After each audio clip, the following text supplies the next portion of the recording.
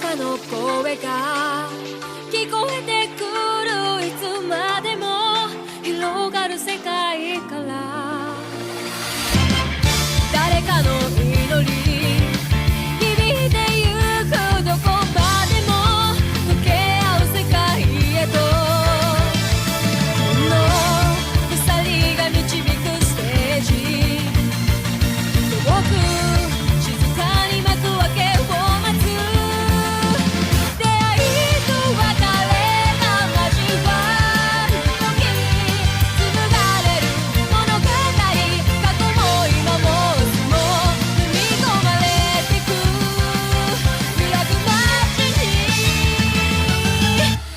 100の出会いを超えてたどり着く大地で100の別れの意味手上の解き放つ歌え踊れ救うのライトが闇を照らす世界は一つの舞台重く降りたシャマコの影目指す道はおぼろなままだから風にひとひら舞う花のように遥か空を越えて新世界の扉開こう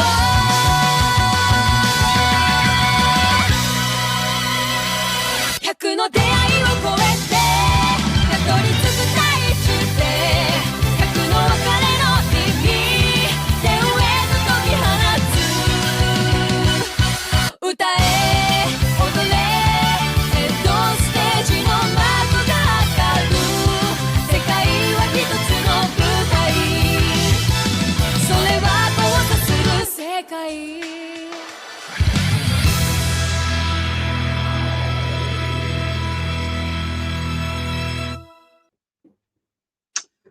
What up, guys? How we doing? Hey, what's You good? guys, Is this can you working? guys hear me? Yeah, I can hear you. Is this working? yeah, I can hear you. I can hear you. Bet. Sophie, you there? So yeah, how's it going? Okay, was making sure everything's good. Yeah, everything's good. I think Shinblade will be here soon. What's going on, chat? How are we doing today? Good to see everybody in here. We'll be joined by Shinblade at some point. I know I saw Mike ATL in the chat as well, so at some point later on, I'll probably have him join the call as well if he's still about. But today, I don't know about you guys. Obviously, I don't mind, my podcast get a little bit chaotic, but I actually had a bunch of questions that I wanted to ask you guys based on some things that I'd seen following my last podcast and just general discussions in the community. And I thought because, Sophie, Yeah, CD, DT, and Shinblade, they're all staunch supporters of Tekken 8, that it might be a good opportunity to ask you guys these questions. And then obviously, if you have any questions for me, given that I'm very much against the direction of Tekken 8, then obviously you can ask me. And we'll try and do it in the most constructive way possible so everyone can get their points across. Does that sound good to you? Yeah, that sounds great. sounds great. Can you guys hear me okay? Yeah, we can hear you fine. Okay, perfect. Okay, awesome. So what I want to do before I get my line of questioning started is, oh wait, sorry, Shinblade's just joined. Well, she was like, I don't know, you lost hell. Shinblade, can you hear us? As soon as you came in here, bro. I can't hear. I'll just mute him for now. Can you hear us, bro? Yeah, I can hear you. Can you hear me? Yeah, we can hear you. Oh, what's up, man? How y'all doing, bro? Oh, Yeah, good. not bad, man. Not bad. Doing good. How How are are you? you, Sinblet? My is the sun just hit the sky, man. Are you enjoying your time on Tekken 8 Season 3? It's good. I just had a good match with Wizard. Okay, that's good to hear, man. That's good to hear. Well, I don't know if you heard what I just said just now, but basically, I have a series of questions that I want to ask you guys. And obviously, if you guys have any questions that you want to ask me, then obviously feel free. What I wanted to do is give you guys the floor first to, I guess, make any opening statements about how you feel about the community's reaction to Season 3. We'll start with Sophie. Do you think that people have overreacted to the release of season 3, or do you think they're justified in reacting that way? Well, first of all, that's very respectful of you to give us the floor first, Mike. So thank you for that. And as far as the community reaction, so for season 3, I actually think it's quite justified because of the advertisement that developers were giving, you know, back to basics, and in season 2, the defense patch. What I actually don't like is the amount of like popularity there is to being negative towards Tekken in general. And I think that that's not constructive for what all of us want, which is just a better version of Tekken for everybody. Okay, just to ask you a question based on what you just said, that you don't like the popularity towards negativity when it comes to Tekken. Do you think that the reason that it is so popular to be that way is actually because people feel badly about this game and not because they're jumping on a bandwagon?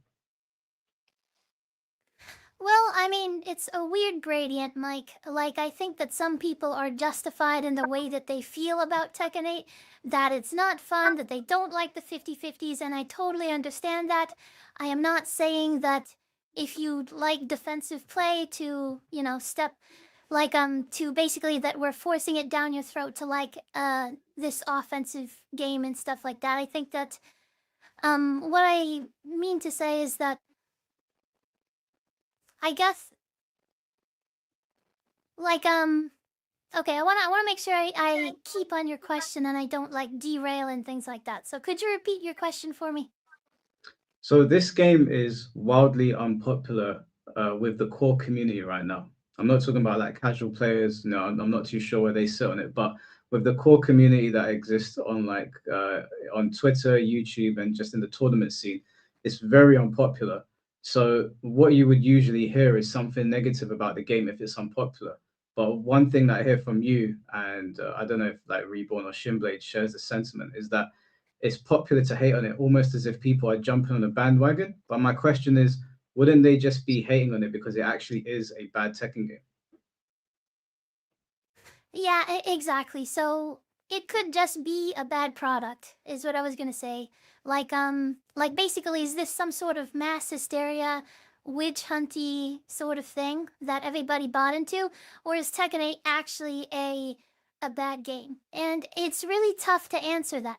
Now, from my point of view, and what I think, you know, maybe Shinbei, I don't want to speak for anybody else on the panel, but what I can say for me is that like when season 2 came out, there was a couple of people that were okay with it. You know, like Shadow was one of the people that was liking season 2, and you know, you had a couple of people like me and Arslan Ash that, you know, didn't really like season 2. It's kind of hard to say because even at the highest level of play, people don't disagree whether it's a good or bad product. So like what I tried to do, which people absolutely hate. I mean, if you're in the chat or whatever, I'm going to bring up sales and participation because I think that is a good metric for seeing how good a product is. And I realize that people don't care, right? Like they're like, I don't care. I'm not the CEO of Bamco or whatever. And so why do I care if they're selling well? And the answer to that, in my opinion, is like it shows on average the reception of what people are doing, how society is behaving. Like that's how capitalism works, right? It's like if you have something that people buy and they participate in, then my argument is that it has value, that it has some sort of value. Like I'm not talking about quality, which is different. So if you go to, you know, your favorite steakhouse or something, and then they start serving low quality steak, like I get that. You know, what I mean to say is like there still is value in McDonald's burgers and cheap burgers, and I know you guys don't want Tekken to turn into that. But I really don't think that's what it is. Like Tekken is still really good. It has agency. The defense is still there. You just have more. It's more focused. It's like you can't backdash out of a lot of situations which you normally could in previous Tekkens. You could use movement to get out of situations. So, you know, one of my arguments is like Tekken 8 might even take more defense because you are forced to not be able to, you know, backdash. You gotta know the frames and stuff like that, which is a big skill in Tekken. Just memorizing a lot of like data in general. But Okay. yeah, I don't. To Less go ahead defense. and loop back to the start Yeah. for Mike, it's like Yeah. is it a bad product or not, or is it mass Well, no. hysteria? Mhm. What I think is like big players like Arslan, Knee, and Fediax, those main ones in my opinions, they have a ton of influence on creators and people in the Tekken sphere in general. And I think that for those people to essentially shun Tekken, it gives people this idea that they can not take personal responsibility for the game and instead like blame their losses on the developers and stuff like that. And actually okay, I'm just one last thing because I feel like I'm going on and monologuing, so I'll give it back to Mike. So Knee, after he won Evo, like he said, let me actually pull it up here, but he had actually said that. Okay, let me get it. I'm gonna get it super right quick. Where is it? Okay, it says right here. He says, it's a lot of stuff, but he says, but thank you to the dev team's hard work. It's been getting better. I just couldn't adapt. This is what I'm quoting Knee right now after winning Evo. And he said, last year was the worst of my Tekken career. I felt lost, unsure what to do. But the answer turned out to be simple. Just keep going. When you do, the right path starts to reveal itself. Oh yeah, So that was a post from Knee. Yeah, and, that's when and you so win, what I though. feel like is like, yeah, that's when you win, Shinbai. That's exactly when you win. Like Now the when, game sucks that he loses start again. taking. Exactly. And so whenever Knee wins Evo, he's like, yeah, this is, you know, it's just a different game. Let's adapt and stuff like that. But when people are losing, it's very, very easy to blame the I've been game, said and I this. think that's not good for Tekken. Okay. Yeah. Well, let me ask Reborn the same question to you. Do you feel like it's mass hysteria, or do you feel like the community is valid in their disdain for the game right now? I would say that if we're looking at it as a product, like just as a product, right, as a gaming product, its success is based on how, you know, it's used. But because of the nature of this type of product, it's going to be very subjective on what is a good product and what is a bad product, right? Because if a product changes from what you're used to seeing, most people are automatically going to say it's a bad product. But that doesn't mean the product itself is bad. That means it no longer serves the purpose that they wanted it to serve, but it's still serving a purpose, right? So when people are out here saying like, "Oh, the game is bad," I'm like, nah, I don't believe that the game itself is bad. I think it demands a shit ton from the player base, for sure. I think it exposes a lot of things about what skill is and what skill isn't. I think the skill sets have changed, and Bamco took a huge risk with what they did because, in my opinion, they dropped so much stuff on us. And so with the season 3, when you look, if I'm going to say if season 3 is a good product or a bad product, I look at them as saying when they said back to basics, I didn't think they were going back to a different version of Tekken. To me, that felt like the devs were thinking out loud and saying, we dumped a lot of stuff on these players at one time, and we're going to pull that back. We can't do that again because historically they've never done it like that. They've given us Rage, right? And like that was it. And then they gave us Bound, and like that was it. And then if you look at Tekken 7, we had new moves, and the characters each got like a couple of new moves, and I think we got like wall bounce, which is relatively small. But when you look at Tekken 8, they gave us Heat with multiple mechanics within Heat. You know what I mean? They gave us new moves for a lot of characters. We got this property changes with Heat. We got these strong aerial tailspins. We got these wall splats. We got stage gimmicks. We got all the different installs that came through. They dropped, essentially it felt like a whole new game on top of the game. And at this point, they're trying to figure out how do we stop this? You know what I mean? This is too much. The community obviously can't handle this much at one time. they're gonna be upset. So are the people that are upset valid in being upset? I think everybody is valid in being upset. But to make statements like the game itself is just trash, it doesn't match what's actually happening. And now you got the core players, right? That you say are like the content creators, the guys who are in tournaments and whatnot, but they're not the majority of what's feeding Bamco. They're not the majority of what's putting food on their table. You know what I mean? So they're important, absolutely, but they're not the definitive word. You know what I mean? And it got so big that it's a business now.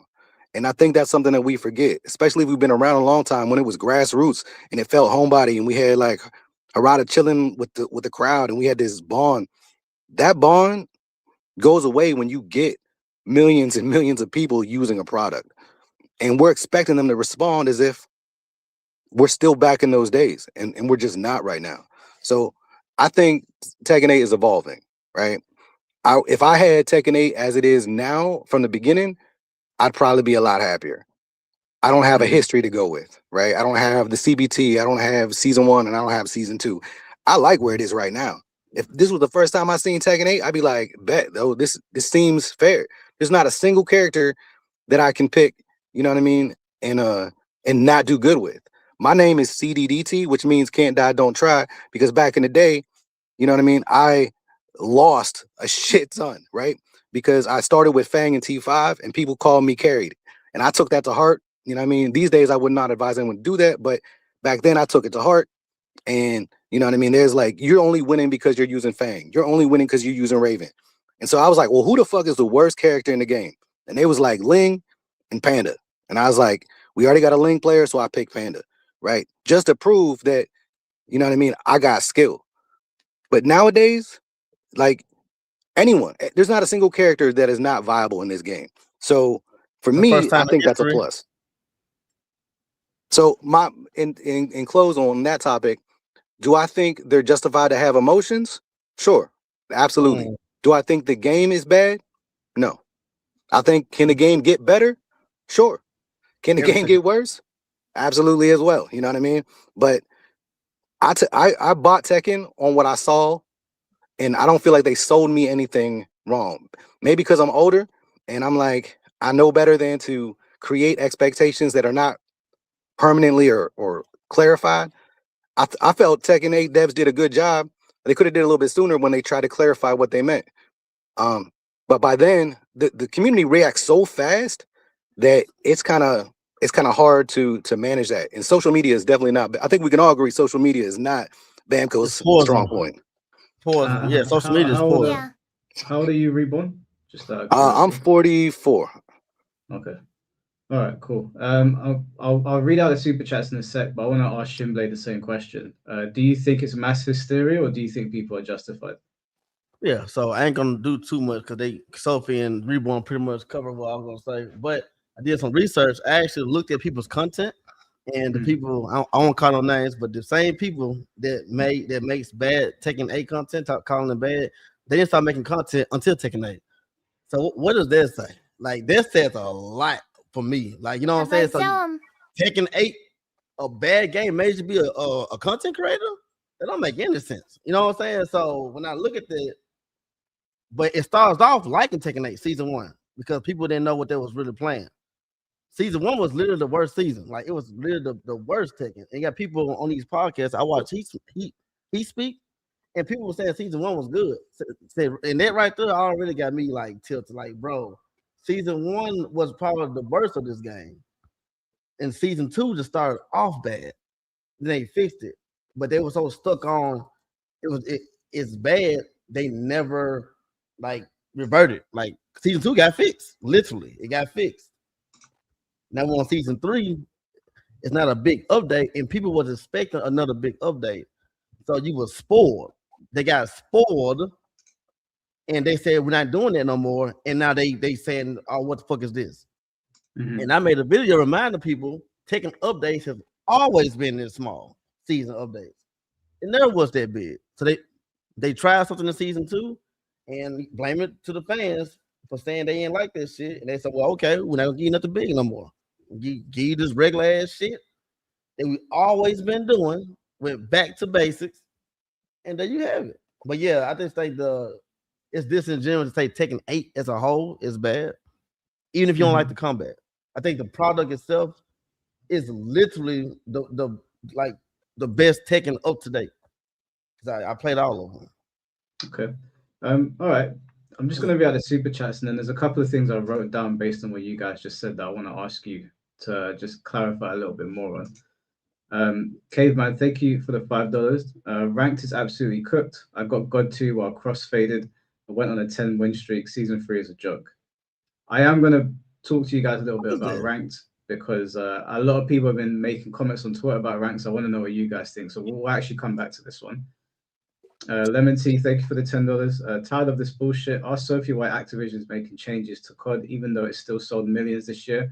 Less than previous COD, but still millions. What would be the logic there? Do you want to answer that, Sophie? Let me make sure I understand the question first. Tired of this bullshit. Ask Sophie why Activision is making changes to COD. I'm assuming that the AI stuff, I guess, even though it still sold millions this year, less than previous COD, but still millions. What would be the logic there? So I guess he's saying that it sold less than last year, and to ask why Activision is making changes. You know, I want to make sure that I understand that. So if you're talking about the AI changes with COD and stuff like that, AI is just going to be a tool for humans to automate things, and I think that Activision sees that, and they're trying to go ahead and use that tool the best they can. Right now, they might have a backlash for using AI and stuff like that, but it is Activision's intention to automate some of that stuff to probably save some money. So they might be, even though they might not be selling as much, they might be profiting more. You know, I don't know all of the nuances behind that. Lemon Tea XI, but yeah, go ahead. I don't think they're talking about AI here. I think his overarching point is that COD, although COD sold millions, it was poorly received. Like the players didn't like it. And so Activision's gone in and started making changes to the game. And he's basically asking you, although it sold millions, what do you think the logic is behind them changing the game? Hey, could I respond a little bit on that one? Yeah. So like, I think the question in itself answers itself, right? They aren't making as much as they did last year, right? So they're gonna make changes. They're a company that's trying to stay relevant and figure out how to flow the tide. The new crop of people that are out here buying stuff are very fast. Like trends happen super fast. Things that people like happen fast. Social media, as you've seen with Tekken, will blow up super fast. You know what I mean? They need to make. These companies are trying to adjust to the flow and figure out what they got to do. Because if they made less millions this year, you know what I mean? They gonna want more millions. Everybody wants more millions. You know what I mean? So they're gonna make some changes. If it appeases the people and gets them what they want, then that works. It's a win-win for everybody.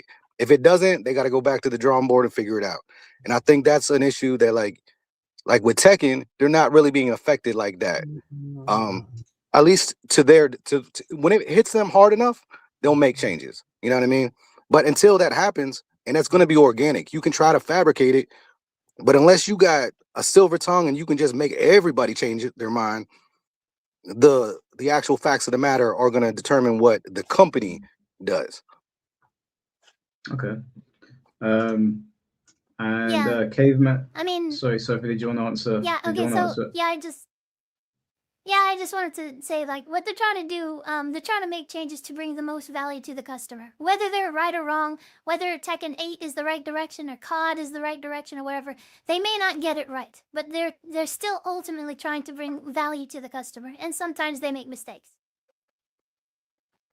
Okay. We'll definitely come back to that. Caveman, thank you for the $5. So many mid-high strings gel now when they didn't in 7. They have nuked so many OS situations, create new strings, 50-50. Sophie is just wrong. Real quick on that. When people say that, like Rip said, everyone has stances now. No, they don't.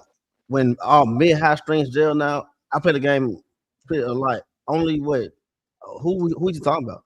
Like, give examples. Like, all right, mid-high. This okay? No, they're all characters that got it. But to say Mini. Who are these mini characters with these gelling strings? Just tell me, like in I the was chat. gonna I ask know the you same in the chat. thing. Yo, foster grandpa, see you foster grandpa playing. Yo, I don't had. Yo, it's like the non-Tekken players got so much good logic about what's going on in this community, and I think that's crazy. Cause like I don't watch he speaking, he was like in so much disagreeing how much they were talking bad about the damn game. Like, thank you, somebody see this shit. Wait, are you saying on Heat Speak they were? I don't was watching it on his stream, and he was so disgusted on how they was like default act like Tekken 8 is like a super trash game. I don't even know that Tekken 8 is more appealing than watching Street Fighter 6, his own game. Wait, did you say Like, I Tekken don't? 8 is literally like I don't understand. Like, and I'll ask you guys a question. If you're not gonna watch Tekken 8 or play Tekken 8, all you guys still play Tekken 8. After Tekken 8, what you doing? Are you Fatal talking to Fury? me or are you talking to them? I'm talking to you, Mike. Fatal Fury? I don't play Tekken 8. Okay, Stop now, playing. I want to know what you do. Fatal Fury? What is it? Do you No, hang? oh, you know, I play Pokemon now. I play Rebirth of Souls. Look at you. What, you want me to lie to you? I'm talking about your testosterone now. I want to know where your fighting game spirit is right now. When you want to beat, you want to beat my ass or something, Mike. Where we going?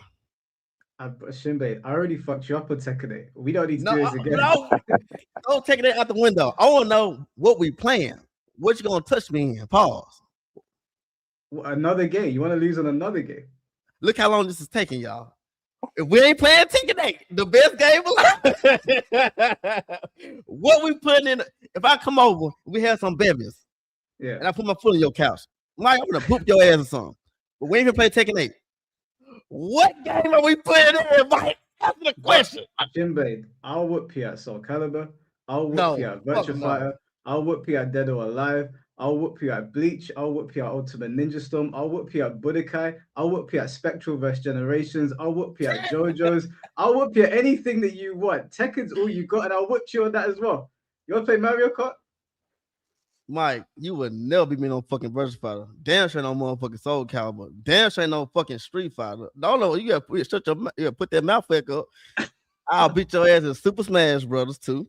So Yes. Is that a bet? I swear to God. What? Which one? Which one? The latest one. Ultimate. Yes. I would beat all y'all asses in that damn game. Bro, I play everything. So Tekken is something that, you know, this the best shit out. I love Fatal Fury, but that Season of Wolf shit just not it. That game that's actually a bad game to me. I'm not playing it until Kenshiro comes out. But no, you're not. Put some money on it. You said you wasn't playing. You gonna wait to Pokemon draw. You haven't touched Pokemon yet. Yeah, because listen, I'm not one of those people that says I'm pissed at Tekken 8 and I turn it on. I don't play it until they fix the game. Unless we're doing like a beef set. If we're doing an event for the community, I'll turn it on. Last time I streamed Tekken 8 is the last time I played it, and that's when Season 3 came out. Before that, when was the last time I played it? When you and King J did a beef set, and I wasn't even playing. But Mike, I think that's how you always treated Tekken, though. I don't think I think you're just a good player overall. You never was like a diehard Tekken player. Am I right? I think you put it in and then put it out. I spent like thousands of hours on Tekken Tag 2 and thousands of hours on Tekken 7. Tekken 8 just didn't hit like that. Not Tekken 7, Mike. Not Tekken 7, Mike. Maybe Tag 2. I don't think you spent a bit of time on Tekken 7. Come on now. Of course I did. I've been playing Tekken since Tekken 1.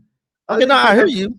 I said time spent. How much time spent you spent on Tekken 7? I mean, listen, I barely played Tekken 8, but I have over 1,000 hours in it, right? In Season 1, I played it a lot. That's how I was able to whoop you. And then I stopped. Hey, I got a question. Because I hear this a lot with that statement you made, where it's like, I only got this limited amount of time on the game, and then other people have larger experience on the game, maybe not experience in playing, but just time on the game, and they like it. And it's like, for me, it's like, how do you?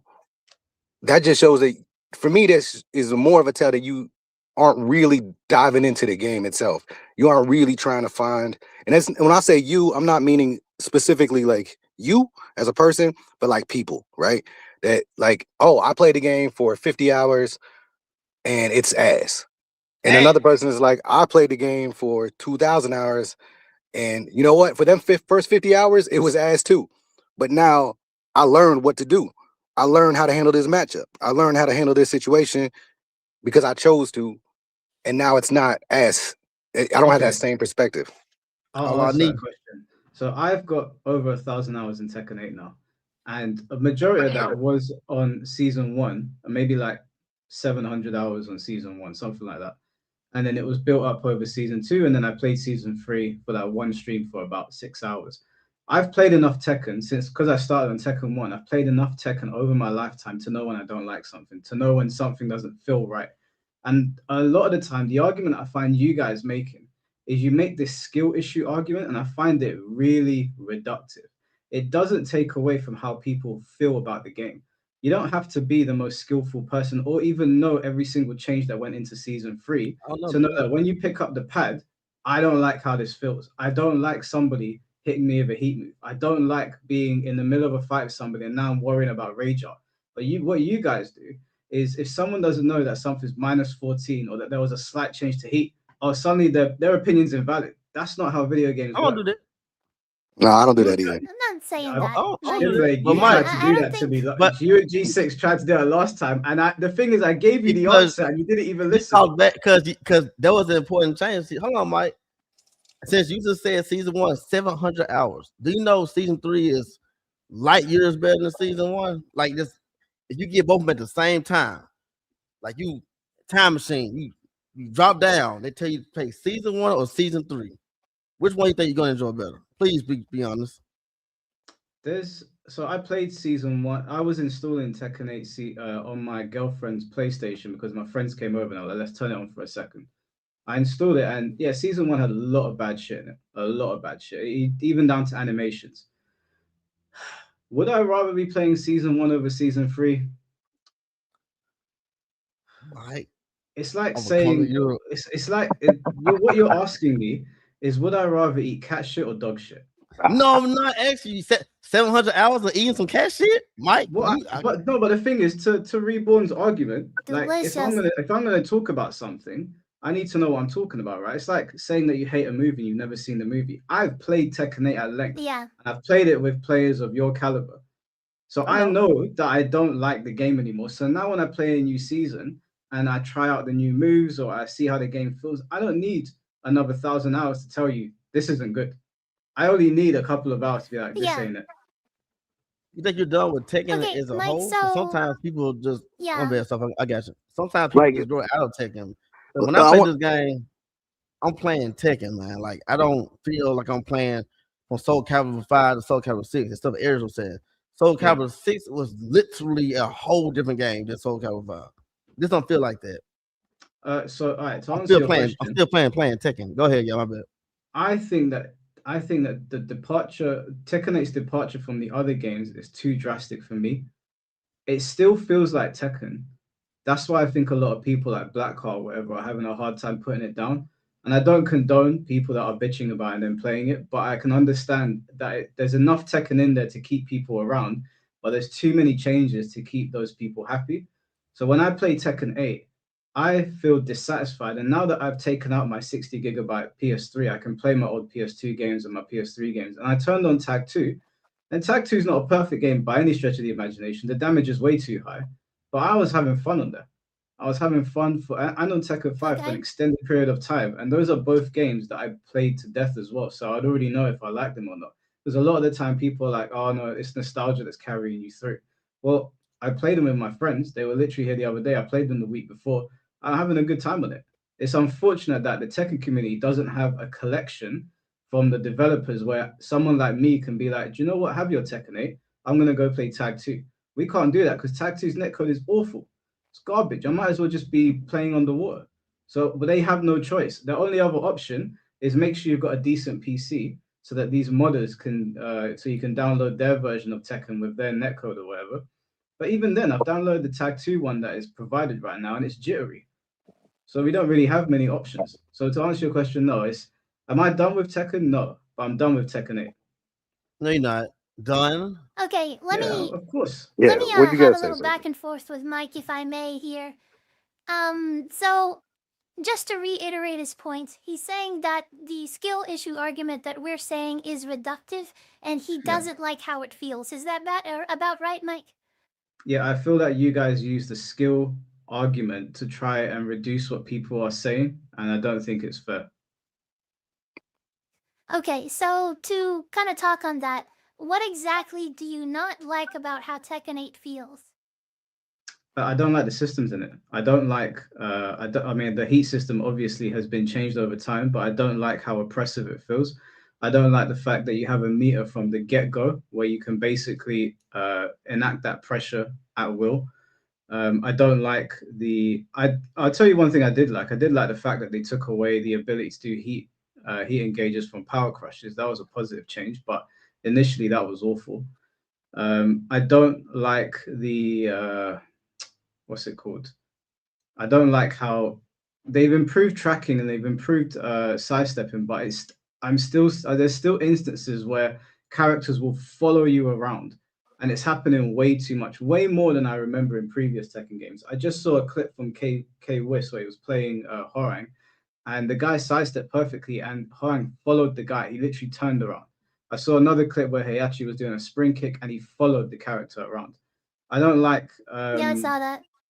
yeah, I don't like the amount of pressure in the game. I don't like the fact that backdashing had been nerfed to the point where it feels like you have to stand and basically box with somebody. I don't. I've Okay. never liked rage arts. I never liked them in Tekken 7. I for damn sure don't like them now. I mean, there's so many things that I could sit here and go I don't like. So I also don't like this whole patching characters' weaknesses out. I think that's really absurd. I don't like Okay. the new moves they've added to the game. I don't feel like there's any real value. One thing that I do want to point out is people have been going on about this new move that King has received, and the argument is not that that move is stupidly overpowered.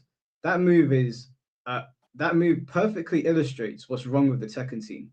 Why was he given that move? For what reason does that move serve? What does I that can answer move that serve? question It's real It's quick, basically a, Mike. it's a for lower useless attack. skilled players. I could, But You okay, said Victor or King? go ahead. King, that new grab that where he grabs you and it goes into a combo. Why was he given that attack? I'm not Mike. now, Shinblade. I want you to hear me very clearly. That attack doesn't make him more powerful. It is a useless attack. It is a waste of time, and it is a clear. It clearly shows us that the development team doesn't actually know what they're doing. They're just throwing shit at the wall. Bro, Mike, they gave a wrestler a new wrestling move, man. Give it What's purpose, wrong with Lord. y'all, man? Give it some real purpose. Zangief gets a new throw on some patches, man. He's a wrestler. What you gonna give him? I would rather him have a new throw than King in another fucking new move. Yeah, I feel that. I didn't say I would that. rather You deal get with we can breaking talk an about King arm stuff, but I like wanted how to Sophie address the said. things Sophie that said it's he a was one talking break. about. Yeah. Go ahead. Go ahead, Sophie. No, yeah, because this is one of his many points, right? He doesn't like the heat system. He doesn't like having the meter from the get-go, that stuff tracks too much. Rage arts, there's all sorts of stuff that is on Mike's hit list, right? And that's a lot of stuff, okay? And so my question would be like, do you think the devs are going to change those things, Mike? No, I don't believe they're going to change the things, but they should change them. And they shouldn't remove them for like players like you. They should just do what some other games do, where they're like, oh, here's this really fun mode where this side of the player base can enjoy it. So they could add a classic mode into the game where there's none of this stuff in it. They don't have to put it in ranked if they're worried about splitting up player base. They can just have it in the lobbies so that players like me can go and enjoy a side of Tekken that maybe you don't enjoy. Yeah. So Um, my question after that would then be like, why, if content creators don't think, like yourself, Mike, they don't think that the devs are going to change those things, then why complain about them? Well, just because I don't think they're going to change them now doesn't mean that pushing for change should stop. It's the same thing that I see people talking about. Like Reborn made a comment about it, like it's big business now, and times have changed. And that's the same argument that I saw someone making about the WWE and TKO. Like, yeah, it's big business now. It's also a terrible product, and they might not change, and it doesn't feel like they will. But I don't feel like pushing for change is the wrong thing to do, because if we don't push for change, then Tekken is going to be left to the wolves, and this franchise is going to go right Yeah, into the but shit. you just said you don't believe that they're going to change, right? Yeah, I don't believe currently anything's going to change. It doesn't mean that things can't change in the future. So then you do believe that things can change in the future? I said currently, as in this season, I don't think anything's going to change. But my talking points and a lot of things I'm shifting towards now is Tekken 9. I don't think Tekken 8 is going to change. I think this Tekken is cooked. But I think that going forward, we should definitely voice our opinions, because if we don't, then the next Tekken game is going to be in the same mess that this one is. I Okay, can so understand. you know, Yeah. if you believe that Tekken 8 is cooked, okay, I'll let you talk right after the CDDT. I'm sorry. If you think this Tekken 8 is cooked and there's no use in basically in changing it, in complaining about it and stuff like that, why not let the people that do love this Tekken and enjoy it, instead of shitting on them, let them have their fun with the game until Tekken 9? There's How lots of is things out there that we don't like, lots of movies and stuff like that. Just let people enjoy Tekken 8 that actually do enjoy it. but how is us talking about our displeasure towards the game stopping you from having fun?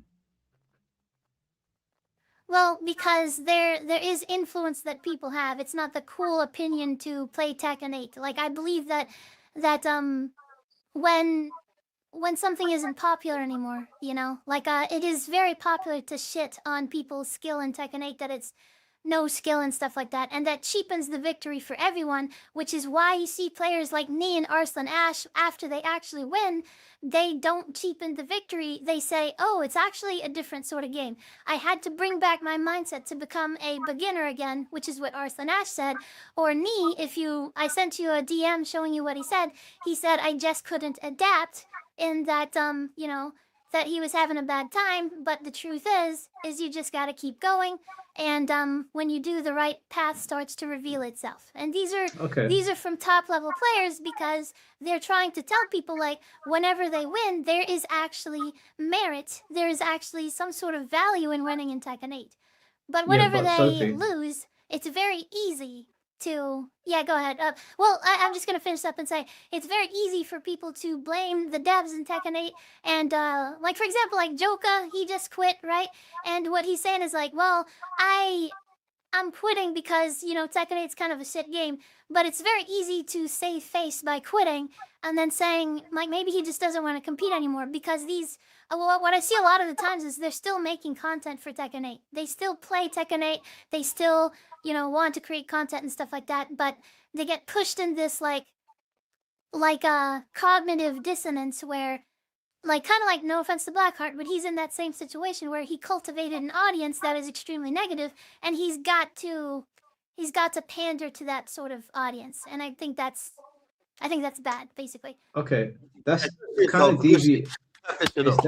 that's deviating from what was originally said. You said, why can't you guys just let us have our fun? And that is like a so sad, too bad situation. Like, you guys can have fun, of course you can. Like, there's games that I really like that nobody likes, and there's nothing that any of you could say or a whole community could say that would stop me from having fun. So I don't think anybody is shaming you guys for liking Tekken 8. But if we're being honest here, this is the easiest Tekken game by a country mile. This is not the hardest Tekken game. So if you do reach God 1 or God 2, it does mean less than reaching the top ranks in the previous Tekken games. I don't know why anyone would get offended if someone says that. We can all see it. Are we all going to So, sit here and okay. pretend that it's easier that this game isn't easier than the other Tekken games? I think that's a Well, they a are topic on its saying that own. Victor player. What was that? Sorry. Well, let Reborn go. Sorry. Yeah, yeah. I think that point should be on its own and not matched into the other stuff. And I think you said we're going to talk about that in rank and different things anyway. So I think that's good.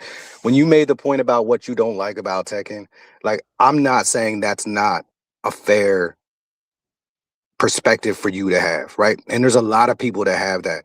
When I went through the different versions of Tekken, I've talked about it on my comments on X, where there was an exodus every single game, and we lost strong, good legends every single time.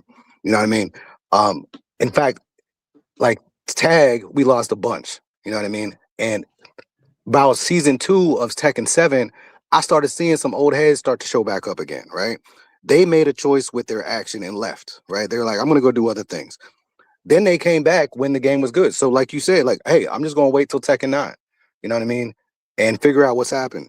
And without people screaming at the devs to make changes and do whatever, they went a new direction. And in that new direction, those older players were like, hey, I'm gonna come back. You know what I mean?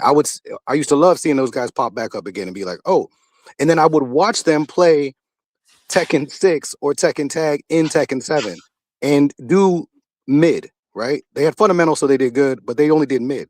Not till later on in the season when they started to actually adopt what Tekken 7 brought to the table did they really start regaining their positions again. You know what I mean? Mhm. So when I do the hour comparison, I'm not necessarily saying it's a pure skill issue, but if I talk personally, like I hated fighting Shaheen. I still hate fighting Shaheen. But I would keep running away from Shaheen, right? I'm like, I don't want to fight this fight. It sucks. I don't want to fight Anna. It sucks. You know what I mean? I don't want to fight any of these new characters. They suck. It feels impossible, right? Until I made the conscious decision to be like, okay, is it me or is it the game? And some of the things I will say, I think is the game. You know what I mean? But the amount of things that I found out were me was surprising. And I'm like, oh, I left this damage on the table. Oh, I left this option. I play the Bears, so I don't even think about sidestepping, but I can actually sidestep in this game. You know what I mean? The mechanics for sidestep are a little bit different than they've been in the past, but I found ways when I actually took the time to look, when I stopped fighting myself, you know what I mean, for change. And I was like, wait, let me adapt. Can I adapt? You know what I mean? And it wasn't easy. I'm not gonna lie and say it wasn't easy. I have a lot of old school habits I got to break in order to accept certain parts of Tekken 8. But once I Mhm. did that, I was like, oh, this is better. This is a lot better than what I initially thought. And that's what I mean with the time spent, right? When they make the change and you see it and you're like, ah, it still sucks. Well, yeah, on its face, it hasn't changed much. But that doesn't mean that people can't adapt and see more on it. When I look at the top players are still the same top players. There's only the amount of new players is not that are like, because the argument I hear people say, like, anybody can do this, anybody can do that. But if you look at the curve, that is absolutely not true. You know what I mean? Has the actual rank position moved? Yes, because we have so many more ranks. But if you look at that bell curve, that's still pretty much the same from Tekken to Tekken to Tekken. You know what I mean? That skill gap that they're trying their best to flatten isn't flattening because Tekken, in the nature of Tekken, is a difficult game. It is really easy to play and control, but it is extremely difficult to master consistently. Yeah, but you're talking about the most elite level of Tekken. Michael Murray and Harada both said that they were trying to close the gap between high level players and low level players.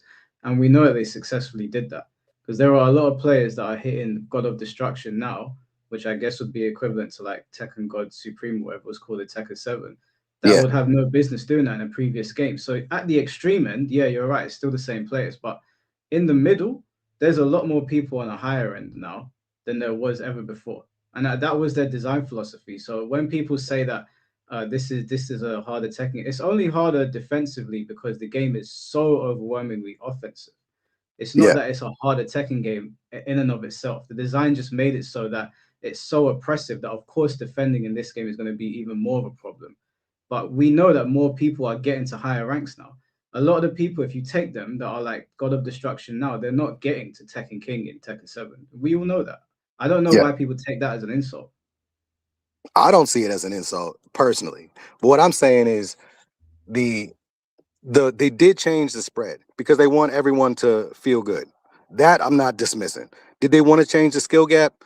They do. They do want the skill gap because that was one of the biggest complaints as an old school Tekken player was like people would get in and they hit that skill gap and be like, there's no fucking way I'm getting over that. Like for some 2Ds, when I tried to move over, I was like, because my peers are competitive gamers, there was no way I'm touching unless I had to like go back to the drawing board and study, right? Because the skill gap for like SF4 and SF5 was too high for me. You know what I mean? I couldn't get into it. So if I haven't played SF6, but if it let me hang a little bit more with the big boys, at that time, I'd be like a casual, you know what I mean? And I would enjoy it. That would draw me to the game. And I think that's what they were looking to cause. But like I don't oppose the old school player being like, fuck, you shouldn't be here. You know what I mean? So I understand them saying that. But when I look at that arc, the top players are still the top players. You know what I mean? The color of your rank has changed, right? A TGS ain't the same. Even from season 1 to season 2, that inflation of the actual titles has absolutely changed. And they're trying to figure out how to get matchmaking to make it more concise. But what I will say when it comes to rank is there is very few, if any, people who have legitimately got to Bushin that are going to give me trouble. I don't start running into I'm TGS right now because I haven't really got to play as much as I'd like to. But in Tekken in season 2, I was a G1, but I was struggling against G2s and G3s, and I would be challenged by gods and every once in a while by a TGS. But anything below that, not even close. Not even close. So if a person actually plays to their rank, in my opinion, that is a good sign of skill. You know what I mean? It's not the most legitimate, but it is an indicator, in my opinion. Is this your first Tekken game, or did you play Tag 2 and 7? I started in 5.0 in the arcades. Okay. What rank did you get to in like Tag 2 and 7? In 7, I think I ended up with, I didn't get Omega. I was right below Omega. I just didn't have time to grind out the last little bit when 7 died. So I was just prime. Yeah, I got Okay. Omega. All right, I'm just gonna catch up on these super chats, and then I wanted to come back to something that one of you said. Blackheart, thank you for the €2. I will come for you. Be ready. Blackheart, I thought you said you didn't want to talk to Sophie Is he anymore. talking about me? Probably. Yeah, if he's talking about me, I've invited him plenty of times. Come on, Blackheart. If you want to get on the mic and you want to do that $100 bet about your misinformation and stuff like that, then let's do it. I've told you a million times. You don't want to do it because I believe that you know that I'm right. I know if you were Do it on Mike confident Hollow in stream, baby. And make it happen. Make it yeah, happen. do it on Mike Hollow stream right now, Blackheart. Get on right now and let's fucking do it. Okay? So stop saying all this stop saying all this bullshit whenever you literally are running away from me, okay? And also I wanted to just add you know, some earlier points in the conversation, like saying that people are not shaming other players. That Victor player Life Scrap has honestly been shamed quite a bit. Also by Blackheart saying that it's nice job on Stance Swap Tekken 8 and stuff like that. Like content creators, that's absolutely not true. People are actually going after people if they enjoy Tekken 8. It's dogpiling and it's mob mentality at its finest. Like it really fits the paradigm. Like honestly, it's insane. Sophie, and let me ask to you. Caveman FGC. Yeah, go ahead. Are you saying that people are dogpiling generally, or are you saying that a couple of players are doing it? I think the popular thing to do for Tekken 8 is to have negativity about it. And I've seen other people, not like I negativity. get plenty of... Okay, go ahead. Not negativity specifically. Are you saying that majority of Tekken 8 detractors are shaming people that like Tekken 8 and play the game? The majority of people on the planet? Is that what you're saying? No, of the Tekken 8 player base. The people that don't like the game, do you think that they're shaming majority, generally speaking, the people that do like it? I mean, so all I can do is see what I see online and things like that. So I don't know about people that, you know, just don't talk about Tekken 8 like in their living rooms with a couple of friends. I don't know if they're doing it there. But I will say online that there is quite a bit of shaming going on. Yes. There's quite a bit of, you like Tekken 8, like how could you? Like it's really bad in my opinion. Okay. I'll second that. Okay, I don't see that generally speaking. I think that the sentiments that you guys are echoing are things from Twitter, but on Twitter, everyone gets shamed for absolutely everything. I don't think there is a large contingent of people going into comment section and just shaming people. I mean, you guys are all content creators, right? You could literally give me a video now where you're just being shamed. I don't think that's happening. Can you give me 2 or 3 content creators that are positive about Tekken 8, Mike? Well, that's a separate thing. I'm asking who's shaming you guys. Well, if you look at X is the Okay. biggest voice right now for where dialogue is happening on discourse, more so than just the comment sections of videos. So to just cut X out, it wouldn't be fair. But you're also true. Yeah, X is a toxic cesspool, like in general. So yeah, you're gonna get a lot of shame. But if I was to compare the amount of people jumping on Tekken 8 enjoyers and almost using it as a slur for like all of season 2, primarily, versus how many people are jumping on people that hate Tekken 8, I would say that's where there's no balance. That's for sure. Okay. I know that people want Blackheart to join. So if you, Sophie, if you and Blackheart want to do this thing now, then I'm cool with it. I still have a bunch of love questions to. to ask you guys. So what I'll do is I'll let you guys do your thing, and then we'll come back to doing the line of questions. Is that okay with everybody? Yeah, I want to see I'm this. totally fine with it. As long as Okay. Blackheart can be, mature and not start screaming at me in Italian, we can have a back and forth actually. Then I would like him to, yeah, let's get on his stream and I want to prove my point. It won't take more than 10 minutes, I don't think. Okay, cool. I'm just gonna catch up on these super chats, and Blackheart's in the back office now, and then I'll bring him in. Seth, thank you for the $2. Am I doing call-ins today? Yeah, maybe at some point. Yeah, I think we can do call-ins after we've asked all the questions. Definitely. Mr. Moss, thank you for the $20. I'm broken record for saying it, but my issue is the amount of mechanics. Heat, install, rage. I said it a couple of streams ago that it would be interesting to see rage as an offensive and heat as a defensive mechanic, or Wabazoom. I think that would be interesting. I think that heat is one of the most lazily implemented mechanics that I've seen in quite some time. It feels like there could have been a lot more done with it. Lemon Tea, thank you for the $5. Said it before, do I need to get shot to know how it hurts? Do I have to try golf for 50 hours to know if I like it? What is enough time to have opinions? Do one of you want to answer that? Well, I mean that's subjective to the person. Now, okay, I'll answer that like that first, which is just like you guys can quit the game whenever you'd like. I'm not saying like I think everybody wants Tekken to be a better game. But like what I don't like is like if people like you're saying, do you have to try golf for 50 hours? No, you can just quit golf on the first 10 minutes. And you can quit Tekken 8 in the first 10 minutes. But I would say that people that for example, like season 2, which is the most hated patch of all time, I get it. But even Shadow himself was saying, like, guys, this is the first couple of days. This isn't like we don't know all of the changes. Have an open mind, right? And that's all that I'm saying as well. Have an open mind for a certain amount of time. And if you don't like it, like, for example, Mike, he has played. Like, Mike, you've played 700 hours over, just in season 1,000 hours. He knows enough about the game to have an opinion. That's totally fine. I'm not saying that, Lemon.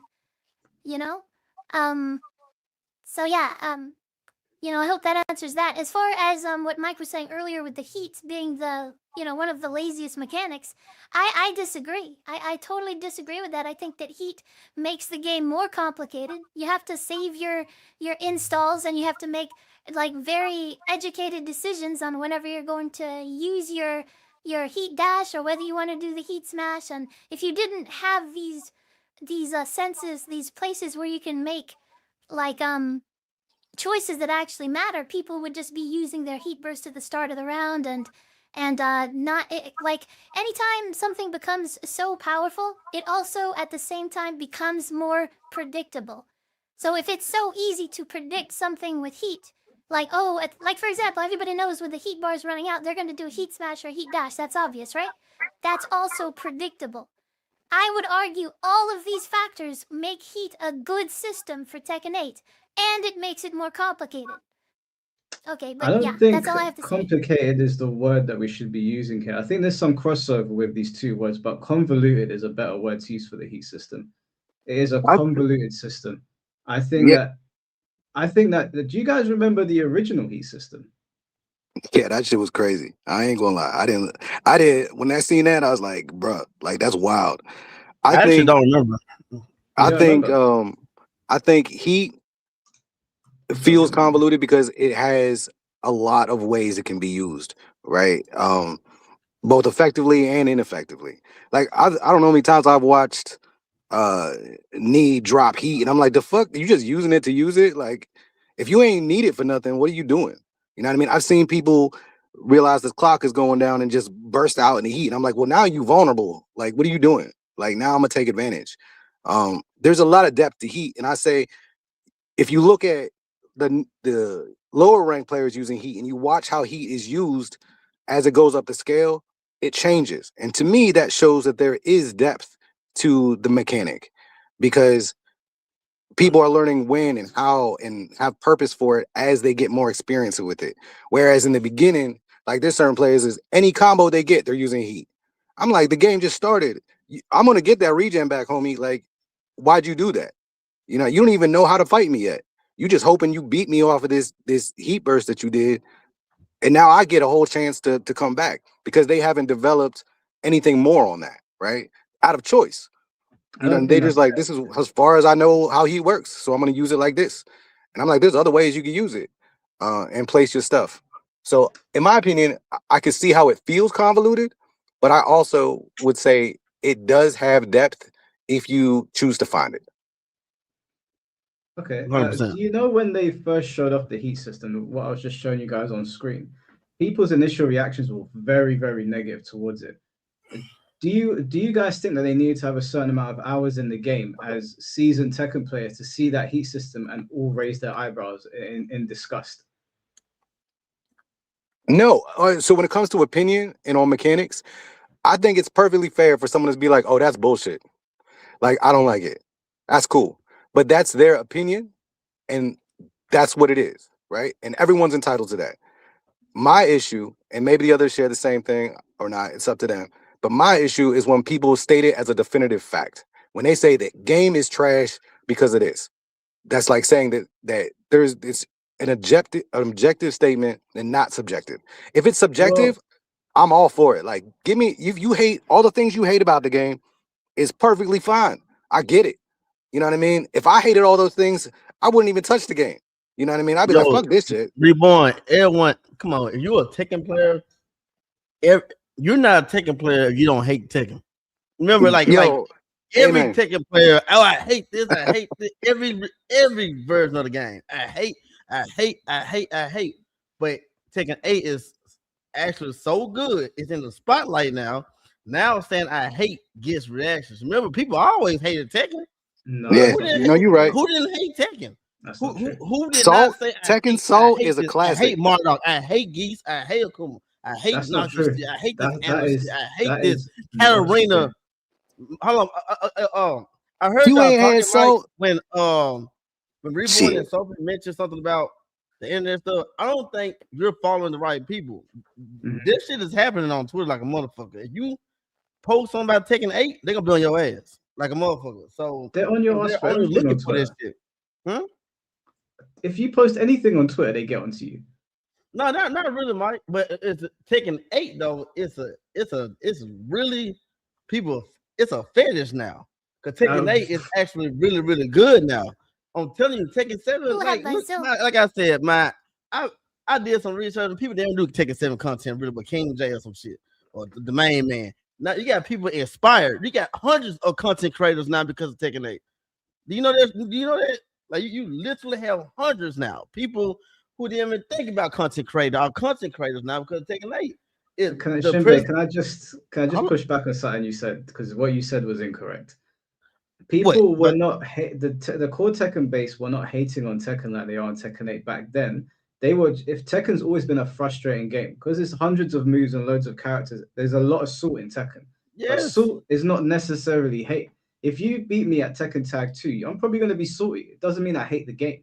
So people always complain about Tekken, but that's because Mm-hmm. Tekken's always been difficult. It's always been complicated, and it's always been Keep hard to going. wrap your head around all the different playstyles. That's different Keep to the going. hate that Tekken 8 is receiving. Okay, right there, Mike.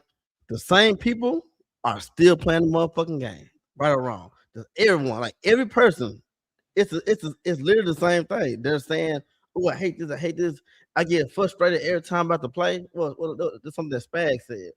Like, why you turn the game on if this game really like fucks up your whole day? If the game Well, fucks up your whole that's a day, different thing, though. That's those people. I agree with you. I think if the game is ruining your day, I don't know why you're playing it. this okay. Follow us, Mike. Follow us. This boils down to it's popular to hate Tekken 8, and you could really grab a lot of people with it. I don't know what the fuck. I've never seen this in my life. I've never seen nothing like this. Like, and these same people continuously play the game all day. Blackheart haven't played Grand Theft Auto. Not Blackheart. Moonstar haven't even played Grand Theft Auto 5 online. he No, I is saw still, he was Hey, playing. he He is was playing still Marvel clocking Rivals. in faithfully to Tekken 8 for 8 to 9 hours a day. When he told us your last stream, he is done. Remember that? Nope. Mm. He is faithfully clocking Exactly. in. Hey, Shin, real quick, I man. didn't Let me want to know. bring that up, Um, but I saw He it. ain't sorry about say what's up, Reborn. All right, real quick. Since you've been around for a hot minute as well, how many of the people that you know back in the day that have quit versions of Tekken still play Tekken? Since Tekken 6, man. This been going on since Tekken 6. The reason I'm so pissed because this been going on. It's the same shit every time. It just got some spotlight on it now. Tekken If never it's the had same spotlight shit, showing. no, Tekken never Shinblade, hold had on, you're spotlight contradicting showing people yourself. quitting. Everyone, like when Tekken 6 came out and that large shit came out, them hop kicks, the motherfuckers wasn't used to that shit. The crush system. Anime furious. motherfuckers. They was furious. They was like, what the fuck is this product? There's changes in Tekken every 6. iteration.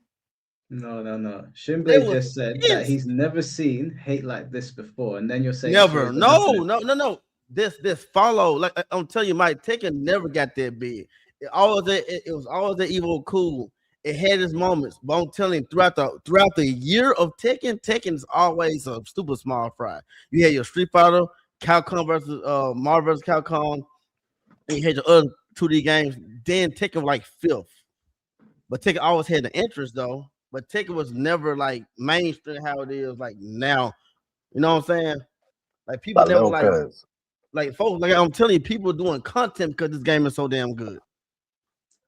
Okay, Man, Tekken was a business game, man. Yo, I gotta go over there. Like, yo, you a Tekken player, bro. If you played it, that shit wasn't fun.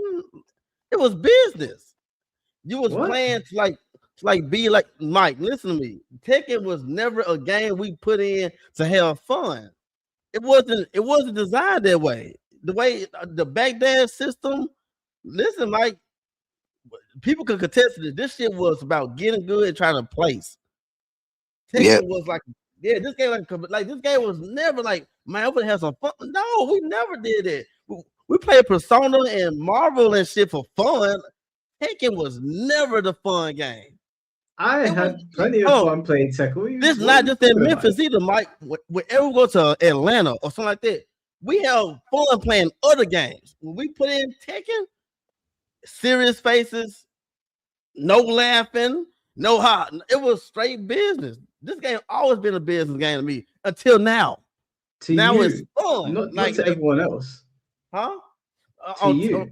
I'm not speaking to myself. I'm telling you my experience of how everyone treated it. No one ever said it like in the UK. Huh? That's not how we treat it in the UK. Remember, y'all didn't come. Like tag 2 is when UK started being televised. What? Yeah. Yeah, the UK was always second to US for years. We were second, but we had Snake Pit for Tekken 6. Like we had 360 gaming. It was even Tekken 5. Like we at Trocadero Arcade. It was there. Yeah. Y'all was there. Y'all became real popular, Mike. I believe it was Tag 2 series. Y'all became super popular, and people. Yeah, Tag 2 it picked up more, but we were definitely streaming and playing the game back in Tekken 6. Tekken 6 was probably the earliest. Look, I'm gonna say this. Don't get too mad though. I was like, but if the highest position y'all trying to reach is fourth, I could afford to have fun too. Yeah, but what Shinblade is saying doesn't make any sense. This is a video game. On one hand, you guys are arguing, saying, "Well, what about the casuals?" And now you're saying it's all business. Like you Okay, have to so pick a side. I believe I'm immune to the casual life. My first partner was Lil Maj, so I never got a chance to experience a casual gaming. So This makes I'm no just see. sense. So Okay, you're this is telling me, my Shinblade, experience. hold on, But look, from there hold on. though, Mike. Now stop. From there, I met other people, poach out everybody. Like I went all over. We never put in Tekken to have fun. Is what I'm trying to say. You 100% We had was fun having in fun. other games. Soul Calibur was fun. No, Street Fighter this was is fun. nonsense. Tekken was never I mean, fun. Like This is nonsense. the way well, we think about play, it like this, all right? that People, fucking back dashing and shit, Mike. The back, come on, man. Like the trying to get up off the ground. So wait, let me get this dying. straight. Let me wait, hold on a second. So in Tekken 8, yeah, you guys are flaming content creators because it's business for them. They don't want to put the game down because it drives views. But at the same time, Look, you're views. saying, now, hold on a second now. There's a lot of contradictions going on here. all right, So let's we're see. flaming Blackheart and we're flaming other content creators like that who don't like Tekken 8 that much, but it's a business to them. They're making money from the game, posting stuff about it. But you guys are doing the exact same thing with all the other Tekken games. Say it again, Mike. That makes sense to me. That I'm makes glad what perfect they sense. doing is driving the hate. Let me show you something real quick, Mike. No, we're deflecting. I'm showing on screen. We're not moving Mike. goalposts. I'm We're showing not on moving screen. goalposts. Stop. All right. I'm gonna show you something We're real not quick. moving goalposts. I need to zero down on Well, this. you gotta. No, hold on. All right. You're getting onto content creators who are using Tekken 8 as a business, and you've just told me that Tekken was never fun for you. It was all business. Mike, we were playing for like $200 though. Like we was playing for no big money. What are you talking about? Oh We used to travel and play for like $400. Like this shit was no money, but that's how it was I back just in the want day. everybody But here, in chat look. to pay attention to what just happened. I like to add some context to that. Once you jumped into the competitive scene, you having fun with your boys, you having fun playing the game, but your priority is getting good. Your priority is grinding. Your priority is sitting at home by yourself, learning how to break a throw, learning how to do a combo, learning to do these things, right? When I played Tekken 3, right, I was with my homies, you know what I'm saying? We was just chilling. We didn't give a fuck about shit. If we got a combo, we were like, ooh, that's cool. You know what I mean? Like, that's fun. But when I got into Tekken 5, all those people were already in the competitive scene. And so I jumped into that.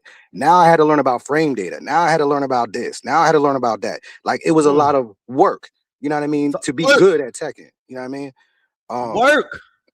That's all fighting games. All people. It is. You're right. No, You're it's right. not. Wait, hold on. Stop. All people that play fighting games, whether it's at a casual level or intermediate or pro, the objective is to beat the other opponent.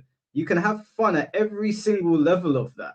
You don't just because you go pro doesn't mean you're not having fun anymore. When I was playing competitively on Soul Calibur, I was still having fun, even though I was learning the frame data, learning when to step, learning when to attack people. Like that doesn't go away because you've got into another level. That's cap.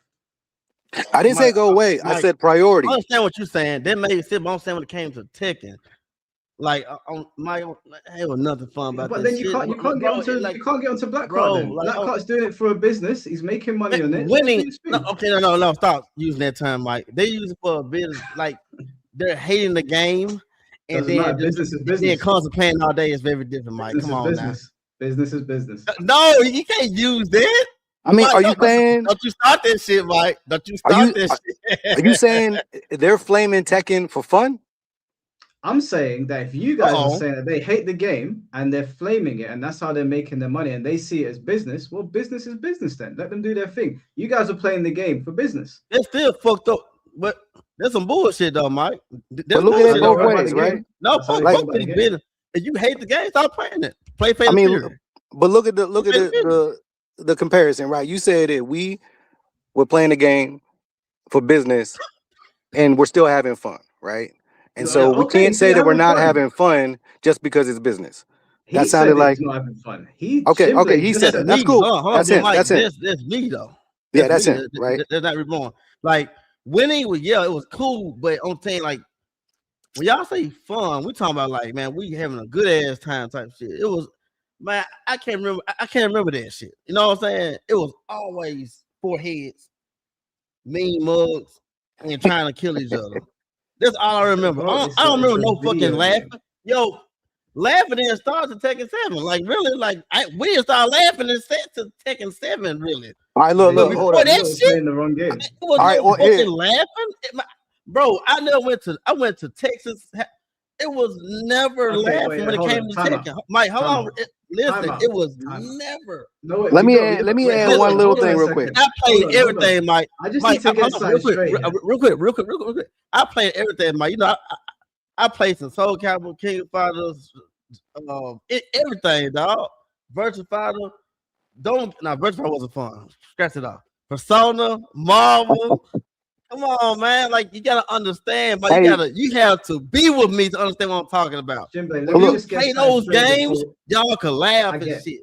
I get it. Let me just get something straight before Reborn goes, and I'm gonna finish up the super chats and then bring Blackheart in. Let me just get this straight. So, you guys weren't having fun on Tekken. You were playing it for business, even though you told me that back in the day, No Tekken money. was the poverty leagues. It had no money. So Yeah, you made a bad idiots. business decision, and you Idiots. played a game that you didn't even have fun on. But we're Idiots. getting onto content creators in 2026 for playing a game and making money on it. All right, here. Let me. Just capitalize on some bullshit. So, I mean, to Well, clarify my position, real quick, I play Tekken because I have fun. Mike, you can ask. I'll call Marge right now. He would be like, "Yeah, we was done for playing Tekken like that. We should have been playing Street Fighter." I'll call him right now. You don't believe me? All right, so look. I think what they're trying to say is like, if you're not putting down the game, you actually do like Tekken. Like Shinblade enjoyed You do like Tekken. like being competitive in Tekken, and he's not denying that he liked it. And people in Tekken 8, they're saying that they hate Tekken, but the hypocrisy is that they're still fucking playing the game. There's a difference there. Like it's not the same thing. Thank you, Okay, Sophie. then let me On say your this ass, then, Mike. Sophie. On your ass, Mike. If I am playing Tekken, right? Let's say I'm playing Tekken and I'm really disliking the game, but my channel is built around Tekken. I get loads of views when I play this game. Anytime I play something else, I get nothing. Does that mean that because I'm playing it, that I like the game, or is it because I'm trying to drive views to my channel? I just want Sophie to answer that question. So please give me. I just want Sophie to answer. My question to you is why is the okay? So do you think that negative channels around Tekken get more views or positive channels around Tekken, Mike? No, we're not doing a question. Answer the question, Mike. I want my question. Hold on, Michael. No, hold on. It's fair. Before. Michael, answer the question, Michael. Answered because we're not dodging this question. I'll answer yours if you answer mine. No, Sophie. To me is basically okay. Go ahead. Sophie, answer the question first, and then add your part. You know what I mean? We don't want to get blamed for deflection. Sure, exactly. Okay, so to answer Mike's question, to reiterate, he's saying that content creators, they dislike the game, but they're still playing it. Yes, and like I'll give an example. Like since I have like all this shit with Blackheart, he has built this community around negativity and stuff like that, and like I don't think that I think it is a bit hypocritical to keep on playing the game that you believe is like a set game. Like you should just like he's doing it just for money, and what he's doing or money or what he's doing is he's building an audience based on negativity. And I think that if you're building an audience based on negativity, the market is ripe for negativity right now. It's like, oh my god, I got this content creator, he shits on Tekken, and I don't have to have any personal responsibility, and I just gotta blame the game and blame the devs, and I fucking love this shit because misery loves company sort of thing. And that is, like, it's terrible. And so that's to answer your question, Mike. Like, those content creators, they should either get out of the game, or at least be honest that they are trading Tekken's reputation for short-term views and monetary gain, I guess. Okay, I don't feel like my question was properly answered there. So, in the interest of just trying to move on with the stream, what I'm going to do is I'm going to bring in Blackheart now, and then I'll read out the other super chats afterwards because I know everyone's waiting to see this interaction. So I'm going to let you guys do your thing, and then we'll Okay. get back to the line of questions. Mike, Is that could okay? you like ask the question again? I'll try to answer it as concise and clear as possible. I'm sorry. I'll ask it afterwards. I'll ask you again afterwards. I've written it down. I'll ask you afterwards. Let me bring in Blackheart first, and then I'll go back to the super chats and asking you guys questions. Okay? Cool. Sounds good. Yo, guys, what's up? I have a first question for you. Here we go again. Here we go already. Shut the fuck up. Okay, I didn't first. say anything. I didn't say anything. Let's be shut up. respectful, Blackheart. First question to you all. Is this podcast an out of season April Fool's joke? Really? Is this an out of season April Fool's joke? I wanna really know. I don't know why We you can't be discussed serious for 1 14 second. hours on these topics. 14 hours, and she's still going around saying, You know. Okay, Blackheart. If you're gonna be rude to me, I'm being respectful to you. "You shut up, you AI bot! Shut up, you AI bot! Let's be Shut fair, the fuck up! Sophie, You don't fuck need that to be shit. rude. Get Shut on his the ass, fuck Sophie. up, Hey, you AI Sophie, fuck that. slut!" Fuck That's all you that. got, Oh, Blackheart? Blackheart ass. Blackheart. That's all you Be got? No, respectful no, to I Mike and his stream. I don't give choose I don't to give a be shit. I don't respectful give a and shit things like anymore. that. No. Respect Alright, my Mike, can I ass. fucking go Respect. into this idiot? Respect my ass. Shove your $100 up your ass. Okay, It's first of okay all. to be scared, I bro. am going to It's ask Mike 2026. Hollow. Okay, Okay, second of all. Blackheart, I asked Mike, Blackheart, are you gonna accept the $100 thing or not? You You're can not 'cause you're shove them fucking up. scared, right? You can shove I them want up you to your ass. stream Your hand. right now. You Blackheart, can shut the shove them fuck up up and your stream ass. Your right now. $100. Why would you not stream? Why would You you can not stream? It's shove them because you're up your scared. ass. It's Your because you $100. know You that piece you of shit. provide misinformation for players and you are not confident in your content because you have misled people and you thrived Oh, I on the misled negativity on your people. channel. Cry me a You river, thrived you on the AI negativity, bot. You and that's how AI you built bot. your Cry audience, me a and you got river. nothing All right, left. guys, Cry me a river stop. more, Hey, you AI bot. Okay, You AI bot. let me just mute both of you real quick. Is there actually going to be some discourse here, or are you just going to shout over each other? Because I don't know what we're doing right now. No, because I'm tired of getting rage baited by this AI bot generated speech over here. And I don't respect her in 1 inch. I don't respect her, the things she Okay. says, and the way she perceives information. Can we have a And conversation? she only wants to rage bait with no real arguments ever whatsoever. She continuously Blackheart. defends her shit points with no argument, Humor with me. no arguments. Shut up, Well, you then AI help me bot. prove my point. There is you Blackheart, have no point. do You have you- no points. You have have no points whatsoever. Blackheart, can you please answer one question? No, I won't answer to you. But Mike, go ahead, Mike, go ahead. Blackheart, Tell me something. I have to get on the stream. If you're not going to answer her, then we need to move on. That's a No, disingenuous. yeah, tell me your question, Sophie. Tell me before school, Sophie. Tell me. All right. How confident are you that you have not misled anybody through exaggeration on your stream? Would you be willing, maybe $100 We is too discussed. much. We Would you discussed. be willing to? We did, but guys, chat. Can you really listen to this? We discussed 14 hours on the same topic. 14 hours, and she's still going around So the saying, answer is no. "What do you mean exaggeration? It's my You don't kind wanna of do it. content. It's my content. What do you want? It's my kind of Yeah, making and so content." Mike Hollow and multiple people defended you, saying that you don't exaggerate to the point where you provide misinformation. Now I didn't Where have did the I clips on hand, exaggerate? and I didn't Where have did the I timestamps on exaggerate? hand. Where did I Well, that's why I want to misinform? bet you $100. Do you, Yeah, do are you you know what she, do you confident enough to chat bet chat $100? do you know what I she don't said? think Do you that know you what she are. do, Answer chat the chat question. do you know? Blackheart, No, I don't know why you want to I shut won't me up answer so to you, much, Bob. and then I you won't basically want to control chat. the Do conversation. you know what she said on her stream? Okay, I'm gonna stop this conversation now. Blackheart, I appreciate you being here, bro. But I don't want to turn this into, because we did this last time. I actually wanted to ask questions today. You and Sophie clearly don't see eye to eye. Either we run a beef set or we just end this here. It's up to you. You guys, if you No, want to run a I beef don't set, want run this a to beef end set. 10-0. I don't want to end this in 10-0 on a beef set. I'm sorry. It will be too humiliating for poor Sophie.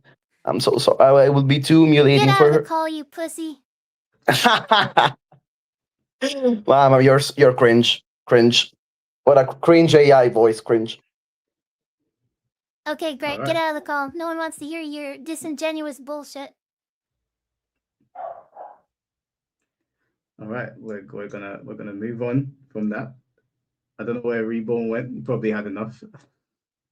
I think with you and Blackheart, you're obviously not going to see eye to eye. I don't think a conversation is worth it anymore.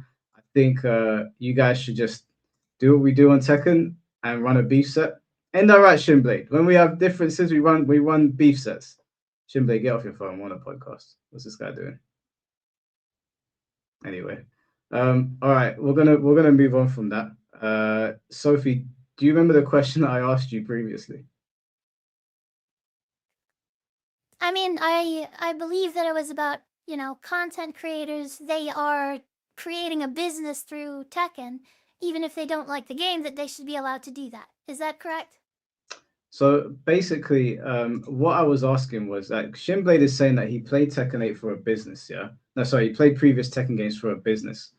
And what I'm saying is that if someone's playing Tekken 8 using his logic, it doesn't necessarily mean they like it. They might be playing it because it gets views on their channel. Now, I'm not saying it's right to do that. I'm not saying that people should be doing that. But you guys saying that people are continuously playing the game and you're citing content creators, if it's seen as a business, then why would they automatically like it just because they're playing it? So, okay, why would they automatically like it?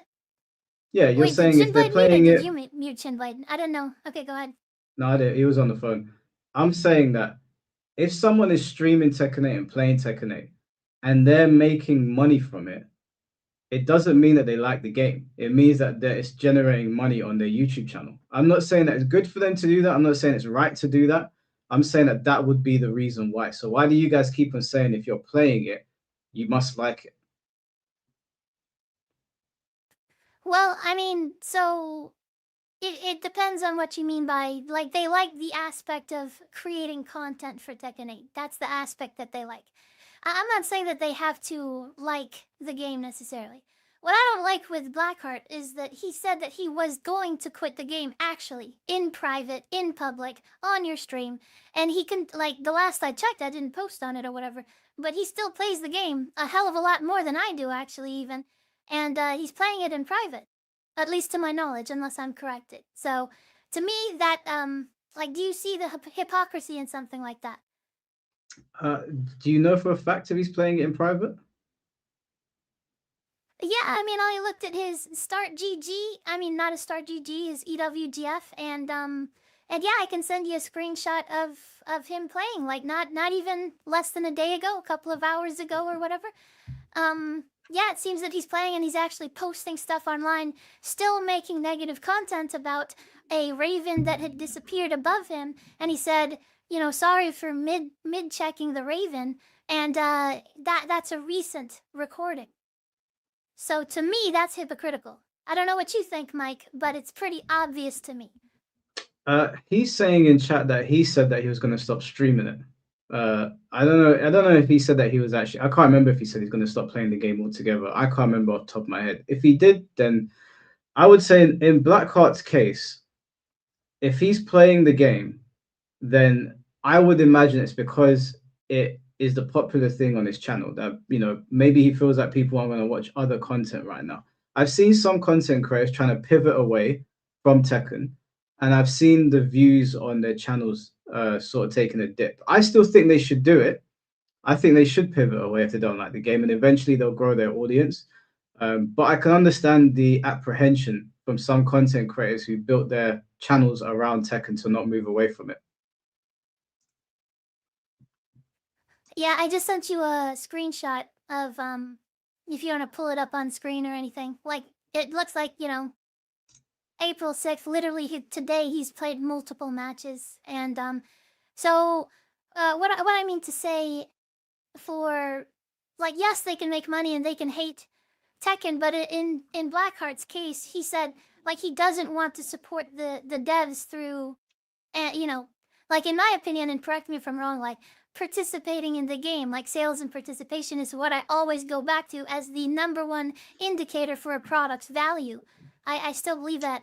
So, in this case with Blackheart, he's still like, even though he hates the game, he's not streaming the game, but he still is participating offline with plenty of matches, right?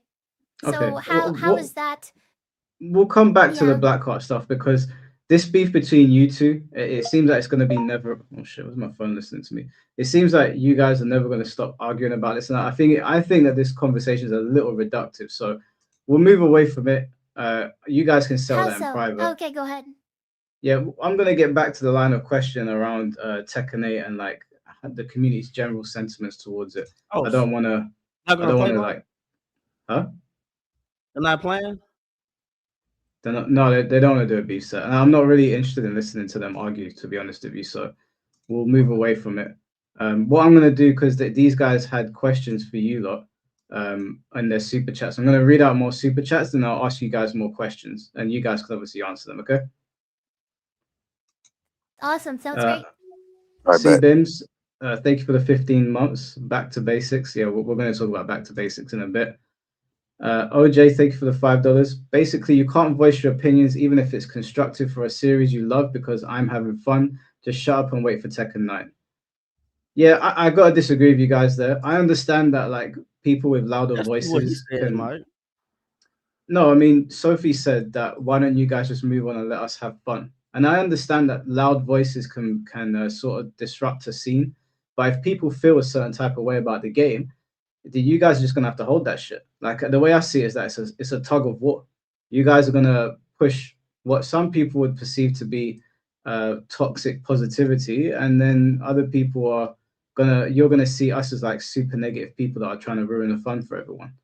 So I don't think anyone's Can really I ask you ruining a your question fun. that I don't think was answered, Mike? Yep.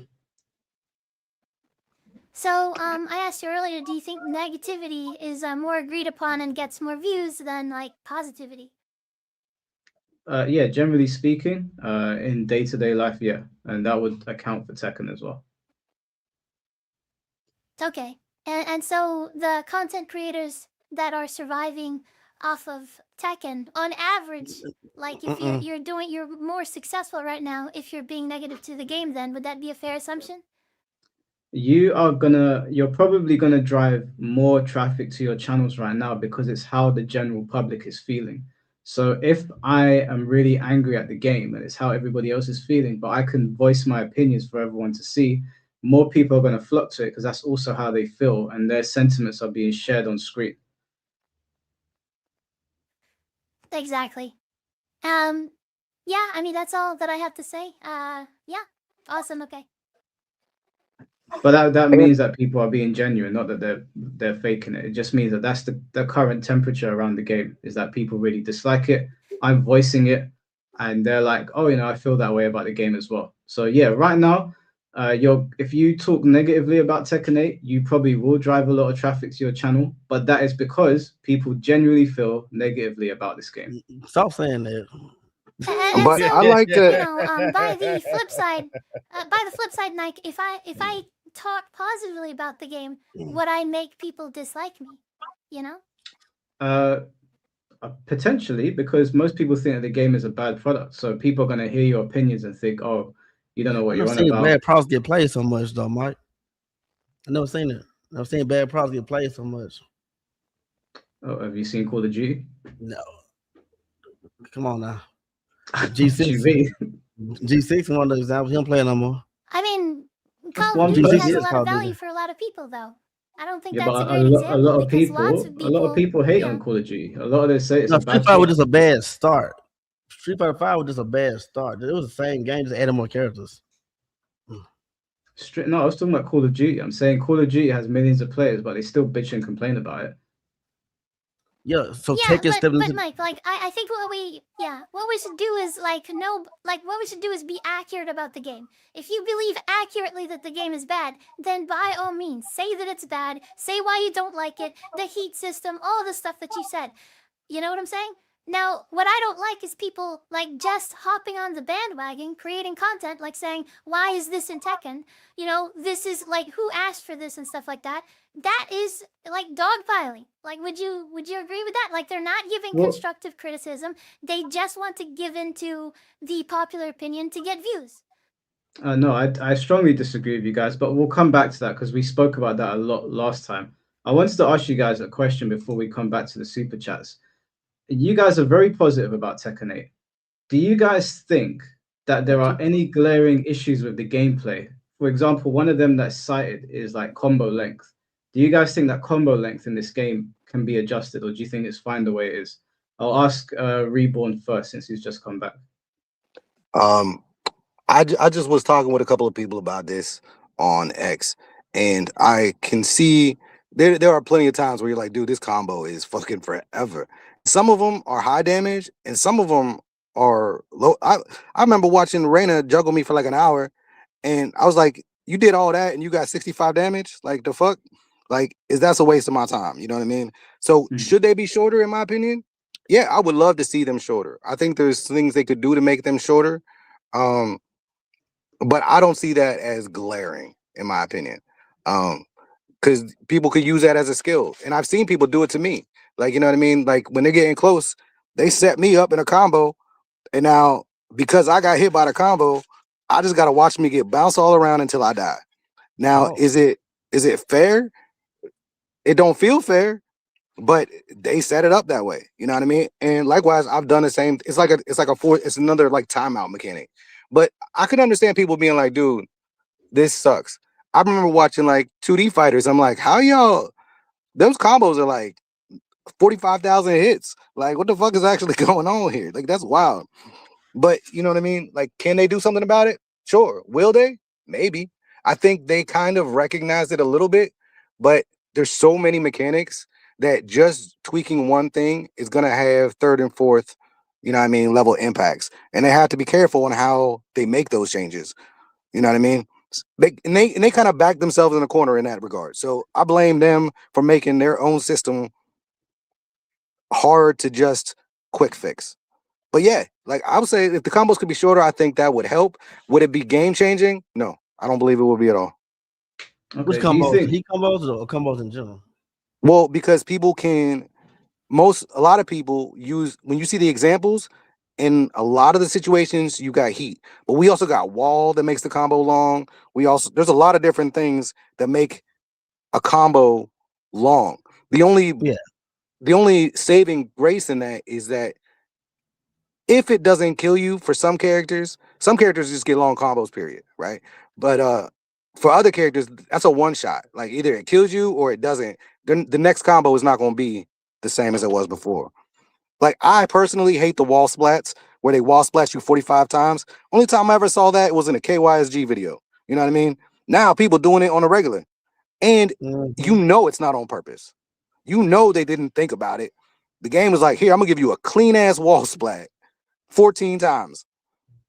I think if they could cut that shit out, I think it'd be helpful. But those are just my suggestions. In the meantime, I adjust. Okay. Yeah. Let me ask Shinblade then. Do you think that having so many installs and stances on these characters now is a good thing, or do you think it hurt the characters' identities? I don't think it hurts the identity, but I do want them to try to find a balance to those installs. It doesn't need to be long lasting. Like for June, Lydia, who else got installs? Hachi. I think when you get it, you can just use it for that one round. I don't think it needs to be lasting all 3 rounds or 4 rounds. How many you going? I seen Lydia get her install in round 1 today, and I thought there was some, it needs to be looked at. You shouldn't be keeping shit like that all throughout the rounds. It's like saying if what's that guy on Street Fighter 6, the drunk guy? What, Jamie? Jamie. It's like saying if he Jamie. keeps his installs every fucking round, they'll be fucking broke. So I just think you need to look into that and change that. But I think only like 6 characters will install, 6 or 7 characters, right? And that's an easy fix then, because it's not that many characters. I know people say it's a lot of characters, but it's only like 6 or 7. Okay. Sophie, do you feel like they've homogenized the characters in Tekken 8? Homogenized. So I feel like everybody, that's kind of like that's a tough term, right? Because like in some ways they all got heat, they all got rage art, they all got armor moves, stuff like that. I believe that every character in Tekken 8 is quite unique, and they have their own offense and stuff like that. I don't know if you're asking us each these questions, because whenever you ask the glaring issues, like I totally agree that the combo length should be taken down. I think the most fun in Tekken is like neutral. So I would reduce the combo length. I don't like. There's plenty of problems in Tekken 8. One of them is hackers. I really dislike when I run into a hacker. It's terrible because, like, you're not gonna win the game, and it ruins it for everybody. And I think the Tekken devs have like bad PR. Like, I don't think that it's like perfect or anything, but yeah. I mean, gameplay and balance. I think they're great. I think that they are some of the most fun out of the Tekken games that I've played. And when I've spoken with other players that are really OG players as well, they also think that Tekken 8 is a great game. But as far as homogenization or whatever, however you say that word, I think every character is unique, and I think that character identities is kind of like some people can disagree on what that is, basically. So it's hard to tell if the identity was violated for the person, whoever. Yeah, I hope that answers it, basically. I'll put it another way. Do you know what? Let me put it another way for you. Do you feel like player expression has kind of been dwindled down in Tekken 8, or do you still feel like there's the same level of player expression that you would get in previous Tekken games? I would say like, there's moves like Law's Wall Rising 4. Oh, yeah, I think the skill ceiling has lowered, which is very concerning for a lot of people. Like, for Law, they did take off some of the execution, and then people were like, what the fuck? Like, you used to have to press back forward and then transition into the charge stance, and that does take more execution, so I disagree with changes like that. Now, what's really weird to me is when they added it back in Season 3, just this last time, people still complained about it. They were like, okay, like you have, like, they added it back to where you could do Wall Rising 4 and counter hit and then do DSS forward 1, and you guys are still complaining about it. Like, to me, the back forward is not the skilled part of that Wall Rising 4. The back forward to go into Dragon Fake Step, it's a large window, nobody cares about that. They kept the forward 1 just frame at the end, which is the important timing part. And so I don't think the skill was necessarily taken down that much. I would say it was taken down like, 20% as opposed to what people think is like 80%. And yeah, there's a lot of examples like that where my philosophy is lower the skill floor so that people can access it, like Korean backdashing and stuff like that. I think that's great, the command card. Now, at the top level, I don't agree with lowering the skill ceiling for everybody. Wait, do you think Korean backdashing? Do you think that Korean backdashing is at the bottom of the skill floor?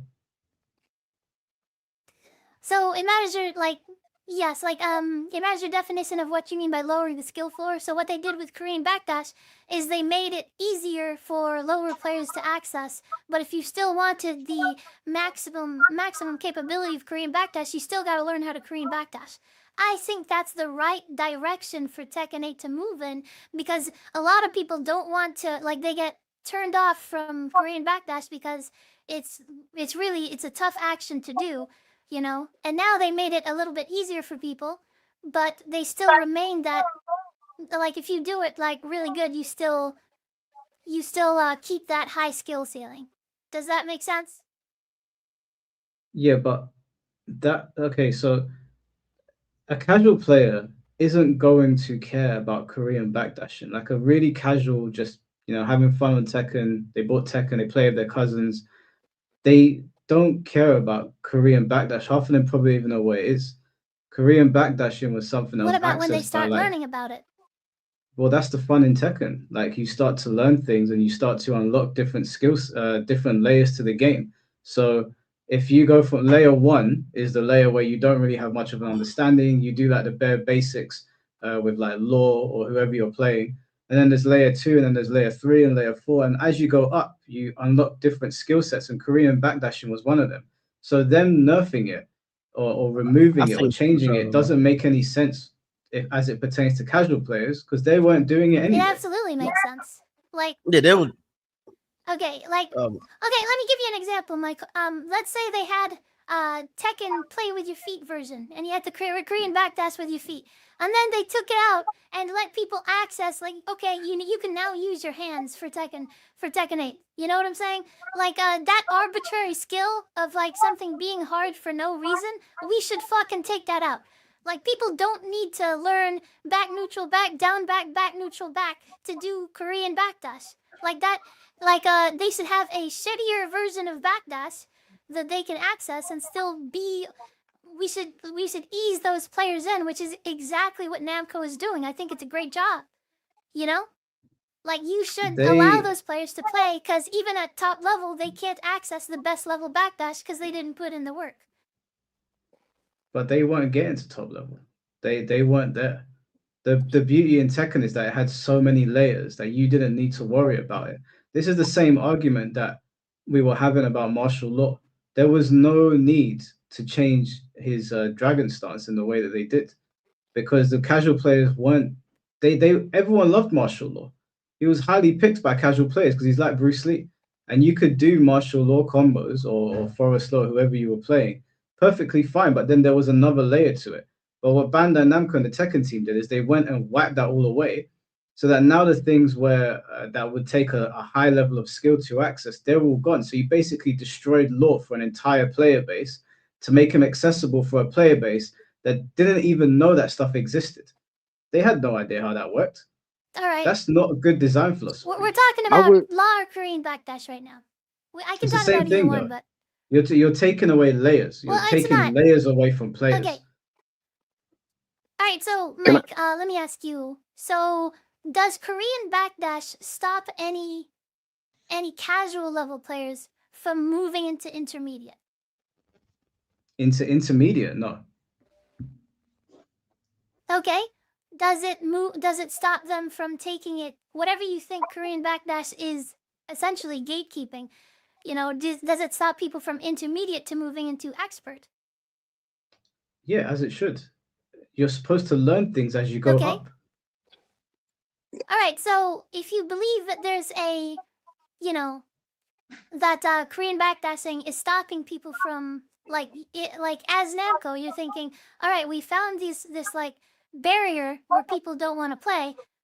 Why not give them a intermediate transition into doing the true Korean backdash? Let's give them a normal backdash that is half as effective. Like, And what about your like core do base? you see that as a possible? What about what core base? What about the guys that have been playing the games for years, that have been buying the games for years? Well, they're What already about them? experts, right? Like, you already have those players in there. What you're trying to do is get the intermediate players to play more, right? And the No, way that you no. do that is by making... Yeah, go ahead. No, so Tekken. So this is my problem with this argument. Tekken was always one of the easiest fighting games to play at a casual level. You could pick multiple characters and just mash away. I don't know if And that's then true. it 100% is true. I mean, I played Mortal Kombat, Tekken, and Soul Calibur, and out of all of them, Tekken had enough characters in there where people used to pick Eddie, put their fingers on the controller like that, and Eddie would start dancing, and people were having a great time with it. Eddie It's was known very as the popular amongst hardest casuals. fighting game. A lot of people Yes, are that's intimidated by because Tekken. that is because can master Tekken has Tekken, got right? several levels. Tekken hasn't got one layer, it hasn't got two layers, it hasn't got three, it's got several. So you don't need to worry about someone that's a pro level if you're a casual player, because you're playing two different games at that point. You're not playing the same Tekken game that Nee's playing. My that shit is so bad, Mike. We talked about Okay, this so last do you time. disagree with lowering the skill floor to allow newer players in or less skilled players in? That's what you're It saying? is. It is about as low as it could possibly be. Anything else that you do now is just going to bastardize the game. They already have that stupid, simple button thing where you can do electrics and do combos from Okay. it, so that players don't have to worry about that. Tekken was already easy to get into. We all got into it, right? We all played No, Tekken Why Mike. Match not at let one point. people have that? No. Like, why Tekken not was let not easy people to get have the into. command card? No, Tekken's always been easy to get into. It's just Hell not been. It's no. been very difficult to go to an Mike, intermediate or high level. Anyone Hey, can Mike, pick up Tekken and have a good time with it. Mike. I Okay, think I everyone agree with know. Mike on that one. Real quick. And Hold on, real quick. Mike, Tekken looked at extremely nasty seeing two people that didn't know how to play. You know, right or Yes, wrong. once they started to You dive couldn't into it a imagine little that bit game. more. Tekken looked at extremely nasty. Remember those Tekken 7 pool matches? Tekken 6 pool matches? No, Tekken you're 7 that's pool. talking horrible. about Hey, tournaments. yo, Reborn, you feel me? Hold on. Tekken was so hard. Don't people actually have some type of experience? They still looked at garbage. You know what I'm Like, saying? So you're talking about tournaments. I'm not. I'm no, talking about your I ain't everyday guy at talking home. no, hold on, wait. These are casuals just going 2 tournaments in their city, but they be spotted in pool matches, and it looks horrible, Mike. Tekken was you could just pick up Tekken and hell no, like this shit looked nasty. Well, Tekken hold like up. the worst So game for like people wh- that didn't know how to play, be playing against each when I other. s- now let me know if I'm wrong, Mike. But when you say it's easy to play, Tekken, I think to get into the game to play it isn't too crazy. Now it looks like shit. Yeah, them pool matches are a good example of what that shit look like. But I've had people come over, you know what I mean, and play Tekken that are not in the scene, that are casuals, and they have a good old time. They come across the throw, they're like, this shit's amazing. Like this is great. They'll use the little helper tool and shit and feel great about it, right? But there's a level once you get past that. You know what I mean? And Shin said Yeah, he never got to experience walking. You know what I'm saying? He got thrown in, and he had to run yeah. from the door. So he don't even know. He don't even have that point of view. But was the game No, fun? Yeah. I think it's fun. Like I let my little 4-year-old grandson play that shit. I let my wife play it. She don't know shit about Tekken. She hated Tekken. She'll actually watch Tekken 8 though. Tekken 8 actually appeals to her when she watches it. When I play Tekken 7, she be like, turn that shit the fuck off. turn that That's boring a Everything. ass bad shit off. sign. That's a bad Um, sign. I mean, it might be a bad sign, but for like and that's the difference, right? The core players, the guys that are diehards, yeah, we gonna hate it. We gonna hate to see any skill because we put time in, right? You know what I'm saying? I learned to break throws, right? In Tekken 5. I played season 2, and in the middle of season 2, I called my buddy up like, yo, there's a glitch in the game because I hit a 1 when I got a 2 throw. This shit's bugged. And he was like, nah, that shit's gone. Like, anyone can break a generic throw with a 1 or a 2. That shit blew my fucking mind. I was like, what the fuck you mean anyone can break a throw with a 1 or a 2? Mhm. Like, and it made me feel immediately like, oh, y'all just trying to let scrubs do anything now. You know what I'm saying? But when I re-looked at it now, me personally, I don't care. Throw me. New character, throw me with a 1 throw, throw me with 2 throw. I got you. I don't need to know the character. I don't need to know shit. Because I got this knowledge in. So yeah, they lowered the skill floor. They let other people come in, you know what I mean? And they feel comfortable with it. I'm ultimately not really affected by it. The only thing is that now my throws are going to be less successful. I can't scrub someone out with just throwing them like I could in Tekken 5 or Tekken 6. You know what I mean? Which is annoying because some of these people you're like, dude, I don't want to have to fight you hard. Yeah. Like I know Yeah. you don't know what the fuck you're doing. You ran So those is it players off annoying? too. Yeah, No, guys, it's annoying, I get all of that. I understand but I that, but gotta stay sharp. but what I'm saying to you guys is that Tekken historically has always appealed to casuals. Eddie Gordo and Paul Phoenix have been super popular with casuals, for example. I know a lot of people that discovered Capoeira because of Tekken. Like playing it Yeah, at a casual level is easy. Shinblei's talking yeah. about pools. I'm not even talking about those people. I'm talking about people that sit in their living room playing the game. The game was always easy to play until you go to the next layer. But we're not I talking think about that layer. They don't even. My brother, to this I day, don't he think has we can played take that as almost fact. every Korean back. He's played every single Tekken game. He still doesn't even know what a Korean backdash is. I'm not. I I'm don't pretty Korean sure he's backdash. never heard of it. I do an old school backdash cancel. You know what I Yeah, mean? but what What I'm Luke just saying said. is that you guys talking about removing these things that are in the game that allowed people to get to another level, that it was essentially gatekeeping people from getting to another level. That's not a Mhm. bad thing. Competitive games should have that. They should have levels to them. And the weirdest thing about this conversation is that in loads of other genres, having very difficult games and working towards getting to another level is championed.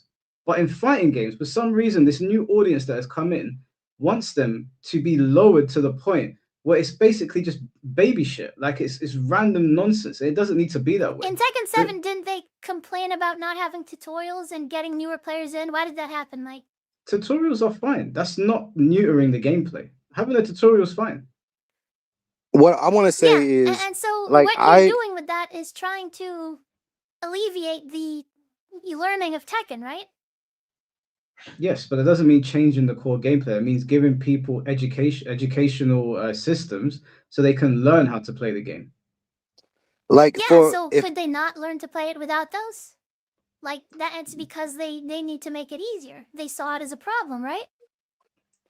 well, Yes, here to the developers saw it as a problem, but we're saying that the fact that they saw that as a problem is a problem.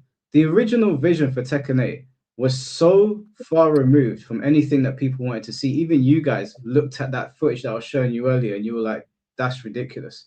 But that's the problem here. The developers, whoever's in charge now, looks at Tekken 8 like they need to strip away everything that made Tekken special. And the reason that a lot of the community are so pissed off at what's going on is that they feel like people like Michael Murray are disconnected from what made Tekken special. Dating back to his comment about sidestepping the Hell Sweep. yeah, We all remember that nonsense. Everyone yeah. saw that and they were like, okay, there's probably a problem here. And I'm pretty sure Moonsault put up a video where Michael Murray was talking back in Tag 2 saying that sidestepping was a problem. In Tekken, that coming from somebody that works closely on the game is a massive Michael. concern. So if Well, you want to add Yeah, but- tutorials into the game, yeah. if you want to add educational systems into the game to teach people how to play the hard game, that's fine. But if you're going to go in there and strip away things that make Tekken, then obviously people are going to get pissed about it. So one of the things that, like, Yeah, I like, feel yeah, happens okay. is that the visions become too far separate, right? The dev's vision and the player's vision. I would like to see, like, they added some moves where they're like, hey, if you do the old inputs, you get like this teeny little buff. And I'm like, to me, that felt like a slap in the face. I would have liked to see, give them the easy tool, but make that shit half damage. You know what I'm saying? Let them look cool, but they don't get the as big of the reward. But the people that could do a proper DSS cancel, the people that could do a proper electric, whatever, they should get the full damage. You know what I mean? So it'll still look the same. But the people who actually have put time in for the skills actually get the reward. Right now, they're like, here's an extra 2 points of damage. You're like, bruh, like, you made it so now I can drop this if I do this wrong, and my reward is like 5 pennies. Like, come on, man. Like, I spent years on this shit. So is it a slap in the face? I would say I'll agree with you on that. Like, I don't have any problem with bringing more people in, but by them There you go. only focusing on that, or appearing to only focus on that, then I think it's justified to be like, you shitting on the older Yeah. players. Yeah. Hey, I'll do it. Mike will do it too. If Mike was the company, he'll do it too. He'll say, man, fuck these 3 players that don't know how DSS. I'd rather have 100 players that can DSS than 3 players. Ain't that right, Mike? No, what I would have done Oh. is if Shinbei, there's more than one way to produce a game for casuals to enjoy than bastardizing your character. If their I never seen it concern was done, that, though. no, It's never been if they're done though. of course, but what you would do is if you want to bring in new players, but you don't want to alienate the core base, you don't take characters that have existed for 30 years and suddenly fuck up their whole moveset. You'd bring in a new character that maybe is easier to use. So all the people that learned with lore, that grew up playing that character and have put the hours in, they don't feel like they've been hard done. But these new players can play this new character that isn't that hard. Like Jim Pachi was a Mishima that had no execution basically. So you could play a Mishima. You could play a mission with no execution, right? But if you had done that to Kazuya and you'd given him Jinpachi execution, obviously the Kazuya players are going to be like, "What the fuck are you doing?" So the better solution is bring in characters with a cool design that fit the Tekken like the Tekken like model, and just make their execution lower than what the standard is. That way, no one's gonna get pissed off because this is a new character. No one's gonna care that much. But I your like that idea, your but conclusion is let's fuck they up tried lore. it too, Mike. They With tried who? it too. With Like Katarina? Katarina and How shit. exciting Katarina wasn't Katarina. a We big went like from Jinpachi to Katarina. That is excellent. That's awesome. That's exactly what I want to see. Gigas and Katarina. No wonder it failed. No wonder they never came back. Those are shit character designs. Katarina wasn't shit. I liked her. Oh my god. No one Okay, cares about Katarina. Mike, I think we all agree here that that lowering the skill ceiling is bad. Wait, can you guys hear me or no? Yeah, we can hear you.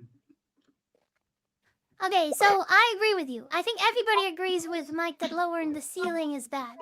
Where I disagree with Mike, in my opinion, is lowering the skill floor is good. And so what I'm talking about the command card, like so you disagree with the addition of the command card, right? And I want to ask why. I disagree. What the easy inputs? Easy inputs, yeah. Do I disagree with it? What is happening to my leg? Yeah, you disagree with the addition of that, right? No, I don't. That doesn't change the core gameplay. It just gives somebody that doesn't know how to play Tekken a way to play it. It's no different than the dynamic thing in Street Fighter 6. As long as it doesn't affect the core gameplay, then do what you want. But if it did affect the core gameplay, Okay. if they could do So long ass if you combos could- and the same amount of damage, yeah. then yeah, I would have a problem with it. Well, I would say Korean backdash is the same thing. It doesn't change the core gameplay whenever you're playing at a higher level. You know what I'm saying? It basically changes the gameplay for only lower levels. Same thing as the command card, Mike.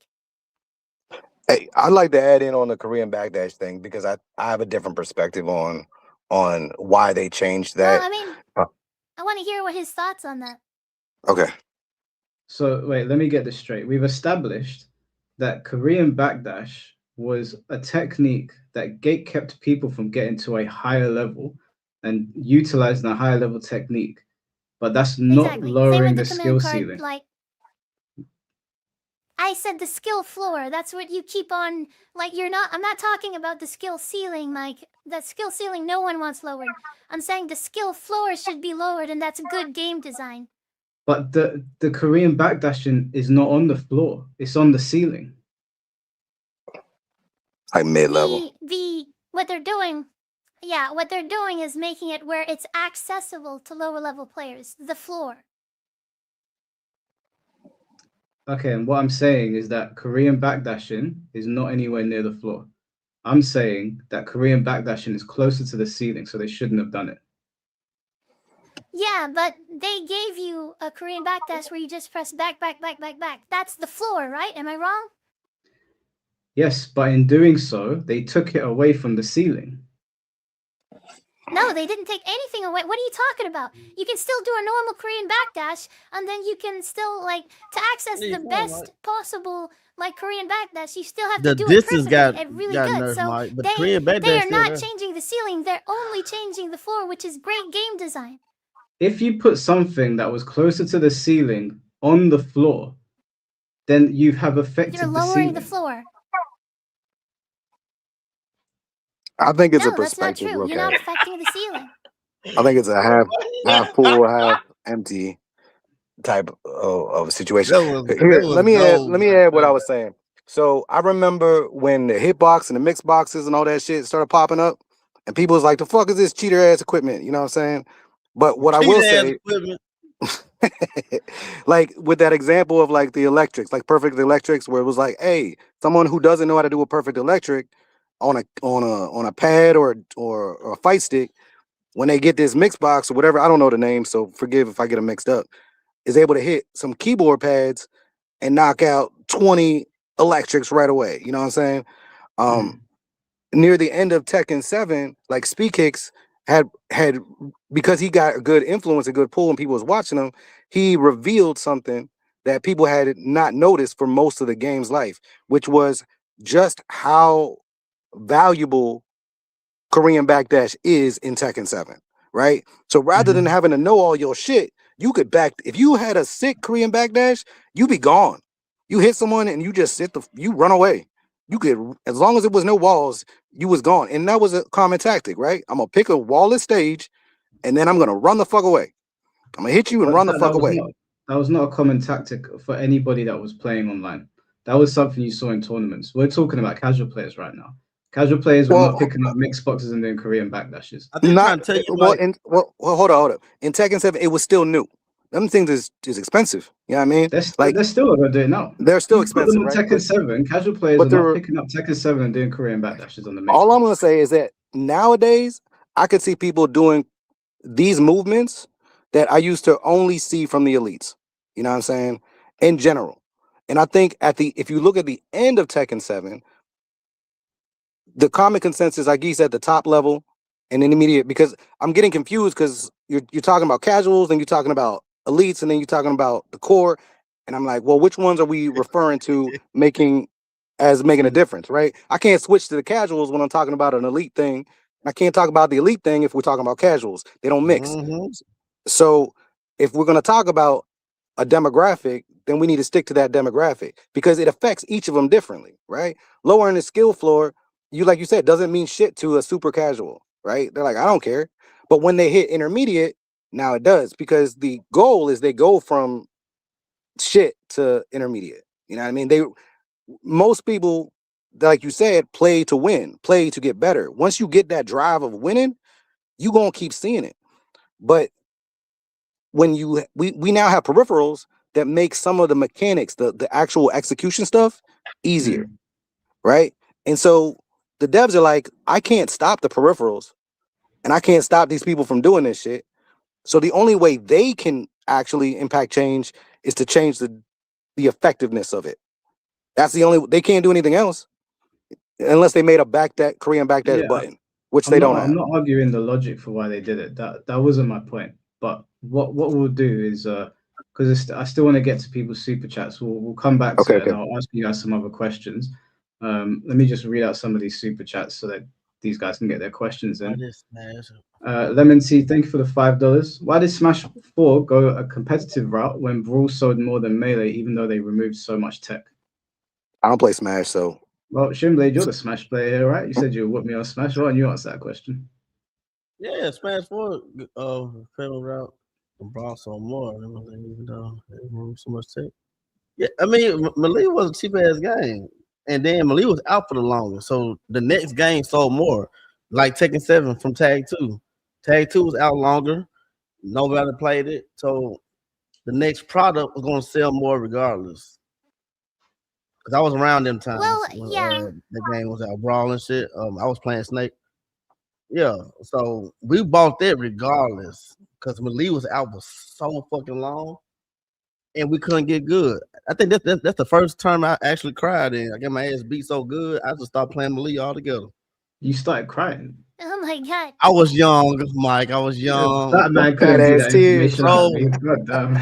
We went to a tournament, bro. We thought we was the best in the world. Yo, me and my brother thought we was the best in the world in Melee. We whooped everybody in the neighborhood. And we found out what a tournament was. We was young, like 12 and 11.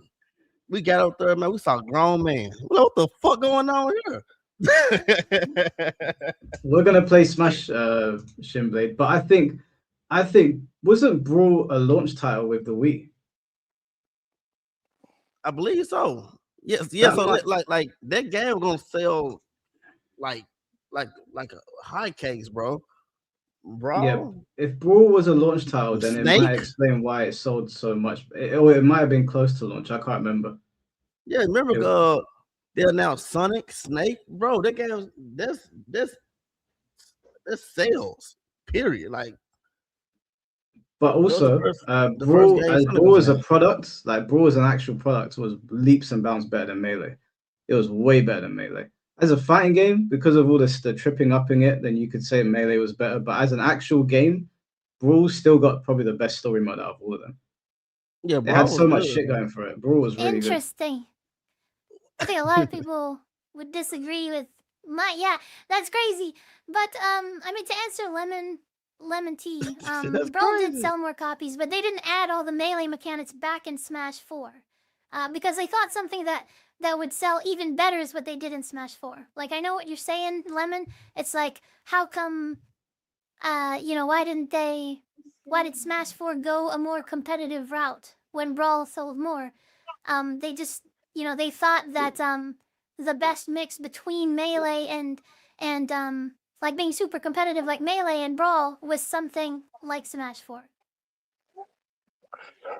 Hey, I got Yeah. a quick question for y'all that play more games than I do. How is the dev to player communication for these other games? Because in passing, Silent. Dead silence. They don't listen to no so motherfucking so my thing is like, why do we in Tekken feel entitled such because and entitled to be at the table they if gave it's us not the norm? I'll That's a tell good you why. question, yeah. I'll they tell you gave why. it to us. It's Might finna very tell you easy to though. Might answer. finna tell you some shit. Very easy to answer. First of all, in other games, it depends on what genres you're talking about. There's loads of genres where the developers do communicate a lot. I'll give you a good example. I play a lot of Helldivers. They are very. I don't know who's making that noise, but That's your phone, Mike. that's not my phone. That's your No, phone. that's mine. I'm Oh, gonna see if okay. I got Oh. do not disturb. Yeah. So to answer your question, not all developers are responsive, but there are plenty that are. I play Helldivers, and Helldivers developers are super responsive.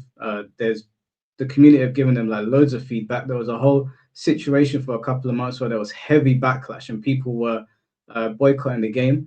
They did listen to quite a bit of that feedback.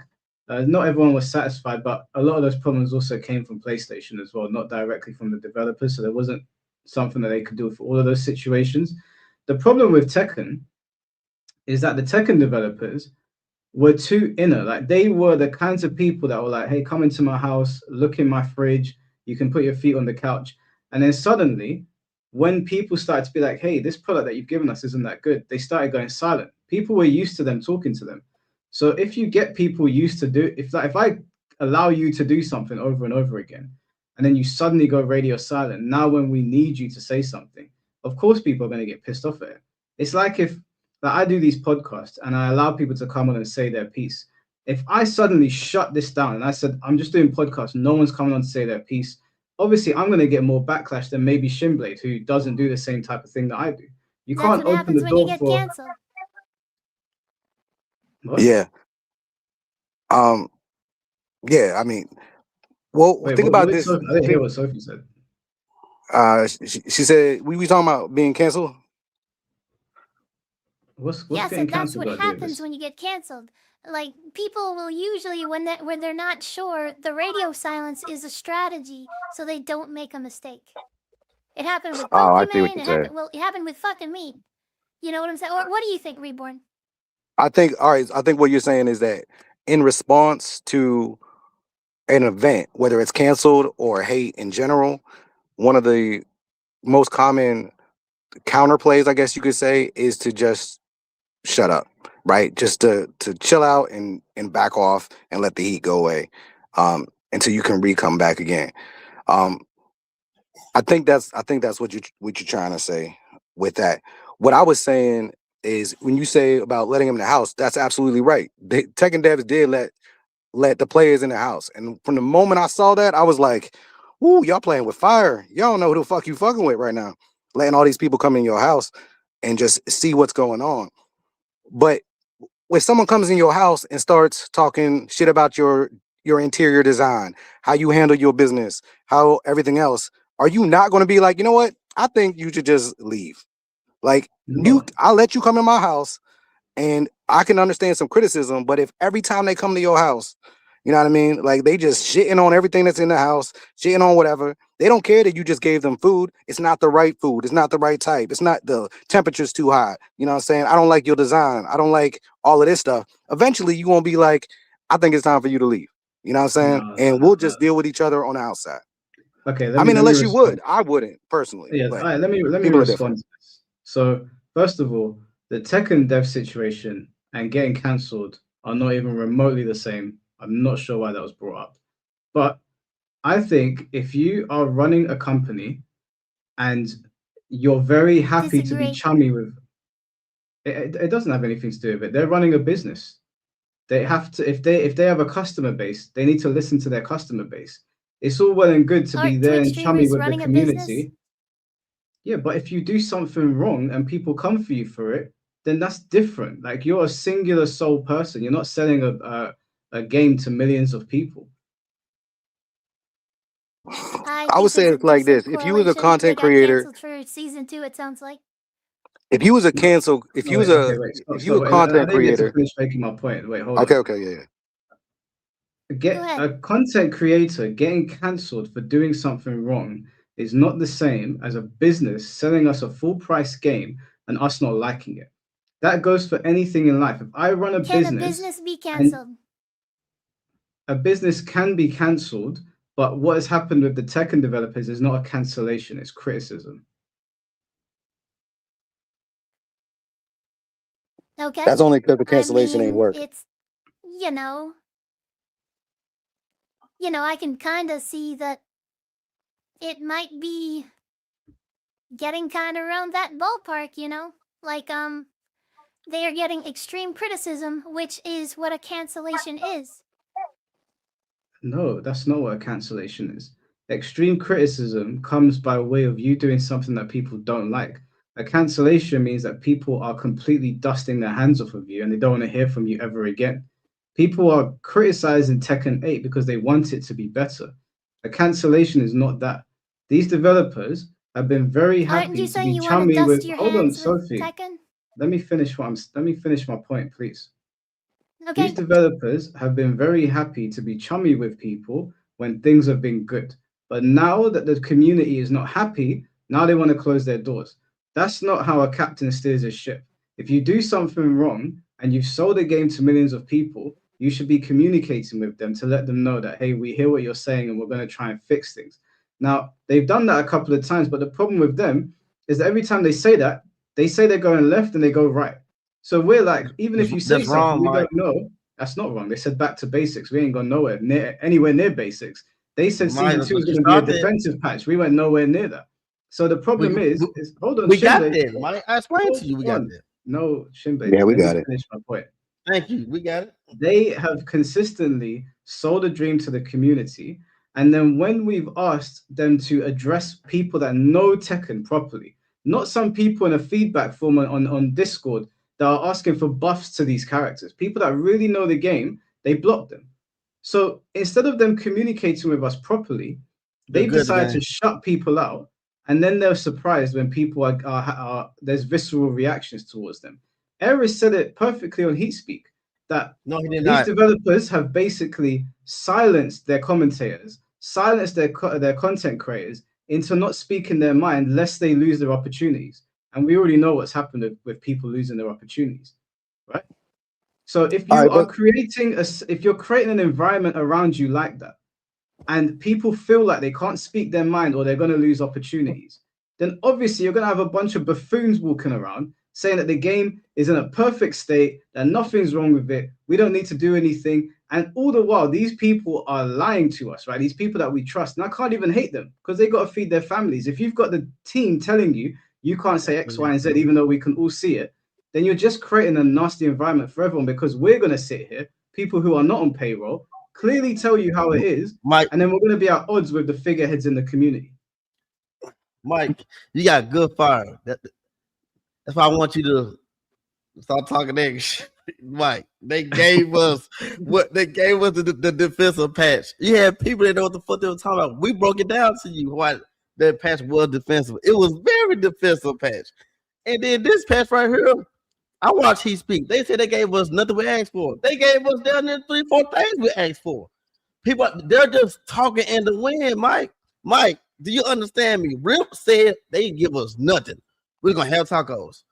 What, bro? They nerfed Anna. We wanted that. They nerfed the fucking combo shit. They nerfed Brian, the fucking snake shit. They nerfed that Oscar shit. They gave what we asked for. We have 4 more patches in season 3. To say they gave us nothing is disingenuous. Am I right or am I wrong? You're wrong. And the reason that you're wrong, they didn't give him what he wanted. That's what it is. They didn't give you everything that you asked for. That's the problem. The problem I love is Mike, that, man. I love Mike, man. like, did you guys watch that Heat Speak podcast? Did you guys actually listen to what they were saying? Yeah, oh boy. Look, I didn't get to see all of it. have I saw people most watching of it. that shit, Mike. one dude said, why? He said, why do all got the same opinion? Good question. You had Super come on talking about balance. Super Kuma, what? But why is he wrong? Just I because he love played Super Akuma Kuma. doesn't it doesn't change what he's saying though. Even if he played Akuma, it doesn't change the fact that he might be on the money of what he's saying. This okay, Mike. If they can't give me a reason how to fix or get back to Tekken, we can sit here and say what we want, Mike. I think we did. I think Seaborn Sofa. We actually got some stuff we actually want to change, right? When a motherfucker can't give me one reason, make it Tekken again. Last time it was Tekken again, the game almost died. So, and you played Akuma. I love Super Kuma, by the way, but what does bringing it back to Tekken mean? Well, I think firstly getting rid of heat. That's one of the main things that people don't want in the game. That People have been asking for a no heat mode since the beginning. I play this game enough, Mike. He don't fuck with me, man. And I'm not speaking for this from Matt. I think they fixing heat like that trailer you showed. You don't get to do that shit twice no more. None of that shit, that cheap shit is pretty much gone. You got some people heat that's still cheap, but I'm not. Heat is getting. When I play heat, pops and goes like this when we're ready to playing Tekken, because we know what's like. We play enough of the game. You know, when early on you could cheat a lot of people out. I think now you know what they're gonna do with the heat. You know what I'm saying? You know how games like Street Fighter is. You know what I'm saying? Like when you start off, you're getting cheesed out, but once you know what they're trying to do, you're right back to playing regular Street Fighter, even Street Fighter 6. Well, yeah. I don't get why y'all keep talking about like you.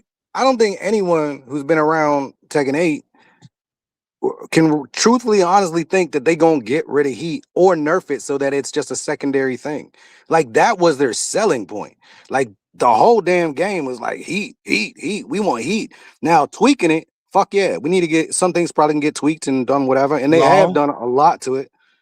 But people will be like, we need to go back to no heat. Like then this ain't the game for you. Like it's just not the game. Like go to China and be like, I hate communism. I'd be like, then leave because it ain't changing. Like that's what it is. You know what I'm saying? It might change at some point in the future, maybe in the next version. I mean, I'm pretty sure that heat is probably gonna stick around a little bit longer.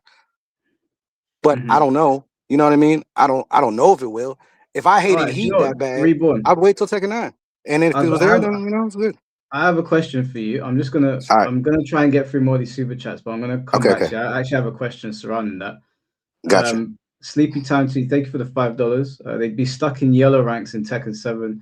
Yeah, I don't think any of us are gonna argue that it's easier to rank up in Tekken 8. I think we all know that. I'm not shaming anyone for it. It's fine, but it is what it is. Fondry, thank you for the $2. Tell Blackheart to lab Raven before he talks shit. I'm pretty sure he's got like GOD1 Raven. I don't know. Blackheart, get out of the back office. I'm not letting you back in so that you and Sophie can start screaming again. It's not happening. Tom, thank you for the $5. If Sophie brings up that BS graph again, I will scream great. Thanks, Tom. Okay. Mike ATL, thank you for the $5. Can people stop using GOD as a measuring stick for Tekken 8? It is 8 ranks away from the top rank. What rank in Tekken 7 is 8 ranks from Tekken God Prime? Well, the problem with Tekken 8 is that they just added a bunch of God of Destruction ranks. And last time I spoke to, I think it was Jay. I don't know if this was in season 2. I don't know how it was in season 3, but apparently it was quite difficult to get matches up there. So I don't know if it's super difficult to get to the top rank because everyone up there is a beast, or if it's because it's hard to get games up there. I don't know. But I feel like the parking spot for GOD is huge now. It's big as fuck. Crossing that gap from like Tekken God, once you hit God and on your way up to God ones, man, that feel like I'm walking through the Sahara. I don't know, man. I feel like I could play Tekken 8 tonight and get to GOD and get to GOD1. I don't think it's. I'm not going to say it's not hard. Also, main panda, so there's that. Oh, okay, so you're just catching people off guard then. I try, man. This is the hardest I've ever had to fight as a bear in Tekken. I ain't gonna lie. Like motherfuckers be ready for shit. You know what I mean? I'd be like, damn, I don't get the matchup advantage I used to get. I'll tell you that for sure. That was GG, fucking thanks for the $5. To the panel, if you're using Twitter as your metric of negativity, you have to keep in mind that the algorithm is literally biased towards it. This is what I tried to say earlier. Like, if you're gonna keep on referencing Twitter as like the place where people are being dogpiled and whatnot, then your Steam metrics are gonna be reviews. skewed. Stay away from it. You hear me? I'll tell myself. Ace, thank you for the $5. Shaman exists, but so does good criticism, except poor because that's people complaining about nonsense. As for Tekken 8 hate, it depends person to person. Yeah, I've noticed that people that think that there's Tekken 8 hate going on, when they point me in the direction of the hate, it just sounds like decent criticism to me. So we can establish what hate is, actually. We can talk about that in a bit. I'll read out a few more and then I'll ask Reborn the question. Tom, thank you for the $10. I don't see why anyone should be soft and polite about this bullshit. The devs lied twice about listening. Why support a group that lies and gets paid for it? I bet Tom don't play Tekken. Yo, see, look, you see, Mike. I know Tom Tom's a big Mike supporter. I love Tom because he's very loyal to you. And I bet you hook him up to a lot of text and X. Did they lie to us twice? I bet it'll ding green, and that's a goddamn lie. All right, these lot want Blackheart to come back in. I'll make you a deal, Blackheart, because I know you're listening. I will let you back in the stream if you and Sophie agree to do a 1st to 10. Please, I want to watch that. I want Sophie. If you and Sophie I'll do agree the to do a 1st to 10. first, What I want him to do, what I want him to do is show a clip on his stream that I'd like to, everybody's saying that he's not misinforming anybody. You know what I'm saying? And that's what I want to do. I just want to show that his exaggeration got to the point to where it could possibly mislead some people. You know what I'm saying? So if I he's beat him willing in to the do first that, to I want 10. him to Put do that as the 1st wager. Yeah. So I think that part just leaving. I think we just leave that in the dust. Really, like, I mean, Blackheart got his people, we got your people, Mike got people. You know what I'm saying? Just was business. That's the right, Mike. Business. Man, get that Ain't got no motherfucker. people. Sophie beat his ass. Beat Blackheart ass. That's what we want to see. Beat that sorry 24/7 Tekken 8 player. Ooh, while we're on the subject, Blackheart was one of those people, ladies and gentlemen. You want me to Make show him me speak only y'all his Italian. YouTube? Hold on. Yo, see, Reborn, hey, he was one of the people that I researched. You go to his YouTube page, go to his oldest video, he only had one Tekken 7 video. You know what the rest of the videos is? Ding, ding, ding. Tekken 8. Get that Tekken 8 lover in here, baby. We want to see him. Hey, well, I will say, hey, I got Tekken 5 videos on my shit. So you know what I'm saying? Yeah, hey. A lot of these Tekken 8 haters content starts with Tekken 8. That's crazy. Like, hey, what does that mean? You didn't get out. You didn't lace the boots up to start a YouTube channel just to hate on something. Who does that? This is a reductive point, but I'll come back to it. Let me finish getting through these so we can move on. Follow. Ace, thank you for the $5. Within a couple of days, Jack 8 has an infinite, and don't play it. I've been playing Tekken 8 since I was 7. Since I think he means Tekken since I was 7, so I just stopped playing after 20 years. He means Tekken. But yeah, I hear what he's saying. I know people are having trouble putting it down. I would still encourage you to put it down though. Yo, Mike, tell him that the infinite is gone. Come on, Mike, be positive. No, fuck that. It's gone, right? Thank you for the $2. Tekken 8 is an old head rage bait only explanation. Tekken 8 is old head rage bait. Yeah, bro. Listen. Every Tekken is old head rage bait. Fuck yeah. Also, thank you for the 20 euros. Sophie reminds me of June from Wacky Game Jokes for Kids, with how tryhard they try to appear despite the unfortunate self-portrayal. No one would mind if they paused the role-playing sometimes to actually make a serious point. Why? Role playing what? Like, this isn't what I believe. Nah, they just mad at the VTuber sitch. Yeah, they're just they can be mad. The whole VTuber thing. I don't know. I think what he means is that like your points on Tekken 8 are you're not being genuine. I think that's what he means. I am being genuine. You know, I'm trying to have an open discussion. Any of you guys are welcome to talk to me about it. You know. So I'm being honest. If you're gonna call me disingenuous, then then that's okay. But I believe in my heart that this is that the Tekken 8 is actually a good game. So Okay, Mr. Mosk, thank you for the $5. $5 Gish Galloping. I see there's been a lot of Gish Galloping today, but we'll Is that a new back. word? What is that? Do you guys know what that means? Should I be offended? Is that an it's a offensive type word? of debate thing. Yeah, so basically it's a debate tactic where I ask you, I have a premise, I ask you a question, and you muddy the waters so much that we lose the actual premise. The question is lost because the goalpost has been moved so far and so many extra points have been thrown into it. It's similar to like poisoning the well, where It's like like straw someone man will type shit. kind of. It's like if I your gish galloping is add basically a like bunch of poisoning the points. discussion. Like you're not answering the question. You're saying 10 things surrounding what I've asked you. Okay. I'll at least on my part, I'm trying to make sure I don't do that. Tom, thank you for the $5. The amount contradicting gaslighting is insane. I've seen less gaslighting from Dai Li agents. My God, Tekken devs got yelled by the wallets. Well, I mean, if they really like the game, then it is what it is. They ain't got me though. I ain't spend a dime on that game. Yo, let's attack the motherfuckers that's playing the game, just saying they hate it. How about that? Like, No, what no, do no, y'all no. feel We're not about doing them? that. No. What do y'all feel about them though? Like, I ain't getting no money off yeah, this. like, I don't we know what. spoke about them. no, when someone don't like something, I seen plenty of people stop playing. Like, come on, man, stop that shit. We'll get to that. I'm almost done. Nicodamus, thank you for the $10. Shinblade forgot that he's a pro player. It's a different experience from a regular player, so of course it won't be fun if you're trying to go pro. See, like I said, my POV is different from a lot of people, so I can't. I guess he might be right. Cameron, thank you for the $5. Black Heart community is based on passion and love for the game. Yeah, I'd That's what agree they with that. call it. Passion. I'd agree with that. I'd agree. I think they're having fun. Like I've been watching Black Heart's videos. They're very funny.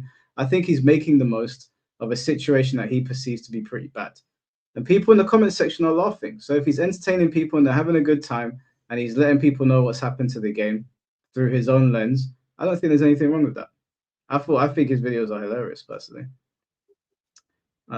Anti-Monitor, thank you for the €5. The discussion moves in circles all the time. No common ground will be found ever. I don't know. I think we found a little bit of common ground. Shinblade accepted that I'd whoop him on Soul Calibur. So definitely common ground. I'll put Raphael's source up off your ass, Mike. How much you want to bet? Mike, I'm gonna put that How much you want to bet? off your fucking ass, boy. How much you want to bet?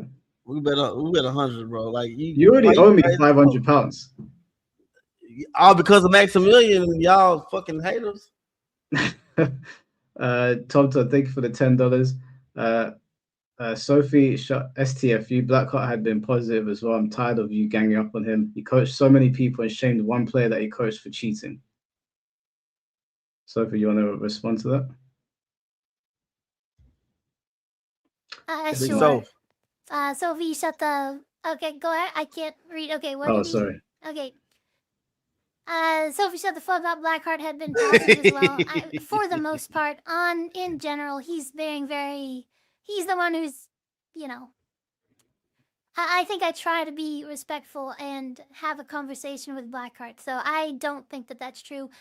Even whenever he came on stream today, I tried to keep it civil, but he wanted to move it along, and I'm not just gonna let people pick on me and stuff like that. So whenever he started doing that, I was basically like, okay, like the gloves are off, sort of thing. He also says I'm tired of you ganging up on him.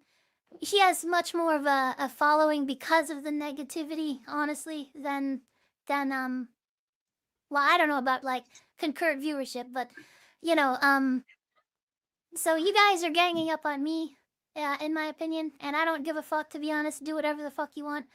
He coached so many people and shamed one player that he coached for cheating. Fuck him. So yeah, exactly. Fuck you guys. Like seriously. But it doesn't matter. Like, I'm here to talk about Tekken 8 because I believe it's a good game. And if you guys just want to keep on, and they do too, saying that, the right mic. You know, I don't know what to say. Like, Tom, you're welcome to have your own opinion. I have open discussions on my stream all the time. But of course, you guys are not going to come there because, you know, I'm like, tell Tom stick that want T to up his actually have ass. the conversation. Yeah. So yeah. My thing to Blackheart is always open. You know, if Mike doesn't, I don't know if Mike wants to host it or not, but I'm always open to proving that he has misled people with his content. So go ahead. Okay, you know what? With you and Blackheart, if you two genuinely want to have a conversation, I don't mind hosting it. I don't think doing it in a group discussion is a good idea because no one else is going to get a word in. So if you guys want to do that, Yeah. that's fine. But I think the people want to see a beef set. I Yes, think please. you guys are content creators. People like being entertained. I think people want us to end in a beef set. So if I host a discussion between you two, it has to end in a beef set. You guys have to agree to that. Okay. I think Sophie's I'll on do the board. beef set. Like I don't like what I want to do. Like I'm on Yeah, board Sophie with ready everything. now. What I want him to do is yeah. What I want to do. Hold on. Okay, I'm I like don't think Soft Heart's losing ready though. my breath here. But yeah, like Blackheart doesn't want to do it, and what I want, okay, he wants a beef set, he wants to show he's a better player when I'm fucking washed up, whatever. Fine, you know, go ahead and do that. What I want to show is he actually possibly misleading people through exaggeration? So if you guys Okay. can set that up for me, I'll do the beef set. Let's do it. 100%. I'm Blackheart. I need a response from you now. I need a response. Are you going to agree to? You don't have to do it today because I know no one's set up or ready to do it. But I want to run a beef set between you two that you can do the discussion and then it culminates in a beef set. Let's do it. Can we get I you? got Sophie said $5 she's on down. it. Let's Sophie also said bet she's on down. whether he takes it or not. Yeah, so Blackheart, I need a yes or no, not a let me in. He's typing in the private chat, let me in. I'm not. I need a yes or He a no. won't Are we getting fucking the do beef it. set? Firstly, I wouldn't have that. I'll wait for him to respond. Let me get to the other super chats while I'm waiting for him. Mr. Mars, thank you for the $2. Here comes the Italian screaming. Blackheart, you ain't coming in till you agree. I'm gonna need an agreement from you. MK, thank you for the €5. I don't know why we're arguing about Tekken 8. We know Tekken 7 has better gameplay. It does. That's irrelevant. It's Fuck got no. shit neck. It's got a shit netcode. So Yeah, It don't matter. let's That's not the game yeah, now. let's just make assumptions. You can't find somebody that can say that with a straight face. it is 100% a better game to play. Hell, what? Nah, I like Tekken 8. I'm playing Tekken 8. I'm not going back. Ain't gonna play no man. Fuck no, man. Come on, y'all remember that damn game? I'm playing Tekken 9 when that shit comes out. Yes, I'm gonna play Gundam Tekken 2. I'm gonna get to my Megazord and back one the fuck out of y'all. That's. I'm gonna ask you guys that question. Actually, I'm curious to hear what you have to say. Sleepy Time T, thank you for the $2. I'd rather Sophie leave the call. Well, she's not, so I appreciate the donation though. Tom Todd, You ain't gonna thank you take for the that feedback though? That's feedback. What, that she'd leave the call? Well, No, I I'm did. just saying. I said she's I'm not. just saying. You just said she ain't gonna do it. Like, fuck it. You know what I mean? You acting like a dev out here. What? Okay, Blackheart said that he can try, but if it lags, we stop. No. You either run the first to 10. If it lags like it did with Moonsault and D all the way G, then fine. But if it's a bit of spikes here and there, you got to run the B set. I need a yes or a no from you before I let you in this. Black, are you scared? You got 50 GODs. You scared? Are you scared? You got 50 GODs. Okay, he said yes. I'll let him in the call then. I'll let him in the call. But you got to be civilized. Don't start screaming. Calling somebody puss while using an AI voice with no face cam is wild. Sophie, do you want to respond to that? Or? Tone. Calling someone, okay, I mean, we already talked about it before, whatever. Like, we can talk about the VTuber, the voice changes stuff, or you guys think I'm a guy. I already said I'm not, you know? I already said I'm not fucking trans and stuff like that. Whatever, you guys can think whatever the hell you want, okay? I don't know why that, you know, I don't know why that's like the topic all the time. That's a deflection. Let it go. Mr. Mars, thank you for the $10. Why is she still on about this? Blackheart has just been over exaggerating his videos for entertainment purposes, and he's not spreading misinformation. I don't get it. Well, they've agreed to do the discussion and the beef set, so we'll let it run. Right, I've got a couple more here, and I'll bring Blackheart in. Tekken is my world. Thank you for the $5. Off topic, Shinblade, is it true you're a 49ers fan? Not gonna lie, I'm a big football fan, and I don't know many people in the Tekken community like it. Yeah, 49ers fan. I guess so. Al, thank you for the £5. If you hate the I know game, then that. Sophie is right. Stop playing. I agree, but we spoke about the business side of it as well. If Shinblade was playing for business purposes, then we have to apply the same logic to content creators. No, Mike, Yes, that's not what yes, that meant. yes. That's not what that That's meant, your Mike. logic, not mine. That's not what that meant, Mike. But it is. Daniel, thank you for the $2. Sophie to Blackheart is what Eyes and to Ichigo is. Cameron, thank you for the $5. Can we ask Sophie if user reviews are a source of a game's value because they are very telling of how the general player base feels? Sophie? Absolutely, yeah. I mean, they are one of many metrics that you can use, and I believe that sales and participation are the best metrics for a product's value. I'm not going to ignore the Steam reviews, you know what I'm saying? But sometimes something can sell well, and you know, wait, and yeah, it can still have bad reviews as well. Like it is one metric that I don't deny. Okay. Kazusa, thank you for the the €2. Sophie is actually Michael Murray VTuber edition. You've been getting that allegation a lot, Sophie. What you gotta think, Michael It's Murray? because know I anything am. about I'm Tekken? actually Harada. Randall, thank you for the $5. That's Cat. Mike is right. I've been right this whole podcast, bro. Shinblade been talking crazy. No, the fuck, Mike, you ain't never right, man. You ain't never right. They lied to us. They you ain't fucking lied to us. know I'm right, Shinblade. Come on, No, man. you're not right, though, Mike. I would love for you to know. be right, man, but you wrong. Thank You're wrong you for on the purpose, €2. too. You're wrong on purpose. I don't like being you need to stop being wrong on purpose. Casual friendly Korean backdash hold back. Yeah, I don't like the changes. We've covered it. We'll come back to it. Tom, thank you for the $10. Hackers are cool. They could probably group up and make a better after school Sophie AI bot, or maybe they can't. Probably a bunch of sorry ass ring a. Thank you, Tom, for the super chat. Appreciate you. Bad Dragon, thank you for the $5. Sophie is in the crowd of people, mostly investors, who want to dumb down games so people who don't play by daily get to beat high level players. No. Yeah, I think that's a fair They statement don't. to Like, no, like, I'm not saying that dumb it down to where people can beat Arthur Ashe, and that's not what you're saying. Like, that's an extremely, like, exaggerated take on, Reaching. like, He's reaching. like I said, reaching. make the game easy to play and hard to master. So whether your definition of lowering the skill ceiling or whatever, I agree with keeping the skill in Tekken. Like, can we all agree with that? Now let's make it easy for players, like by using things like the command card to get them in the game, because the command card doesn't really fucking matter at higher level play. And the same thing with Korean backdash and stuff like that, where they're lowering the floor or they're making it easier for people to do. But at the highest level, you still got to have a really good, clean Korean backdash. Okay, Mr. Moss, thank you for the $5. There shouldn't be an easier or shit version of Korean backdash. Like Heat should not give free electrics with Mishimas. I agree. I think the Mishimas getting free electrics is really stupid. I don't even understand it completely, to be honest with you. Randall, thank you for the $5. Is it possible for noobs as myself to get into the chat? Yeah, I'm gonna open up the floor after we've gone through everything. We'll be here for a while. Don't worry. Mr. Moss, thank you for the $10. Not gonna lie, Sophie gives off homeschool vibes. I'm not trying to psychoanalyze, but it will explain her mannerisms. Regardless, it doesn't excuse her from criticism. It's always Okay, people sure. who don't know what they talk about being so negative. I'm sorry. Apart from me, right, Shinblade?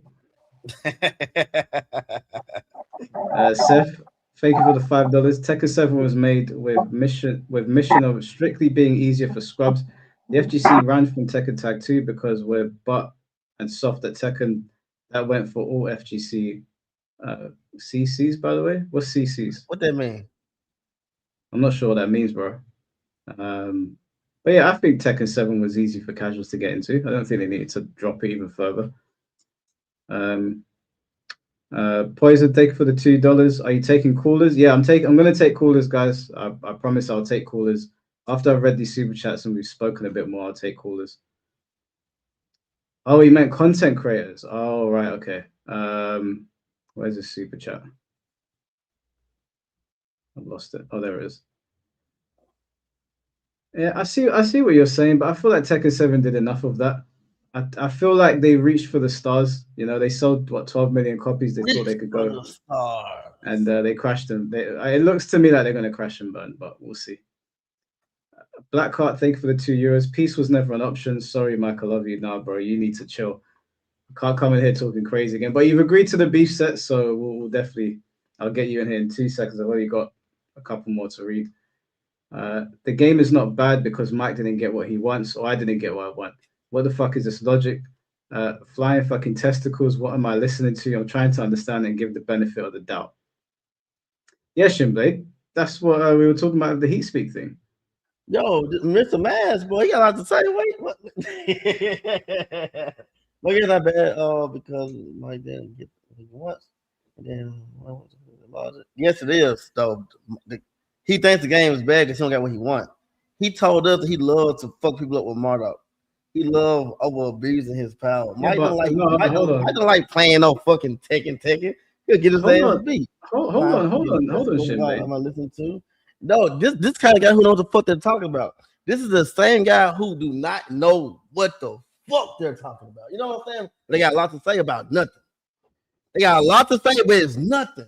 You know what I'm saying? Shinblade. I could tell you why this game better than every other thing, but you can't tell me why the game sucked though. You know what I'm saying? They're going with the echo chamber because it's a cool thing to do. These folks know what the fuck sucks, bro. If you drop this game in their face and Tekken 7 at the same time, being blank, they're gonna go to Tekken 8. They're not gonna play Tekken 7. They have to know others' opinions. That's 90% of people though. 90% follow. They don't get their own opinion. I'm sorry. Like there's no way. Look, there is no way. Like I said, like I've heard from so many people with their good response because they actually got a fucking response. They're like, there's no way you call Tekken 8 bad. Like it don't make sense. It don't make sense. So when you do catch people can't call it bad, okay, cool. What's up? Tell me why. It's cricket. He's been playing Tekken since Tekken 5, and I've shown face on this podcast before. I ain't say how long you been playing the game now. I said that you don't got your own goddamn brain. That's not true though. He does not have his own brain, bro. But Shinblade, every single time I tell you, he does not have his own brain. Mike, if you like the game, he like the game. If you like the game, he wouldn't be talking like this. I put $1 on it. Man, I will put everything on it.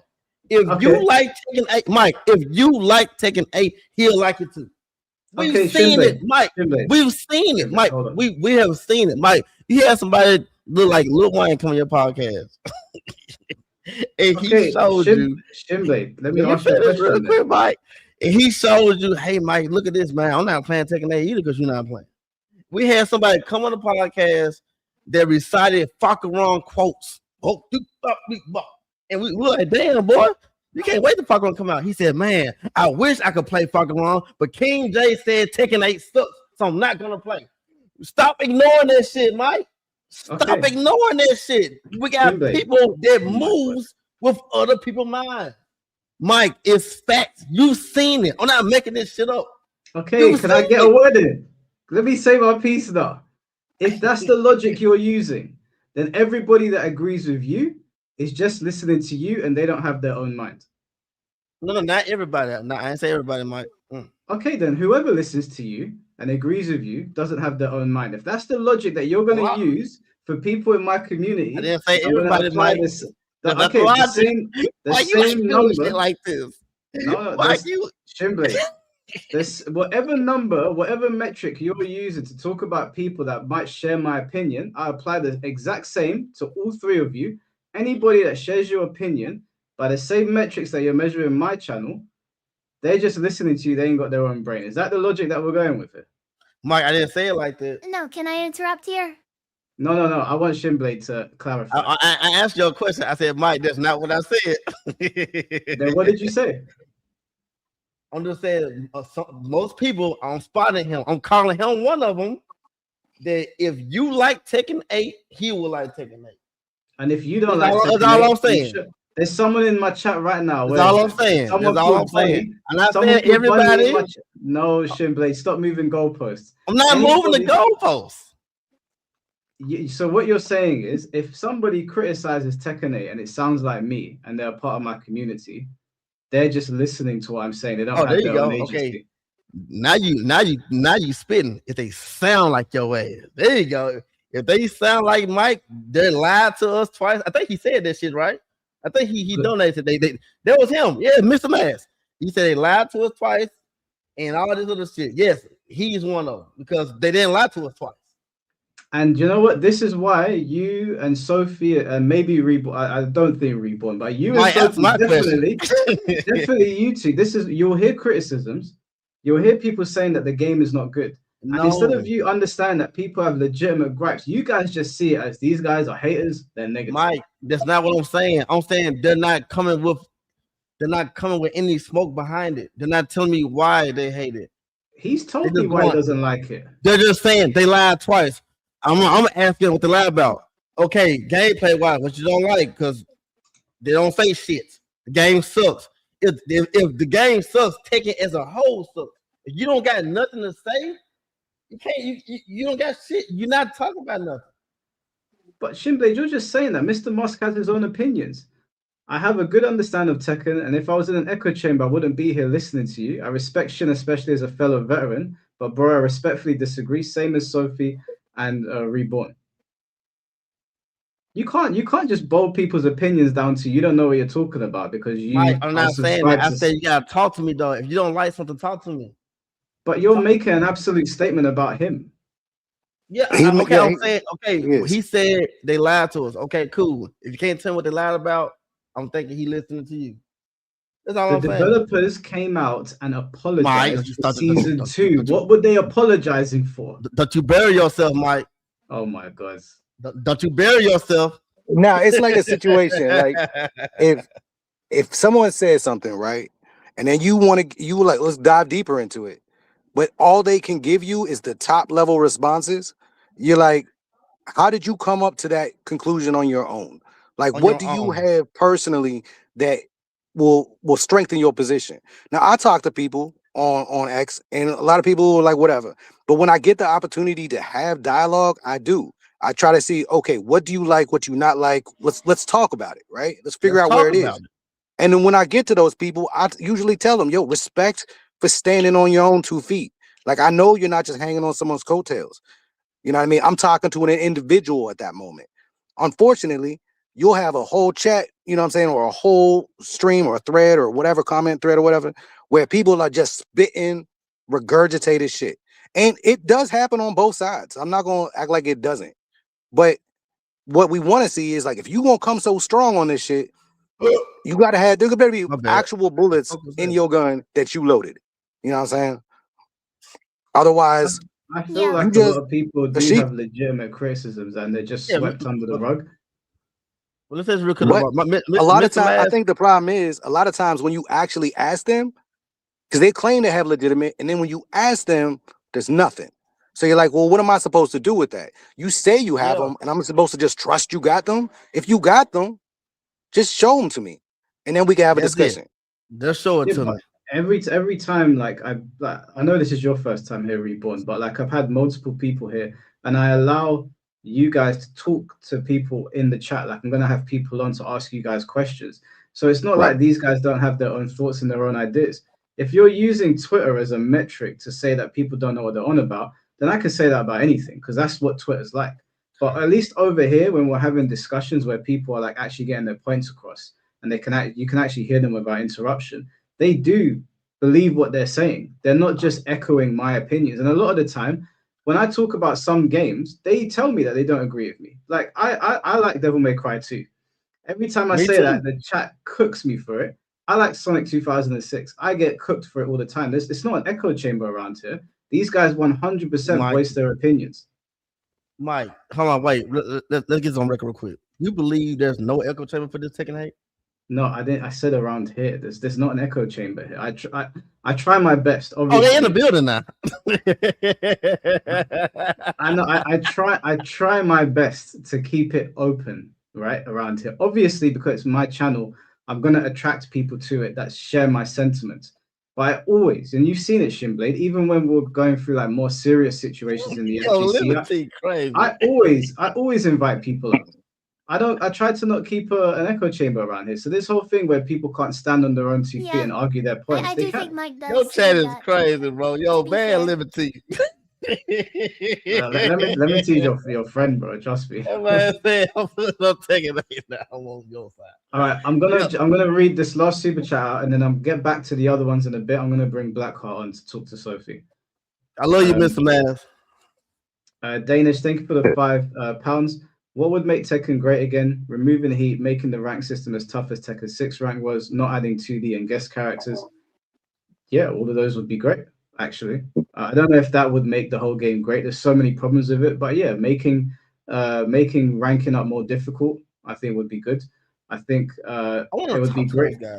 It'd be great to not have 2D characters in the game again, and remove. I mean, like Tekken 8 is what it is. But in the next Tekken game, I hope there's not nothing like that. Reborn, you was around Tekken 6, right? Yeah. How many people we have playing that bitch?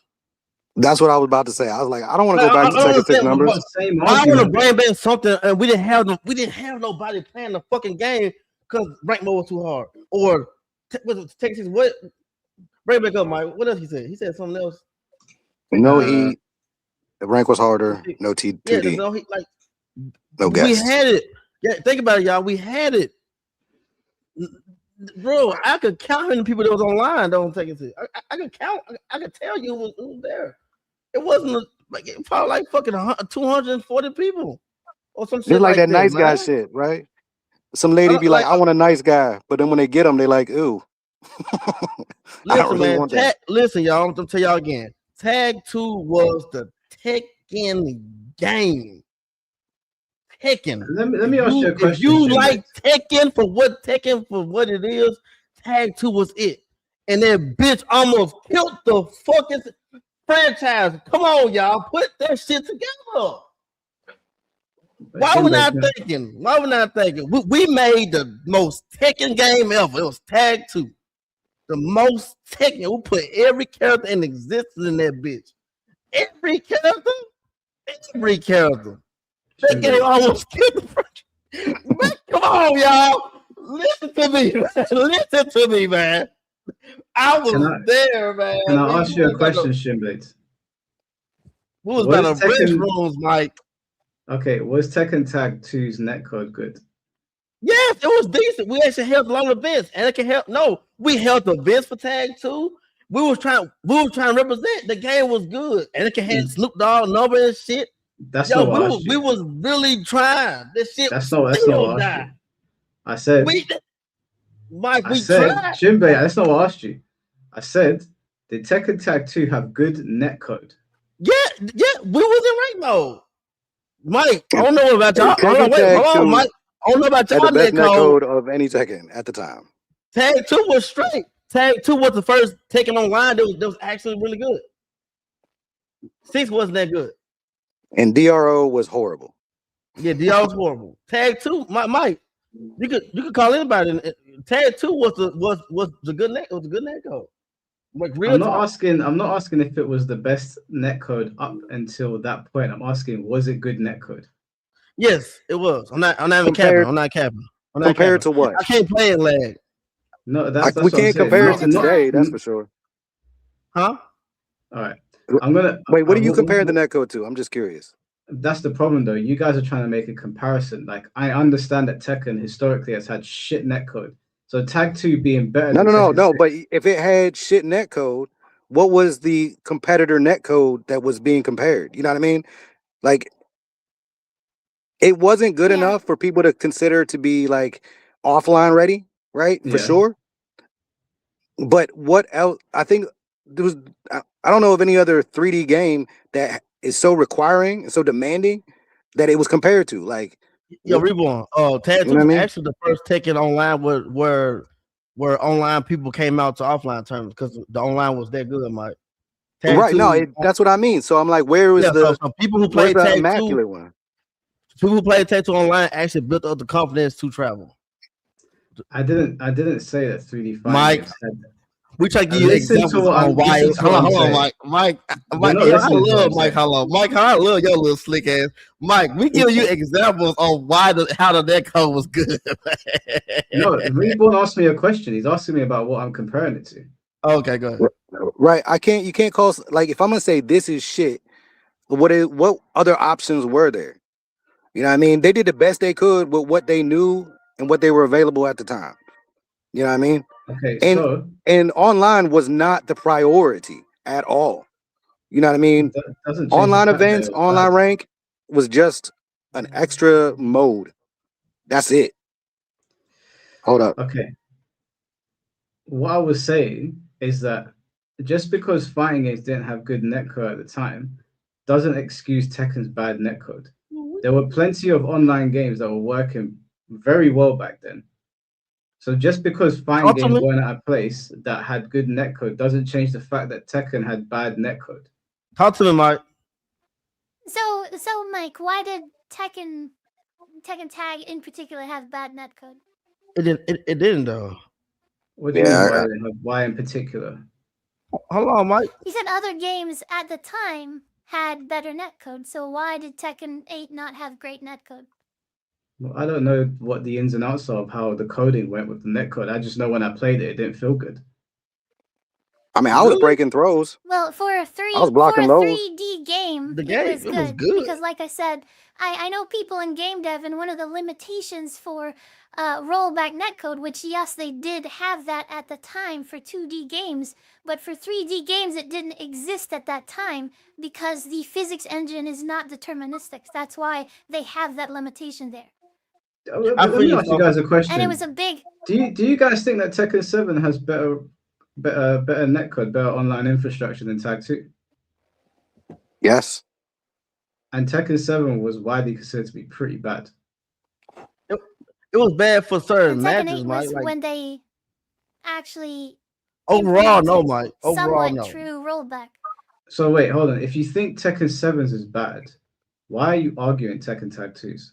Tag 2 had good netcode, Mike. Better than Tekken 7? Yeah, but it wasn't overall like you could play online Tag 2. People was playing online a lot. They're both probably around the same. Yeah, Except 7, after 8, Tekken 7 8 when is the they best it's tried ever to- been. Tekken 8 is the best Yeah. netcode it's ever been. Yeah. Okay. What I'm trying to explain is that just because other What, fighting Dennis games saying? had bad netcode doesn't change the fact that Tekken's was bad as well. And it was bad. I don't know why you guys are saying Tekken Tag 2 Mike, was good. It was not good. Bro, let me call some people. Tekken You don't Tag have to 2 call. Bro, I online was played not Tag bad. 2 from beginning Mike, to end. Mike, it wasn't bad. Mike, I was younger too, so I was playing all day type shit. That shit wasn't bad. Okay. Shit, we gonna have All right. Tekken 9 pop out, and it's gonna have way better netcode than Tekken 8, and it's gonna be like Tekken 8 netcode with shit. I was like, but it doesn't hold any relevance. Hold on, It doesn't mean wait. anything. I'm confused by They're your not chat. gonna Hold say on. that, though. So Mike just saying it was bad. I'm saying, hey, I actually played this shit was good. Yeah. So maybe we had different experiences, Mike. Because you could call people, you could get people on there whoever stayed in America was tell you Tag 2 had some good. I've never heard someone make a defense of Tag 2's netcode. Bro, This is the first I've heard of this. I remember day one, Anakin, after he left, he posted on Facebook, this is how old I am, that who wants to play online? We were like, and we was like online, and we were like, and he said, yeah, it's good. We got online, we're like, oh shit, this is actually good. Hello, guys. Hello. Peace and love. Peace and love. I am peace heart right now. My heart is at peace. Yeah. I reached nirvana. Hello, everybody. How are you? Nirvana. So How's it going, Blackheart? Blackheart, we've made an agreement now. There's going to be a beef set between you and Sophie at a later date, correct?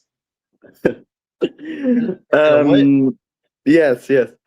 All right, cool. Okay. Very good. Okay, you Okay, have your discussion now. This I'll is let you on guys the know. contention. Yeah, that you on your stream, like you what I'm talking about live on your stream, so that I can show if you are exaggerating to the point of misinformation. Do you agree with that, Blackheart? Because that's No, my I condition. cannot go streaming now. I will go to sleep very soon. Show me your points very peacefully. Yeah, but well, I mean, what I want to do is when you can do that, I'll do the B set because I know you want to do the B set or whatever.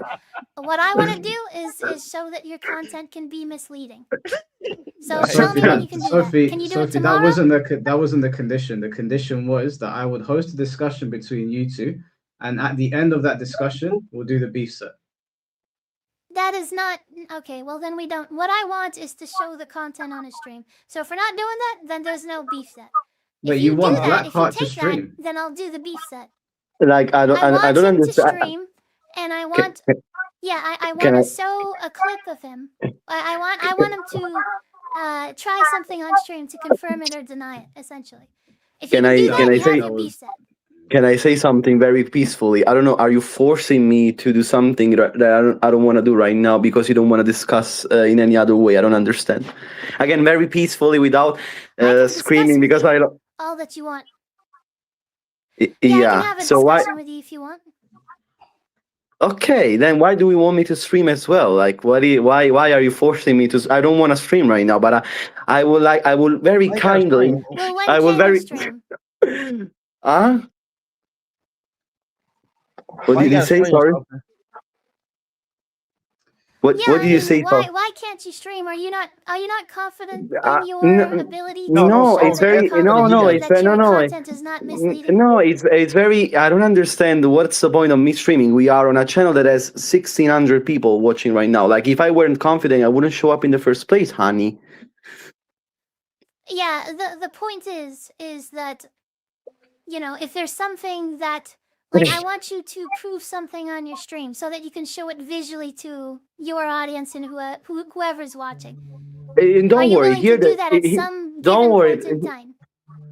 Here, there are plenty of people that watch me and are part of my audience. Don't worry. Like, me and Mike share, and I don't want to stream right now. It's very late. It's almost 1 a.m. here. That's why nobody would watch me anyway. It's very late here. Like, why would I start a streaming session now? How about maybe I want to show something. Yeah, is but it, you show something on Tekken. Yeah, but you will show this to 600 people watching right now. What difference does it make? Is it possible for my callers stream somehow? Then let's do it. Like it's required that it's required that you show that there's a demonstration on something that might mislead people, basically. I don't know if you are aware, but we are streaming right now. So yeah, there will be a demonstration of this. Yes. Don't fucking say. Do you know if you're aware? I want you to stream something on your stream. We right now. You understand what I'm saying, Blackheart? Like right now, we are streaming. Right now, we are streaming. Even though on a different channel, we are streaming right now. All right, great. My whole thing is like, do you exaggerate to the point to where you mislead people with your content? That was the original point even on the first one. I really don't think I do, honey. I really don't think I do. Okay, well, if you're confident in that, then you should be willing to either wager $100 or let's take the 100 off the table and you just stream it on your stream. Like, why don't you want to stream it? It's because you're not confident that that's true. Like that's that's just honey, what it is. I'm here very respectfully, very peaceful, telling you that I don't need to stream to prove a point. I'm very that would show the opposite. I think you I'm do, super though, Like, let's say that you said, let's say that you said that a juggle did a full percentage of damage, like a full 100% damage. And to show that, like I say, all right, show me the juggle on stream that is 100% damage. And if you can't do that, then you would be misleading people, right? Did I ever say something like that? Well, I believe that you said something that exaggerated to the point of misinformation, yes, and I want it to be streamed on your stream so that. Yes, honey, but that's possible. But if someone really believes this, it should be sent to a mental hospital. You know what I mean? because that's the whole point of the Why? content. Because it's very clear from my way of talking, from my way of exposing myself, that I purposefully exaggerate for entertainment. Dear honey, you are. I understand that. It's done on purpose. It's, I don't know what we could call in modern society I never comedy. said that you're not doing it on it's- purpose. I'm saying that you're it's- actually leading people you to know, misinformation. it's when you Like, make do a- you it's when you make Okay, do you agree with that or not? like, there's nothing to agree. Everybody that watches my content will see that I'm exaggerating on purpose. Otherwise, again, they I would go didn't to a say mental. exaggerating. I said giving misinformation. Have you given people Missing- misinformation No, unintentionally? I know. I think I am very knowledgeable about Okay, so Tekken. if I you're don't think. confident in that, then why would you not be willing to stream that content on your stream? Why are you avoiding that? But because I Okay, don't wait, want to stop, stream stop, right stop, now. stop, I don't want to stop. stream. We are Blackheart. streaming all. Blackheart, Mike, Because you don't ever want to do it. guys, stop. This is weird. Mike, please tell. This is so dumb. The agreement, Blackheart, stop. The agreement was that I will host a separate discussion with both of you where you can both sit there, have the conversation, and then it ends in a beef set. Nobody else has to stream if they don't want to. I'll stream it. Thank you. What I want to stream is a clip. I want Blackheart to try something on Tekken on his stream. That's what I want. So what do you want me Never to do? change that. That's my stipulation. What do you want me to Sorry, try? guys, getting people to do beef sets in 2026 is fucking impossible. Mamma mia. Guys. I'm sorry. By the way, as you Getting can people see, as you can see, for the Yo, Sophie, that's impossible. Like he could easily just play do him. that. Yo, Sophie, just play him. Just play him. as you can see, my love for Mike, and I'm not screaming as How promised. about this? How about I? Yeah, And she's Blackheart, interrupting me. how about I And play she's first? interrupting me We'll- again. And We'll see, do the I can't. and I get interrupted. You see why I cannot get a conversation with Sophie, guys? Really, you see why? No, She go constantly ahead. interrupts. Go ahead. But She you're constantly never gonna, interrupts when I you're try never to. gonna stream that. No. Yeah, Can I ask one okay. question real quick, please, Blackheart? Sophie, why do you want Blackheart to stream? I can't understand myself. What? Okay, so what I need to do is explain what he thinks about something first. I need him to try it on the please. game to make No. sure that and then I'm gonna show a clip of What? Of, Yeah, what? Can you please say your point already, please? Without so, this streaming thing, I can you believe please? that I have multiple points on where I believe you exaggerated to the point Please where start. you're misinforming. Hold on, Please hey, start. check it. Hold on, real quick. Hey, Sophie, whatever you want to prove with Blackheart, you could do it like on Mike's stream too. You know, if you're trying to prove something while you play, y'all gonna be on a stage. What do if I knew what I need to prove, maybe. So if you're trying to ask him a question while y'all playing and he answers the way you want, you could clip it from Mike's stream. Exactly. Yeah, but since, like, let's say I ask Blackheart, and she says in one of his videos he can do 6 electrics, right? And so to disprove that, When did I have to say- see if Blackheart when did I himself say- can do 6 electrics. This When is an did I example, say that? Blackheart. Like, Yeah, This okay, is but an Don't example. interrupt, guys. Don't Okay, interrupt. Blackheart, let her finish. yeah, so would I not have to show Blackheart actually executing that for me to prove or disprove that he can do it himself? yeah, but Okay, look, Mike's gonna be streaming it. If he cannot do it, flip that shit. Yeah, exactly. Let's stream it right now, Blackheart. We can do that right now. No. Mike is Oh streaming. my god, Get man. on Tekken. Oh my god, Mike, man. Yeah, Mike can stream it. I'm saying that's good enough for your reason. Mike is streaming. He's Can I also streaming please on know? Twitch too. Can I please know what is your point? I don't wanna wait another hour for trying to listen to you, please. No What is point. your point? What do you want me? What do you want? What do you want me said to prove? something incorrect in one of your YouTube videos. Yeah, and what did I didn't say? have the What did I receipts say? At the time. What did I? Yeah, what did I say? mean, are you ready to figure it out? Like, if would you be willing to stream it and figure out what it is? Yes, if you tell me yes. I'm gonna lose my If temper I in a bit. tell you yes, If you tell me what I Alright, need to prove, well- I'll try to prove. Well, I want you to do it live on stream. And Yeah, if you what? can't do that, What? then I'm sorry. Can you? There's no I'm beef at all. okay. If you I'm don't still wanna trying to agree be. to that, then I'm still trying to be peaceful. Okay, for the last time, what do I need to prove? Tell me. I Can I want you to jump prove in something real that quick? you said in one of your clips. I Yeah, don't know what did why I you're say? so scared to do that. Do you please. know What? what? Yeah, what did- Conversation's I don't- done. Conversation Yeah. is over. I can't fucking deal with this. I'm gonna lose my temper in a minute. I'm gonna end up smashing. Mike, my this is desk. impossible, bro. This is Oh, impossible. this is what we're gonna do. This is what we're gonna do. If Sophie wants to prove Blackheart wrong, then we will host a separate stream where they can go over it under the condition that it ends in a beef set. If we can't agree on that, conversation's done. Can we agree on that? Yes or no? The conversation has never started, Mike. But I yeah. agree. Can we agree on that? Yes or no? I'll take that as a no. What's wrong with y'all, man? I'll take that as a no then. I agree. Blackheart doesn't agree. I came here to discuss, but apparently there is no discussion to make. So I guess yeah. Yeah, conversation's over. You're Blackheart, okay, I will message you got it. later on, bro. Yeah, sure. But yeah. No, I heard some points by the others, but okay, if you don't want me to answer, it's okay. Well, did you want to answer somebody else's point? No, like I heard some things in the discussion that really triggered me. That's all. But again, if you don't want to, it's fine.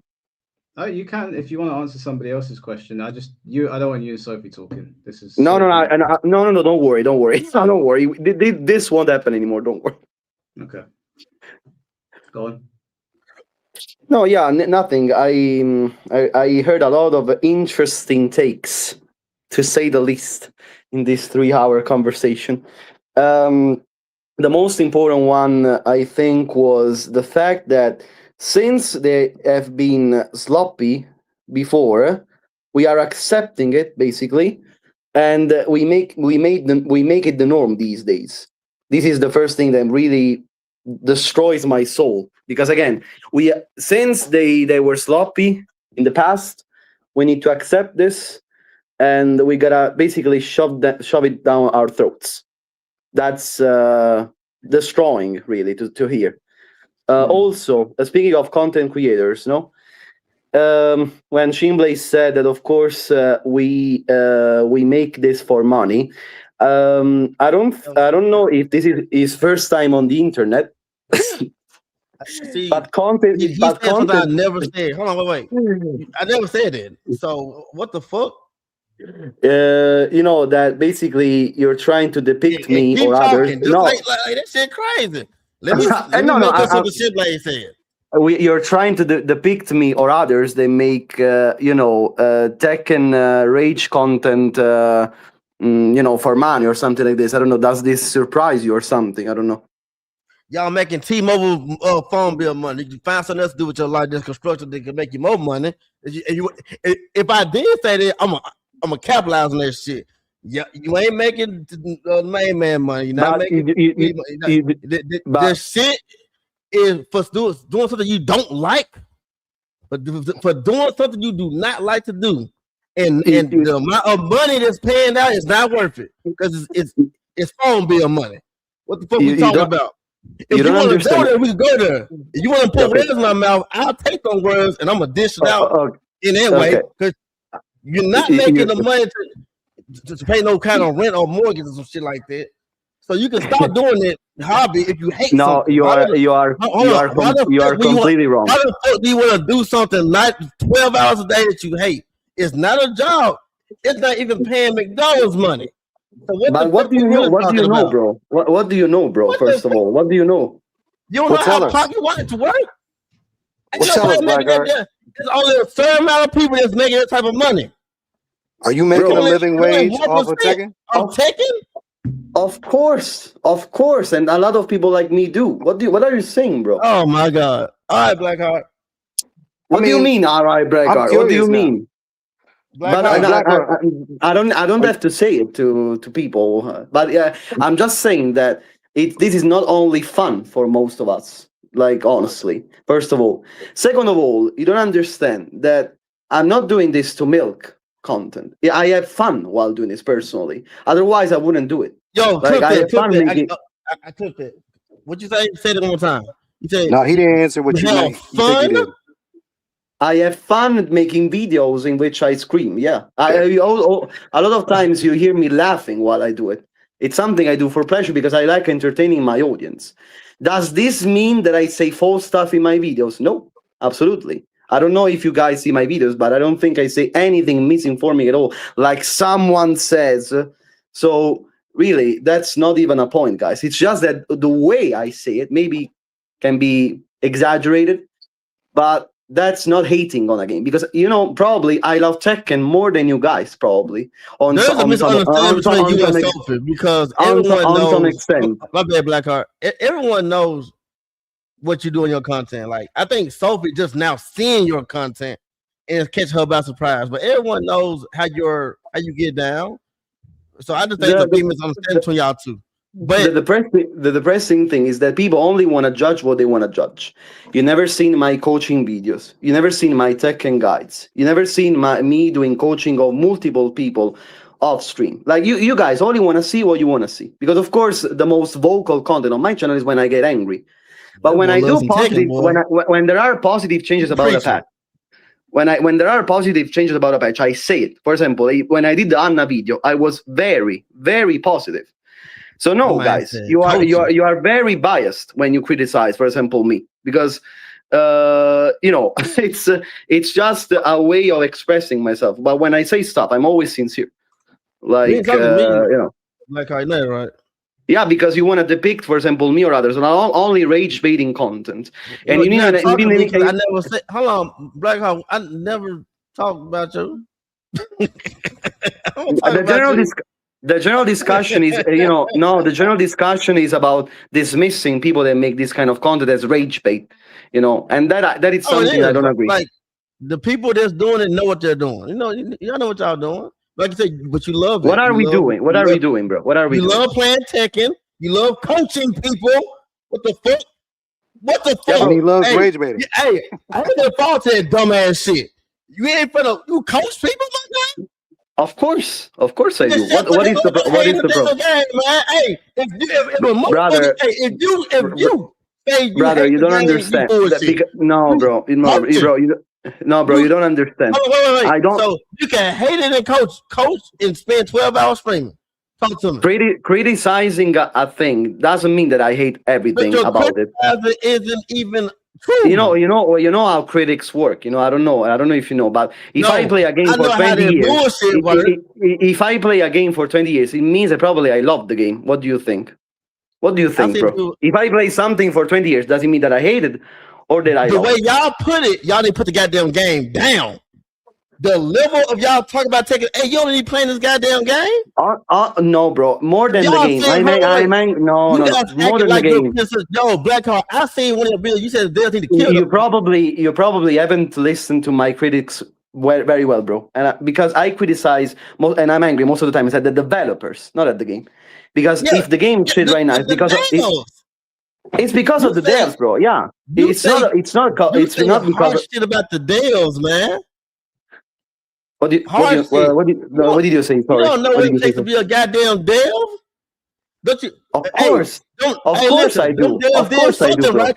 Hey, them devs did something right. You're on the game fucking 12 hours a fucking day. Brother, again, I don't know if you are 12 hours a day.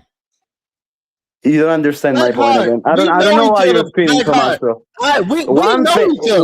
One thing we know each other. You didn't scream Tekken 7 like that. I'm telling you myself that I love the game. What is wrong about that? I love the game. I'm angry at the developers that are turning my game to shit. It's very different. You didn't play Tekken 7 like this. Tekken 7 was good for me. I love Tekken 7. But you didn't play it like this? What do you know, man? You know how many hours I have on Tekken? Do you know how many hours I have on Tekken 7, bro? Blackheart, you don't want to know. You don't want to know, Blackheart, bro. So again, you did not stream Tekken 7 like this. Blackheart been following you for no, bro. Bro, are you stalking? Bro, I swear I play a lot of every character the god in Tekken 8, bro. Yeah, did bro. that in And Tekken 7 though, so didn't you? I had most characters Prime in Tekken 7. So yeah, it's Shinbei, something I always did. Saying that somebody, just because someone doesn't stream something or make content for it, doesn't mean that they didn't love it. It's But how content the fuck creation. you don't do this to me. Shinbei, hold No, on. Wait. But the if funny something thing comes, is, but something comes out that you hate, fuck that. Stop, y'all. You can't do this to me. But something comes out that's trash and garbage. Now I want to make content. Now I want to play all day. No, Shinblade. You can't get me Again, with that bull. You cannot miss it with that bullshit. But you're again, not listening. Too much street smart for Guys, you can't talk bullshit in my ear. You can't do it. It doesn't work. If something comes out that's trash, you're not gonna fucking play it. You're just not. We can't. Again, your brain is not gonna allow you to play something that's trash. Again, I'm trying to really speak with peace. Hey, bro, you can break it out on me, Black Hawk. Hey, I got tough. Hold on, my bad, Mike. Hey, you get mad at me, Black Hawk. Come on, bring it, brother. Can I go, please? Can I go? Tough skin, boy. What the fuck you think? Hey, you gotta be nice to me. This is a proof that you cannot talk calmly with these people. You cannot talk calmly. I'm trying to be as calm as. Threatening me by saying that I'm gonna get mad. Mannaggia quella puttana stronza, vaffanculo. Posso parlare? Posso parlare? Posso parlare? Stronzo. Posso parlare? Posso parlare? Figlio di puttana. That's a black. Why you rage baiting? I don't know that nice shit, man. Get on somewhere with that nice. Okay, so I'm gonna be peaceful again. Okay, so one thing is hating the developers for their job of destroying the game and lying constantly in my face, and one thing is hating the game, because if you play something every day for 20 years, you cannot physically hate that sort of thing. And this is the same problem with every Tekken content creator, apart from Shinblade and Sophie. Basically, every Tekken content creator shat on Tekken 8 since its release, but they're still playing. So what are we going to do now? Are we going to call King J an hypocrite? Are we going to call the main man an hypocrite? Are we going to call FDX an hypocrite? Are we going to call everybody an hypocrite? No. There is a difference between hating the game and hating the developers for turning the game into shit. I called them out. For example, when Season 3 was released, I went under Ikeda's page, the Twitter page, and I shat on him. It's his fault that the game is like this. What the Tekken, unfortunately, it's a victim. It's a poor victim of the developers' action. That's what I was trying to say. So yeah, that's basically it. I don't know how to explain this more. No, Blackheart, I completely understand what you're saying. The problem is that A, Shinbei's not listening. B, it's you don't need if you're not creating content. Rush is a good game. Shinblade, we can't keep on talking over each other. No one can hear. I'm not like when you pissing me off. You're not listening though. You don't even know what I'm saying to get pissed off. You right now, Mike. I want to tackle you right now, bro. You get DDT'd if you try to tackle me right now. I'd like to take a swing at this real quick. We need to finish. We need to finish what they're saying first, and then we can move on. What Blackheart is saying is that just because he wasn't creating content back then for Tekken 7 doesn't mean. By the way, Mike. By the way, sorry for interrupting you. It's false. By the way, I was a Tekken 7 streamer as well. By the way, I know you were. I know. It's just that they haven't done their research properly.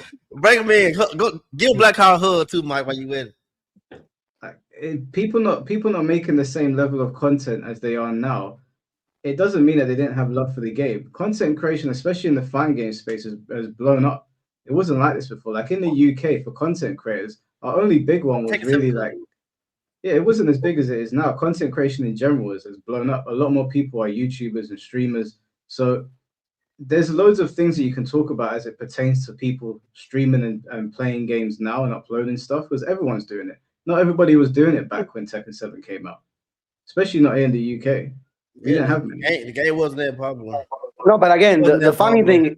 The funny thing is that I streamed Tekken 7. I just streamed it in Italian, and I had 2 viewers at the time. But I streamed a lot of. I still have clips. Do you want to see? Do you want to see when I played Tekken 7 on stream in Italian? You piece of beauty.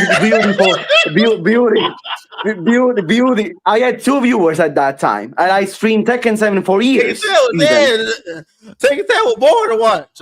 I know. Tekken 7 was Tekken 7. Mamma mia. Hey, I was there. I used to scroll the Tekken 7 little shit. Tekken 7 was boring. 400 people total watching. If Lil Majo there wasn't on, we had like a total like 300 people watching Tekken 7. I remember what y'all don't want to remember.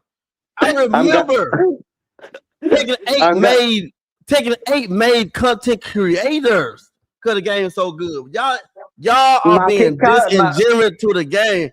Hold on. I'm gonna Go ahead. I'm gonna try to be peaceful again because today I don't want to get angry anymore. Peaceful shit. Are you ready? I don't like that peaceful shit. I don't like that peaceful shit. You just said that Tekken 7 was boring to watch. Oh yeah, damn right. So don't tell me you didn't get hyped when Lil. Vabbè. Can I please talk? Very calmly. Very calm. Very Black Hawk, get mad. But hold on, wait. Are we finna say that wasn't a thing? Tekken 7 was not boring to watch? Yeah, exactly. I was gonna give an example. One example. I think it's enough to say how beautiful it was to watch Tekken 7. One example only. One. Don't tell me you didn't get hyped when Lil Majin was against JDCR in that amazing match in which Aris was screaming his lungs out saying, look at the time. Tell me with a straight... Now tell me with a straight... Player, stop.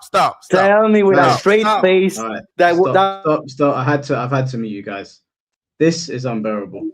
Please stop talking over each other. Otherwise, we're just gonna move. I'll bring my KTO on. We can call it there. I can't even hear what anyone's saying. Let each other finish, and then we can go from there. Like, no one knows what's being said right now. No one knows what's being said.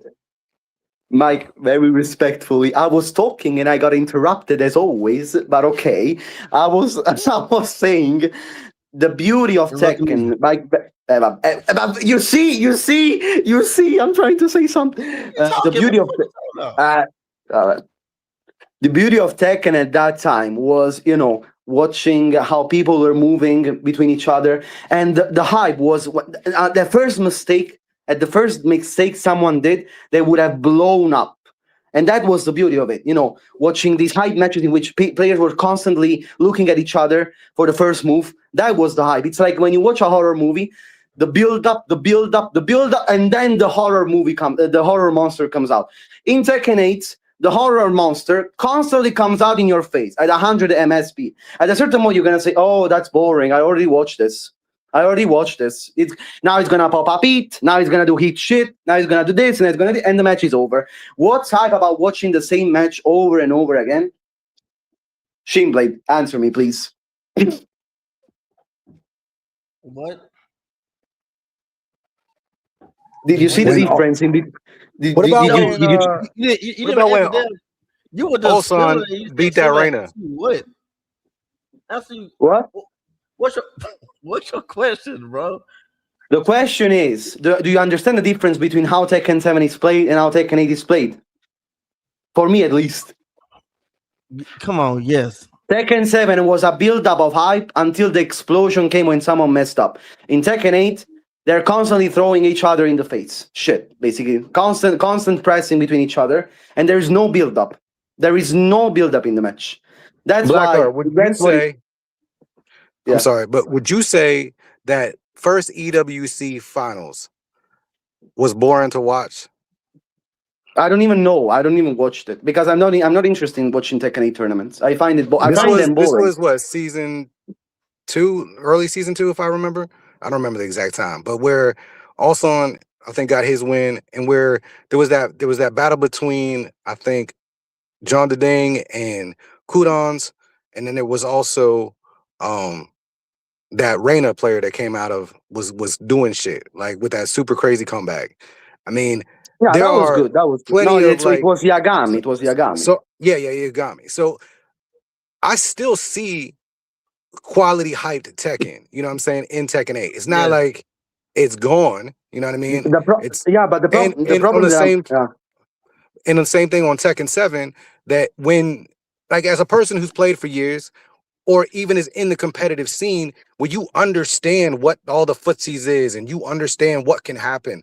And we had some disgustingly good commentators at the time. We can't lie on that. You know what I'm saying? Our commentators in Tekken 7 were amazing.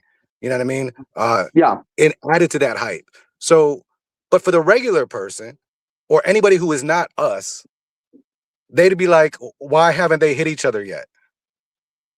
And they're like, everyone's screaming, and they're like, why are they screaming? I saw people do that. I'd watch videos at work or something, and people would be like, it's like 20 seconds and no one's actually hit each other yet. Like, is this good? You know what I mean? So there's that side of it too. There's our side, which we get blinded to because we're in it all the time. You know what I mean? We see things from it's very easy for us to forget. Yo, Trish, you a bitch. My bad, go ahead. What all that shit from, like, because when you look at the pool of players, most of the players are not in the top 10%, right? I mean, the question is the question is very simple. It's, did it pay off in the end? Because what made Tekken 7 great were tournaments and tournament hype. Did it pay off in the end, do you think? Did you see how Tekken 7 reached basically its most selling point in the series with 12 million copies? Probably, probably it was also because of tournament hype. Like, these days, do you think they paid off? If this kind of a shift in the tone of on the pacing of the match, like, people are not watching Tekken tournaments anymore. You see empty seats. I saw personally Girlanda one time sent us a picture of empty seats. It was like a grand final of one of the majors. I don't know, something like this. It's destroyingly to my soul watching something like this. The hype is just gone. So I don't know. Is it paying? Is easy? Yeah. Leroy That Grand Finals did the same thing. the community of Tekken has also added to that distraction from things in it, because it's strong. It was very loud. The S2 scream was loud as shit. Like, that's when people were mad, and people have been affected by it, right? People have decided to say, I'm just going to follow the masses. I'm not even going to try the game out, because why would I try a game out that 14 people said is bad? In that game. You know what I mean? Exactly. So it exists. We've done that damage. You know what I'm saying? We've done that and scared some people. I understand, but are we wrong though? I mean, I understand how you feel, but we can't also ignore the impact that we caused. You know what I mean? Like, and I say we because I'm going to include myself in the entire community. You know what I mean? As because I'm going to benefit or be hurt just like everybody else. You know what I'm saying? Depending on what the changes are. But we did a lot of damage to that thing, and then using that damage that we helped to create as evidence is where it seems like I don't think that's the most valid way to put that. You know what I mean? I'm like, sorry, if I scare a bunch of people away from my party, and then I say, look, no one showed up at my party. It's like, is it the party's fault? Yeah. I can understand your reasoning, but you gotta understand that it's not to blame on us. They did this, not us, bro. I didn't say full blame, but partial. Because if the game was good, if the game was fun to play competitively, I mean, I don't think everybody would have still said the game is shit. You know what I mean? Like with Tekken 7, this didn't happen. It's not like everybody said that Tekken 7 was shit constantly. Of course, it had its problems. Not at this extent, bro. Come on, not at this extent. I don't forget shit. They started playing Tekken 7, went back to Tekken 6 and Tag 2. That was a thing. But Tekken 7 was not popular enough to even catch the damn heat. Niggas stop playing Tekken 7 too. Am I lying? Not at this extent. Not at this extent. Not at this extent, bro. Not at this extent. Reborn. Do you remember that shit? Right now, Tekken 7 was start. Bro, right now there's the mid-season 3 to the end of life. Tekken people had just stopped. They were just they wasn't completely gone. But there was a reason why in season 3. There was a reason why. In fact, for me, that is the downfall of Tekken from that point going on. Because of course, full of dumbasses too. Like people that don't know shit that's talking. This shit we talking about. People saying online, but it's the fucking truth. You know what I'm saying? This bro, but it's people don't know what the fuck they're talking about. But ironically, I'm wrong. But Reborn just told you this was a fact. Ironically, ironically, Niggas couldn't season play 3. Tekken 6 and Tag 2. They said See, Tekken 7 was so fucking trash, they literally stopped playing that shit. in That fact, happened. bro, season 3 was the turning point for the series because from that point going on, Ikeda had a much bigger impact. More and more, and Murray, much more and more. For example, do you remember the last mechanic they made? The new tactics. That was a Tekken 8 mechanic already, basically. A fucking plus 24 wall crash at the wall with spammable moves. That was Tekken 8 already. Like, there is a difference between Tekken 7 Season 1 and Season 2 and what happened since Leroy going on. You can understand this difference or not. In fact, what did I mention? I mentioned JDCR versus Little Margin. I don't think that's a Season 3 match, right? That is I the don't think so. Tekken's downfall going on. So that's in But I fact. think that's Yeah. one of the things, the key factor. Like Tekken 7, T7 season 1 was okay.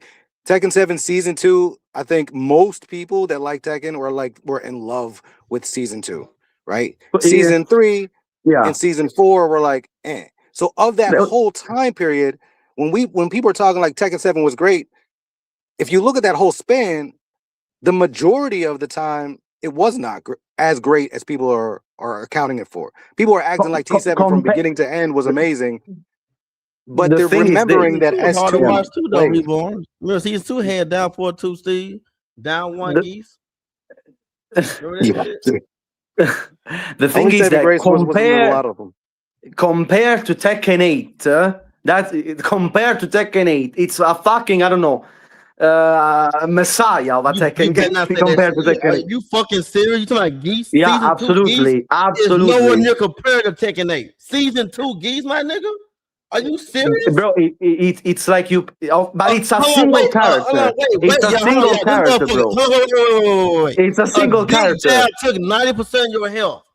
A dick jab took I 90% just said, of your health. bro, I just said that Tekken 7. Bro, can I finish? How crazy you is, Blackheart. I just said that Tekken 7 had its problems. And it's like now in Tekken 8, it's like you pick the worst of Tekken 7.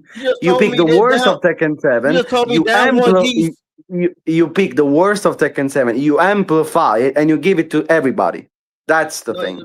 That's the thing. That's why it's unbearable to play. Okay, that doesn't mean that Tekken 7 didn't have its problems. Tekken 7 had a lot of problems, of course. So many problems we had the players either. The 2Ds, for example, the 2Ds were completely shit. Akuma, we didn't have the players. Shimbe, So many problems we didn't even have the players. Shimbe, you got to stop interrupting him. You got to stop. Yeah, he interrupted me though. Hold on, wait. If we're gonna do that shit, I remember damn mic. Reborn saying something, I already responded to Reborn. Blackheart interrupted me. So if y'all want to do that shit, I'll be my damn mic. He interrupted me. Whoever's interrupting who, just when someone finishes talking, then talk. Don't talk while the other person's talking, please. I was talking to Reborn. Go ahead. Yeah. I think one of the things that we are ignoring is, like you said, the atmosphere, right? Content creation is now mainstream, essentially, right? So we've got that. So that means that the voices are going to be heard across a way louder spectrum. The amount of people that we have that came to the game from areas that are not niche Tekken, right? We pulled them from everywhere, right? When they saw Tekken 8, they saw how it looked, they saw it was crazy. Maybe their games were failing, maybe COVID, who knows? But we got a super influx of people for a bunch of different reasons that are outside of just the game. It wasn't just the game that brought those people in, right? They came through. The amount of change to the Tekken 8 world was not just in the game. It was in the environment. It was in social media. All of these things play a factor in elevating different things, right? Elevating whether it succeeds, all those different things. But we're not really, we keep blaming the devs, either crediting or blaming them, when they are a big part of it. I'm not going to dismiss that, but they are not the whole picture. It's pretty understandable why. Of course, the scene has grown from Tekken 7, and there are also much bigger expectations, because now the game is theoretically seen much more like a competitive game from a much broader audience, because of course they tried to expand their audience. So of course, many more people now are expecting way more from them instead of like Tekken 7. I think was still more hardcore. Like, of course, it's still gathered to casuals, but competitively, it was mostly hardcore. You know what I mean? Now, since they wanted to widen up, like to reduce the gap, much more people think now they're competitive basically players. And even though I saw some GOD1 players that played like absolute fucking dog shit, okay, so that there is this huge problem, right, of expectations and also making the game theoretically competitive to a much bigger audience. So at this point, they don't know, they don't know who to satisfy at this point. You know what I mean? Because there are still I'm the not going to hardcore disagree. game. Yep. Yeah, because there are still the hardcores that say, please fix the game. But also they want to know, they want to say, oh my God, but maybe then, I don't know, we don't gather to the characters anymore. That's probably why they are in this kind of situation, probably. And I think the bloat is also not just like rank bloat, but there's, like you said, people feel like they're better than they are right now. Exactly. You know what I mean? Because of different things. Exactly. But they're also speaking about it like they're better. And no one knows, new people coming in don't know if that person is actually good, you know what I mean, or not. But they're going to listen to who they like, how they like, blah, blah, blah, all that stuff. Those things are adding to the thing. I think one of the issues I would say Sophie would have with your method of entertainment is that if someone doesn't know you and they just come across your video, they see a content creator that looks to be respected and is downing the game.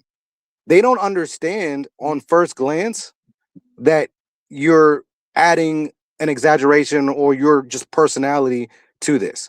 And so they're going to be, they'll take that little clip of whatever they saw and then they'll just run away with it because that's how people are these days. They're headline, they read a headline and that's what they go with. And if your headlines are saying something, but the content is different, I can see your point being like, well, my content is this, they should have looked. But the reality is they aren't. You know what I mean? And now they're taking that and now they feel like they're backed by this content creator on this thing. And so it creates this telephone game where is ultimately causing a more negative impact on the overall scene than you probably intended in the first place. I don't doubt that you love the game. And I don't doubt that you hate parts of the game. But I think I've heard Mike say it, and I think I've heard Moonsalt say it. We're like, well, I'm just a guy. Unfortunately, you guys aren't just guys anymore. You got big enough where you have an opinion that will influence people, whether they should or they shouldn't.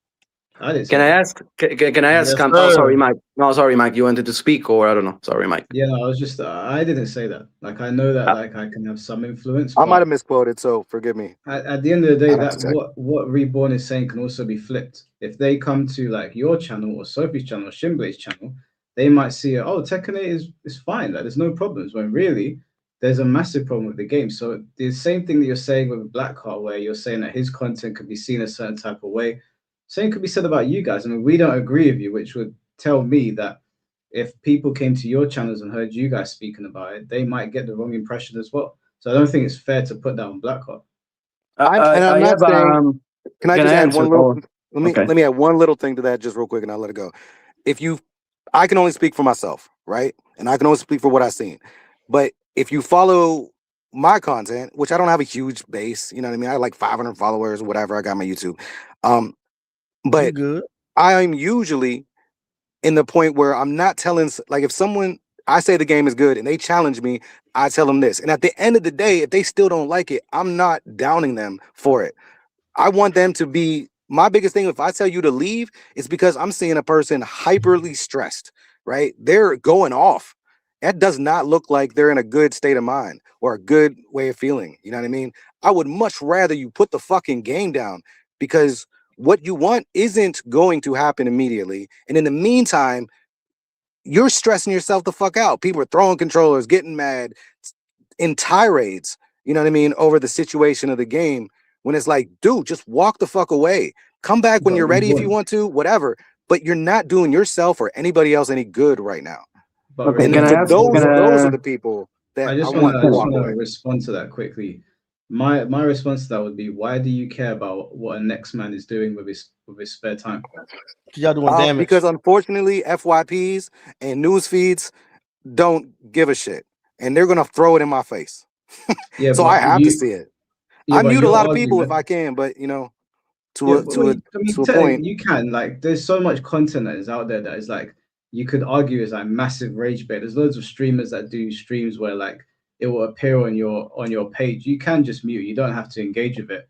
I think the argument where like you're appealing to their sensitivities, I think is a poor one, because that is really nobody's business. If the argument was that you're putting stuff out there that is going to hurt the game, then I think that's a better argument. But if it's just like, hey man, I'm kind of worried about you, and you know you're stressing yourself out.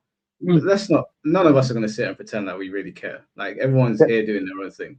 Yeah, Well, can I what I'm saying is, like, answer? I'll post something, and then those people will come onto my post and then respond to me. Like, I didn't go to them; they came to me. So it's Can like, I? what are you doing? I'm gonna say just two things, okay? First of all, imagine you are a complete newbie and you come across my video. The first thing you see is God of War music. Then you hear me in sequences, screaming like a madman, laughing, crying, screaming again, and laughing again. In that moment, would you think I am serious or that I'm making entertainment? Well, people I are don't know. dumbasses. Yeah, I don't What do know. you mean? What do you mean? Cioè, only the fact of putting God of War music, is it so explicitly an exaggeration or not? Like, honestly, I'm very frank right now. If someone doesn't understand that I'm exaggerating and making comedy and joking right now in that moment, he needs to seek a psychiatrist. Really, really, because I'm purposefully exaggerating to the extreme, and then when I get to the fucking point, I'm very critical in a very calm way, even. So you gotta differentiate from when I do jokes, when I make jokes. Like, if we make this reasoning, anyone cannot say a joke anymore because Okay. someone can I interrupt just super quick? wait, no, wait. I'm not finished. I'm not finished. It's like when anyone makes a joke, and you gotta be scared because someone could take that as a real thing. I don't know. My cousin is actually turned into Just let me know when I can an octopus. speak. An octopus. Oh my god, really? Oh my god, really? She's an octopus right now. Oh my god. I'm so sorry for you. Like, do you understand that it's clear an exaggeration? I don't know. It's very obvious, but yeah, Sophie, you can respond if you Oh want. shit. Okay, so like I've been saying, whether you think the game is good or bad, I am not trying to censor like people saying the good or the bad stuff, okay? Let's get that clear. So what we all want is accuracy. Like, if we're gonna actually have a reputation for Tekken, and it's gonna be, bad or good or whatever, as long as Mike Hollow makes something that he believes is accurate, and then that's fine, right? Like, that's totally fine. Blackheart, if you make content that you believe is accurate, then that's totally fine. But you just like said earlier that you purposefully exaggerate for entertainment, right? Of course. And that's of what course. I think But- is not. Well, yeah, but would you agree that exaggeration is closer to or less accurate than just stating the facts? no, because in the Like, video my time, I just state the facts. no, because in the video I also state facts. So I don't think I'm doing anything wrong by Yes, making but a you joke, exaggerate. just to make it Well, yeah, but entertaining. when You you know what I mean? exaggerate, you get further from facts. Like, if I say I'm going to the grocery and I'm going to pick up 2 apples, and then I come back with 2 apples, then that's accurate. That's what all of us want. When I go to the store and say, "Hey, I'm going to get fucking 200 apples," and I come back with 2, there's But a lot no. of difference in between those apples. But who's gonna? I'm gonna say, okay, now I'm gonna go get 2 million apples. Hey, who's gonna take you seriously? Yeah, Like, that's you what you're gotta be doing. stupid. You gotta be Well, stupid to you're- take someone. You gotta be stupid What to I'm take saying someone is a form seriously. of entertainment. While I don't want to censor that, it does misinform people, which none of us want. Okay? Misinforming would be if I said false things about the patch in my video, which I don't. That is misinforming. Which I That believe is that you misinforming. did, yes. No, when? When did I say something wrong about the patch? When? Like objectively wrong, like in terms of data, frame data, all of this stuff. Hi, Hello? well, I believe that I can prove it. Would you be willing to When? go on stream sometime so that I can show you? Maron, say Or it. are you gonna run away? I'm gonna be patient again. Just say it. Just say it.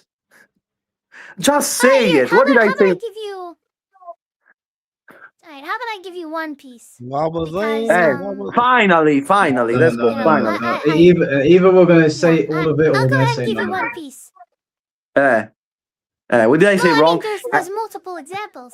And I'd For like to show example, it on stream because everybody defends Blackheart as if... Alright, I'll just shut up. Go ahead, Blackheart. For example, what did I say wrong in my videos about the season 3 patch? For example, Do you believe that I have clips of you saying things vabbè, that yeah, are okay, not vabbè, true let's go about on, let's Tekken? go on, let's go on, Mike, Answer let's the go on, question. let's go on, If let's go on, you believe that, then you should be confident in let's being go able to on. take No, my no, no, no, challenge. no. Sophie, you're not worth of an argument, really. You don't know how to debate people, really. I asked you something and you answer with something else, Okay. really. I don't know if you want to rage bait, really, at this point. Well- I'm really wondering. I'm asking you, Well, the what did offer I... is open. Answer, you should have full confidence. answer, Sophie. What did I say wrong in my videos about the season 3 patch? It's a very simple question. Answer. Nothing. Okay. Nothing. Okay.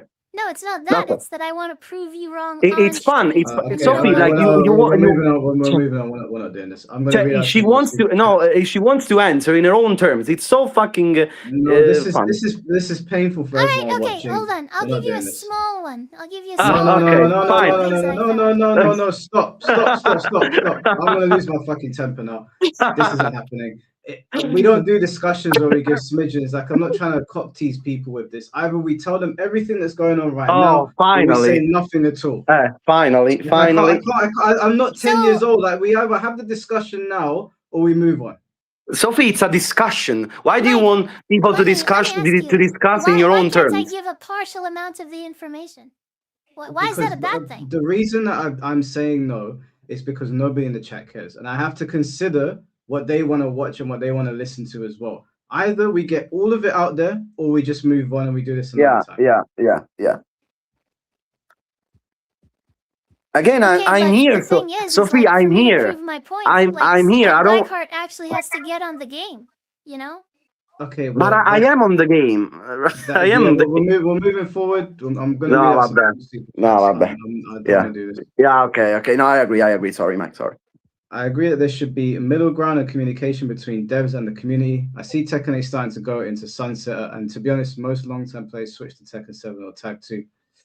I don't know about you guys, but I foresee it. I think season 4 would be pushing it. Season 4 is probably going to be the last season, but that would be, I don't think that would be out of the. I don't think it'd be out of the question for season 3. I wouldn't be surprised if this season was the last one. I'll be honest with you. I don't think we're going to get a season 4. You think maybe? Yeah, maybe. I don't think we will. Yeah. Tom, goddamn tag too much. I'm back on Tag 2. I'm having a I'm great not playing time. that bullshit. Who did you play in Tag 2, Mike? Who did you play in Tag 2? I played Jinpachi and Feng as one team, and Oh Ancient Ogre and Marduk on another team. Boo! But right now, I'm playing Jinpachi Marduk. It's a foul team. It's a foul team. You tier whore, man. I'm like, I think Jinpachi's my favorite character. I think Do you season know- 3 has some surprises up its sleeve still. I'm not ready to throw in the towel. I mean, if people want to doom it, that's fine. We'll see what happens. People doomed AK, turned out okay. They doomed Fuck, turned out okay. Okay, the Doom what I mean? Zoe too. She ended up being. They doomed Zoe. They were a little bit more cautious with Zoe. I'll give them that. I But, still you know don't what I mean? understand what you guys mean by dooming, but okay. Like Well, now they said now AK was going to be just criticizing- all stand slop. He was going to just be, that's all his whole thing. He has no identity. But it's He true, came out though. to be It's pretty true. strong. I mean, Yeah, in your but it's opinion, but a true. lot of people have come out and said after the release that we didn't have anything to worry about. Same thing happened with Falk. And of course, with Miarizo, I think that was they were caught more cautious, and people are like, "Oh, she's not just a Soul Calibur character." You know what I mean? Like she's fitting in. She's not OP. So if people want to do them, No, that's fine. That they're no, gonna do it. That's okay. It's gonna but happen. That's the everyday these days. But I'm just saying, in my personal opinion, season 3 has a lot to prove. Right? It's gonna have to overshadow any down players, right? Organically, right? Yes, it That's is. just what's going to have to happen. We're going to either lose a bunch of players and the game falls and dies, or it's going to do well and we'll get a season 4 and we can still do them if we want to. But the more the credibility dies, I think one of the examples that Mike had brought up, where you could just have people, if the content creators are all saying this game is glorious, right? But then players go and play it and they're like, "Ooh, that's what the fuck are they talking about?" It would work. It does the same effect as overdooming it, right?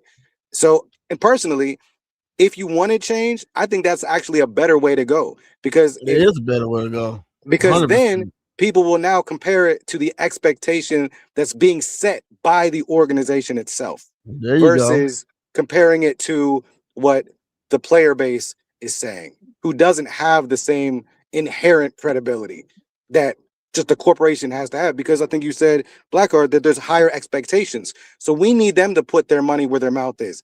And if they're going to shut us up, then they're going to have to speak for themselves and then put their money where their mouth is. And if they can't do it, then you'll see change, right? But Yeah, I, because But talking we're shit. kind of like giving them an out.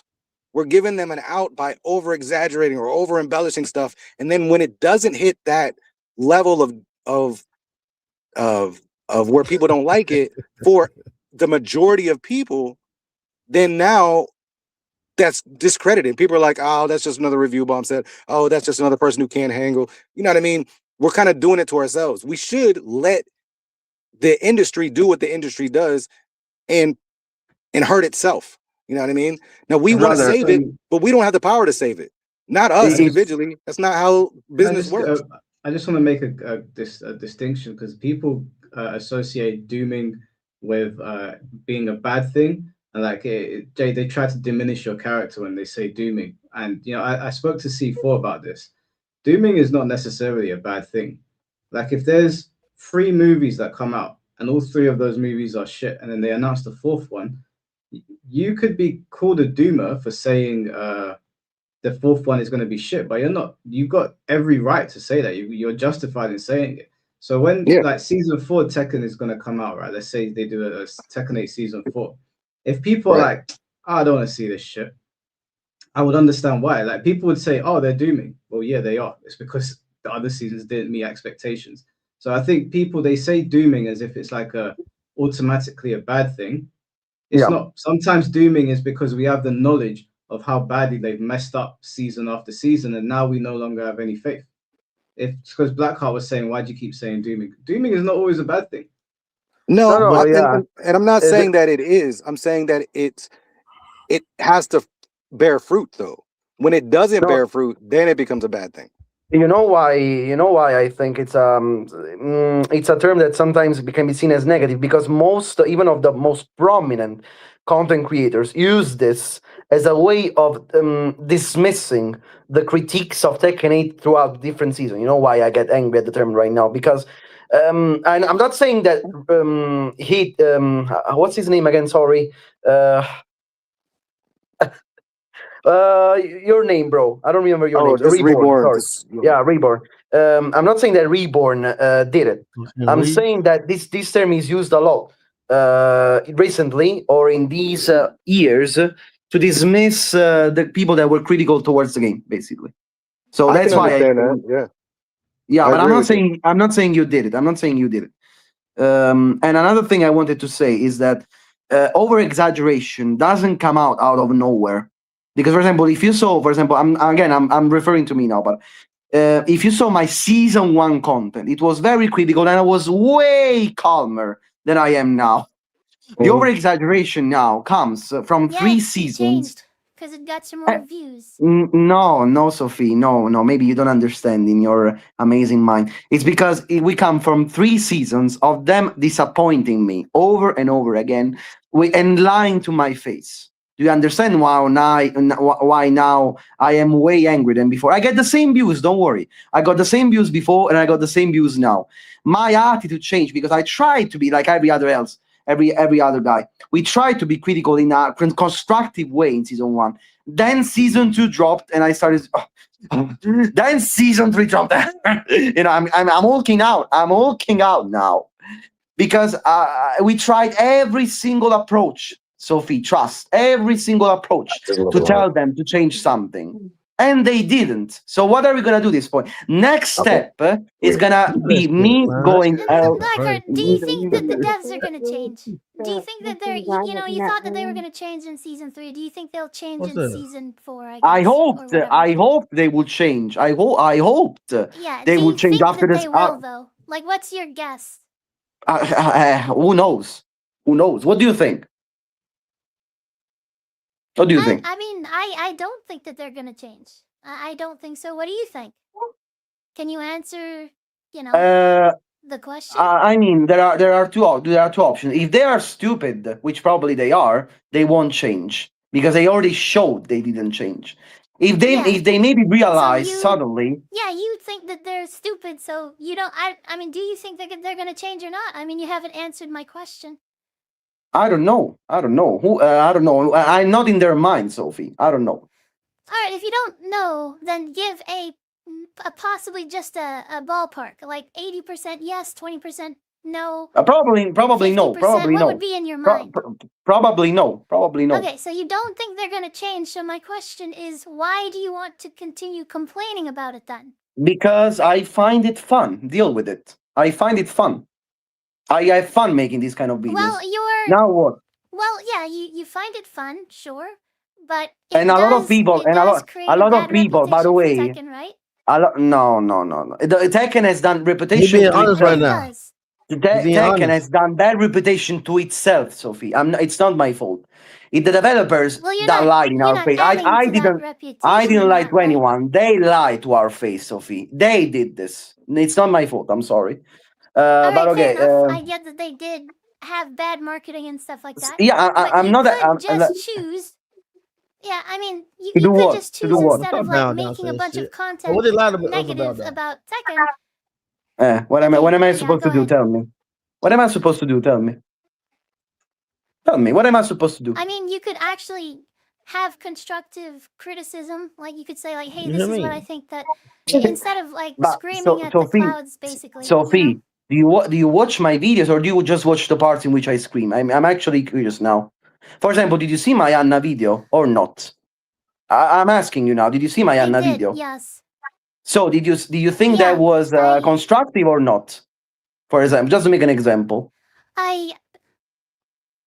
At 8:25, you said, "How can you manage to make a character so bad in terms of your tools? I don't understand really what they were thinking. What is the balance here?" At 8:35, you said, "Why doesn't she have a +1 homing that does at least 30 damage?" At 10:40, you said, "I think she needs an unblockable homing low that launches with no possibility of doing that is any damage." not Sophie. There's so many examples Sophie.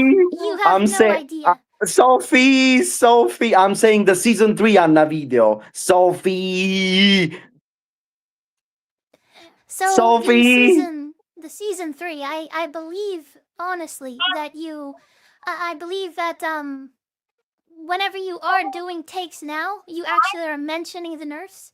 Whereas whenever I asked you, I asked you one simple. I asked you. Those under. I asked you one simple question. Answer the question about Anna. I asked you one simple question. Yes or no? Did you see my season 3 Anna video? I don't believe that I have. Oh, Let me see if I have. Watch it. And why Watch is it. that some sort of gotcha? Because in that video, it's one of the many examples in which I'm constructive when they do something right. The Anna video was positive. It was a positive video because I actually liked the Anna changes. That proves the point that Anna video after you talked with me or not? And what does it change this? What does it change this? what changed is I think you changed your behavior after I called you out No, for no, no, exaggerating no, and no, possibly no, no, misinforming no, people. my dear. So my No, question no, would no. be, did you No, do no. the Anna video after we had a conversation or not? After your video, Can you I answer did that both. question? I'm answering. Well, After there your you go. video, I'm answering. After the discussion with you, I did both the Anna video, but also the Jack video. The Alisa. Did you watch the Alisa video? Because I can All be of both. those are Still, after we had the discussion, and I think you've cleaned up your behavior a little since then. So I will give you credit no, there, but it doesn't I change just, the fact that you've I had plenty just, of things before that. Right, I okay, just, stop, wait, stop. Sophie, this is incredibly disingenuous. Like, he oh didn't my clean up his God, man. act because I you don't two had think a so. What are you conversation. talking about? It is incredibly disingenuous because Blackheart's been coming to this podcast for a very long time, and he has always offered constructive criticism, and he's always given them praise when they do something right. So you focusing on the videos where Mike he really lost his defends shit is you. incredibly unfair on Blackheart. And It's also, unbelievable. I think It's it's honestly also unbelievable. unfair that you've targeted Blackheart when I have also done things for entertainment value in my videos for a very long time, for almost 3 years now, but Blackheart's been the center of the But attack. I didn't see you misinform people. But Mike, where that's did the I miss him? difference. You're less exaggerating than Blackheart. Blackheart's not misinformed anyone. He's not Oh, told anyone any Maria. misinformation at all. Sophie, Wow. Well, No, you in that but domain right if now, he has Sophie. not misinformed anyone, he should be confident, honestly, in taking Sophie, my I'm challenge. sorry. Sophie, Why I'm sorry. doesn't I'm he gonna. want to take my challenge? You are. I'm But sorry, but Blackheart, Alexa, stop. Blackheart, stop 1 sec. I've issued a challenge to both of you. So neither that Blackheart said yes and you said no. You want him to stream it. He doesn't want to stream it. I I've said agreed if on the condition that he shows that clip on his stream. What are you talking about? he I doesn't agreed. want to Go stream. back to the thing. I said yes.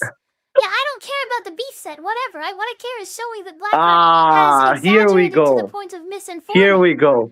I I'm will do asking the beef set if he can Sophie, negotiate and do my dear the Sophie, thing on his my stream. dear Sophie, my dear Sophie. I asked you a question. Since you say that I changed up after the discussion with you, did you watch the Alisa video that came after the Anna video? No, you don't know shit about my channel. That's the point. All of In these, the all of these are after we had the discussion. So you changed your and the behavior. Alisa That and the doesn't- Alisa that video doesn't prove and the anything. All of your content before that was exaggerated, and even some of it no, misinformed people. But Mike, that I doesn't change can't, the fact that you did bro. Blackheart, stop. You can't Sophie, because you're I fucking wanna, wrong. Sophie, why do Oh, you think man. that you would have any influence on Blackheart changing his content? Because if you look at his content, it says like I'm gonna go through his videos right now. Mamma mia, And then mamma it mia. says Just answer the the most question. broken Mamma character, mia. Asaka, and then because now he mentions the nerfs. Now he actually mentions the nerfs in his video. I If always you look at did. his season, like Mike, look, no, Oh my it doesn't. God. On Jin, it says Mamma season 3 mia. Jin nerfed, but also buffed. So that's like, but every single video before that, maybe not every one, but it says season 3 Unbelievable. Leo. You are the King most Extreme Rage, disingenuous. You are Victor, the most absolutely disingenuous. shameful. No, I'm not. You are You're the you one are that's the most disingenuous. you It are says you season are the 3 most law, Woodward Pudding. disingenuous person Season I've ever 2, met a in my life. total abomination. All right, this You is the are end the of this most. out of your conversation. mind. This is the end of this call. This is because I Yeah. know Mamma mia. Blackheart. Blackheart's been on my streams for ages. We all know that he's been very critical of the game, and he's also been very fair when they've given buffs. I've seen it. It's on my live stream, so this is no longer a conversation. This is over. I'm reading out This is simply All Right, right. this is I mean, nonsense. if you're just gonna take that as fact, then sure. Yeah. That is Yeah, fact, because it's my channel, and he's been here saying it on my channel in front of me. Yeah, but Sophie, Mike, really, can you Sophie, pull really, up his channel and look at where I it don't says season understand. 3? See, Sophie, I don't understand why Yeah. you like embarrassing yourself so much. I'm really sorry for you. Really, can I say Because that? I I'm don't really give sorry a for you. fuck. I say what's true. I stick No, to my you value don't. system. I'm and I sorry, don't but change I'm based sorry, but on you don't. society's I'm sorry, bullshit. but you don't. I'm sorry, but No, you don't. I I'm don't. sorry. You know? Yeah, exactly. You You don't. have a lot. Exactly. Exactly. You All don't. right, stop Yeah. talking to each other. Stop Okay. talking to each other. No, nobody wants to hear this. I'm gonna read out the super chats and I'm gonna start bringing people on. So if you guys want to ask Blackheart, Sophie, Shimblade, or sorry, Reborn, I know that you have to go in a minute. Did you want to end on anything? I'm just gonna say, look, I really appreciate this opportunity. You know what I mean? Instead of it being the other way around, I'm really glad that you gave us an opportunity to talk and speak. And I'd love to be back on at some point in the future if you have me for different things. Um, I've been away from being online ranked for a little bit because I've been moving, and that's kind of like why the reason I got to go right now. Um, but I think there's a lot to be said. I think both sides need to get proper exposure. One of the things that I'm hoping does not happen is that I don't want the pendulum to swing, right? I think S2, there was a lot of toxicity for whatever reasons, everyone has it. If that starts to change, I don't want the toxic side to become the enjoyers either. You know what I mean? So all I can offer is that I'll do discourse whenever I'm talking to people to make sure that the viewpoint itself and the person is appreciated and respected, right? Respectful dialogue is the key. I like what you done here. Blackheart, I appreciate you being less Italian. Look, my wife's Italian and Don't her worry, family all don't worry. Italian. So, Oh, and I've been there. really? So, yeah. Oh, So nice. I know how it can get. You know what I mean? And it's wild. Do, So I have do a you different perspective know? on that side, Do but you know some uh, Italian? Do you know some Italian? I don't. Well, not a lot. You know what I mean? I'm black and Mexican, but Ah, uh, but I do know some bad words. I remember one time, just as an offshoot, real quick. let's hear. Let's It's hear. Let's hear. Let's hear. I don't know what the word is, but she said something to me that when I went to the Italian embassy when I was overseas and told them what she said, they said it was some of the worst shit they ever heard in their life. What did So you? What did I you don't say? know what What it did is. you? I'll ask one of these days. Look, here's what I'll make a Ah, promise to you. I'm gonna go ask her, okay. and then when Okay. I'll find you on X, and I'll be like, "Yo, what does this actually mean?" You know what I'm saying? But Okay. Okay. Okay. but no, I appreciate the dialogue. I wish I could talk to some of the other people coming through, but I got family, and I I I didn't let them know it was gonna be 4 hours plus. No, So it's cool, man. so I my bad appreciate on you that. being there. Yeah, I Don't appreciate worry. you Don't being there, worry. bro. But yeah, I'm gonna go ahead and say sayonara to everybody, and then anybody can hit me up on X about anything, and I'm down for a responsive discussion. All right, I'm gonna go Take ahead, care, y'all. bro. Take care. Take All care, right. Nah, man. reborn, man. All I right. hate you to hear all this Yeah, bullshit. guys, reborn is an example. Reborn is an example that when someone does, when someone disagrees, but actually, has a civil conversation, you can actually end on good terms, not like someone else. You know what I mean? But okay. Oh my god. Oh my god. I'm gonna read out the super chats, guys. Please don't fight for the time being. Let me just get through these so we can get people on here. Anti-Monitor, thank you for the €5.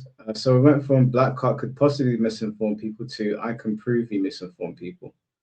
Well, we can And still yet she didn't prove anything. By the way, I can. she I didn't haven't prove because you anything. don't But okay. allow me to on your stream. Yeah. Yeah. Okay. Yeah. See. Yeah. Wait, hold on. Just to clarify, Sophie, when you say on your stream, you mean this stream, right? Not Blackheart's.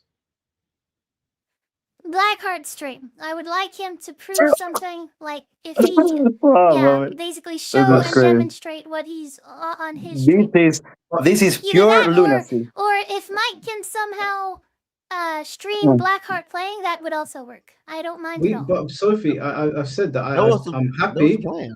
I'm happy to host a stream, not today because we don't want to be here all day, but I'm happy to host a stream where you and Blackheart are one-on-one. I'm a moderator. You show what you want to show, and then that's it. Like, if you're happy to do that on this stream, I'll host one and we can I'm do that. happy to do that. I don't know though if after As this long as we're able to show a clip after about Blackheart, and then I'll run the beef set or whatever you guys want to do. I have no after this problem doing that. after this discussion, I don't know if I want to honestly, but okay, we'll see. But Blackheart, come on, man. You promised me a beef set. If she wants to run it, run it.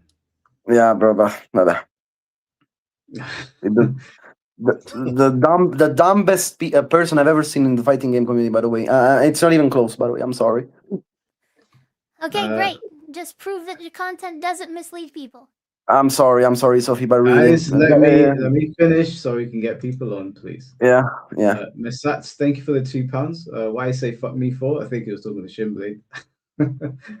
What is that? He said, why you say fuck me for? Why is they fuck me for?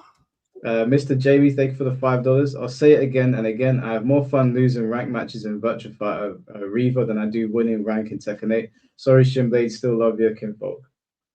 I'd be the I'm brace right on there y'all with Virtua you. Fighter. Virtua Fighter, hey, I'm gonna whoop you on Virtua Fighter, Shimblade. Don't worry. No, you fucking not, man. Fight the Wraith, thank you for $2. Street Fighter 5 release equals bad. Tekken 8, hate, it must be bandwagon. True. Very true. Zero, thank you for the £5. Maybe Sophie and Shinblade are cooking. Tekken 8 Season 3 might just be the best Tekken in the last 10 years. If this is the Zero that plays Soul Calibur, yeah, I'm not surprised that he said that. Everything checks out. Everything checks out. I'm not surprised. He's in one of our group chats. So I'm not surprised. Mr. Moss, thank you for the $5. I've been playing Tech. Oh, I read out this super chat. I thought he came back like, hey, motherfucker, listen, I've been playing. He came back for you again. Wow, Mr. Musk is hot as hell, bro. I'm sorry. Let's go. John Doe, thank you for the $5. Shin, defend this lie then. Why would they tell us they wouldn't add a store to Tekken or Battle Pass? Why did they eventually do it? Is this not a lie? That's for you, Shin. When did they say that? That wasn't for the add a store. So they never said it, and they basically. Oh, hold on. Let me explain to you where you might have mistyped it. They said that there's no store in the game. They didn't say they weren't added. What they did is they put the Tekken coins in the game. The game went out for review. People reviewed it very highly, and one of the things they spoke about is that it had its own in-game currency. 2 months later, we got a store, so it was very misleading. They didn't outright say it, but they definitely alluded to the fact that there wouldn't be one. Battle Pass wasn't even mentioned. Yeah, so like I said, it wasn't on paper, and you guys got to start understanding that Harada and Michael Mirror are not the people that's in control of this shit. You know what I'm saying? Because I ain't gonna hold you. I always wanted a battle pass in my Tekken game. I got tired of seeing Street Fighter with this shit, DOA with this shit. I wanted new shit to pop up in the fucking 8 years of playing Tekken. Y'all just wanted a game with nothing new to come. You could battle and get your money back too. You even get your money back when you do this shit. Do you think the Battle Pass is good? I don't understand the Battle Pass hate because Street Fighter been doing that shit since Street Fighter 4. And I thought the shit was cool. Do you think the Tekken 8 Battle Pass is good? The content is good in it? Some of that shit. I don't use customization mode. Only thing I need is my white hair, my shirt off, and some pants. That's not what I asked you. Do you think the Battle Pass content is fire? The white ball was fire, bro. Huh? The white ball was fire. White ball?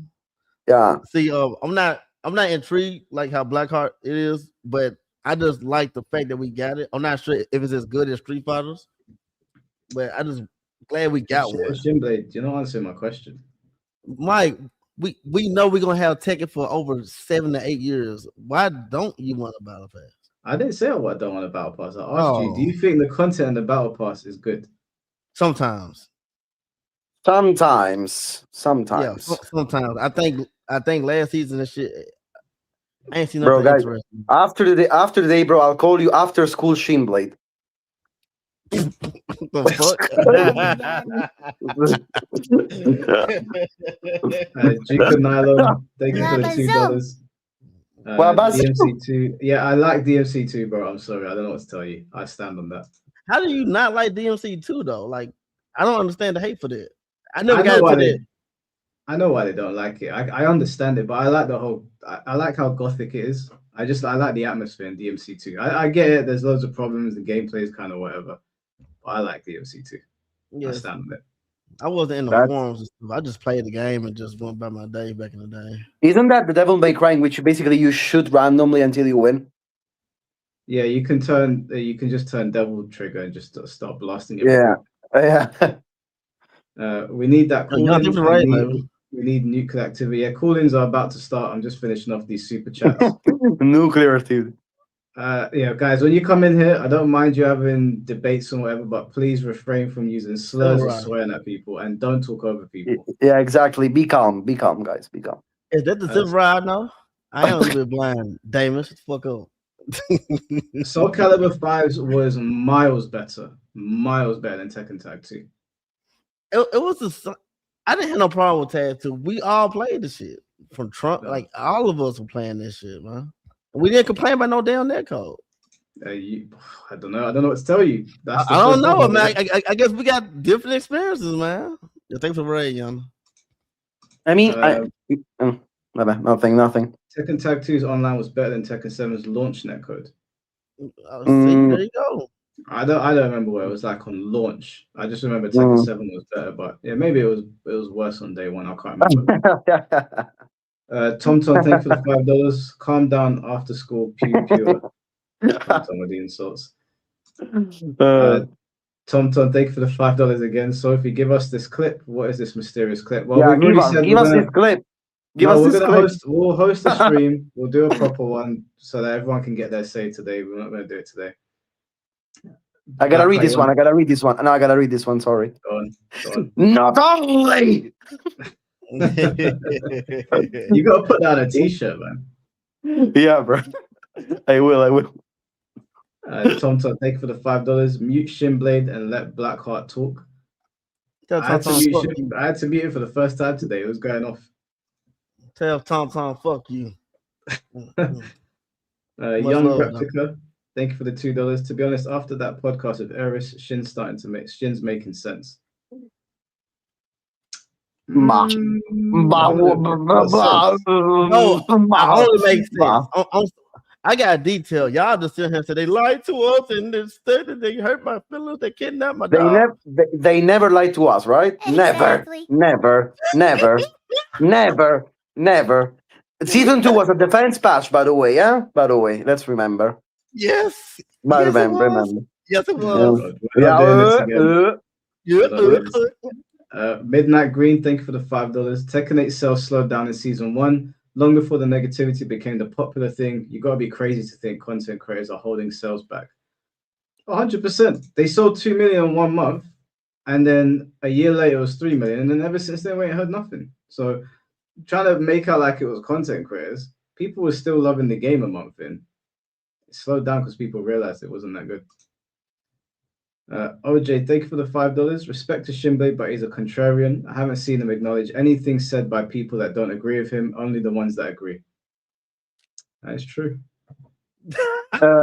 No, guys, the truth is that when Shinblade turns off the camera, he goons to my videos constantly. I just know. Oh my god, he's so right. Blackheart is so right. I just know. And then he turns on the camera. Blackheart, you're wrong. You're wrong, Blackheart. You're gonna justify Blackheart. Yeah, that's the way. About that. I do love Blackheart, but you are wrong. I love you too. I love you, Shinblade. I love you, bro. Kira, thank you for the $5. Sejam left Tekken 8 after season 2 due to how bad the patch was. Is it our fault for him leaving the game or the game's fault for being so bad? Shinblade, do you want to answer that one?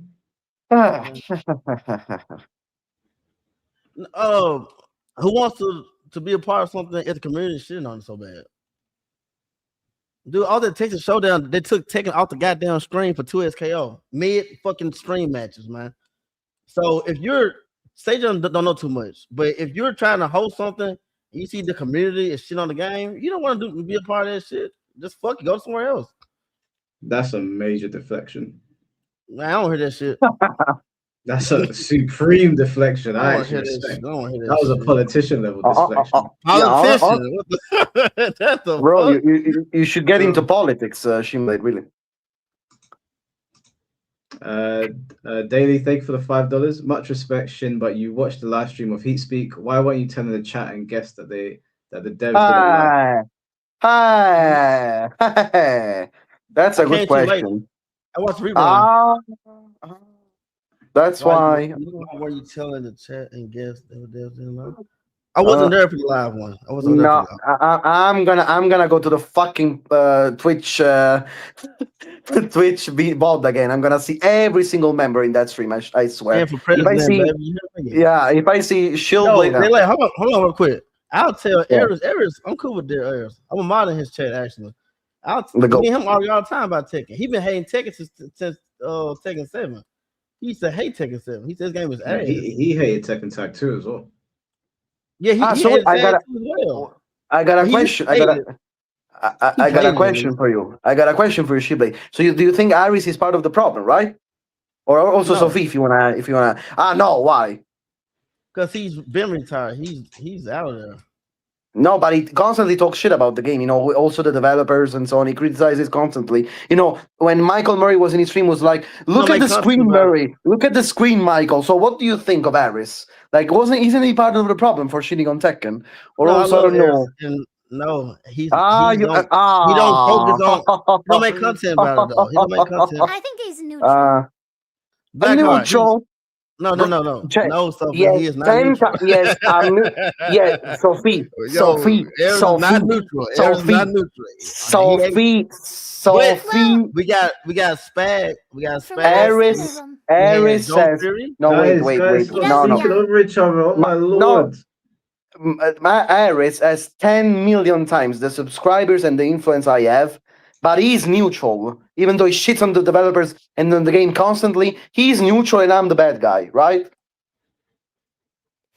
I mean, I haven't seen a lot of Aris's stuff, but I can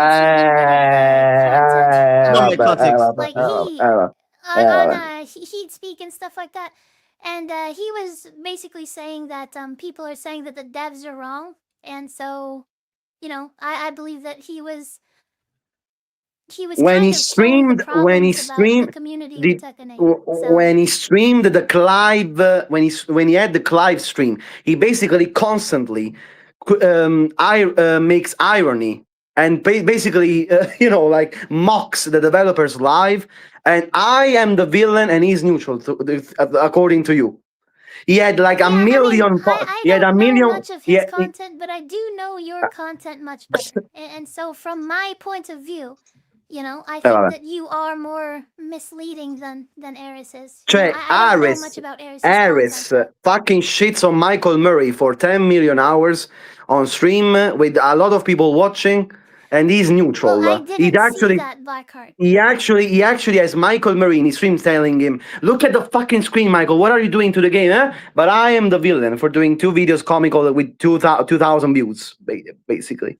Amazing. Amazing. You've done tons of videos. He said the developers should be ashamed of themselves. That's what he said. He said the developers should be ashamed of themselves. And he's neutral. Okay, Sophie.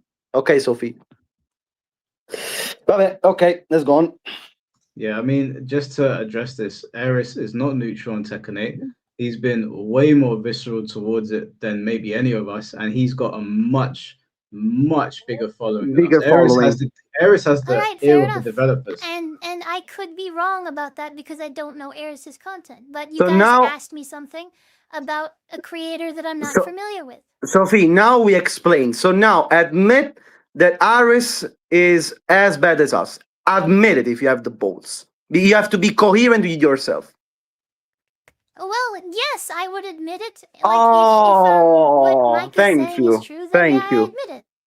Okay, okay, nice. At least you're coherent, at least. Okay.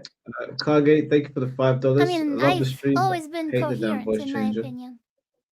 Me too. I think the main problem is, Sophie, is that like if you don't know about Aris, like you said, then the best thing to just say is I don't know. But if you make an absolute statement where he's like you say he's neutral, it makes it sound like you do know. I didn't make an absolute statement. Like it's because Blackheart asked me what I thought about you hate saying and I said from what I know of no really you hate saying absolute statements. You hate it, right? You hate saying absolute statements, but you say that I misinformed because I exaggerate. That's a statement. That's an absolute statement. I misinform because I exaggerate. No proofs, nothing shown on screen. No proofs, nothing shown on screen about my misinforming. No frames for now proven wrong. Nothing proven, basically. But okay, Sophie. Okay. Okay, sure. Yeah, I mean, right. Yeah. Let me just finish these because I've only got a few more, then we can bring people on. Red Hero, thank you for the $5. If a content creator dissuades someone from buying the game, that person wasn't really interested. People on the fence will buy on sell. Yeah, I think that's obviously different content creators have different levels of influence, but like there's no content creator that I'm gonna listen to where like they'll say, oh, what's coming out soon? Let's just say Virtua Fighter 6, and people start shitting on it. I'm still gonna buy it. Like, there's nothing that they can say that's gonna change my mind. There might be one thing that they could say, but removed from that one thing, I would still play the game. So I think there's some truth to what you're saying, but obviously there's different levels of influence with content creators. Maybe if it was someone that's like Maximilian or even Eris or Asmongold, those guys have millions of followers, so it's a bit different. Lemon Tea, thank you for the 199. Played ranked, just uninstalled. Thanks, Shimblade. He installed it during the stream and uninstalled it again.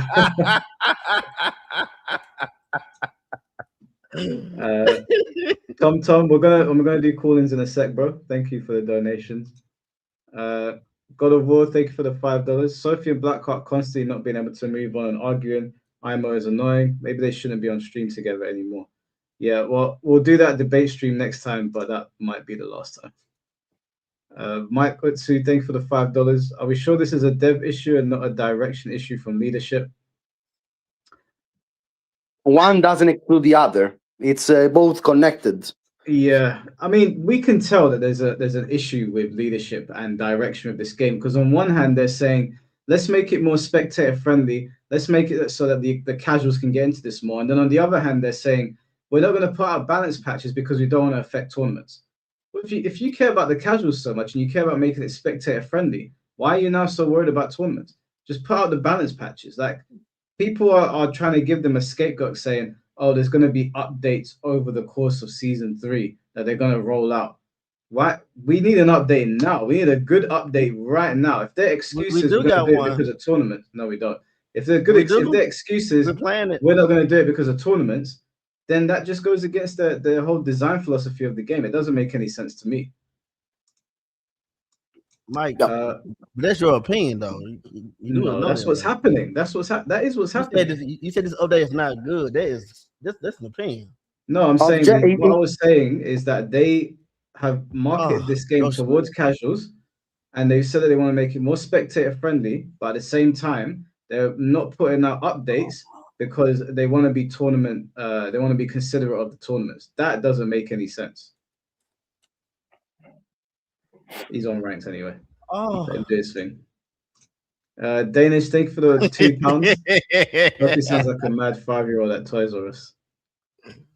So Wabazoo, fuck the haters, Toys R Us, Wabazoo. Wabazoo. Mr. Mars, thank you for the $2. Thanks for the compliment, Blackheart. I'll hop on when I can. Let's go. Let's go. Let's go. I got two more super chats. Let me just read them. Lord Biologic, thank you for the €5. Run the beef set at the Marshall Dojo community platform for everyone to vote on the winner.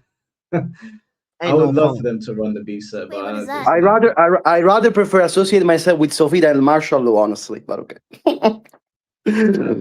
OJ, thank you for the $5. Okay. What's hilarious is if Sophie came at Eris, he'd probably be super passive and be like, after school, Sophie, shut the fuck up and start laughing.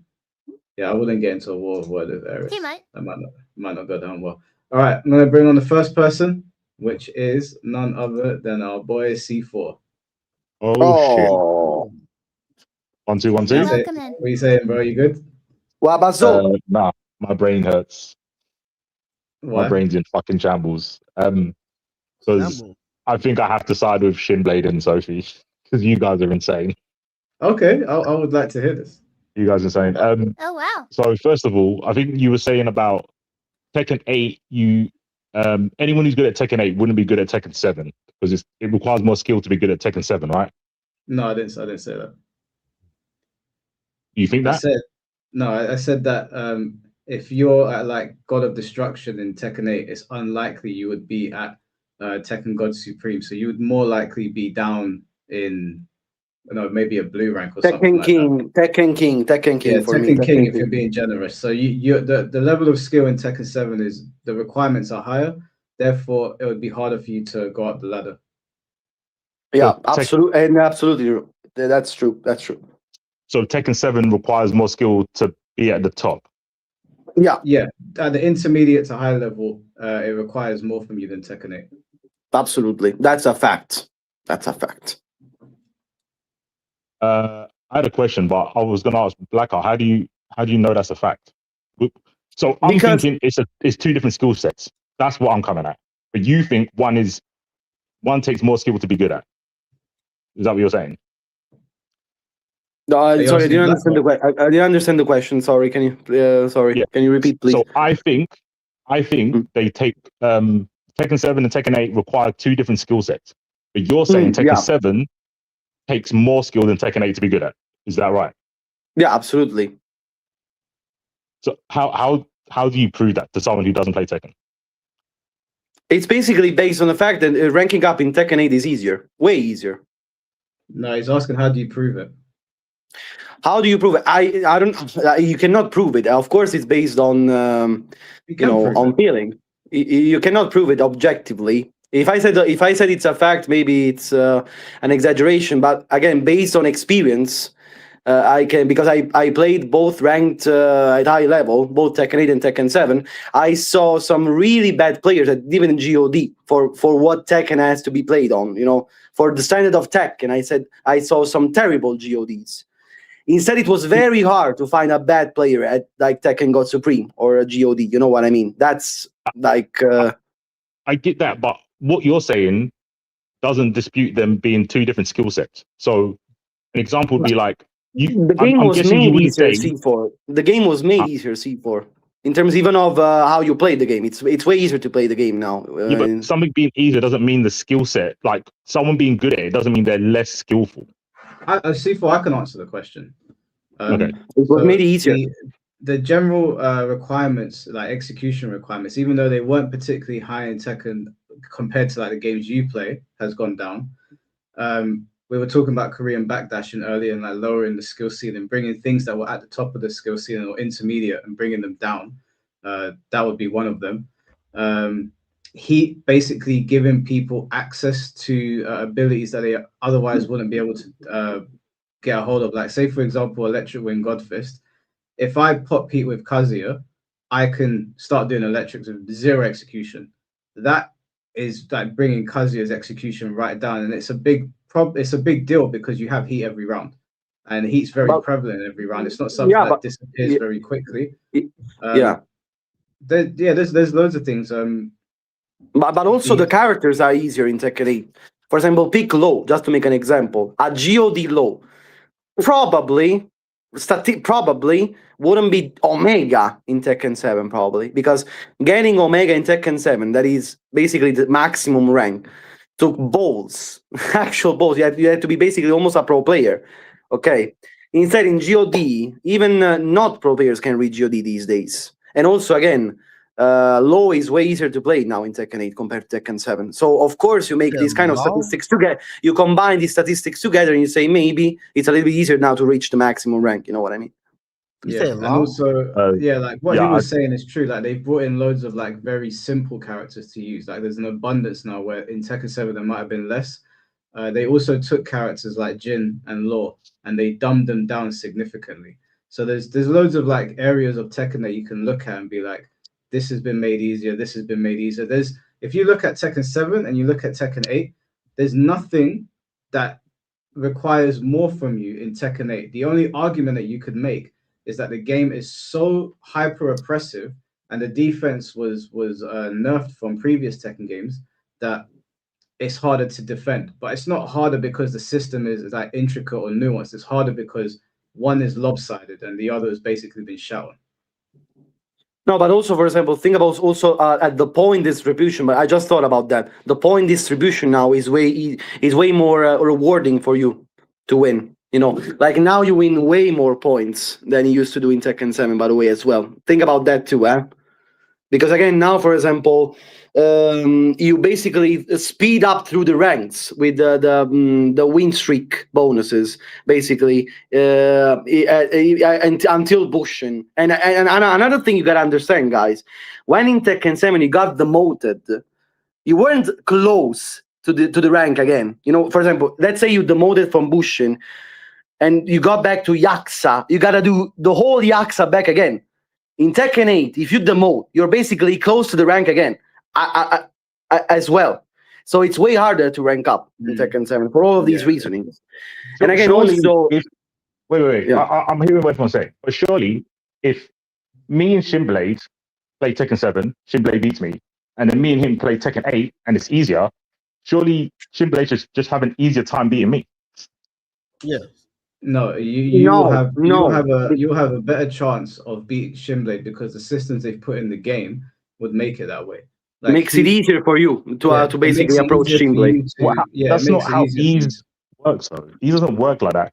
Ease would be everyone makes. So even if they make everyone, they make the execution lower. That means Shinblade will make less mistakes.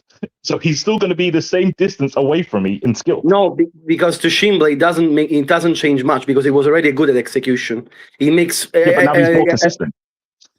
Yeah, but what in does that say about comparison, what does that say about the other side of the conversation? Someone that is not particularly good at execution and is gate kept by that. If you bring that down, you're bringing that Yeah. person up. Yeah, but I'm still not exactly. getting past Shinblade. Did you say that again? Yeah, I agree, but I'm still not getting past Shinblade. The floor is getting higher, yes, but the ceiling doesn't really get lower. I Ceiling don't think that's for true. Shinblade is Actually, easier. No. It's easier. no, I don't think that's true. I Exactly. think that there are some people that are really, really good at neutral, and they're really, really good at playing everything but the combo game. Like some people are really poor with execution.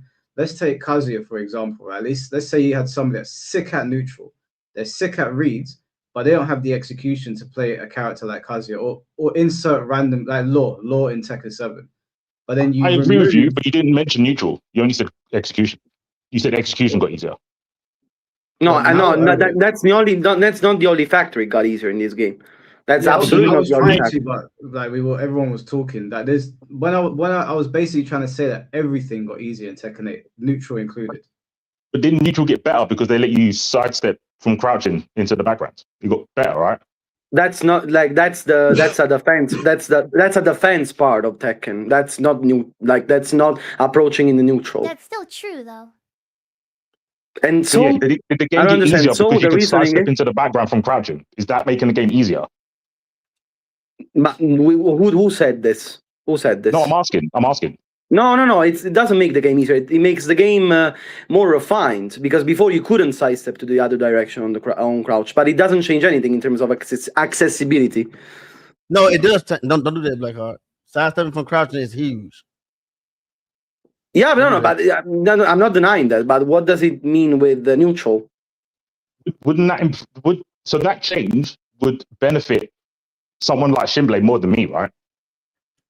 Yeah, because now of course that's more of a defensive change. Yes, of course, because he could do he can now sidestep crouching with more reasoning than you. Because maybe you would do it randomly, he would do it with reasoning. But again, the real problem right now with Tekken 8 is how easy that it is to access neutral against someone else, even if you're not at the same skill level. Because combine the poor execution, now you need to do stuff.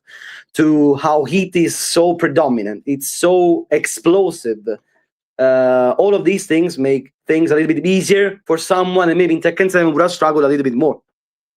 That's all. Okay, I hear what you're saying. This is why I think it's I can't side with like you and Mike, is because this again the same thing happened in Strive. The same thing happened to Strive, and the top players, it just took them longer to adapt because they had to change their skill set. But new players didn't have anything to change. But if you look at Strive now, the players from Japan that didn't like the game at first are getting top 8 at Arbor Tour. It just took them longer to forget what they learned in older games. So that's what I'm saying. It's a different skill set. It's not that it's easier. C4, can I ask you a question then? Shoot. This is going to sound like an insulting question, but it's really not, just based on what you're saying. Let's say that you've got a bunch of Guilty Gear games or a bunch of Tekken games or Street Fighter. Would you not say that there's a particular Street Fighter, Guilty Gear, or Tekken game that is harder to play than the other ones? In my opinion, yeah. But I could never prove it.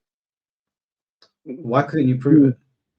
Because I can say the execution in something like CVS is super hard. So I would say like most people couldn't do combos in CVS too, because they're used to like more modern games where you get a lot of hits done, so it's easier to like do combos and whatnot. But but I think there are some things that make a fighting game objectively hard. No, for the majority of the people, or not. If you don't agree with that, it's okay. It's okay, I guess. If you don't agree with that, for example, I think execution is a factor, or I don't know.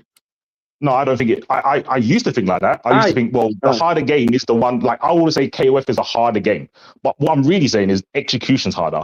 If I play a game where neutral is won by 2 buttons and the move goes 3/4 screen, and I keep having to block it, maybe the issue is my neutral's not that good.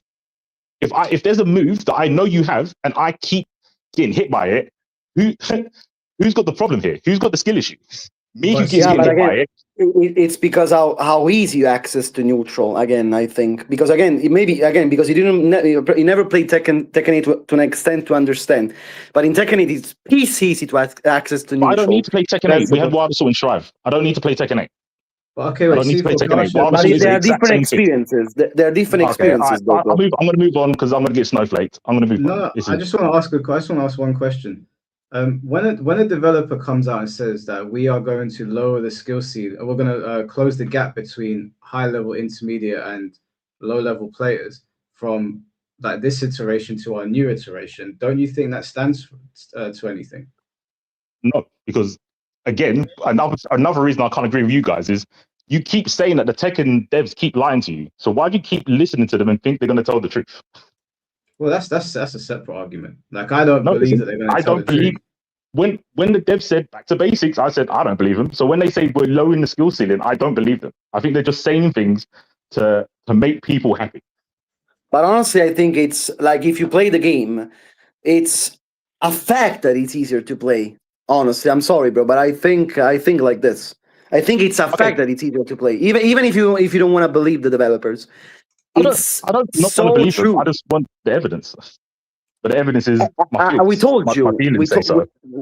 Yeah, Sophie, it's a fact. You can complain all you want. It's a fact. It's easier to play Tekken 8 compared to the previous Tekkens. That's an exaggeration of facts. No, it's not. Did you ever play previous Tekken? What Did you? C4 wants is evidence, like actual evidence, not just anecdote. The problem with this discussion is that C4 just doesn't accept our premise. But I believe what we're saying is true.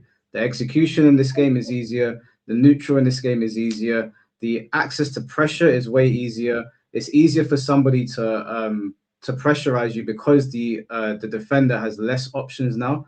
So they've closed all of these gaps. And yeah, you can say that a skill set needs to be transferred, but the developers set out to make an easier Tekken game. And everyone that's played this game goes, yeah, this is much easier to play than other Tekken games. And I think that's why you've got more people hanging around on it now. And Shinblade has said this before. If you want to take it back to how difficult the older Tekken games were, like Tag 2, you're going to end up losing more people because those people couldn't hang on that game. Everything about that game was hard.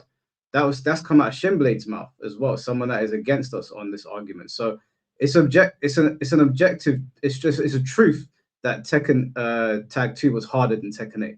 And that is one of the reasons that people didn't want to play it. It was so complicated and so difficult for people to get into, and then you had to manage 2 characters that. Just like looking over that fact. Okay, can I interrupt? Well, let's make some points. Like, is it a fact that now Oak is easier in Tekken 8 compared to Tekken 7 and so on?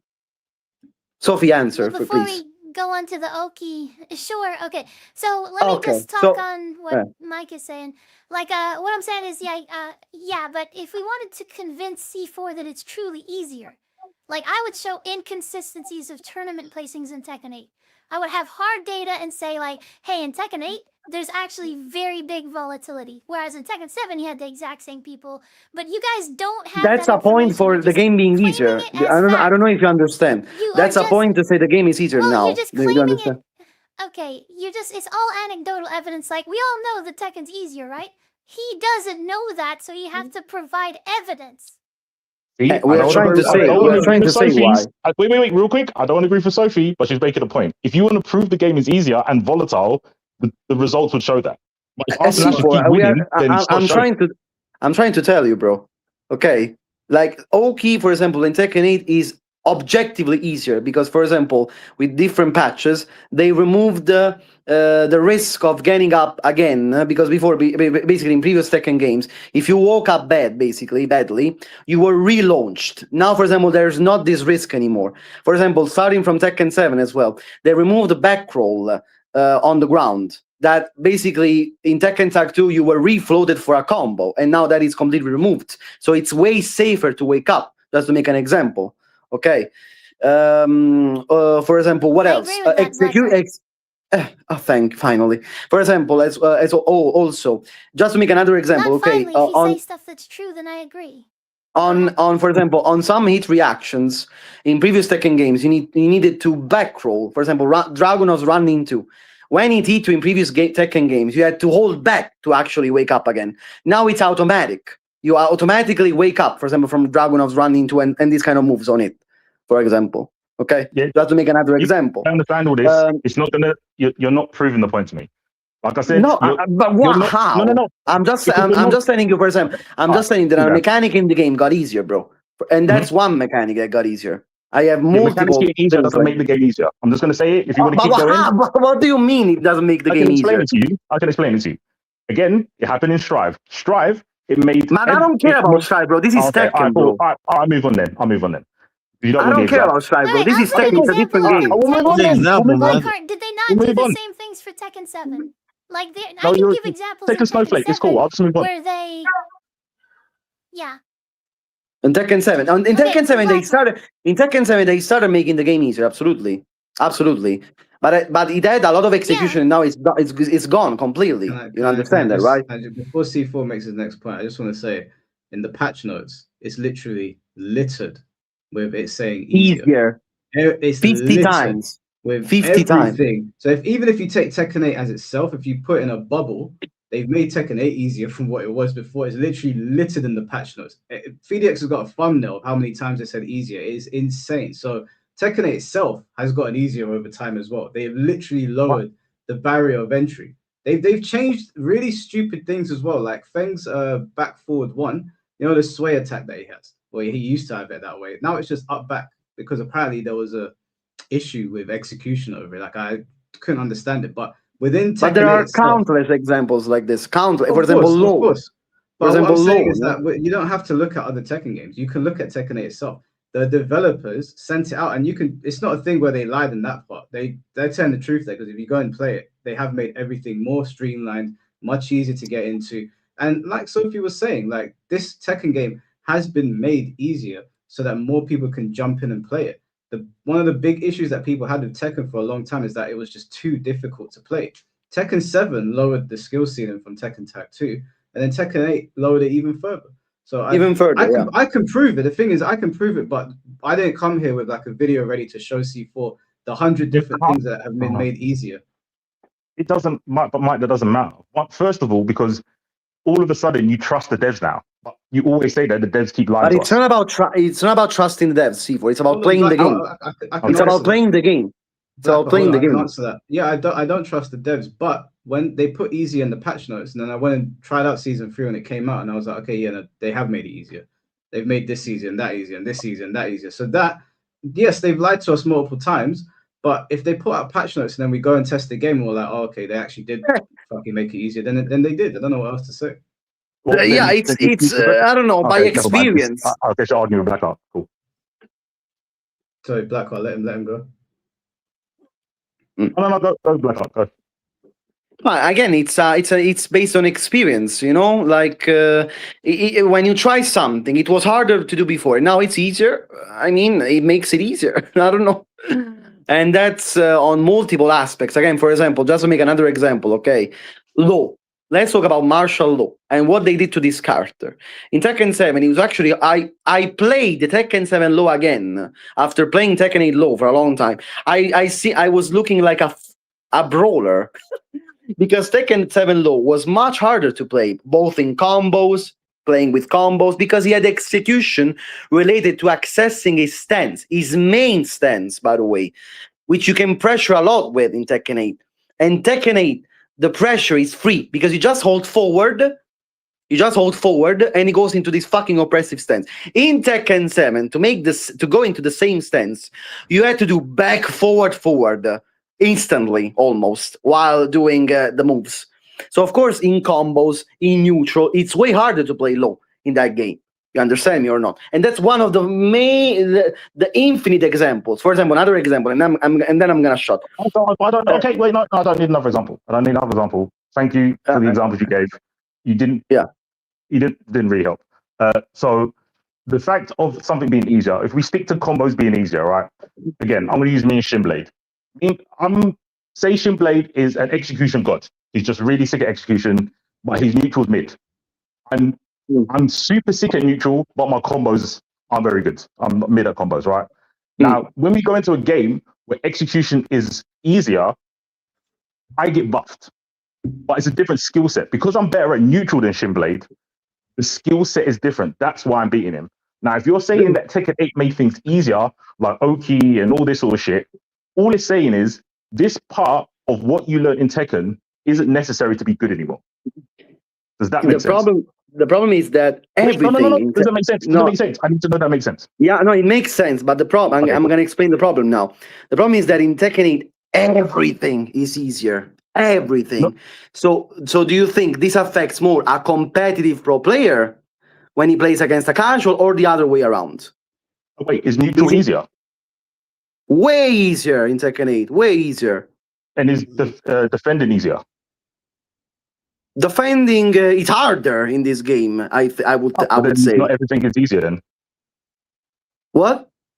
Then not everything is easier then. You have a game in which it's easier to attack and harder to defend. So okay. So it advantages the player that knows a little bit less, because attacking, especially in a game in which attack is everything, it's almost everything you do. It's way easier to approach someone that is strong. You know what I mean? Especially because defense in this game also. If neutral and attacking is easier, then they cancel each other out, because the way you stop someone attacking you is having better neutral, right? And you said both of them were made easier. The problem is when defense though is linked to basically rolling a dice a lot of times. You understand this, right? That's what really makes the things difficult now for even for a good player. How many times that's a skill now? Set. That's a skill set. No, there is no skill in guessing. There is no skill in guessing. Can I just ask a question just to try and move this forward? It's just luck, basically. There is no skill in guessing. Let me ask you for a question just to try and move this forward. Do you think that if you were to look at skill sets on a tier list as it pertains to fighting games, do you think that there are some that sit on like a higher tier in terms of like difficulty? Do you think that they all sit on the same sort of plane and it's just different levels of different types of skill sets? I think execution isn't less or more important than neutral. If that answers your question. Kind of. I think we look at it differently because Tekken 8 across the board has become easier. Defense has become harder, but not because of anything that is like of skill related to skill. Basically, it's not because of skill. It's because of it's almost like RNG in Tekken 8 that it's gotten to that point. Like, yeah, it's harder to defend, but it's harder to defend because I'm constantly minus, or I'm constantly like bouncing off a wall or some dumb shit like that. So it's not that. I hear what you're saying. But I think in terms of what a game requires of you, a skill set would sit on a different tier. So Tekken 8, in terms of what it requires from somebody to get into it, is much, much lower than what Tekken Tag 2, for example, requires for you to get into it. It might be different skill sets, but the ceiling for this skill set is way higher than this skill set over here. Absolutely. That's what I'm basically saying. Like, let's say Arslan maybe would have never lost against Paperino Paxerello 69 in previous games. Now maybe there's a little bit of risk more, especially if he plays Lydia. That's all, really. Really, I mean it. It can happen. It can happen. I agree that some games require less.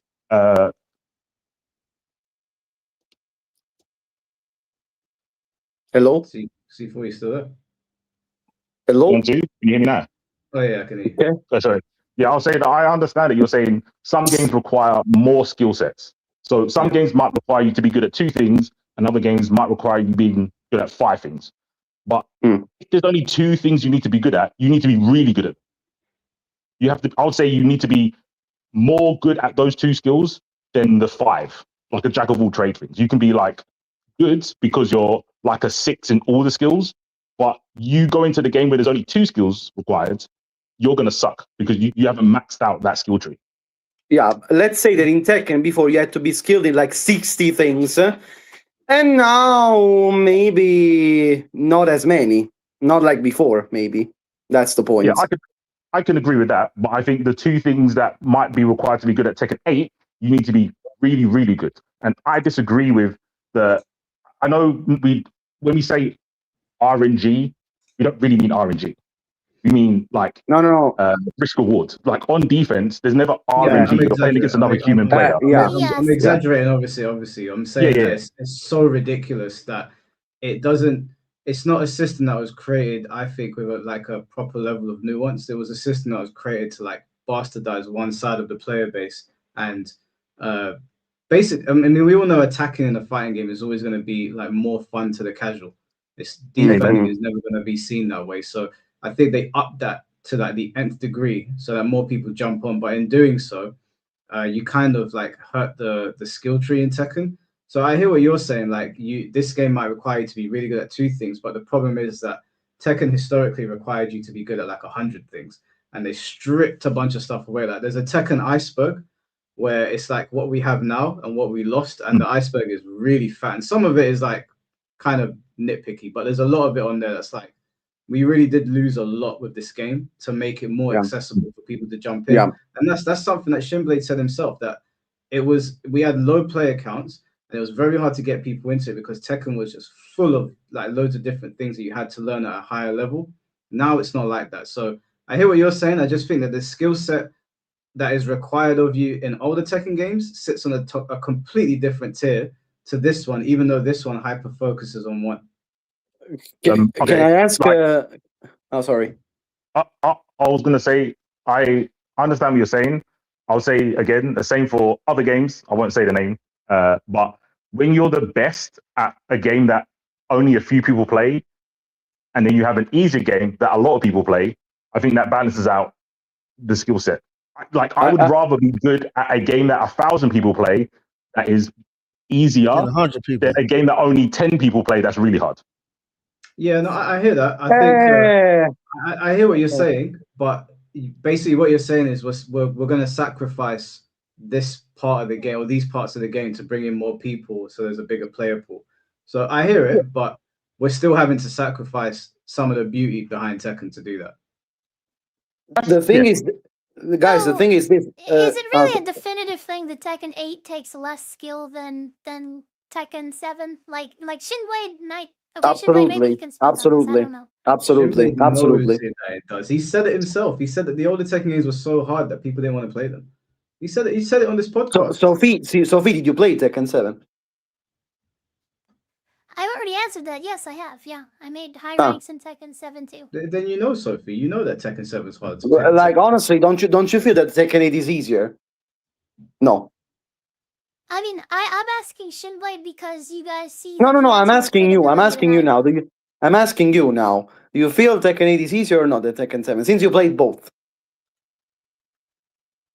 So I believe, actually, like C4 is saying, that it requires different skill sets. Okay, no, that's fine. We've established it does require a different skill set. It's just we're saying that skill set is down here, and the skill set that was required from you before is up here. So I can go with that. It does require a different skill set. It's just not one that I'm going to look at and be like, that's on the same level as what we used to do before. The thing is this, guys. The thing is that you can make an easier game that is also fun to play for the veterans. That's the problem. Like, I wouldn't mind an easier Tekken game. Don't get me wrong. I don't want a super difficult Tekken game. But you can make it in different ways. You know what I mean? That is not the way I like. That the thing they're trying to do with this Tekken 8 game.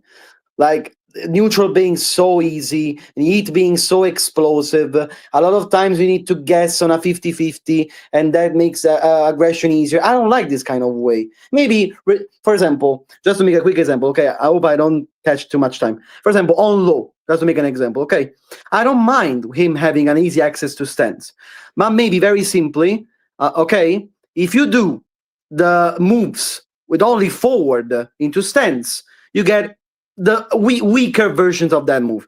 If you do the old DSS input, you get the real moves that now are in Tekken 8 right now. For example, that would be a cool way to balance because you make it easier for the casuals, but also reward the players that have a huge skill set since a long time. That would be the best thing ever, you know? Yeah. A compromise between the two worlds. It wouldn't be so hard, honestly. Yeah.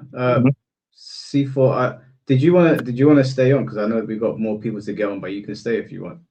I only had like one more question. I'll jump off. Okay. So there's not many people. Like, it should be quick. Another reason that I kind of side with Sophie and Shinblade a bit more is I feel that they have points that if you prove to them, they would have to change their position. I don't feel the same for you and Blackheart. So what could Sophie and Shinblade show Mike and Blackheart to prove them wrong about Tekken 8 not being good? What would they have to show you, if anything? But what I part? asked What are we asked talking about, though? Sophie. I asked Sophie 10,000 times. She doesn't say anything. No, wait, hold on. Oh, but what are we What level of Tekken 8 are we talking about here? Well, you're saying that Tekken 8 isn't better than 7, right? As a product, or is that like the battle system? I think both. You think both are bad, right? No, I think Tekken 8 as a product, there's areas of it that are better than Tekken 7, like most notably the online, but I think the gameplay in Tekken 7 is better. Okay, we can go with just gameplay then. What Yeah. would... So actually, no, let's not talk about gameplay, because I don't think you ever talk about... You talk about fun. Yeah. Right? You think Tekken 8 isn't fun, right? Yeah. Yeah. So what would Sophie and Shinblade have to show you to prove you wrong? Which I don't think there is anything, but I could be wrong. They can't, because I've played the game for 1,000 hours, so I know what's fun to me. They could prove me wrong on like, oh, you didn't know this was -14, or you didn't know you could step this. Those things, obviously, anyone can do that on Tekken because it's so big. But there's nothing they can say to me because I've played the game for over 1,000 hours, so I know that I don't like this game. So the debate's kind of dead, right? They can never win because It's there's not, no but way they can prove you wrong. This No debate one wasn't. will- This wasn't a thing to like change their minds. This was to understand their mindset, because I had this bunch of questions that I wanted to ask them. We've got through most of them, but it was just to understand their mindset, and understand their sentiments towards the community. It wasn't to change their mind. Like, I don't go to Sophie or Shinblade streams or anybody else and say, "Oh, you should jump off of Tekken 8." Like, you just don't catch me doing that. I just go in there to try and understand people, because Shinblade's been playing for a long time, and Sophie's relatively new. So I like to understand where people are coming from. But this podcast wasn't to be like Tekken 8 shit and I'm going to prove it to you. It was more to just understand their mindset. It's Okay, a discussion. that's my bad then. Yeah, but Yeah, that's Mike, my bad. Because I you think... did say Sorry, that I was. Sophie, can I go real quick? And then I'm going to jump off. I promise. Go ahead, yeah. Yeah, I'm going to jump off. I did say that. I did 100% say it. But you invited me to your stream. So I told you that this is what I feel about your talking points. But I would never show up to your stream unannounced and flame your community. No, same. I will never do that. I will never do that. Never. To anyone, ever. It's not gonna happen. I respect other communities. I'll never do something like that. Oh, yeah, sorry. Let's see. So closing statements. I know before Sophie was showing like numbers in terms of play base and how many people played, and I said I don't think that's a good metric, but at least it is a metric. Like, if I looked at how many people played Tekken 7 compared to Tekken 8 at one time, I think there's more people playing Tekken 8, and you could use that as a show of, look, more people are having fun playing 8 than 7. So I think it's going to be kind of fruitless saying I feel it's not good when you and Blackheart are the minority. If everyone else is still playing, they can say you guys are the crazy ones for not enjoying this game. And I think that's kind of what Shinblade's been saying all along. So, well, yeah. my pushback to that is the same pushback that I've had in my videos. Like, yeah, they show those metrics, but I can also counter that with the game popped off when it came out. It was riding the high of Tekken 7. So we could see that it sold 2 million copies in 1 month. And then a year later, it hit 3 million. And then since then, it's been radio silence. And then I could also show the negative reviews on Steam for it. I can show the player base is basically stagnated. So even though it's bigger than Tekken 7, I'm not denying it, it has stagnated. It hasn't grown. And you can also show that just like the general core community sentiments, which is what I focus on. I've always said that I don't really know where the conversation is with casual players, to be honest, because although it's stagnated, they're still there playing. But with the core players and the community feedback and the lack of responses, and then just the bad updates that we've received, those are the kind of things that I focus on. So you can kind of throw their metrics back in their face. By the way, guys, By the way, guys, just to answer that point, I'm on Steam DB. Okay, Tekken 7. The average, I'm seeing some numbers here throughout the different years of Tekken 7 before Tekken 8. You see 5,000, 4,000, 9,000, 6,000 average, per month.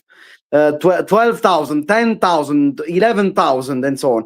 Now, like, the numbers now are like, I don't know, 6,000, 5,000, 6,000, 4,000 even. Are these numbers better than Tekken 7, honestly? Like, look at Steam DB throughout the years. Have you got the Tekken 7 numbers? I looked at it yesterday. He's saying 11,000. I what showed the hell you you the looking numbers. at? But in 2020, 11,000? I'm talking about 2020, bro. But, When the game was in its Tekken 8 prime, numbers, let's say. those Tekken 8 numbers going high and low is compared to Tekken 8, right? But if Tekken 7 only got to 1,000, Tekken 8 is still better. Well, sorry, Tekken 8 is still more fun to more people. I just told you, bro. The numbers of players in Tekken 7 during its prime on Steam DB, again, you can look at it yourself. No, 5,000, he's right. 9,000, 6,000, 7,000. Like, they are way higher than Tekken 8 standards right now. He's right. I'm Gave looking you- here. Okay, so my data, and it shows the median and the average for both games month to month. This is not a good way to look at it because you need to show the first Why? X amount of time for Tekken 7 and the first X amount of time for Tekken 8. That proves the point. That proves the point even further, because now we are at 2020. Tekken 7 is basically 3 years into the game, right? So the game should go worse than Tekken 8 on release or like now, but it's actually doing better than Tekken 8 right now, because as you can see again, 6,000, 9,000, 10,000, 11,000. When did we get these numbers on Tekken 8? Yeah. Blackheart's actually right. And you know what? There's another thing to note here. This might be a bit of a throwaway comment, but fighting games on PC were not as big as they are now when Tekken 7 was about. And the numbers here are showing that Tekken 7 actually had more players. It dropped off February 2024. And that is when Tekken 8 correct me release. if I'm wrong, that's when Tekken 8 came out. So Tekken 7 on Steam, which is was the smaller Look at player the base, numbers. right? Look at the numbers. Majority of people were on PlayStation. I have. It's actually showing that Tekken 7 had more active players. So actually, this might throw all of those negatives under the bus. Way more active players. Okay, I'm convinced I can go If now. you look at Steam charts, But even, for example, ahead. just to prove the point even further, even if you pick like Tekken 7 release, so we're talking about how many years again? How many years? The average number is like 4,000, 5,000, 4,000, 8,000, 6,000. Like, the number compared to now, it's way worse now because it's a new game in a new era after Tekken 7 success. We should be at like 10,000. Maybe average, or like 9,000 average. We are like 6,000 average, even less some days. So I don't think we're doing much better than Tekken 7. I know, C4. I know you're like proper. You're a data guy, like you're a numbers man. What do you say to those numbers on Tekken 7? Yo, those ain't all the numbers, man. That's all. Well, like you said, it's kind of a throwaway because you made the point that PC gaming wasn't as relevant back then. Doesn't that make it look even better though? Oh, well, that Tekken 7 got more numbers. Yeah, it got more numbers back in an era when PC gaming was not. This is only PC numbers, right? This ain't PlayStation. So if it got these PlayStation numbers, was way higher, by the way. PlayStation, by the way. If Tekken 7 got these numbers back when PC fighting gaming was not a big thing, doesn't that even give more credit to Tekken 7? Probably. I think the only other credential I think that would make Tekken 8 look better than 7 is if it was like concurrent players. If there was a point where the concurrent players were higher on Tekken 8 compared to Tekken 7, but that's not my battle. I think all Tekkens are bad. So yeah, I was just trying to say, fuck you, you guilty ass. Like.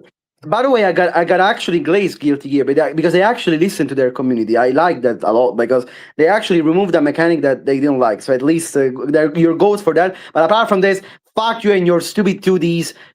long lived. Like I would prefer playing Tekken 8 in its worst state than a fucking useless 2D. Oh, I'm joking.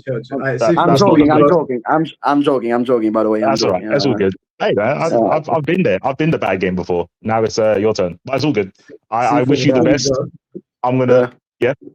I think we just about hit 300 subscribers on the Pokemon channel. Let's go, Poggers. But at least I don't know. Put a Oh. video at least. Publish a video at least. Like Well, it's an empty. Pokemon Champions coming out tomorrow. Chill. I just want to, okay. you know, I just want to note that what you guys are showing are peak players through the monthly on Steam DB, and what I showed on my chart is from Steam charts, and it's the concurrent players. Those are different statistics. I just want people to know that. It's an app. Okay. Wait, before we keep talking about Tekken, let me fuck off. Let me go. Yeah, play Pokemon. I'll do a giveaway. I'll give away all my good fucking Venusaurs that I'm breeding right now. I have an important question to Mike. Sorry, Sophie. 1 moment, please. So you made that channel with C4, right? So when are we making a channel together about us being a couple, making vlogs? Can you see the cross on my chest by any chance? Sorry.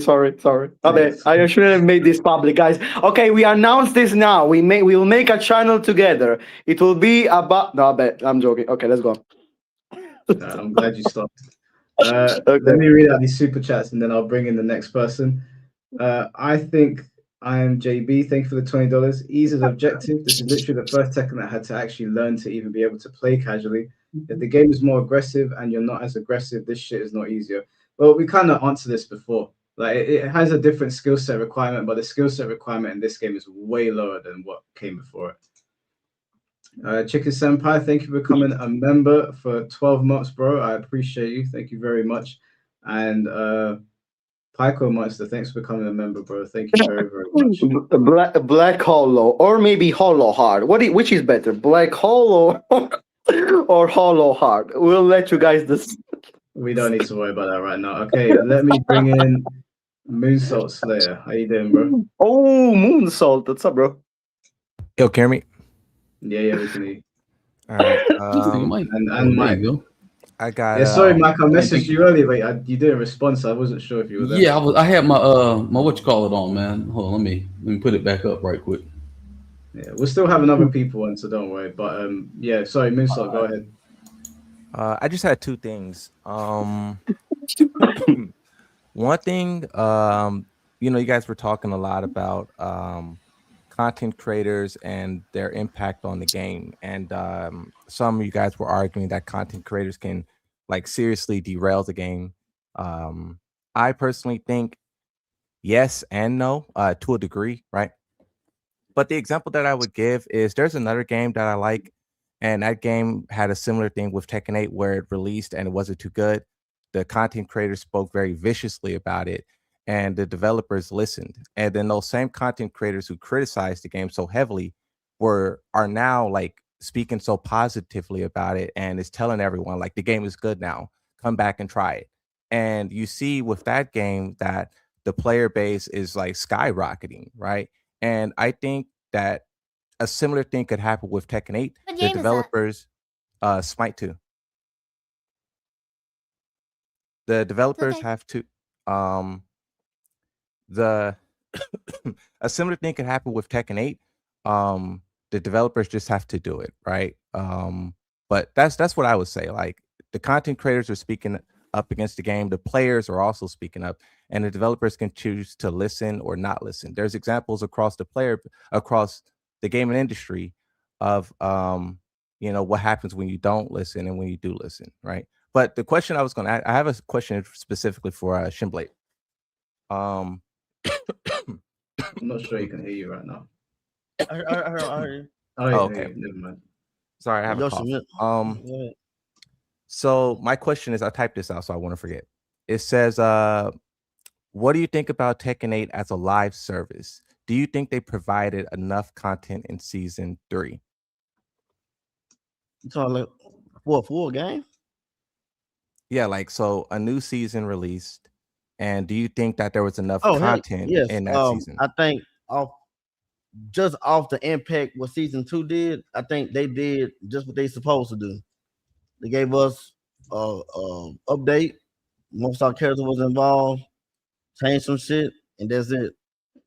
That's a regular game update, actually, not just a Tekken thing. I believe people were disappointed because they did not get 1,000 changes again, but they wasn't finna do that again because hell, they got shitted for it. So I think season 3 is a regular update. Well, I think my main criticism against season 3 is that it's kind of boring, right? For my character Yoshimitsu and for a lot of characters that I fight against, there's not really much that's changed. There's like one thing here or there, but there's not really much that's changed. And what I was what I was Ooh, kind of wee. looking You what I was alright? kind of looking for, yeah, I got a cough. What I was kind of looking for with season 3 is just content. Like in season 1, for the battle pass, they gave us a free stage, photo mode, new story, online practice, and they introduced Ghost v Ghost. And it's like, where is the equivalent of all of that in season 3? Like you guys largely has been talking about balance, but where's the content? Now, well, they gave it season 1, right? You said season 1? Yeah, but it's a live service game, right? So they're supposed to keep doing it over and over and over. No, right? Like, no, games don't work like that, man. So, like, for me playing multiple games, no, like some patches gonna be better than the others. Especially like the early ones will definitely be better than the later ones. so They so gotta you're come hard early. Then they like every patch is not meant to be like a whole new game. They tried for us, but they supposed to just fail with the season 2 shit. They try to forgive us. so there's no like game modes or any type of like content that you want They that never you would have like. done that though. Like you Um, talking like bringing us like a team battle for season 3 and shit. but I mean, they never done it before. But Tekken has never been live service before, right? This is the first Tekken to have a battle pass. So since they're live service, shouldn't they deliver on the service? Like I said, I play multiple games with battle passes. It just give you outfits and shit. But I understand what you're saying too. I would like that my damn self, but they don't do shit like that. Okay. I wish they did. Yeah, nah, yeah, I'm just wondering because like I understand that balance is a very big part of what's wrong with Tekken, but I think that for me it's just really boring. Like because most of the times when I lose in rank, it's not because of balance. Like sometimes it is, but most of the time I just get blown up by like I'm a scrub. So it's like when I look forward to a new season, I'll be looking forward to like the fun factor. And I feel like with this season, they didn't really deliver that. They delivered more of season 2, which is what players didn't like. Were the vocal players, right? And that's kind of it. There's DLC characters, there's a battle pass that's not really that good. And it's just like, where's the other stuff, you know? But I just want to hear your thoughts on that. If someone else wants to answer too, you can, but I I just mean, want to hear it. Munso, didn't you reach GOD1 this season? So why do you call yourself a scrub, bro? I'm just very curious about this. Like you're good, Um, you're good, bro. You're good. Don't worry, you're good, bro. Yeah, well, like reaching. Yeah. I do it as a joke. But like I am better than most people who will ever touch this game, but but Ooh. I'm nowhere near a pro. Okay. Like Okay. I've been in the top 3% of the player base for like 7 years, you know, going back to Tekken 7, right? But I'm not a Okay. pro though.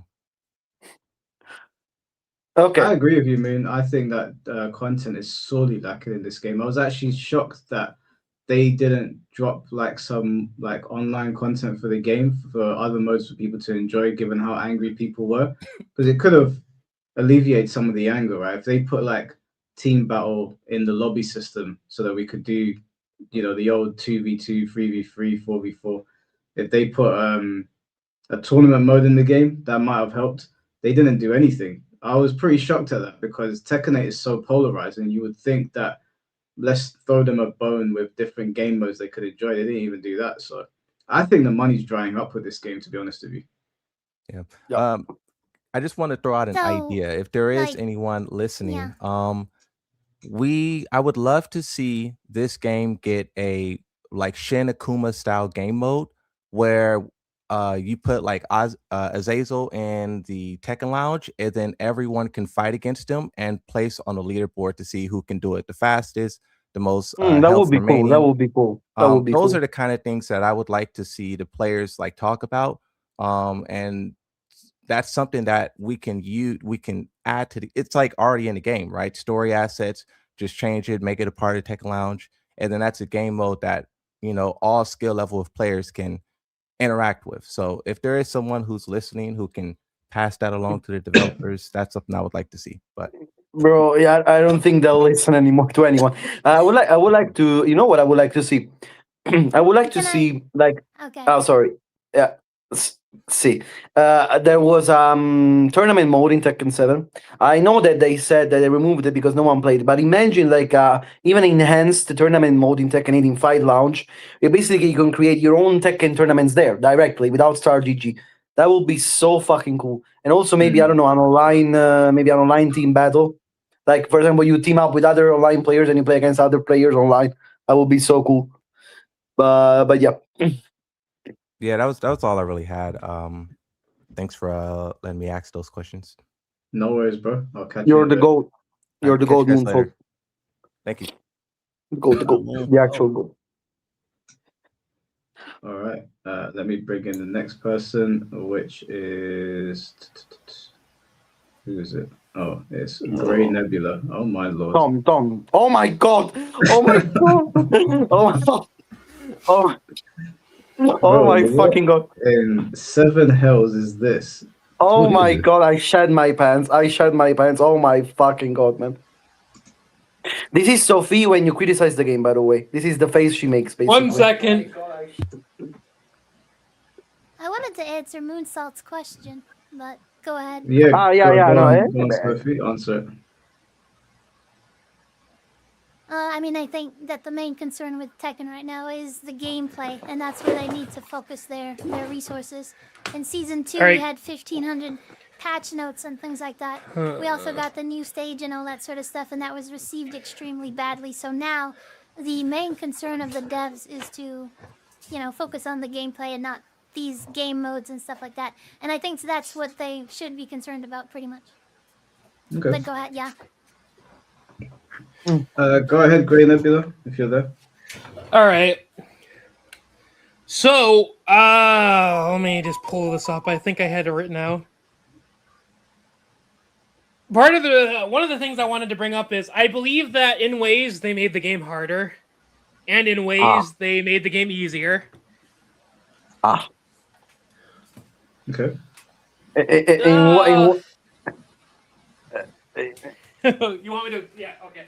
So I feel like to a degree, you have to guess a lot more than you would have in certain areas. Okay. Yes. Yeah. Like there's a lot more characters that have routes that. Oh, is he gonna do a mid or is he gonna do a low? Or is he gonna in that regard? Because if someone does a mid and you're low, then it's gonna hit you.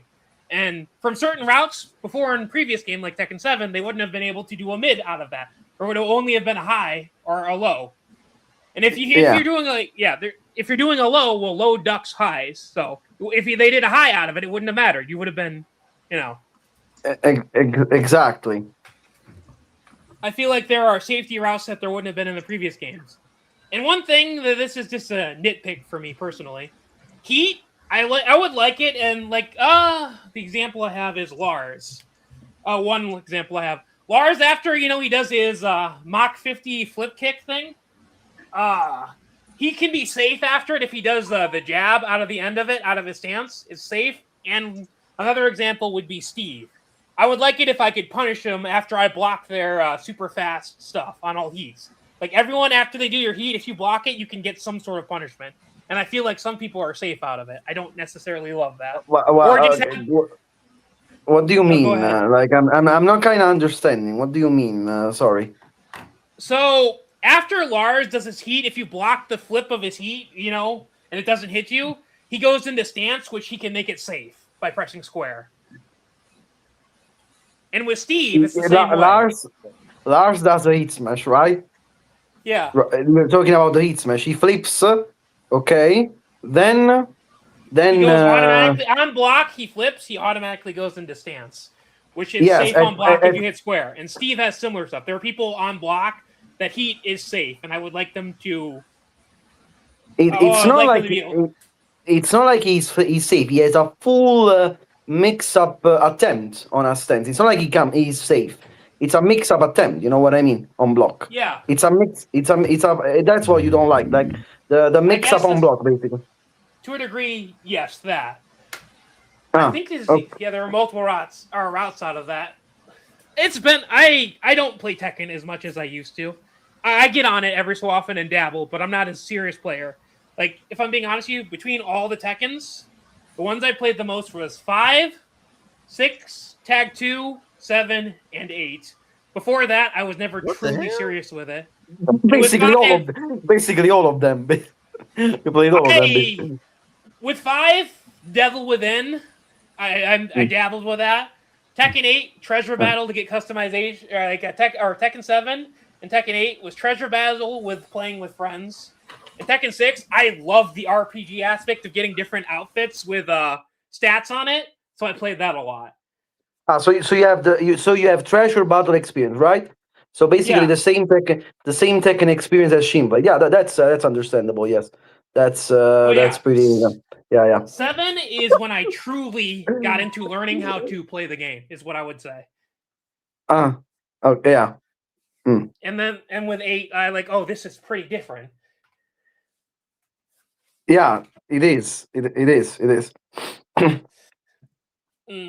But this is more or less I feel like you Blackheart personally, to a degree, you kind of instigate and mess with people. But I do like you. I do like you. I trust your opinion because there's not many Tekken creators that I've seen that has gotten to God of Destruction with every single character in multiple seasons. Yeah. You should that's the first rule of Tekken. You should always trust me and not everyone else. That's the first rule. I don't always trust you. That's not what I said. No, I know. I mean, if I wanted, I could get God with every character. I have 11, and I don't even. No, you can't. You're trash. You can't. No, simply no. Okay. Well, you know when you guys do your beef, so why don't you just both hit random for the whole first 10? If you're both confident, both just hit random. Once he accepts my challenge, sure. I don't. Real quick. Y'all really think that Tekken 8 is the most guessing Tekken? Is the what, sir? The most? Yeah, like the most you have to guess. Like whenever I'm playing Tekken 8, I don't feel that way. But you don't feel it. When you play against Lydia, I played the Tekken that you have to guess literally, oh, you're dead, like type shit. Like I don't understand the guessing part. Like when I'm playing, I'm trying to see what y'all talking about, but I never feel like I'm constantly guessing. What is it? Bah. I get what they're talking about. Bah. You know. Which Tekken 8, bro? Do you have a special version of Tekken 8? Do you have a special version of Tekken 8 Shinblade Edition? I don't know, or something. How do you never guess it? No, if I had to guess what they're talking about versus what Shin is talking about, it is probably one of the more guessing Tekkens. But the reason you don't feel like it is a guessing Tekken is because in older games you didn't have to guess as many times because you would just be dead already. Like in this game, it allows you. What does it mean? In this, could you not talk over me, please? I don't think you supposed to play the other Tekken games. He likes to do that. You had like I was saying, your life. If you guessed wrong, you would just be dead in other Tekken, so you didn't have to guess as much. In this game, you get hit by stuff and you constantly guessing because you keep getting to constantly guess. I mean, that's what makes it feel bad for a lot of people because it's like, man, I keep guessing wrong and I have to keep guessing. But in other games, you'd have just been dead already. So it's kind of just maybe it's Namco's way of trying to balance that by saying, listen, we'll give you more chances at living, by making you be put in messed up situations over and over again, and maybe you can guess right and fight back. Or you could have just guessed wrong 1 or 2 times and been dead already and be the next round. So The I thing, that can agree. just be a the thing is how you have to guess, because in previous Tekken games, the guess was in specific situations, especially on Oki and so on, and it was not constantly something you had access for easy way in the neutral. That's the problem with Tekken 8. It's not about guessing; it's about how easy it is to constantly access to making your opponent guess. But it That's the is though. problem. What you're It's not saying. about dying. It's not about dying sooner or later. What does it mean? What It I'm doesn't saying mean to you anything, bro. is what I'm saying to you is that is what's happening though. You're not looking at it that way because you're thinking about like, dang, they keep getting to pressure me. But that is the I guess you can say the compensation is, yes, I might not have been able to even barely hit you in the old games. So if I hit you twice, you needed to die. In this game, I have access to get to you, so I shouldn't just kill you at every opportunity I hit you with. You should have to get more chances to guess because it's more readily available for me to do that. You do That's why understand the skill. That's why the skill in this game is to not have to block things you don't want to block or to avoid. This is a more defensive skill game. In older games, you need to be better at learning how to attack players. Yeah, so you do basically, understand in this game you also die twice, right? You also understand in this game you get wrong twice and you die, right? you don't. You Like, what does can it change? from launchers you can, but that's only when the gameplay is good. It's not most mix-ups. If you're playing the game, most mix-ups aren't killer mix-ups every single time. No, like most mix-ups are knockdowns. Did you ever play against Mix-ups are Lydia? knocked down. A Lydia? Yeah. Did you ever play against Lydia in Tekken 8, bro? In Tekken 8, yes, I play against her. Yes. And so you never guess constantly into death against Lydia, no? When she's The in heat, biggest I feel time like I that you do have to one. guess is when she's in heat, which means you've already made a whole bunch of bad decisions before she got to that point. Nah, because it's way hard. It's very hard for her to access to it, right? It's very hard, bro, to access her to access to It's it, right? difficult for her to. It's very difficult for her to abuse you with only just doing heat, cranking heat up and putting you in a 50-50. That's not how this game works. If you're getting beat by somebody cutting heat on and just going into 50-50s, you're not as good as your. That's simply false. That is not that simple. That's what I'm saying. Like, people aren't dying to that. What they're dying to is somebody outplaying them and then cranking up an overly strong mode and then them eating a 50-50. That is killer both ways. It's not about outplaying someone. It's about how you outplayed someone by constantly pressuring you in stance mix-ups and stance slop and stance 50-50s. That is the problem. Look at, for example, at Shinblade's carried as Steve in Tekken 8. That constantly forces you to guess in Lionheart mix-up constantly in every fucking thing he does. That's the problem with this game. You understand that or not, man? It's not about the fact that in previous Tekken games you died into interaction. It's the same in this game. If you get launched twice, you die the same. And the mix-ups, but the difference is that in previous Tekken games, the mix-ups are not as earned as they are in Tekken 8. It's very easy, bro, to understand. Okay, so your position on it is that it's easier to get to the mix-ups. I'm not arguing that it's easier to get to the mix-ups. That is what statement I made. It's easier to get to mix-ups, but mix-ups aren't killing you unless you're making horrible decisions. Like, if they're being super risky, and you're being very unlucky when you choose to fall into that risk. Let's say even the Steve mix-up, right?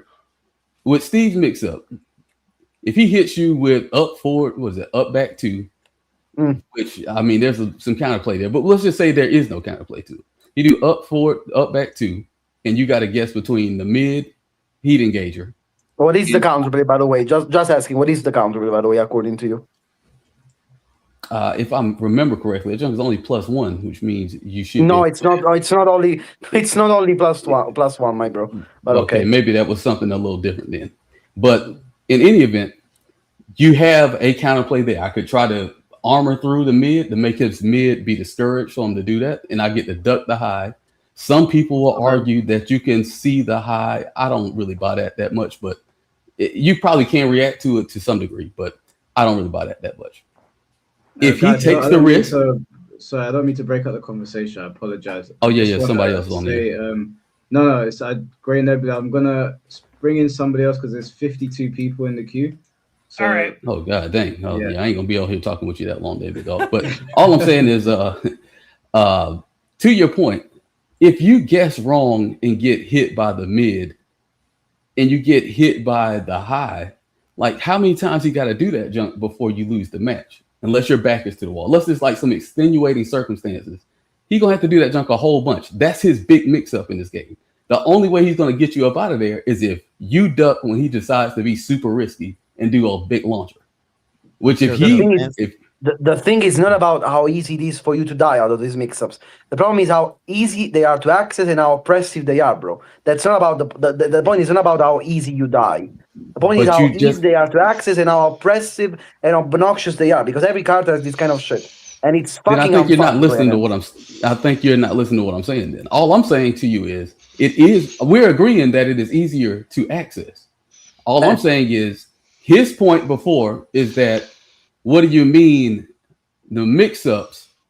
Because back in the day, when you had to deal with a mix-up, the mix-up was going to kill you if you guessed wrong more often than not. Like it might have been more risky. It might have been two-way extra risky, but if either one of them hit you, you about to be dead up out the game. As opposed to over here, as opposed to here, the mix-ups are more frequent, but they're less deadly more often than not. You didn't die to mix-ups in previous Tekken games. You died to your own mistakes. For example, I don't know, you whiffed something and you would have died to a whiff punch. Just to make an example. No, when you're in a mix-up. I'm saying when you're in a mix-up situation. That's what I'm saying. When you're in a you're talking past me and we're agreeing. We are agreeing that mix-ups were less frequent, but the frequency does not make up for the potency. The potency, because it was so hard to put you in a mix-up, when you got put in a mix-up, it killed you. In this game, the mix-ups are not super potent all the time because they're so much more readily available, which is why the skill set is different. Can you make an example of a mixer that killed you instantly? I don't know, in previous Tekken games. Because honestly, I could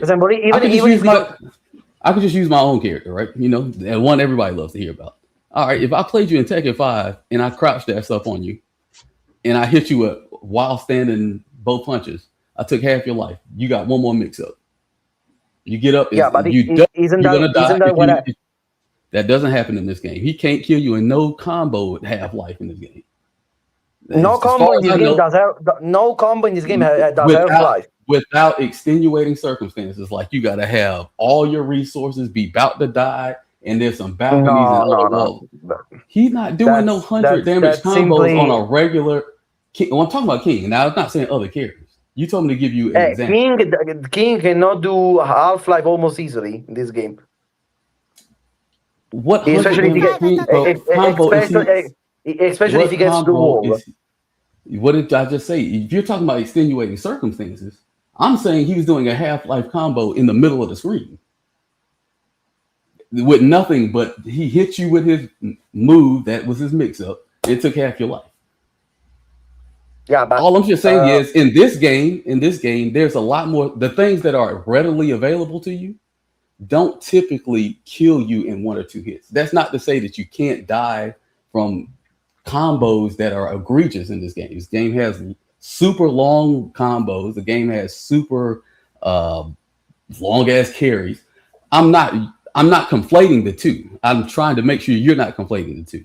I'm not saying that happens. I'm saying when you're talking about mix-ups that are readily available, more often than not, they knock you down and then you get put in another mix-up. They hit you and you get put in some frame disadvantage and put in another mix-up.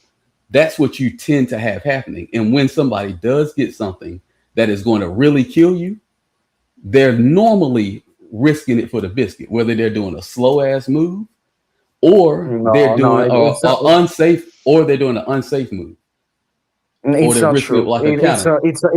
There are a lot of mix-ups in this game that are deadly as fuck and almost kill you if they hit you. Give me one in your opinion that is readily available. But there are plenty. Even, for example, again, I talked about Lydia multiple times just to make an example. But again, I can make multiple examples like these. Okay. For example, I don't know. Lars puts you constantly into a guess mix-up situation. That are Or killing I don't you. know.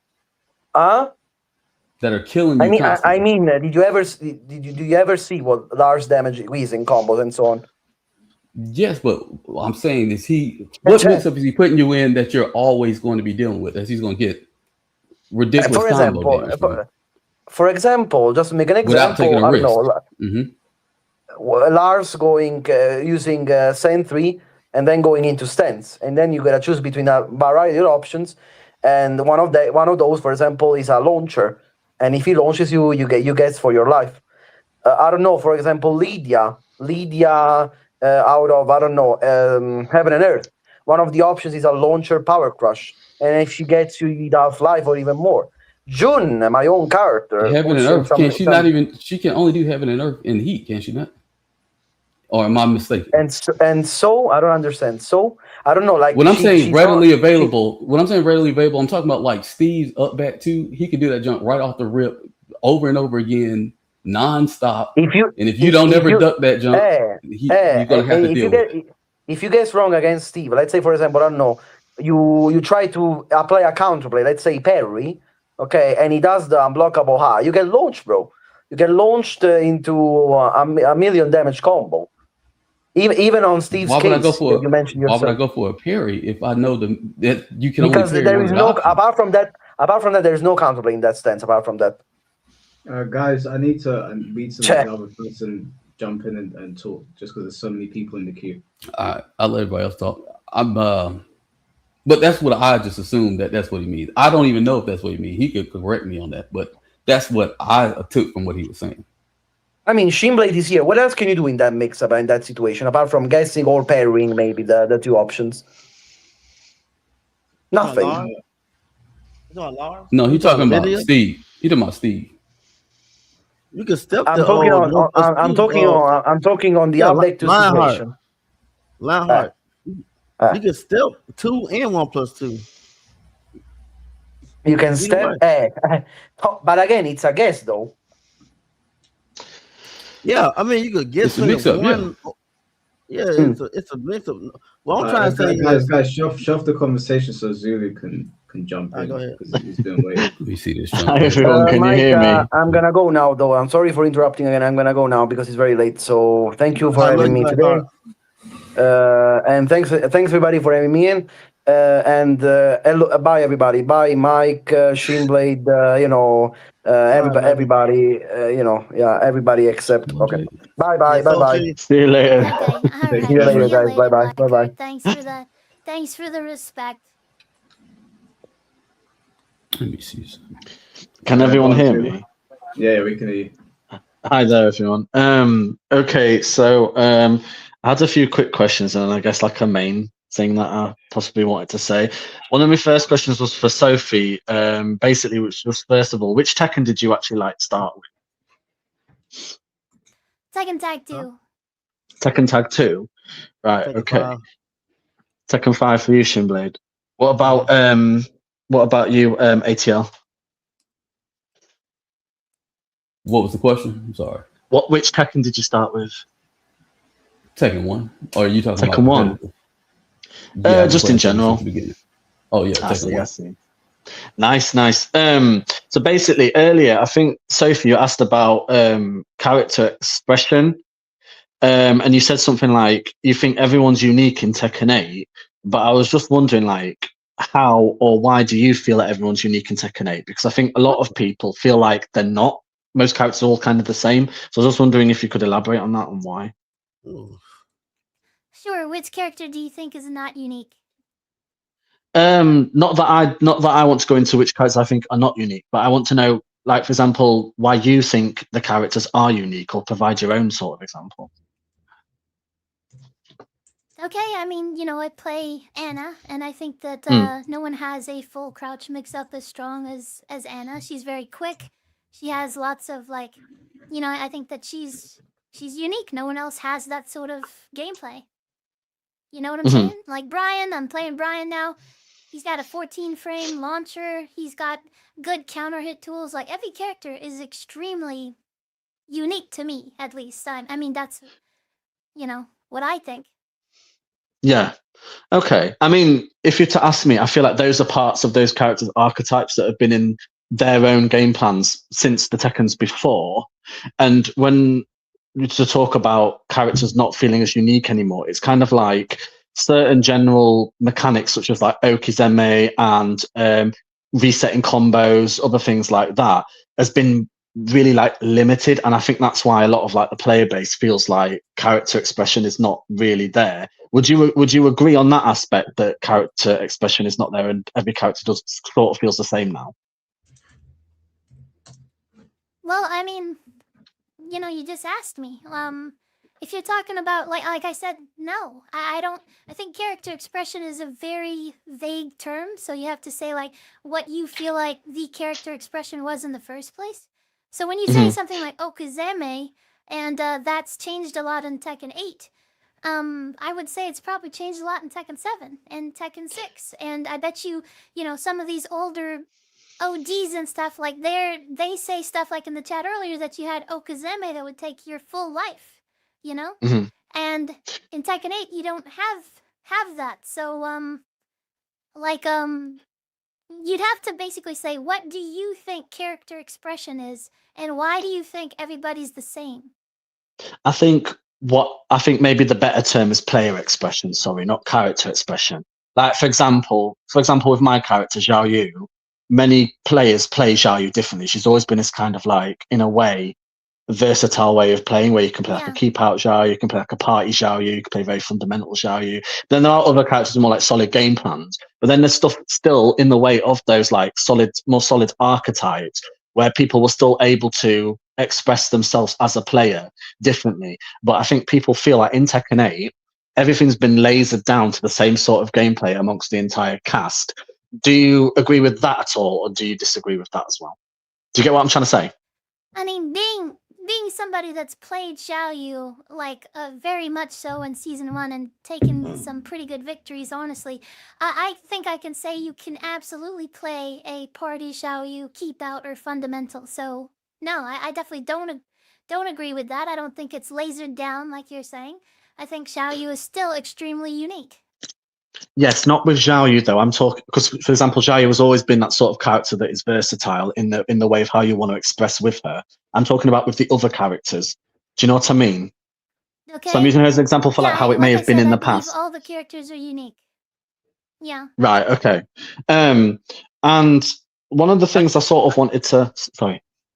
My bad, Zulu. I didn't try to say. Oh, you trying to say like someone playing with Steve Fox, and like things like that, yeah, and like how some people might have played with Brian or with. Okay, so like, do you know what I mean? Tekken 7, yeah, okay, that's what you're saying. In Tekken 7, I believe Steve Fox he didn't have an identity in Tekken 7 because he was literally only down 4-2, back 1, and down 2-1s.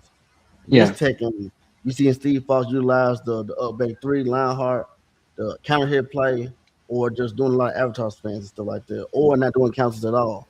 And like he had more ways to play in this game. He got clinch and all that type of shit. So I got 4 Steve players. You can say Code Red, Gohan, Caesar. We grab those 3. You could not put a name over their head, and I'll know which one is who. Exactly. And 7, I couldn't see that because Steve was literally only a down 4-2 in the back 1. You know what I'm saying? Yeah, so I think in this game, for some instance, like I know they always bring up the law thing. So people losing their identity like that, as in like doing DSS, I do believe that's a thing, even though that's one thing I do agree with. I do think they should do something else with that. But I think that's the only losing identity of difficulty, but not identity as a character. I think everybody is still unique. Like they still an advanced version of their old self in Tekken 8. Yeah. Right. I agree that the characters themselves are definitely different. Maybe the way people play the characters is very similar, but I don't think that really has much to do with the game. I think that has more to do. Oh shoot! I don't know if y'all can hear that. Sorry about that. Appreciate that, Zanik. Anyway, I think that has more to do with the fact that everybody is online sharing information, Yeah. and people are going to play optimal if they're trying to win. Like, Yeah. if you look at non-optimal players versus optimal players, you can see a great variance in how they play the game. But when it gets to people who are trying to win and it's very readily available how to get to it, yeah, you're gonna see everybody doing what's best. I don't think that's even changed in Tekken 7. You would see the same thing if people could do it, really. Like, I don't really know that people did anything super different in earlier Tekkens. I was just talking to my chat about this earlier. Like, the reason you saw it a little different in past Tekkens is because they didn't have as much access to knowledge. So people went with what was best for them. And so, yeah, you would see a little bit more variance because everybody's coming to the table with their own understanding and less of the collective understanding of like what's the best and what's not the best in what situations, right?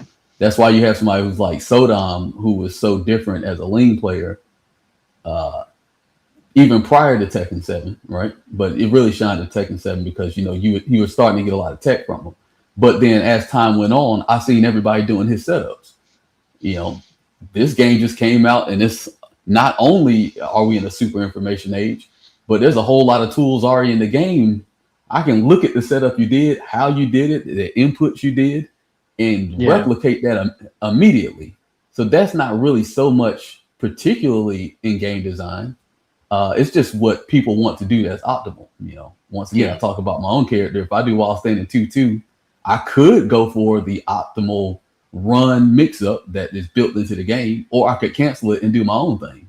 But if one is more optimal than the other, chances are you're going to see me do the running one, unless I just opt to do something that I feel is a little bit different. So I think that's kind of where my stance is on it. I get you. I think I can agree with that. Yeah. One more thing I think I wanted to maybe talk about or touch upon. It would have been interesting if C4 was also Nick, because I wondered what his opinion on this was as well. But basically, I feel like possibly Guilty Gear Strive has influenced a lot of the modern fighting games into being what they are today. Like, I think mainly Tekken 8.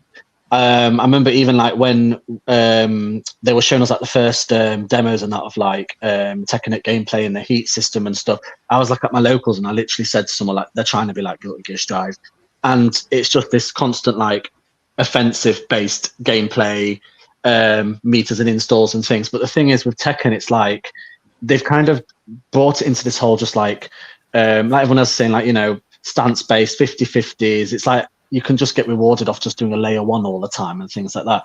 But like basically Guilty Gear Strive kind of like became pretty successful. But I think like the ways it did it, it just kind of appealed and brought new players in. Maybe it was because of the community, maybe it's because of the visuals and the art style and things like that, and possibly also because of how fast-paced and offensive the gameplay was. And I think that Tekken saw that and thought that they wanted to try and like make something similar in a way to bring more people in and spectators as well, because they might have saw the feedback on like how, you know, the spectators think, looking at the whole like tension and the backdashing and stuff isn't fun, whereas the people who play the game, it might be more entertaining because they can see what they can, you know what I mean, they can understand the mind games a bit more. But I wonder what other people's thoughts are on that. Do you think that the fighting games are kind of turning to that now, to kind of like what Strive might have turned to, which is like, I'm not to call it Ulga Bugger as well, but, you know, like very fast-paced, offensive-based gameplay and offensive-based defense, stuff like that, in order to try and like bring new people in. Do you get what I'm trying to say? I think games have always been on a downward trajectory from where they started, whether it was good or bad to the people playing the games. I think for the substance of what the games are, whether it was for ease of access, which I think is funny because nobody minds when the game got easier for them to play. They only care when it gets easier for the next man to play, more often than not. I never really hear a lot of people complain about the crush system, but people in T4 didn't have a crush system. You had to hold them jabs, whether you were standing or trying. You couldn't low jab out my jab, punch, pressure, right? You had to actually move. They would say that people who had the crush system are not real Tekken players because they're not effectively using their movement to get around things. They're using crush moves to beat out things that they don't have frame advantage to implement, right? But I'm sure a person who stepped it. That was so long ago that those people probably ain't even around anymore to complain. Well, I'm just making a general statement about like from game to game how players who are of the current iteration almost always look at the next iteration as worse because they typically will change something that is a core mechanic different than what you were used to playing. And I've seen this happen from Tekken 5, Tekken 4, all the way up to here, right? I heard people complaining every Tekken that came out. And I think a lot of people, you know, a lot of the crowd of Tekken came in Tekken 7, so especially the vocal crowd. And to your point, the strive aspect probably did have an influence, the same way Street Fighter 4 had an influence on Tekken 6.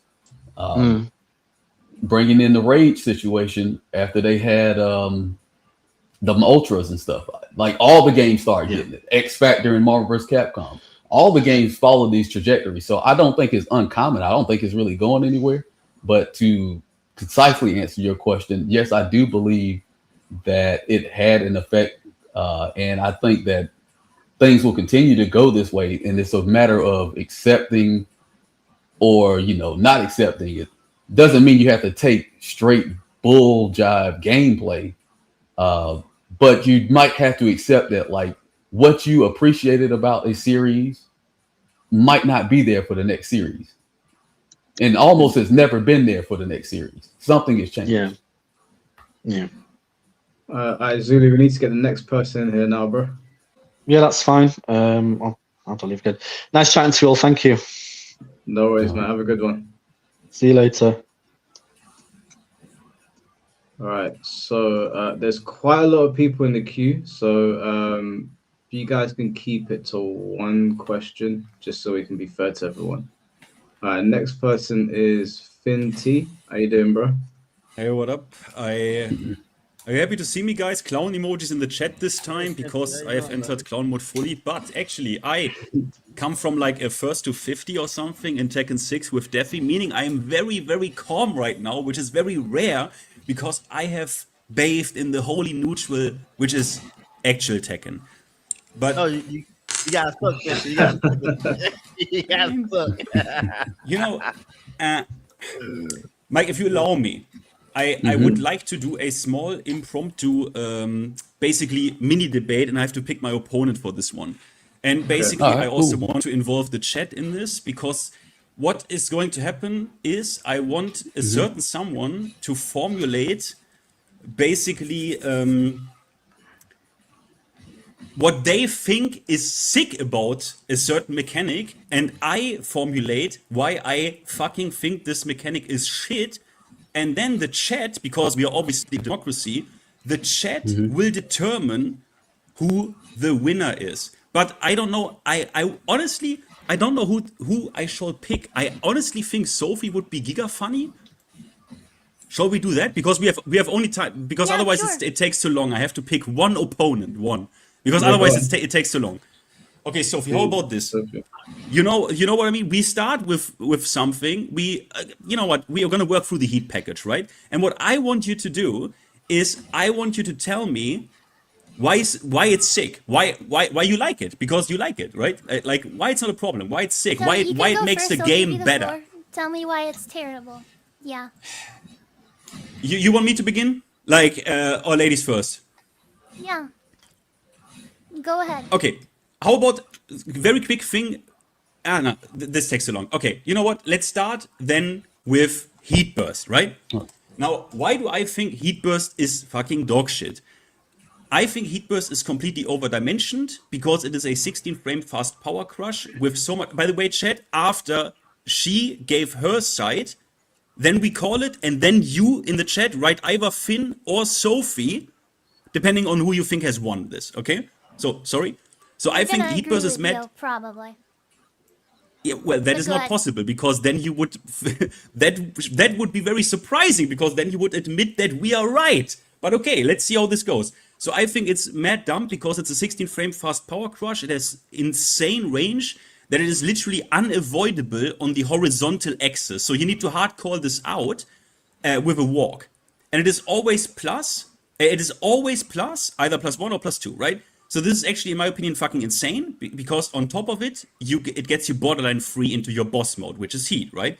And additionally, it makes combo conversions brain dead consistent. It acts as a combo extender. It can float bound for a combo. And obviously, because it is that fast, it also can act as a panic tool.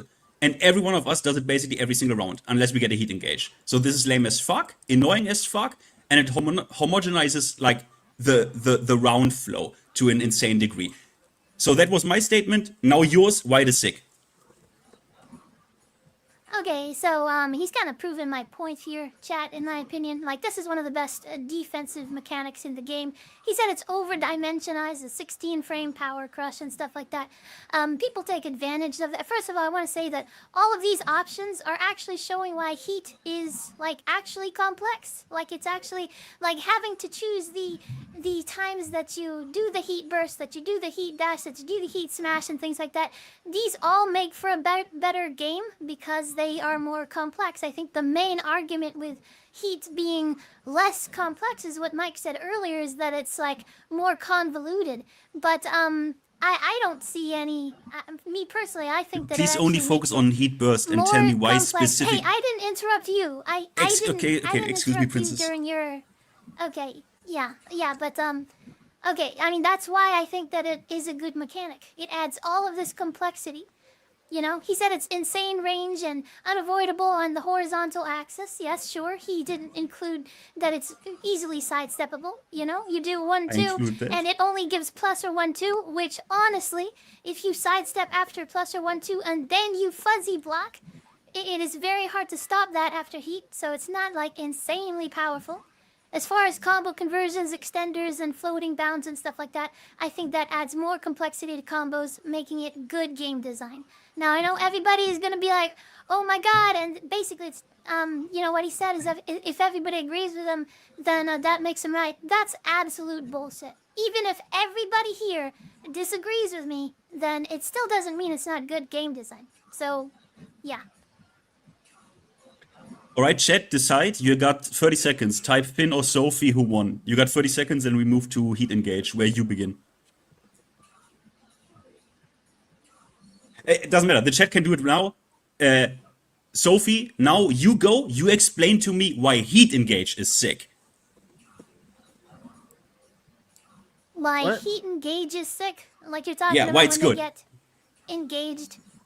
Yeah, heat I engage. mean, Why is that sick? Why does that honestly, make Tekken with better? heat engage in, yeah, with heat engage in particular, I don't really think that makes Tekken sick, actually. So I'm not gonna really defend that point because, like, it What's up, usually is man? like Good a game. knockdown. Like usually, yeah, like usually, like let's say you do, you know, a 4-4-2 with Brian or something, it usually ends up being a knockdown, which is a similar situation to where you're at with heat engage. It's like a eventually 50-50 mix up and stuff like that. But I don't defend heat engage because it's pretty much just knocking someone down and activating your heat, which I don't see a problem with. It starts the complexity and stuff like that. That's totally fine. It makes you value certain moves more than other moves, which makes the game more complex. I hope that you misspoke there because the heat engager specifically doesn't knock you down. I hope you misspoke there because that is a crucial part, right? No. I'm saying in previous situations, those moves would knock you down. You know what I'm Exactly. saying? So Jin's 4-4-2 And you would knock said you basically down, that and in also Tekken leads to a 8, it actually 50-50 engages. situation, right? Now I tell you why you Yes, are those why you are situations very wrong usually do. about this. I tell you why you are very wrong about this. So Okay. let me explain to you why heat engager is why I don't like heat engager. Right, that's the question here. Because for this we don't care about right or wrong. We care about we just talk, right? Who can make the better case? Whatever. It doesn't Yes, really matter. We just do exactly. this for fun. Now I think so. First of all, it gives +9 in your face, leads to a pretty simple and explosive situation. So this is, in my opinion, variance on purpose. And let me highlight something here. Obviously, you notice this as well because you watched my video. That almost there are like singular examples where it isn't the case, but every heat engager previously was a knockdown.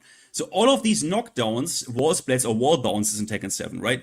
So, and what this does is, if the heat engager leaves you in a standing position right next to your opponent with frame advantage. So the most important thing about the knockdown, opposed to that, is risk reward mitigation, right? That gets taken away from me in Tekken 8. Because now I have to deal with all of this shit, with all of the options, point blank, full force, range 0. So prior, if not at the wall, a knockdown would occur, I can enter the ground game of Tekken, which is obviously one of the most unique, deep, and in my opinion, fun aspects of Tekken. And an inherent defensive quality about the ground game is shit cannot connect with me if I decide to stand grounded or roll, for example. Kazuya's Hell Sweep, for example, it cannot knock me down if I am on the ground. It does not even connect with me fully.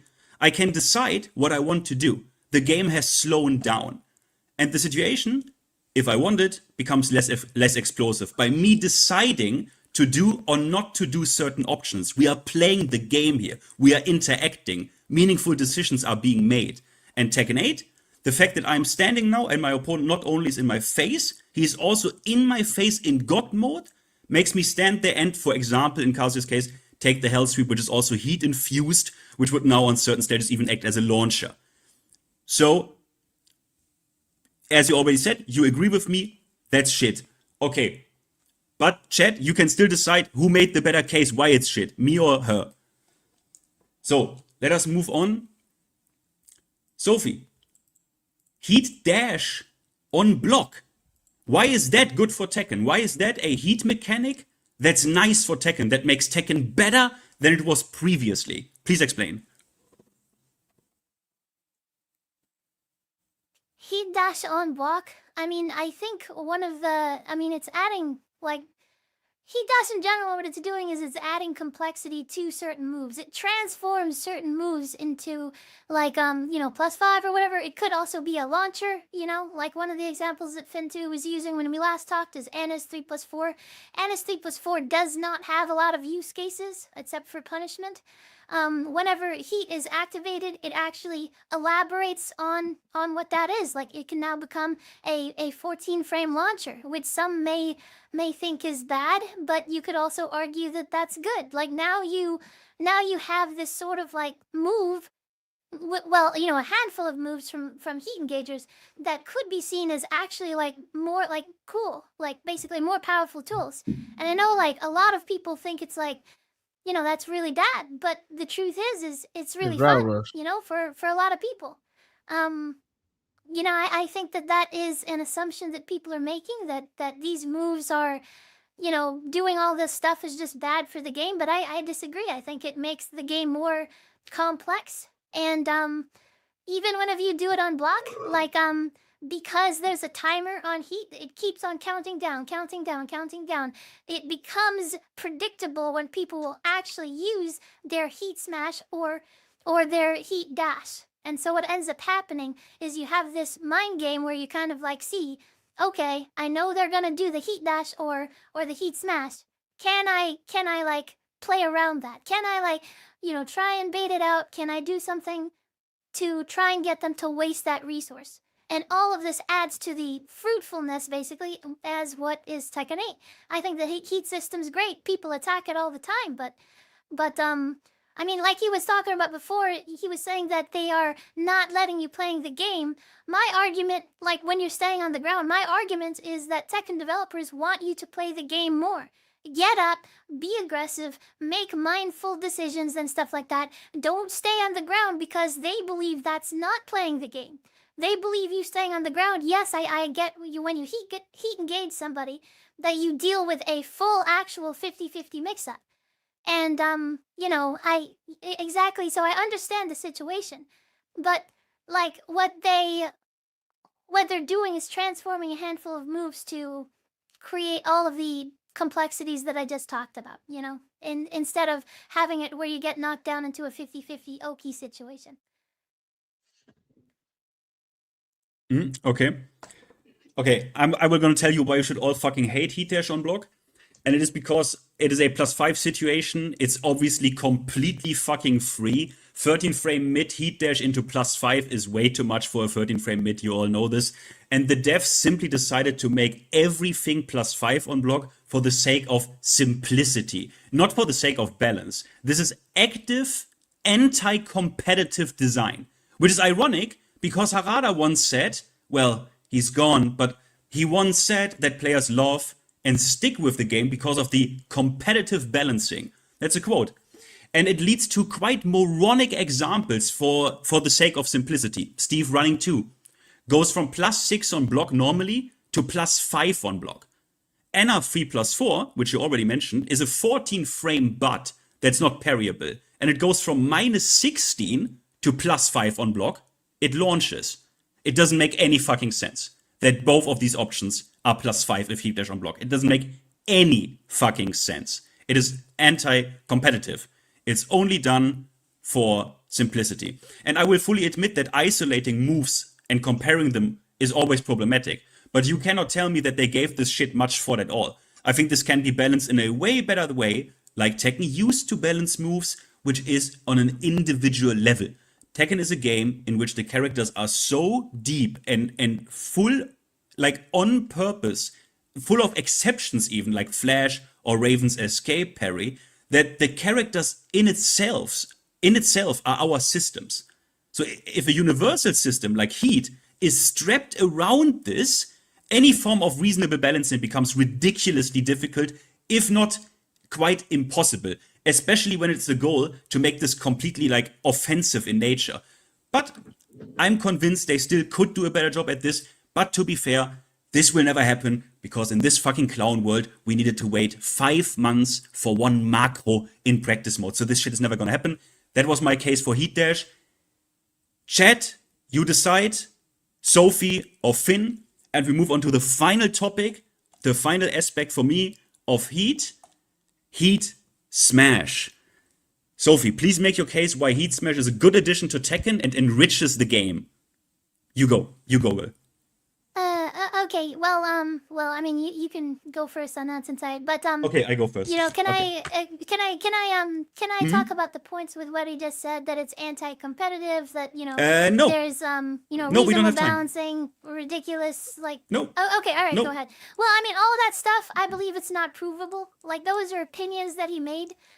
Sure, they're his opinions, and yes, I believe that they have, you know, data behind it and things like that, but ultimately, like, when he says this stuff is obviously completely free, I think it's like, it's not obviously. Okay, wait, not Princess. to me, at least. First, I I said have a high no. standard of evidence, but First, go ahead. I said no, but second point, did you honestly just say it is only my opinion that they made everything +5 just for the sake of simplicity and that it is inherently No, I didn't say the anti-competitive? +5. Okay, so you agree with me that this is inherently anti-competitive design, yes or no? No, I don't. How? I don't How? think it's anti-competitive. How? I mean, Explain. how is it? I explained Like, to you you saying how. things like You explain to me obviously now how it completely isn't. free. No, not that. Let's stick What, with that that. it's Let's stick with the. anti-competitive? Yeah. How is that not Like, why is it not anti-competitive? anti-competitive? Well, because the options. Why it is not anti? Yeah, that is what you shall explain to me. No, why is it anti-competitive? Is what you're I saying. explain. Okay, look, you're not doing this because now you're getting a bit of cold feet, right? You go, girl. Now explain to me why it is not anti-competitive. You shoot. No, what you want. Oh, okay. And why you saying why is it not anti, which is like a double negative? So you're saying for me to explain why it's competitive. Yes.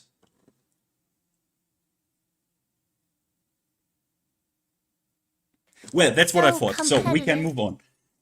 Huh? Let me. Well, I'm trying to give it thought. You know it's because not. Come if I'm on. gonna be honest, like I give you an maybe- out well, here. I maybe- give you an maybe you're easy right, out. Just you take know? it. Just take it. Well, yeah. Well, I'm trying to honestly think about the situation because I don't think that it necessarily. You had 2 years to think reduces the about that. Seems strategy like a one lot. of us was thinking, but the other one was not. Listen, come on, that's being a little bit. Like, I'm thinking about your a little bit specific honest. situation that you brought on the podcast that I don't have to be prepared for. So I'm trying to just give you my honest thoughts right here on the dot. And I ChatGPT could is be quite wrong, slow, you huh? know? You want my premium? Okay, all right, Fenty. Like, come on, you don't need to make act. I'm not using ChatGPT. Like, why are you? You know what's making me funny? seem If like, we are done why here, you're then I'm attacking gonna my test that character? myself. What ChatGPT spits out if I ask ChatGPT to I'm somehow not come up using with shit. ChatGPT, Okay, but fuck my it. question We are is, taking too why long. are Other you people are making the waiting. Let's. accusation? It's fine. It wasn't even. It's for the people to decide. They can decide if I made sense or you made sense. It's fine. Other people are waiting. Let's move on to heat smells. You want me to begin? Fair enough. Okay. Yeah, go ahead. You want me to begin or you? You can go ahead. Heat smash. Okay. So obviously I don't need to explain this for too long, especially mid-heat smashes still are completely insane. They have insane range. A lot of them will outright kill you on a hit, especially when a wall is involved. Funny enough, that is still the case. And on top of this, basically every single, especially mid-heat smash, now most are mid, in the game will give you a mix-up on block. A mid that is insane on hit should not give you a mix-up on block. And for sure as fuck, should under no circumstance, especially not if it is that brain-rotted on block, should it ever interact with stages at all. That is complete overkill. That is complete overkill. In no way is that reasonable balancing since 2 years. So the only reliable counterplay I have against these ones is sideways movements, right? Now, considering how over the top powerful these are on hit and on block, the punishment, if I call this out and manage to sidestep or walk them, should be as brain dead as the move itself, which it is not right now, which is like 101 bad balancing. I cannot count the amount of times that even at the highest level of play have I seen players miss the punish. And this is not about could they have gotten the punish if they were even more on point. Of course they could have. This is about the design and actual balance. Once again, a move that brain dead should be equally brain dead to punish. If I manage to call this out and do the counterplay, but instead I saw this happen even twice in one match at CEO top 8, and it still is the exact same way. After 2 years, that's why players are frustrated. That's why I think Heat Smash also is a net negative to the game. And that's my case for Heat Smash. You shoot. Okay, so, these things that he's saying, it's obviously, that's not reasonable balancing and stuff like that. I think that, ultimately I do think the game is balanced and a lot of these things that, this is just, why is it that this stuff, like, just shouldn't be this way? I feel like I guess what you should say is, like, all of this stuff is just, like, very obvious, like, and I want to give him the benefit of the doubt and kind of say, like, just because it can kill you on hit, it does a lot of damage, it's mid and you get mix-ups on block. A lot of these attributes I already see in Tekken, I already see that, there is mids that wall splat you and you get mix-ups on block. That's just like a running 3, That's just like, that. There's tons of moves that do all of this stuff. A heat smash uses all of your bar, You can't use any of the heat stuff, can't use any of your resources anymore. It gives all of that up. And I believe that, and guys, I want to notice that, some, there are outliers like Anna's heat smash is not positive on block. So that is not true. Like, I'm saying that all of them are positive on block. That's just actually flat out wrong. So we have that, and basically, as long as people are winning at a 50% win rate across the board, then it's balanced, and the people that love actually doing all of these complicated things with heat, whether it be the burst, whether it be whatever you're doing while heat is active, whether it be the dash, whether it be the cashing out at finally what we're talking about, the heat smash, all of that stuff adds complexity to the game, and I think it's a great mechanic for Tekken 8. obviously I'm not objectively correct or anything, because there is no correct golden recipe for a fighting game. There are fighting games who have way crazier and more fucked up risk reward than Tekken has. But I don't like it in Tekken. I play other fighting games for that, and everyone has Yeah. a line. can't And argue that Sophie, you I don't think like it. I think you kind of know it's fucked up, because you would. Let me give you an example. Why do we? I want you to answer this question. Why do we not I'm make listening. rage arts -10? -10 on block? Yeah. I mean, there's not. I think that if you're going to risk that much, like you can get nearly half a life bar, then yeah, I mean, Exactly. I agree with you. You need to be able to launch something like that. Exactly. You got it. You get it. You explained it. Congratulations. So, for my final statement, because it's just my final opinion, then I'm going to fuck off. I already took way too much time. Sorry, Mike. My final judgment on the Heat package, to also maybe give another example of a game that does it better and why it does it better, even though it's not without problems. So, the Heat package as a total bag of things, it's a token, right? You all know that I say this. It's a token. It's not a resource. It is a token. It's a token that I can use for free to access completely overtuned moves on purpose, a bag of offensive tools. And there's no downside. There's no way for me to actually properly even interact with this. Case in point, Street Fighter 6, which is a better designed game, not without its bullshit and throw loops. We all know that. But we have we have the same principle here. My drive meter is full on round start. Yet, I can attack the drive meter of my opponent. For example, heavy attacks on block reduce a good chunk of the drive meter of my opponent. I can interact with this. I can't interact with heat in Tekken 8. I can't interact with the heat bar of my opponent. It's completely one-dimensional. I can use it defensively in Street Fighter. I can use parry, the drive parry. I spend my resource to have defense here. I can spend meter to not be able to worry about left and right mix-up, low-high. But my opponent can bait it and throw me. We have interaction here. I can use it offensively, aka EX or drive or overdrive versions of my move, or drive impact, which is a defensive and offensive tool in one, depending on the situation, or drive rush into button, which makes my buttons +4 more. But I spent a resource that can be built and depleted and has a significant downside if used fully. So, and we also have a skill component here, because I have meter management and optimization is a skill. So, for example, I can actually in one combo walk forward for a few frames that refills my drive meter, and as long as I have a little bit of it, like one chunk, I can use that to make my combo better. So you literally can walk a few frames in between links, or even one frame in links, to go for a fully optimized combo in terms of damage. And if my meter is fully depleted, I get severely punished with a burnout state, which makes everything my opponent throws at me +4 more. And at the wall, it makes it so that if I block something, a drive impact, if I block a drive impact, it will wall splat me for a dizzy, and my opponent gets a free combo. So this is not even all. In Burnout, I have, for example, even now, the systems in Street Fighter interact with each other. So even if I'm now in Burnout, another mechanic interacts here, which is the super meter, which interacts with the drive system around the corner.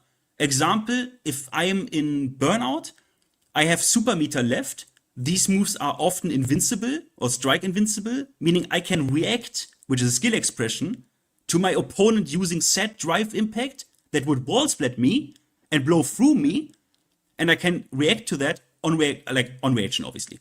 And it's another skill expression, right? And it is even another skill expression because we have super meter management on top of it. So this is just to show I'm not like only a Tekken head, or I'm just only Tekken focused. Street Fighter, I like Street Fighter, but to me it's just about how a well-designed system looks like, which is Street Fighter 6, and how a really low IQ system looks like, which is Tekken 8 Heat. It's an incredibly low IQ system, and I think we have, I'm as, fuck it, I'm arrogant. I think I've proven this, but Sophie, you're still my princess. So, thanks for being here. I just want to say you're saying you like Super Meter and Rage art. I mean, Rage Drive and stuff like that. And so would you like Wait, to what? see that sort of stuff in Tekken? When did I Rage Drive? Yeah, Rage Drive in Street Fighter 6 you think is a more balanced mechanic and Oh, you more mean- thought out mechanic and Super Meter in Street Fighter 6. You mean the drive system, like the drive system in Street Fighter 6 Drive is system, yeah. yeah, that whole thing. And so would is, you rather have the heat system be kind of like that? in terms of interaction possibilities, absolutely. Like if I could actually Okay, but aren't interact you the with same my sort of person that says you don't want other games in your Tekken, you don't want ice cream in your spaghetti? Some people might say all of that stuff, the drive system would be ice cream in their spaghetti, which is Tekken. That is true. But that you're is true. proposing right now that the drive No, what- system, yeah. No, what I'm proposing is okay. I tell you what, you are right. That would be ice cream in my spaghetti, right? But we already, I have to take ice cream in my spaghetti. That's Tekken 8. I have to take ice cream in my spaghetti, right? And if I am able to choose, I want ice cream that tastes tasty and not like dog shit. Does that make sense? Okay, yeah. I mean, to be fair, that does make sense that you want more premium ice cream in your Tekken, but it's already Yes. ruined it, is what you're saying. No, look, I'm not a fucking purist. I can play Tekken 6 if I want, and I don't have a problem fundamentally with a more aggressive Tekken game. Absolutely not. I don't have a problem with that. I don't have a problem with the concept of a aggression, like whatever bag of mechanics like heat. That's not at all the problem. My problem is that it's fucking low IQ and uninteresting. And I just pointed to Street Fighter 6 because some people in the chat will play both and will be like, yeah, true. That's a way deeper system that allows actual interaction between players and the resource. That's all I'm saying. Let's wrap it up, guys. We need to get the next person in here. Yeah, I fuck off now. Goodbye. Appreciate it, Finn. It was Take a care, pleasure Finn. talking to you. You too. Sophie, before I bring in the next person, I just want to ask, why do you keep saying that Tekken 8 has a 50% win record across the board? So win rates is what I mean. Like different characters are close to 50%. You might see them deviate by 5%, -5, +5, but it's pretty much around 50%. Yeah, from at least the data Okay. that I've seen on EWGFGG. Okay, you're not talking about players. You're talking about characters. I'm talking about characters. Yeah. Okay, that's fine. I just wanted to clarify. All right, I'm going to bring the next person in, which is KSRD. And let me just quickly read these super chats. Greymonger Arc, thank you for the $5. If you get done fast enough, can I get back in there? There's some more stuff I wanted to say, but I sat there for 30 minutes listening. There's a big queue ahead of you, bro, right now. And it's already 2:30 in the morning, so unlikely, unless everyone just has very short things to say. SKG, thank you for the $2. Might look like he's going through it right now. No, I'm good, bro. I'm just listening, letting people have their say. All right, KSRD, can you hear us? Yo, can you hear me? Yeah, I can hear you. Okay, I just want to quickly say to the guy in chat who's saying that Mike ATL is a scrub, you don't know what the fuck you're talking about. The guy's been coaching for like 15 years, some of the best players in ATL, ran Tekken House. Like, I became a coach because of his videos. So to that guy, I hope he's fucked off now. You're an idiot. Second of all, I don't know who, I have no idea, this idea of identity, like what we need to get to the definitions of identity in Tekken. So Sophie, let me ask you this. Mike in the last stream was asking you, what about Feng makes him a 50-50 character? Because to him, and to most of us, Feng is supposed to be a poking character based around his extremely good pokes. He's got some of the best pokes in the game while standing 1, down 4, down forward 1, back 4, all of these moves, right? What makes Feng a 50-50 character to you in previous Tekken games, not Tekken 8 and not Tekken 7? What makes Feng a 50-50 character?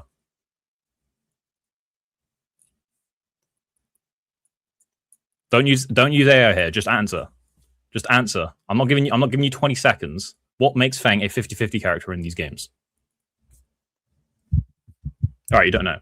Okay, so let me explain something. How is a character that is balanced around having some extremely powerful pokes, but very poor combo damage in these games, low wall carry? That was always his problem, right? He had bad wall carry and he had bad combo damage. To make up for it, he had probably the most well-rounded set of tools in the whole game, I would say. Probably, maybe a few other characters that are equal to him, maybe Leo in Tekken 6, but generally very well-rounded character. You could kind of play him like he's like almost an open-ended character.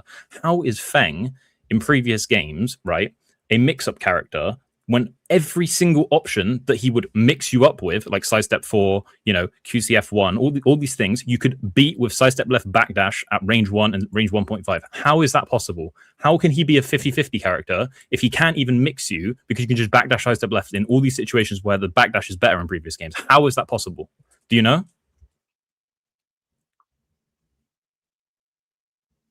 3, 2, 1. No, okay. So this idea that you're talking about character identities, you don't have any concrete arguments to talk about 50-50s for a character that has nothing to do with being a 50-50 character, by the way. Feng 50-50 game is terrible, right? Now in Tekken 7, when they gave him a down forward one, when they gave him back one, counter hit trade property, when they introduced that in Tekken 7, it completely warped the character. So down forward 1 is 0 on block, down 4 is 0 on hit, right? Those two moves before Tekken 7 were still great.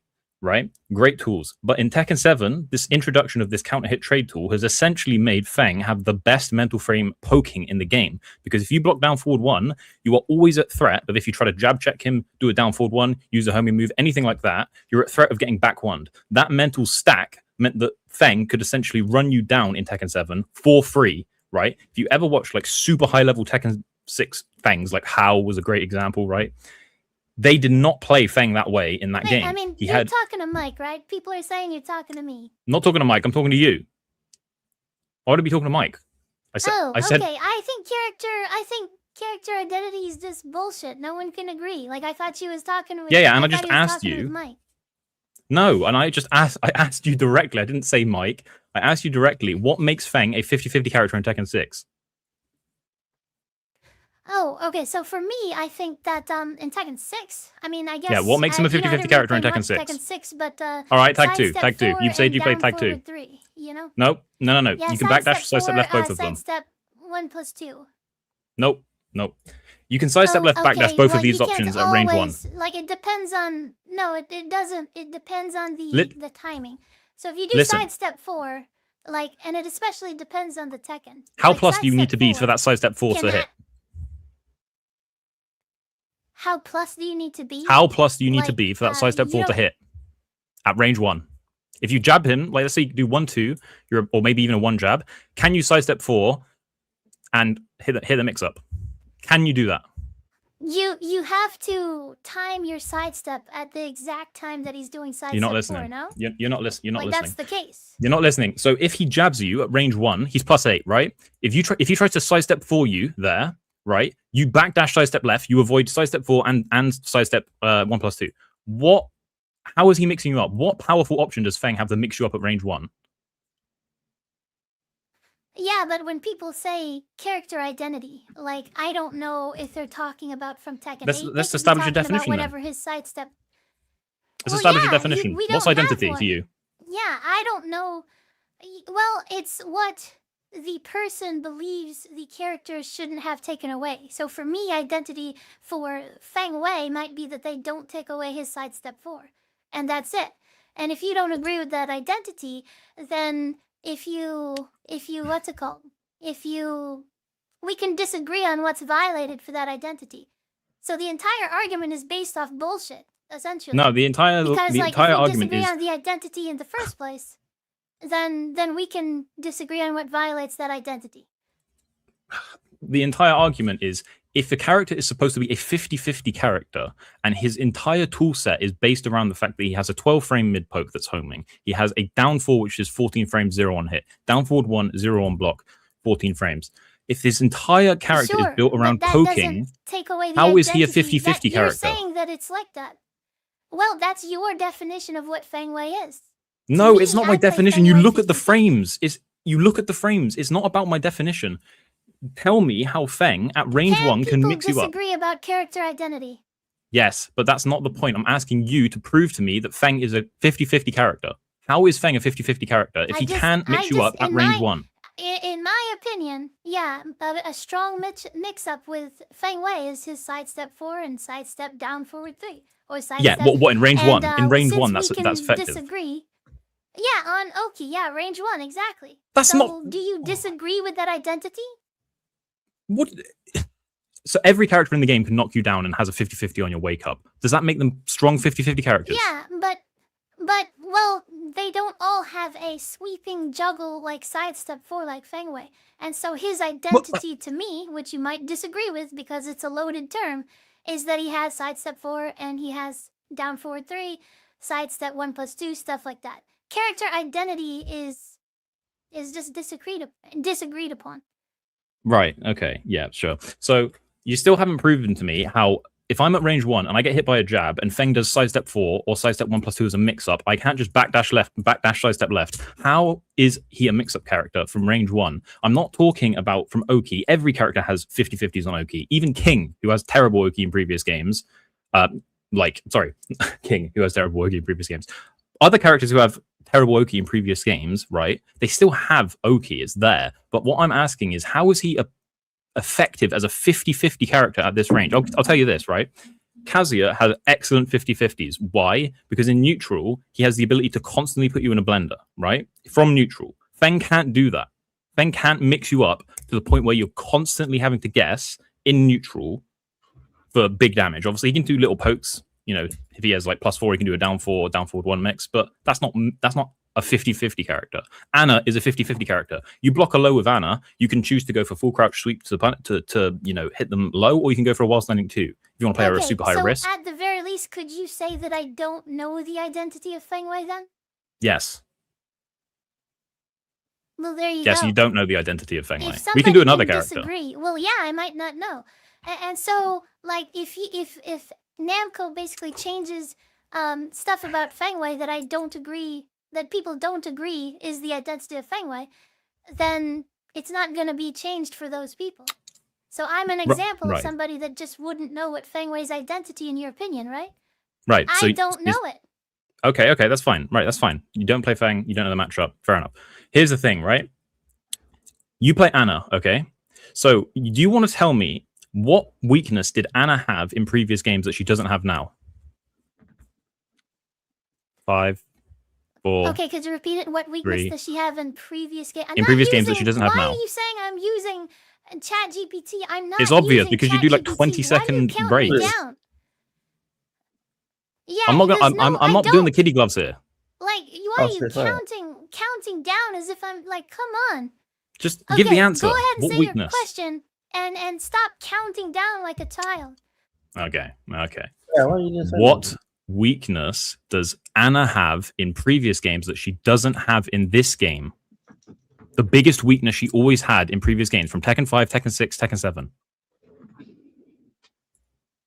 I mean, I can't speak for anything else than Tekken 7 because I played Tekken 7 with Anna, and I think that her weakness probably in Tekken 7 was a sidestep. Now, I'm not great with it's not Anna her on Tekken sidestep. 7, It's not her sidestep. Her weakness was always she See, has terrible punishment because her 50-50 game is fucking ridiculous. She has arguably some of the best 50-50s in the entire game, right? Super high risk, high reward character. The reason Anna was balanced, in quotation mark, in Tag 2 and Tekken 6 is she had to play risky to open you up. If you look at people like 201, you look at people like you know, even Chanel when he was playing her back then in Tekken 6, they all played a different style, but they all used the same kit in a different way, right? She had terrible punishment, like her 2-3 had awful range as a punisher. She didn't have a 15-frame launcher, and she didn't have a while-standing 15-frame launcher. She had terrible punishment, right? That was Anna's weakness. In Tekken 8, she doesn't have that weakness. And I think in Tekken 7 Season 4, correct me if I'm wrong, they gave her a 15-frame launcher, but I didn't play very much at all in that season. That was her primary weakness. Anna's never had a problem with her movement. Actually, she always had very good movement. If you ever watch Fran play the character from Tekken 6 onwards, he was doing instant while standing 1-2 What I'm realign. saying is that she can be sidestepped. I'm not saying that she has a bad sidestep. No, she's always been sidesteppable, and that's not. I said in Tekken 8, what weakness does she not have that she had in previous games? And obviously you didn't know. It's a punishment thing. I mean, so you can sit there and talk about identity and all this shit, but you don't know the basics of characters, right? And this idea that you're going to come on here and put people on blast. She always had 2-3. She always had down forward 1-2. 2-3 did not have the range it has now. 3+4. Yeah, but Sophie, she had similar punishment in Tekken 7. What do you Anna mean? could not launch like she could in this game, in previous games. Her weakness was her punishment. That was the problem with the character. Her If you wanted to, weakness, if you're talking about Wall Rising 2 being 16 frames, she still has that in Tekken 8. Am I wrong? I'm talking about her overall punishment. Like, that I'm was saying one of her weaknesses. Well, I-15 that's a standing punishment launcher. move, is it not? Like, she used to... Yeah, but she used to not be able to... Like, one of her weaknesses is that you could do moves that required, you know, an I-15 punishment. And then, also with her down forward 2, it used to be I-16. They did end up changing this stuff. But they still... You know, like, well, depending on if they change Wall Rising 2 or not. Because I don't know if they changed that or not in Tekken 8. But... Okay. That would be something where, exactly as you're saying, like... Right. Okay. Like, it's still I don't think we're a 16-frame going to get startup. anywhere on it. Am I wrong? You're just constantly trying to shift the goalposts. It's not going to work with me. I'm not treating you with the kiddie You gloves asked here, me right? about punishment. You asked me what... I asked you for a weakness. You couldn't point out the main was in weakness Tekken that the 8. characters had. And they... Well, Wall Rising 2. Wall Rising 2 is a weakness she has that has persisted until Tekken 8. Am I wrong? I had to point wrong? out to you that it was punishment. I had to point out to you that it was punishment. That's the point. You didn't know that the problem with the character was her punishment. There's multiple problems with the character. No, I said the main weakness. If you're saying what is punishment... Well, the weakness is still there in Tekken 8, right? With her Wall Rising 2. Are we being fucking serious here? Do you play the game? I haven't touched the game in a year and a half, and I know that That's is my main bollocks. character on Tekken 8. Yes, I play the game. So you're going to sit there and say that Anna's 2-3 has the range that it did in Tekken 6? It has similar range. Like No, it does. All right, you know, I played Tekken 7. You don't know what you're talking about. You have no idea what you're talking about. I don't know why you get given this All right, grace you to can come say on that. this Go ahead. stream. You are like, and you act like you're this high level player, right? I watched you play against Tai. Your block punishing I'm is hell sweeps with decently while standing high. 3. You're not a high level player. Yeah, but I won. It doesn't matter. It doesn't matter. Right? It doesn't It was 3-0 matter. twice This in is a row. it doesn't Yeah, but matter. why are you leaving out the fact that I won twice in a row? Because it doesn't matter to me. You're talking like you're this high level player, and I can see from watching you play that you're not a high level player. Now the thing is, right, when you make this community, you know, shut why up, am I not shut a up. high Let me level finish. player? Let me You finish. know, I've When you make this community look bad Okay, by great, yeah, go constantly ahead. shifting the goalposts, whenever someone comes in with criticism on you, right? People like me who've played this game for 15 years, right? Who've played this game competitively for 15 years, have to sit here and basically assume that everyone who's criticizing the game has a problem, right? That's fair. Everyone can have their issue with the game. I personally have different issues than someone else. But you, for example, it doesn't matter what the criticism is, you will just constantly deflect their points. And I'm not going to let you do it with me. I admitted plenty of things with Finty. That's not true. I just admitted that Finty, like I admitted some things with Finty. Did I not? No. Guys, let's wrap this Okay, up. I don't know what podcast you were listening. Yeah, okay. Like, Yeah. okay, It's Mike, never going to did I work, do Mike. that I'm or sorry. should I'm sorry. anybody I tried my else? best. Too Like, delusional. I admitted It's just a things gap with in understanding. Finty. I try my best, but yeah, there's just Okay, no getting alright. through here. There's no getting through here. Like I said, I'm completely fine to sit in and correct her on stuff. If you ever do a stream and you need me to sit here and correct her on her bullshit, that's fine. I can do it. Come on my stream then. No, I'm not giving you the fucking attention. Gotcha. Okay. Yeah, that's what I thought. Have a good day, guys. All right, man. Take care. Take care. Peace. All right, peace. All right, let's see. Right, we got Turok up next. Turok, can you hear us? Yes, can you hear me? Yeah, we can hear you. I'll ask my one question then. For Shimblade and Sophie, I get the feeling that both of you think the negative / criticism is influencing people to stop playing. Am I correct, or am I misrepresenting you both?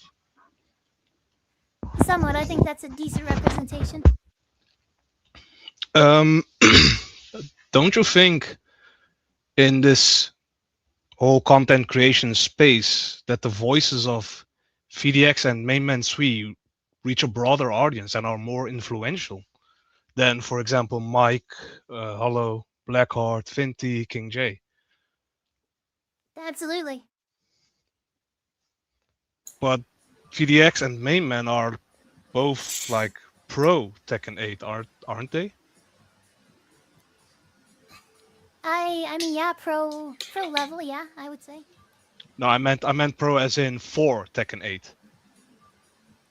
They like Oh, Tekken as 8. in positive towards. It Yeah. matters when you're talking about it. FDX, like, he did not like Tekken 8 Season 2. You know, he didn't like that patch. So they've kind of gone up and down. Mayman Sweet, I'm not sure. I know he's been a little more positive towards, you know, Season 3 and stuff like that. But yeah. And my, my feeling is that they are more pro Tekken 8, and their voices are, they influence not necessarily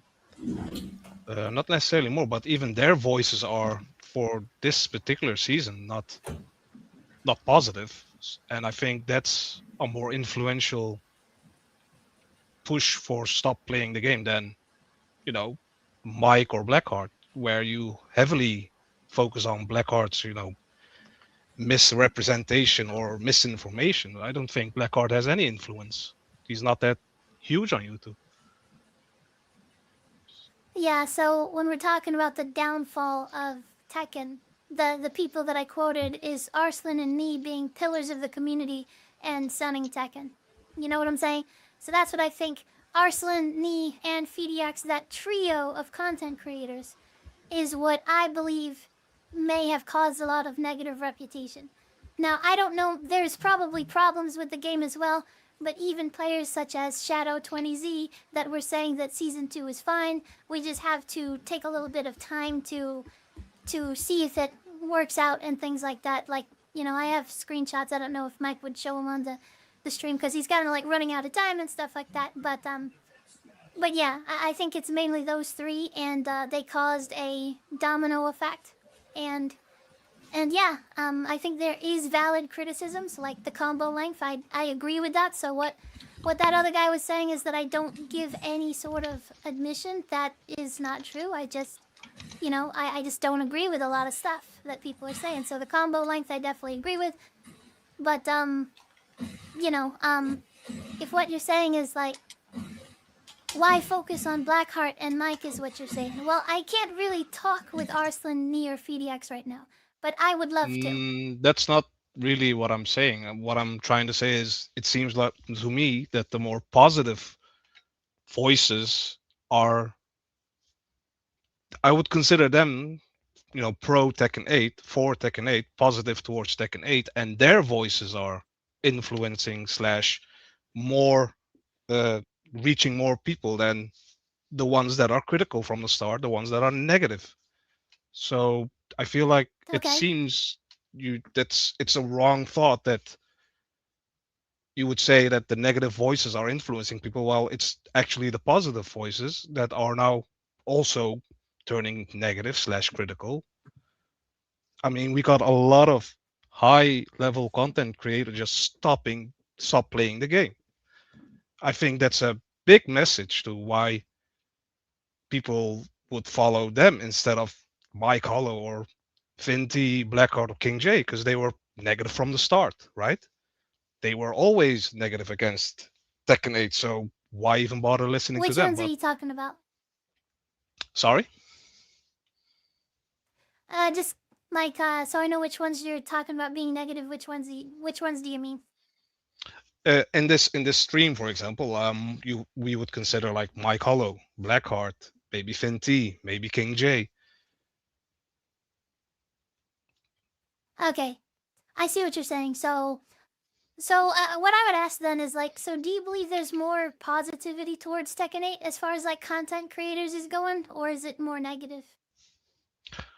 I think it's not necessarily positive or negative, but I think a lot of people are very disappointed in the latest season, and that is a big reason why they are now stopping, because they feel like, and that is also something that I heard in this whole stream, where people say we are lied to. I don't necessarily think people are lied to, but people do feel like they are being lied to.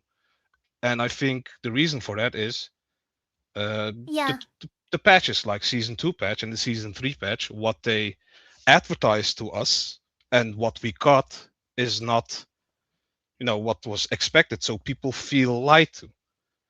Now, maybe they didn't lie per se. Maybe factually they didn't lie, but I do understand that No, I agree people with you who on start this. playing feel lied to. Yeah, they feel lied to because, Namco advertised things as back to basics and defense patch and stuff like that. And so they set up these expectations that you were going to have movement and maybe like things removed. I know a lot of people weren't necessarily expecting heat and stuff like that. But I agree with you on this point that that Namco or Bamco, whatever you want to call it, like had very very bad like social media. You know what I'm saying? Now, to get to your original point of, that you think that the positive, I mean not the positive, the content creators are just being neutral, and that the product is actually in actuality it just is bad. Am I misrepresenting you there? Yes, I'm not saying the product is bad. I'm saying the actions of the developers have the consequences of those actions, meaning like season 3 had a reaction to the content creators and they had a reaction and that has maybe influenced the rest. So it's not anyone's fault but the developers and the studio themselves for why those big voices are stopping with playing the game. Even some pro players Yeah, I are mean, stopping, right? yeah. And I even totally agree with you about the developers with the lying stuff. It's whenever people say that it's like unbalanced and stuff like that I have a problem. Like I think Tekken 8 is, like Shinblade would say, like one of the most balanced, if not the most balanced Tekken ever. And so whatever you're saying, like to stick on what you're saying, like you're saying that they lied, and if you're only talking about the lying stuff with the back to basics and stuff, I just totally agree with that. I don't defend the developers at all when they're just like they're just lying essentially. Now with the balance changes and stuff like that, that's a different story. And if you want to talk about that, we can. maybe next time I would give an example where balance doesn't mean good product or good game or fun game. MK11. Supposedly that was very balanced, but it didn't result in a game that people liked very much. But that's a conversation for another time, of course. I don't, like I said, I don't think the developers or Bandai Namco necessarily lied, but even if, let's say, let's give them the benefit of the doubt, and they didn't lie, people still feel like they are being lied to. I think what I'm trying to say is we need to understand why people feel like this. Just as this stream was set up to try to understand why you feel like this, why you like Tekken, we need to understand why the opposite side also feels the way that they feel. Why people are saying things like they lied to us, they lied to us. It doesn't fall out of the sky that people say that. Well, And I I think, know, and I yeah, understand those points. Those points of that, there should be more nerfs, they should restore character expression, more defense, violating character identity, making sidestepping viable, neutral play. All of these things I know. I just don't agree with. So it's not as if I'm like I have no idea about all this stuff, like nerfing 50/50s or more counterplay. I just think that it's very vague for what the developers should do, and they don't know what to do. It's actually almost an unwinnable situation for the devs, in my opinion, somewhat. it's weird to say that the devs don't know what they do when they actively told people to give them feedback and then actively push the feedback out by banning people.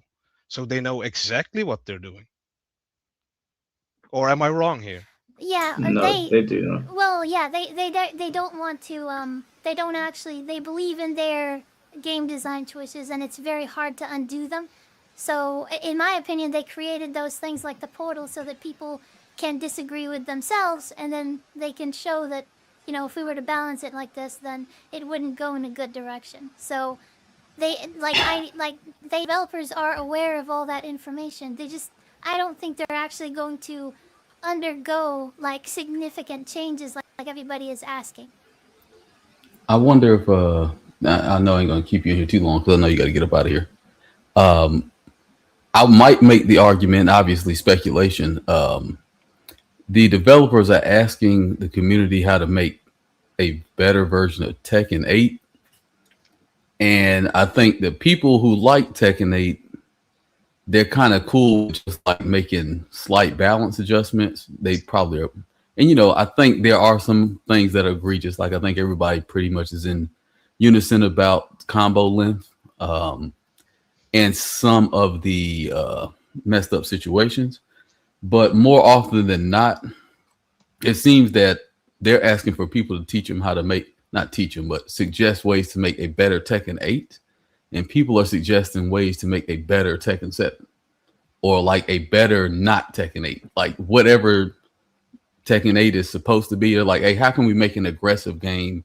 And that's not to say some people don't have good ideas for kind of keeping the system where they want it to be, but most everybody's idea is like not make it aggressive. Normally when I hear it from this side of the aisle, it's normally like we want it to not be aggressive. We want it to be everything but what you want the game to be. And unfortunately, that sometimes puts them at odds with like the product that they're trying to create, because then you get the other group of people who are kind of like don't know what the hell they're talking about, and they're telling them to make it more egregious in a way that even the people who like it might not like it if you go that way. So I think that's just kind of two. I guess somebody was saying this earlier. If I were to give an example right now of someone who gave feedback about how to keep the game aggressive but not make it quote unquote dog shit, Finn T gave a lot of suggestion on how to make the heat system better. Oh no, I know, that's what I'm saying. There are a lot of people who have some good suggestions, right? I don't know what camp people think I would be in, but oh, go ahead. No, I think it's I don't know a bit disingenuous to say that go ahead. People just want the aggressive out. I think there are a lot of people who are they have relinquished the idea of making this Tekken 7. Let's make this Tekken 8 a better Tekken 8. And that is being ignored, I feel like. Yeah, I agree that there are people who definitely, I think there are a lot less Fenties in the world when it comes to being loud about Tekken 8 than like the people who want the game to be something that is completely not Tekken 8. Now, that doesn't mean the Fenties don't exist. I particularly am in the camp of a Fentee. Like, make the game, more enjoyable for people who don't like it without changing the game to being just a better looking version of the old game. Like, I'm in that camp, but I just kind of also am cool with what's here, which makes me a little different than probably most people. But I would just say, if I was giving it my best good faith argument, I would think that that's probably where they're kind of sitting, is like they see a whole bunch of people that don't want the product that they want to create. So they're not giving them, a lot of people aren't giving them great ideas on how to make the product that they want to create. My guess, at least. Well, I think we are all in. I'll say this and I'll wrap it up. I think we're all in it here to have a better game and not necessarily a worse game. I think Bandai Namco is in it to make a game that sells. So that's the big difference between us as the consumers and them as the providers of the service. They don't care whether it's more Tekken 8 or more Tekken 7. They care whether it sells or not because they want to make money. Fair point. But thank you for answering my questions. Have a good night, and till next time. Bye bye. Take care, man. All right. Thank you. All right. Get the next person here, which is Mr. Mosk. Jay Swish, thank you for the 199. You could hear KSRD audibly facepalm. Well, I appreciate it. That was an interesting interaction between you and KSRD. Mike Butsu, thank you for the $5. Sophie say this. She stopped spamming. I blocked duck boom perfect. Wait, what? I'm sorry. I feel like I had an aneurysm reading that. Sophie, does that make sense to you? Not really, to be honest. But okay, yeah, I don't get it. Stop spamming. I blocked duck boom perfect counter hit. Wait, what? Michael, so I'm sorry. I don't know what you're talking about there. Yeah, you flashbang me with that one, bro. Nightmare Impact, thank you for the $5. Shameless plug. I have a great idea on how to make heat and rage us better. Great stream. Get some rest, Mike. Yeah, well, type out in chat, bro. Let's hear it. Appreciate the chat.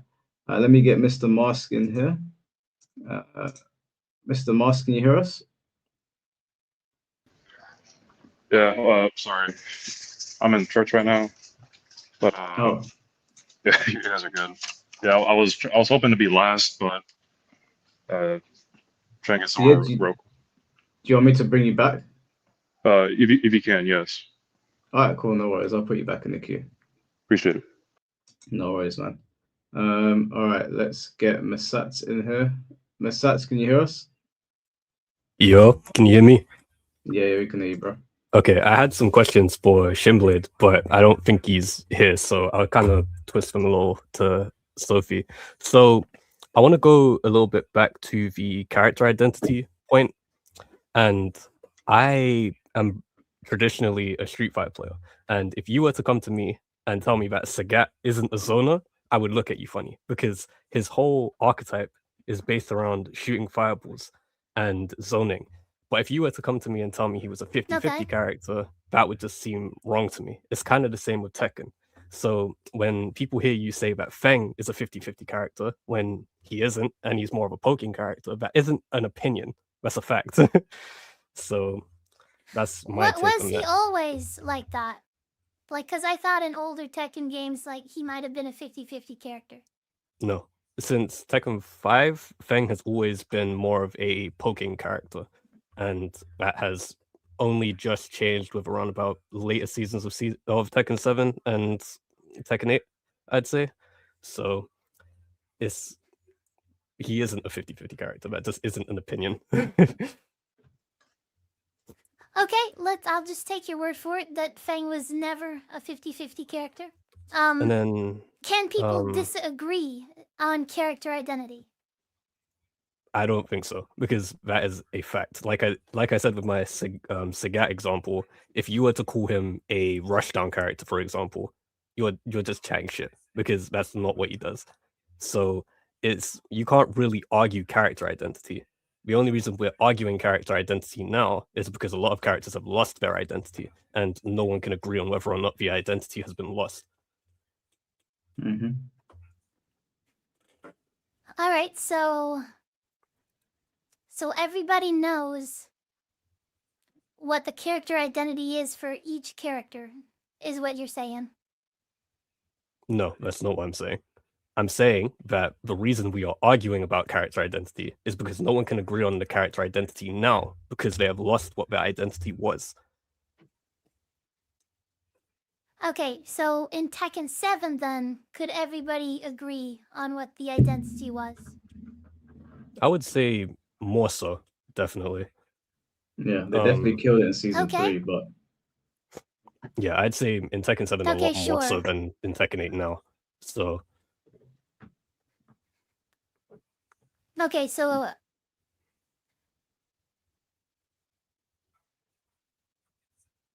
I mean, can I even in ask a Tekken question? 7, like I'm gonna me? be honest. Yeah, like, you can ask me a question, Mike. Go ahead. You know, I feel like Tekken 7, like for Fengwei, the way that I play him is a 50-50.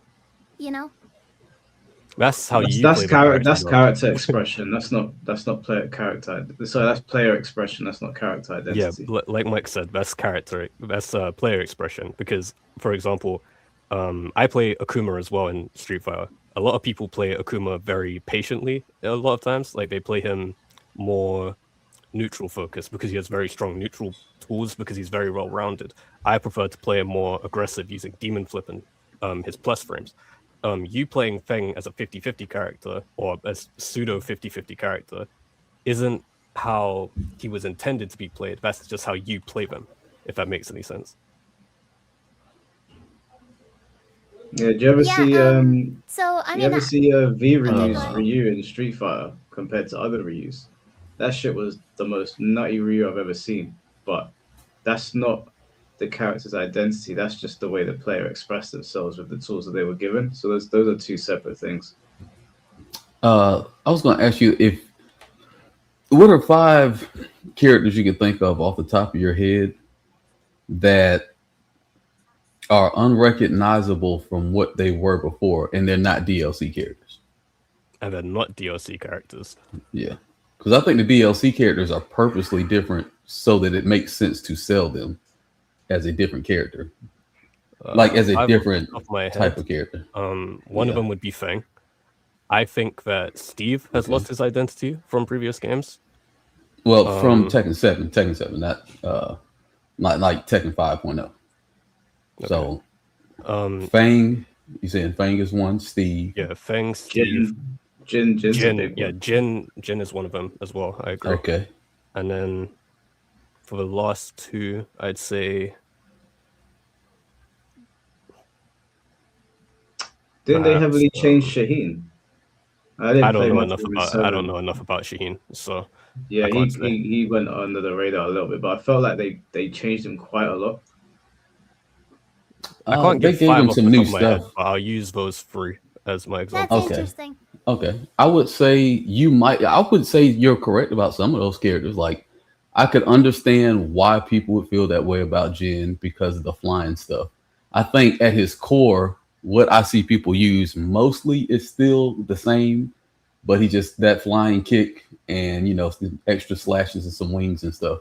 I could see why somebody would feel like that changes the character identity, I guess, from a visual standpoint.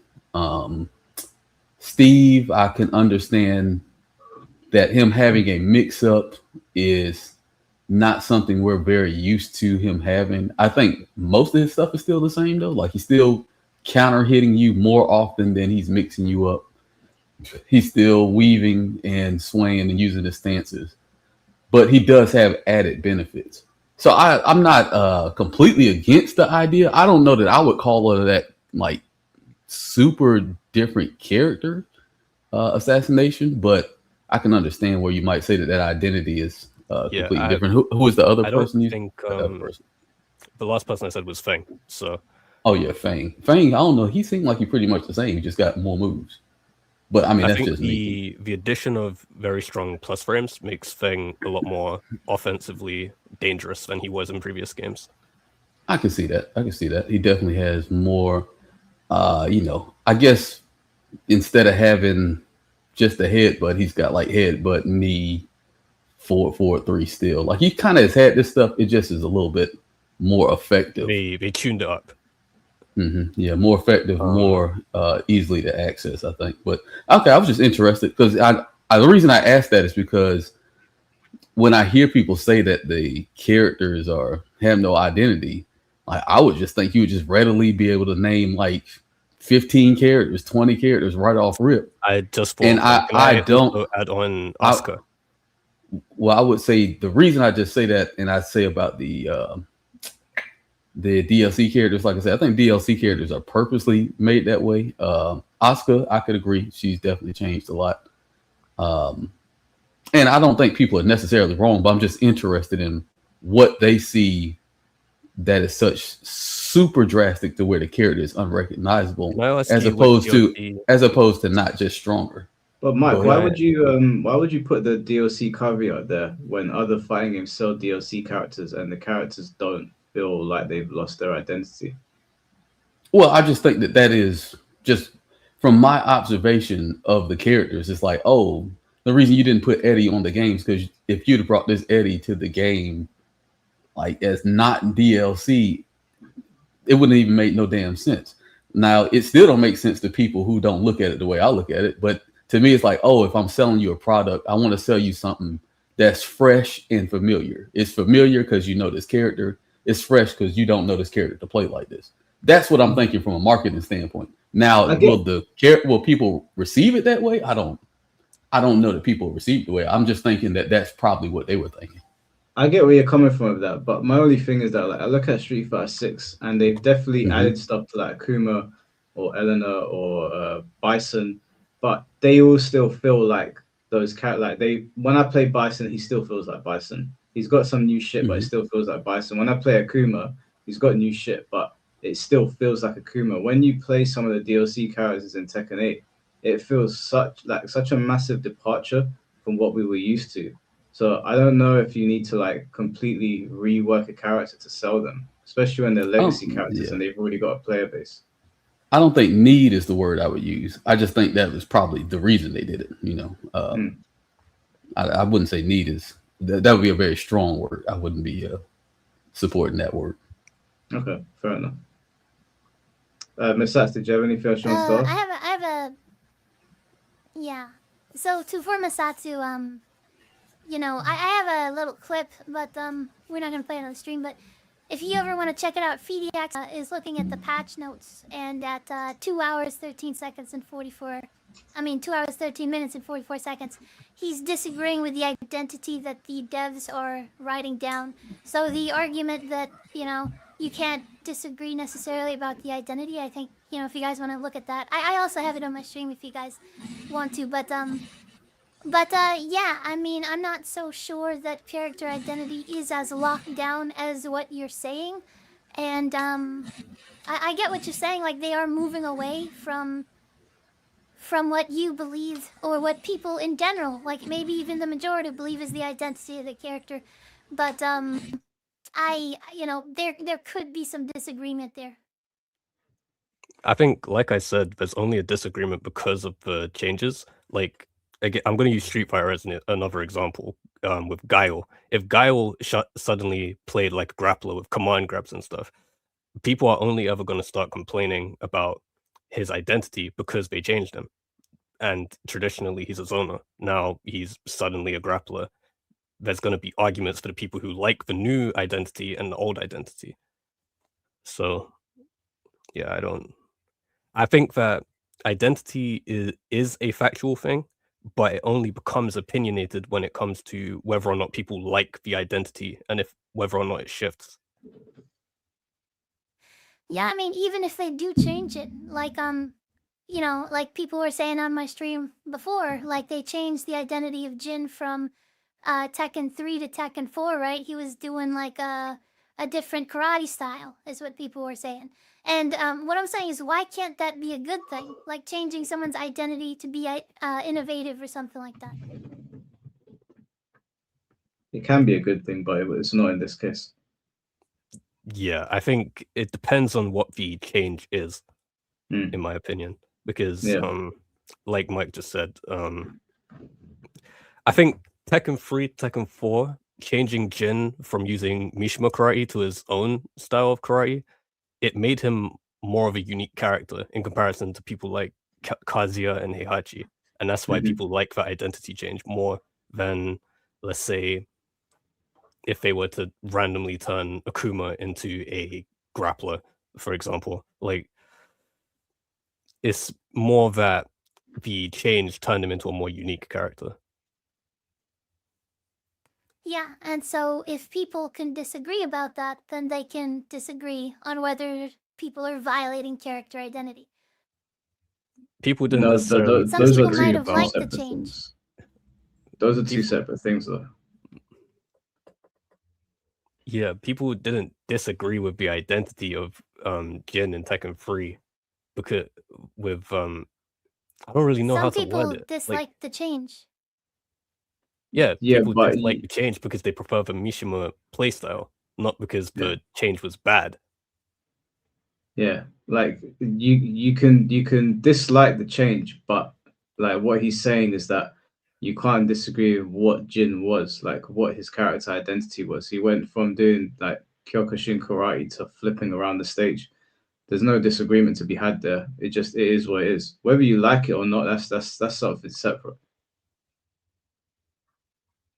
Yeah, whether you like or not, the changes to a character's, identity is up to the individual, is what I'm saying. Yeah. Yeah. Yeah, whether or not you like it is down to you, but the identity itself isn't an opinion, it's a fact. Yeah. Does that make sense, Sophie? Okay. I think that so you guys are saying the identity itself is a fact, and I'm really trying, I'm really trying to see how everybody can agree on a certain thing. Like, for example, like you were mentioning, like, every Shoto and Street Fighter has a fireball and stuff like that, and then like they break the rules sometimes and they break the identity, and They don't break the yeah, identity. I just Someone in chat said this Well, perfectly. I mean, think of an identity like an archetype. That's Go ahead. pretty much it. Think of identity like an archetype. Like the identity of Zangief is a grappler because he uses grappler tools. Or you look at Gaio, he's a zoner because he uses zoning tools. You think of it kind of like that. And yeah, that's how I Yeah, I understand it, but isn't it really cool when they have like mixing archetypes? Like the fat, slow person is supposed to be slow and strong, but he's actually like quick. Or like, for example, like when you start mixing stuff, like Dalsum is a zoner and stuff, but they started giving him teleports and rush down tools and stuff. That would go against his identity, right? But the truth is No. like some people consider that fun, so not everybody is in agreement. Well, Dalsim's always been able to do that stuff.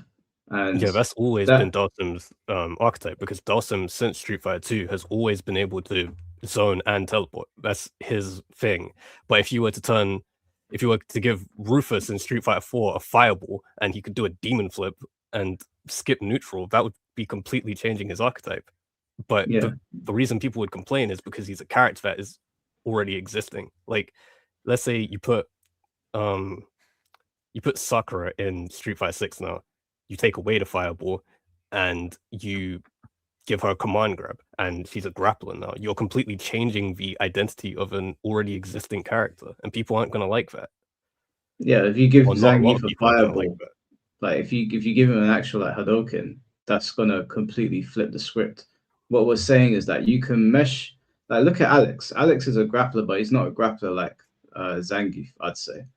But he still has a character identity. So there's no discussion to be had about like what Zangief is. He's a grappler, and that's it. End of story. But if you don't like it, that's one other thing. And if you can play Zangief in multiple ways, you can play him hyper offensive. You can rely more on his normals than his grapples. But his identity is that he is a grappler. Does that make sense? Can I also say something quickly? Sure. Like, hybrid you don't think that mixing archetypes can be like a good thing? But It is that's a good not thing that's not what because we're saying. they've We're already not had saying that. whenever they make characters, like new characters, they often do mix the archetypes. It's why we have characters that play the way they do. Like I'm trying to think of a good example. I think Abel in Street Fighter 4 was a decent mix. Yeah, He was a that's a pretty grappler, good. but he was unlike Zangief, but he was still fall under the grappler category. Yeah, I agree. So there are characters where you mix the archetypes together and it works, but you don't necessarily want to change the archetype and mix them with characters who already have defined archetypes. So with my example of Sagat, you don't want to give Sagat a command grab. You're adding something to him that he doesn't need and that he traditionally isn't. If that makes any sense. Okay, so like I like Mike ATL would say it's like I don't see the characters that have drastically changed. He asked you to name like 5 characters. Like I don't know which identities have been like violated very extremely in Tekken.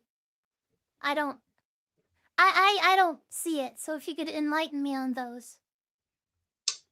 Well, I think my KTL put the caveat of the DLC characters because all of the DLC characters near enough got violated.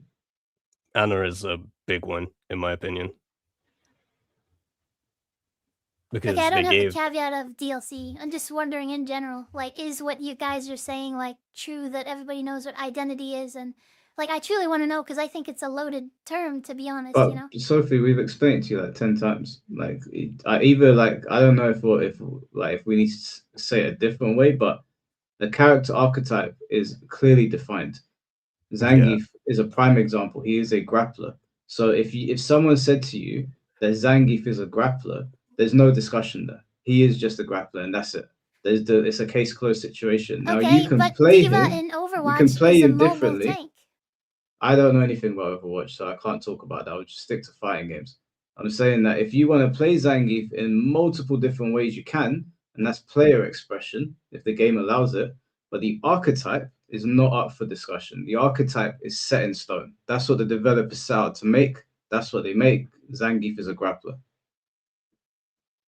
I have played a little bit of Overwatch, so the I'm gonna archetype. I'm gonna follow up on your Diva statement. Yeah, go in ahead. Overwatch, the tank role is an archetype in of itself. Just because there is an archetype doesn't mean that the archetype can't have a variety of different styles of play. Like Diva, like you said, Diva is a mobile tank, whereas you have Reinhardt, who is a shield tank. They're the same role and they're the same archetype, but they function differently. You can have archetypes Exactly. that function differently. That's not. But if you were to change Reinhardt, But wouldn't you say that's to a innovative? squishy, You know, like making Diva a mobile what do tank. you Like, what do we're you mean by making. innovative, bro? I'm so confused. Like, Yeah.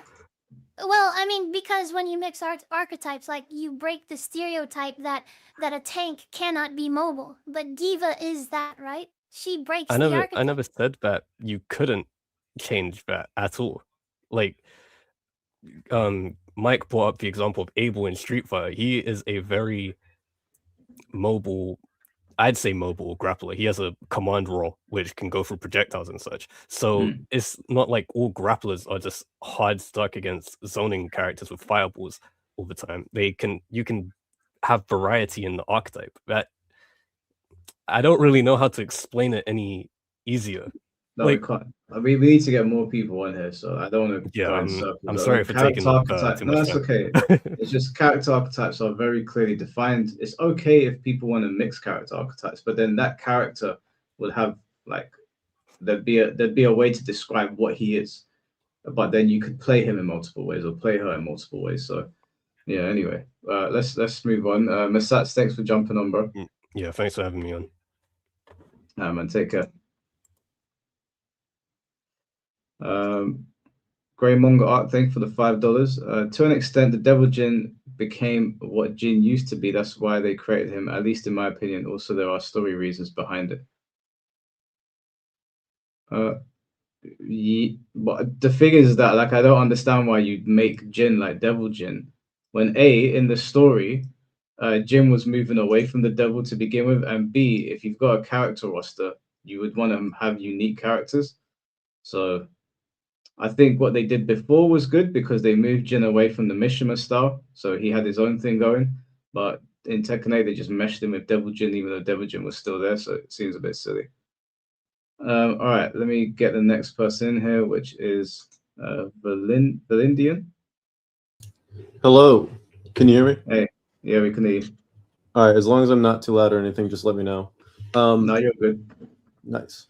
All right, so a lot of the things that Sophie seems to not be able to grasp seem to be related to the terms that are used and how she thinks that they're subjective terms, when in reality they're subjective terms that are based off of objective metrics, like, for example, the character archetype, as well as the aesthetics of the character and various other things. So a character archetype is everything that makes up that character's sort of function. As mentioned before, how Zangief is a grappler, right? And they could argue that, you know, Dalsum is like a zoner. And there's different sub-archetypes and mixes of archetypes that different characters can have, which is what kind of formulates their specific identity, or at least a part of it. So when people refer to character identity in relation to the mechanics of like how they play, what their game plan is, their strengths and weaknesses, etc., they're usually referring to things that are directly related to the character archetype and what that character is good at doing or bad at doing. So when they say a character's identity has changed or has shifted, it's usually because something in how they work mechanically has adjusted from one game to another or one patch to another, changing what with that character is good or bad to whatever degree. And so when you have a character from Tekken 7 going to Tekken 8, especially with a more homogenized and sort of all-encompassing system like Heat, where it kind of pushes every single character towards being more aggressive and is designed around making Heat something that occurs more often in the game and is desired to occur because of its power in the systems that are already present, and having that stack on top of Tekken and how it is, it pushes every character's sort of archetype to be more offensive functionally, and thus every character's identity will shift more offensively. But characters that have an identity or an archetype that is already more aligned with a more offensive rush down 50-50 play style, they won't stray too far from it. And so if you're used to playing those characters and you enjoy those characters, you might not really think the change is that bad going from Tekken 7 to Tekken 8. But for other characters that have an archetype that is a lot more defensive or that's like less focused around what Heat encourages, they're being pushed more towards being offensive. And I think the biggest problem people have is how that sort of homogenizes them and makes them stray away from what they enjoyed beforehand, because what's now optimal is now no longer the most optimal thing, because they kind of have to play with this more offensive system, pushing these characters towards being a different archetype and thus changing their identity. So that's just something I want to say. I think that was a very good explanation, to be honest. Was it aimed at anyone in particular? It was just I was trying to explain what people are talking about for Sophie specifically, because I feel like she kind of assumes that certain things aren't based in objective fact or that people don't agree on specific things. But the reality is that the character identity, at least one component of character identity, is based off of objective metrics that people do reference and bring up.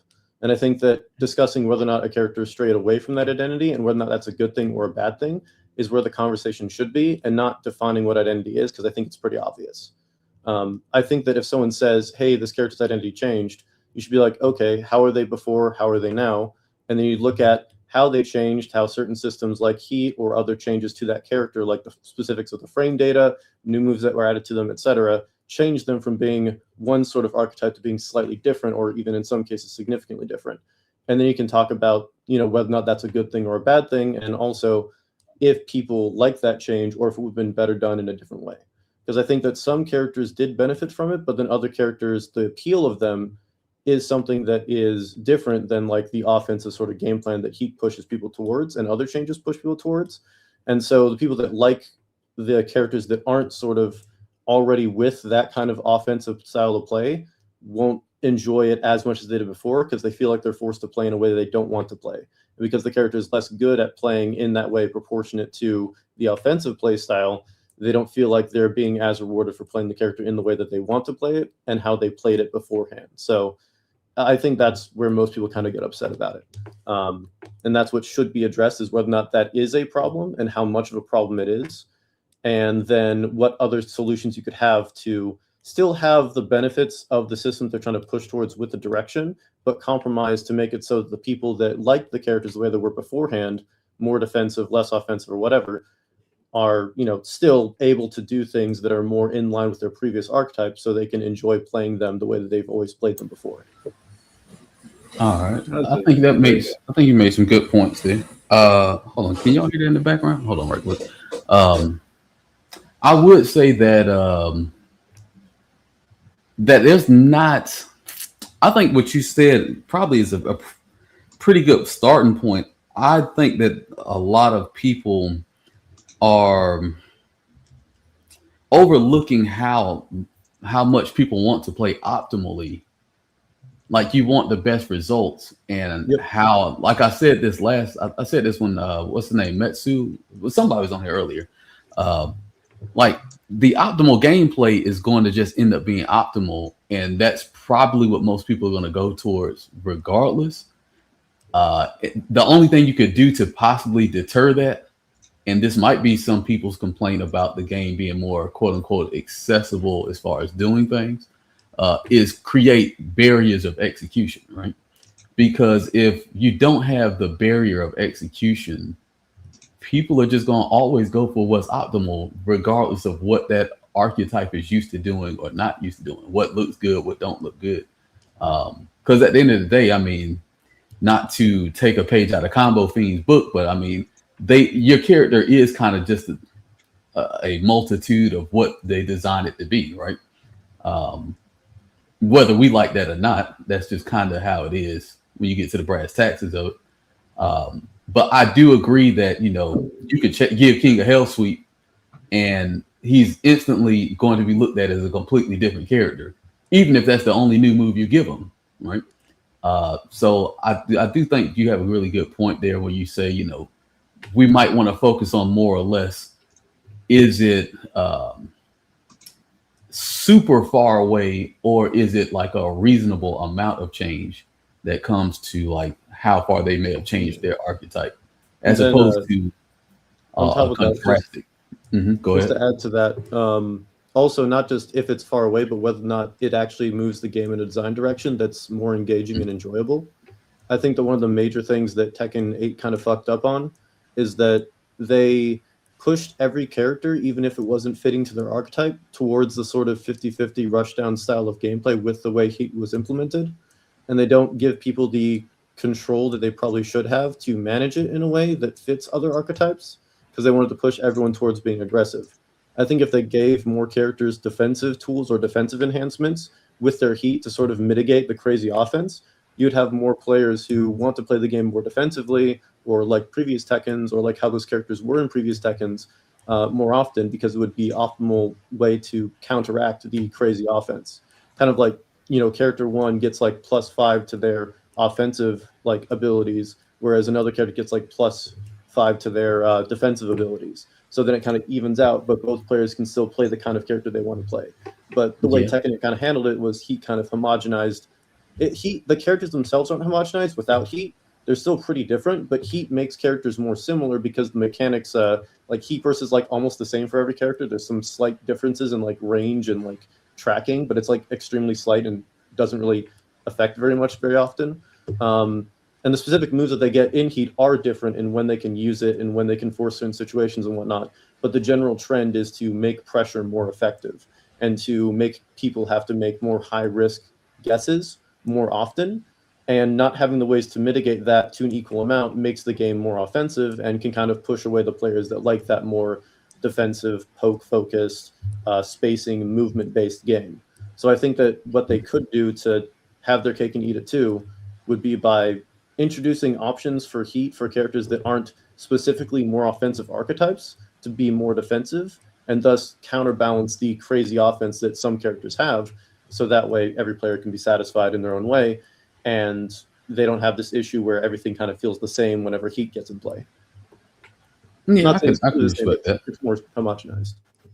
Yeah, I can understand that. I mean, not gonna take up too much time. I know you got like 45 people, so I'm gonna just say something quick.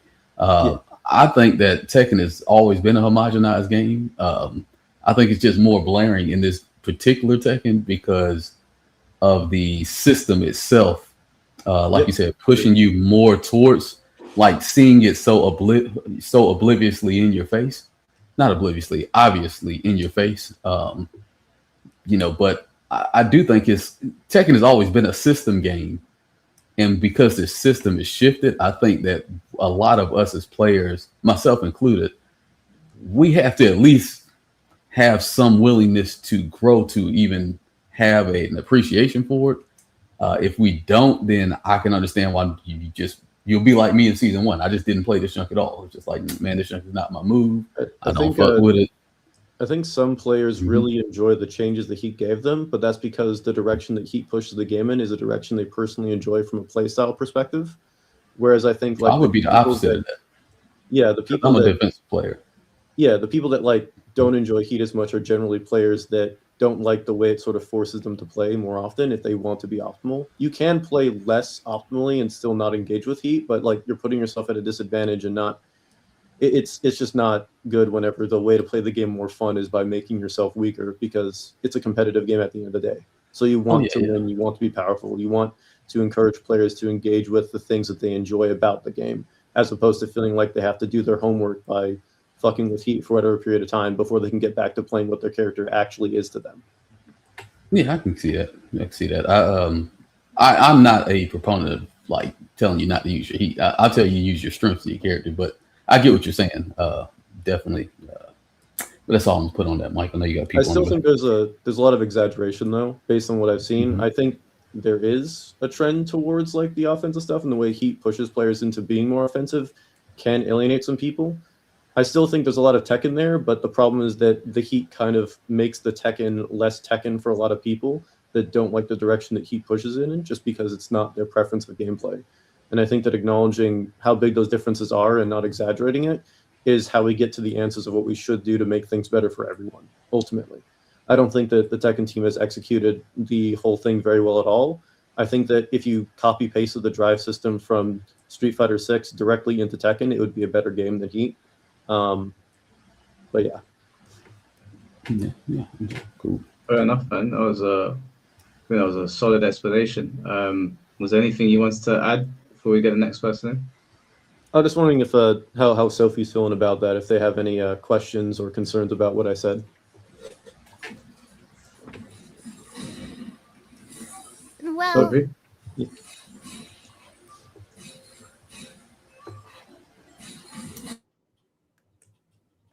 so as far as like, you know, we did actually ask him what he thought changed from the previous game to the next game, and then we asked him to list off 5 characters, and I don't think that he was able to provide that. You know what I'm saying? I don't. Maybe. I don't think that many Go ahead. people are able to be specific when they're on the spot. And even if they're told to be specific, or if they get time to actually process everything, I don't think that everyone is ultimately competent in explaining stuff. I think there's some people that can get more specific about it, and I think that you should focus on the arguments that those people have. I know earlier in this stream, Mike brought up a few things that he didn't like that changed from Tekken 7 to Tekken 8. One of them was heat and how it functions, alongside a couple other things.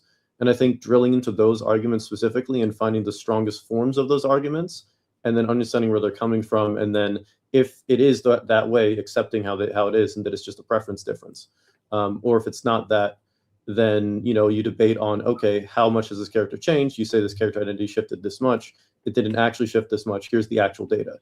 I think that's the more productive way to deal with the conversation and to move things forward, as opposed to just being like, well, they don't have an argument, identity doesn't exist. I think it's reductive to do that. Just focus on what they say specifically and break that down. And if they're wrong, they're wrong. And if they're right, they're right. And if it comes down to opinion and preference, then understand why they have that opinion or preference, and then find some solution that can allow both the players that enjoy how it is now to enjoy it, while also allowing other players who don't enjoy how it is now to maybe enjoy it a bit more. And one example of that would be, having more defensive heat mechanics.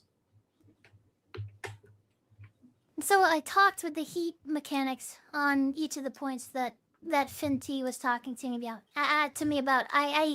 If we want to talk about a specific character, from the chain from Tekken 7 to Tekken 8, with what their identity would be, like we tried that, I guess, with Feng Wei and Anna. And yeah, and it's like, is Anna drastically different from Tekken 7 than Tekken 8? And so even if I'm what you're suggesting, like, did her identity change? And even if I'm just, I'm going with what you're saying, like, that's the way to make this argument productive, right? Yeah, it's like, how did it change? Is it actually a good argument? Yeah, how did it change? Like, his example was like punishment, and the one that I listed was Wall Rising 2 with Anna, and that remained 16 frames from Tekken 7 to Tekken 8, at least to my knowledge, because it's still, if something recovers at -15, it's still a weakness of Anna's, which is exactly what he was asking for. And so I don't think the identity changed very much. Well, Now, I think that maybe a that's lot of one character component. identities did change. I Yeah, think go that ahead. in that's one component. I think that to really like have the argument, you need to have everything laid out, and this would take some kind of preparation and whatnot. And I think that like he was kind of a dick for coming on and just like blasting you with shit and then interrupting you and doing all that stuff. He didn't really give you a fair chance to respond a few times, and I thought that was kind of dickish. But at the same time, like I think that it's important to be like, okay, lay out all the argument. If they're saying the punishment is bad, be like, okay, why specifically is it bad? Give me like 3 points, right? And they give those 3 points, then you debate those. If you kind of say one thing and then for whatever reason, whether it's your fault or their fault, the conversation shifts to something else and derails from that previous thing, you're not going to resolve the issue because you only got over one sub point of something that encompasses a lot of different things that could define the character's, you know, ability to punish, or the degree in which their punishment applies, or the risk involved with their punishment, or whatever things would factor into them having good or bad punishment. And I think that like in the case of Anna, I think that he's probably wrong with the character identity because based on the changes that Tekken 8 had, especially with the heat system, it kind of plays into Anna's archetype a lot better. And they even changed something about heat going in season 2 when Anna came out that made Anna way more powerful because she could do like her full crouch stuff from the heat. Like they made that like universal change that kind of played into Anna's archetype more. And the way heat is designed kind of also plays into her archetype from what I understand about it. So maybe Anna hasn't changed very much, and there's a good case for that, and people are exaggerating with that. But I think that other characters like Feng Wei, for example, there's a better argument for the identity changing significantly, and that potentially being a bad thing for at least characters that prefer what he was before. So I think that whenever they bring up something like Anna, you have a good point there, and all the things that you did have counter arguments for, I think were pretty solid. On the Feng Wei thing, you just don't have much knowledge on Feng Wei, so I wouldn't expect you to be able to respond to that. But I think that what you should do is you should make some kind of like video or set up a debate with someone about a character, study that character, really understand the changes from like Tekken 7 to Tekken 8, and then break down how much they changed and whether or not that's a good thing in the context of the game as a whole. Because I think that people might be fixated on, did this change? I don't like change, but then they don't realize that they actually might like the change if they played around with it more. Now, some people like Mike, obviously, he played around with it a lot and he found that he didn't like the change. So you're always going to have that. And for that, there's potential compromises that could make things better for everyone. But for the people that are just misinformed, I think that presenting that information, very solid argument, really drilling into it would do a lot of good for the Tekken community and would make your opinions and positions seem a lot more solid. Because I do think you have some good knowledge. It's just that you aren't in a good position to present it, and you haven't like prepared for it. So kind of sucks. Yo, Okay. yo. Yeah. Oh, I was just gonna say, appreciate you having me on, Mike. I'm about to take my ass to sleep. You ain't getting no sleep last time. I got like an hour of sleep last time. Don't do it to yourself, all right, brother? I appreciate you having me on. Shout out to everybody that came on. Blade, you probably already knocked out, but Sophie, good to chop it up with you again. Shout out to everybody that was in the chat, everybody that came up, and I'll chop it up with y'all next time. Mike, thanks for having me. Bro, Peace. take care, man. Take it easy, Mike. All right. Yeah, let's bring in wrap up the final points, and then we'll bring in the next person. Yeah. You know, I just whenever I get on these talks, Valindian, I'm not exactly prepared for every which way that it could go. Like I came on it, and so like when they bring up, you know, Feng Wei or like I don't know what people are going to talk about. I just have a macroscopic knowledge about Tekken. I understand how systems work and things like that. Whether it be this like Tekken or even some of the previous Tekkens, I think that I can at least understand. So, but yes, you're absolutely right. I could have better data on each of the characters' identities and stuff like that. And if I did, we could move more forward more productively because we could define what the character identities are, and then we could see what the difference is between what they've changed. And ultimately, that's what we'd like to do. But I don't have that. I don't think anyone has that prepared right now. So. Fair play. Well, Valindian, thank you for being on, bro. I think you're. What's the best way to your statement was really, really good. I think you should definitely come back. Oh yeah, I plan on getting into content creation and more into Tekken. So I will be making waves when I start doing stuff. Yeah, let us know when you make your channel, man. We'll sub up. All right, you guys take care. After school, Sophie, I'm your #1 fan. I criticize you because I care about you and I want you to do better. And I think you're a great person. Have a lovely rest of your night, guys. Take care.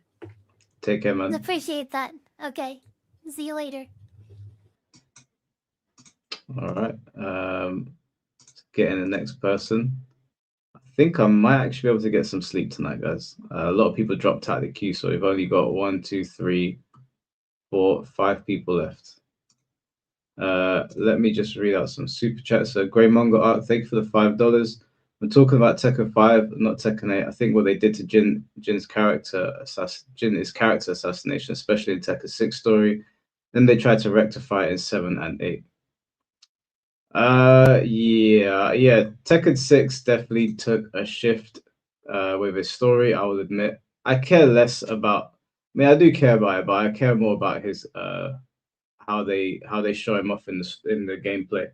But I would agree, Tekken 6 was a bit of a departure.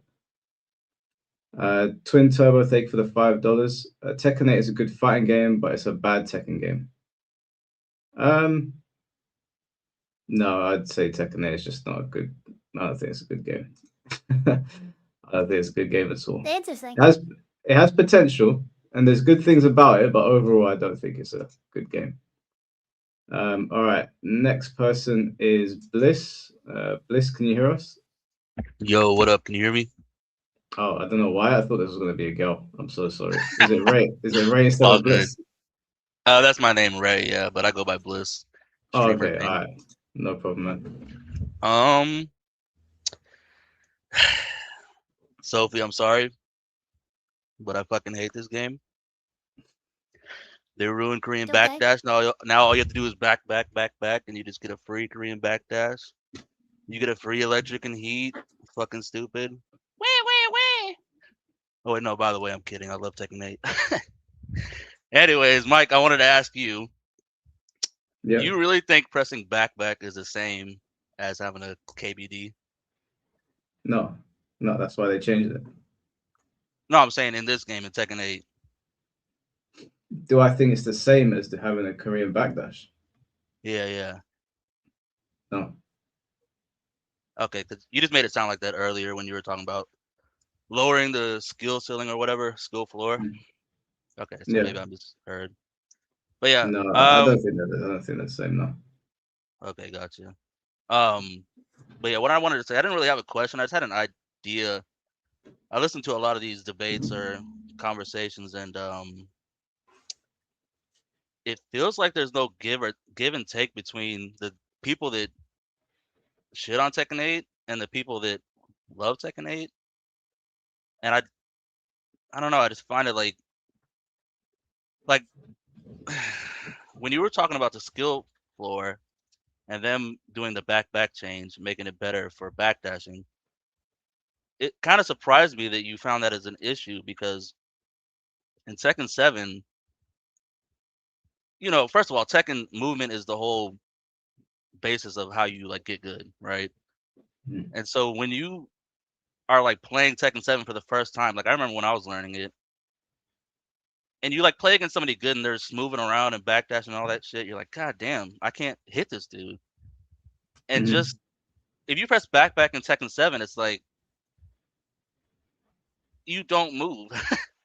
Like you can sidestep easily in Tekken 7, sure, but pressing back, it's very hard to like get into it. And I think that when you're like trying to get people in a new game, say you're like a Tekken vet and you want to get your friend into it, and if they were trying to get into Tekken 7, you're like, yeah, but you really need to learn this Korean backdash thing, or otherwise you're going to be kind of like, it's not going to work out for you. I think that's a lot to ask people to learn. And I know that like the Tekken old heads, I know that they will say, well, that's part of the game. If you want to play it, then you got to learn Korean backdash. But I just don't think it's a bad idea, huh? But you don't know. That's that's the beauty of Tekken. Like they can still play at like a lower intermediate level without Korean backdash and still have a great time and still beat a lot of people.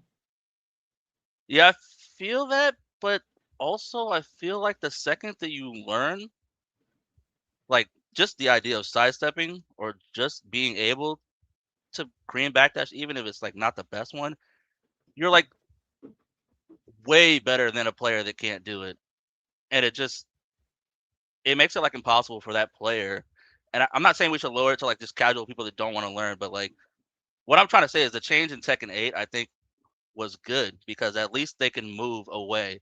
It's not like they're just getting like crazy distance. It's not the same as Korean backdashing, but they can at least move away and they can at least feel like, you know, they're doing something. And then when they really want to get to it, they can actually learn the Korean backdash. I just think, I don't know, just with that talk about the backpack change in Tekken 8, I don't know. I just don't really find it as a bad change. I guess that's my thing I wanted to bring up with the backdash change and the I So you think it's I like think good that they allow that? yeah. I think that I think that the idea that casuals can't learn these things is kind of ridiculous. Like I think people think that gamers in general are just stupid, and I don't understand why having more things to learn is a bad thing. Like I just don't like if you buy a game and you want to get a certain amount of hours out of the game, I would want that game to have certain layers to it so that I actually feel accomplished in what I'm doing, especially when it's a competitive fighting game. If it's some nonsense party game, like it's Mario Party or whatever, then I'm not looking for a skill ceiling. If it's a competitive fighting game, I'm looking for that competitive fighting game to have a lot of things for me to dive into. Like I want it to be rich in content. So I don't understand why you guys are advocating for them to pull things back, things that Tekken was that we could identify comes from Tekken. It seems like it seems like it goes against everything that Tekken should be. Yeah, I Don't you want definitely to hear buy that. a game and have more things to do? This is what I don't understand. Why would you want everything given to you on a plate on day one? Well, the thing for me is that I've talked about this before to my friends or whatever, or people on the stream, and I always say like the fact that I even got into Tekken 7 fucking blows my mind because it's such a difficult game to get into. Like the fact that like you say that you can play without Korean backdash at a casual level, sure, but the second that you want to start being a little bit better or beat your friend that's a blue rank or something, you gotta like start learning those things.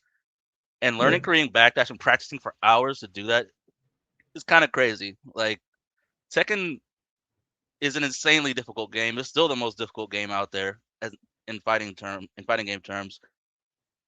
And I just think like taking away or chipping down a little bit of the difficulty, I don't think is a bad thing. Because I'm not sitting here playing against some green rank or a blue rank or whatever that is pressing back and being like, oh man, this guy, man, he just gets his free Korean backdash. Like when I start feeling the pressure is when I see the fucking guy smoothing with Korean backdash. I'm like, okay, this guy knows the game. Like just because somebody can press back and kind of get out, kind of get a better backdash than before. I don't really think that changes anything. Like But that's I that's don't my what thing. That's my thing. Like if they were but just it does change it because you're making the point that you when you want to take it to the next level, you think it's ridiculous that you have to learn Korean backdashes. So with that in mind, it definitely changes something because otherwise, if it wasn't ridiculous, then they wouldn't change it. yeah, I just don't think that when I play ranked and I'm like a Tekken god rank, but when I see people up there, they can all backdash. I don't Yeah. really see people that are just pressing back up there. That's my thing. But you're saying that they can all Korean backdash in Tekken God. Yeah. From my experience, I Are haven't we seen playing the anybody. same Tekken game? There's guys in Okay, God maybe 1 that can't even Korean backdash properly. that's my experience, but maybe I'm wrong. But yeah, Yeah. I wasn't ready to come in. I didn't know exactly when I was gonna come in, and I'm not gonna lie, I was a little bit nervous. But No, it's cool, man. It's No, fine. You're you're doing good. fine. I just think that for competitive games, I think it's always better when there's more to do. And this idea that we strip away stuff to make it easier for people to get into is not something that I could ever support. And I think that it's a big enough deal that it's been brought up multiple times now. If it wasn't a big deal, then it wouldn't have even been mentioned. Because there's probably systems in the game that you know, you can make an argument for it. Should they have even been there in the first place? Like, I know a lot of people argue against chicken. You can make an argument for chicken not really being something that should have been in the game in the first place. I'd be willing to entertain that argument more than this. This is the problem with what you're saying here, is that you're saying that you're playing your friend and now I want to take it to the next level. But in the same sentence, you're saying, I just want to be able to access that level.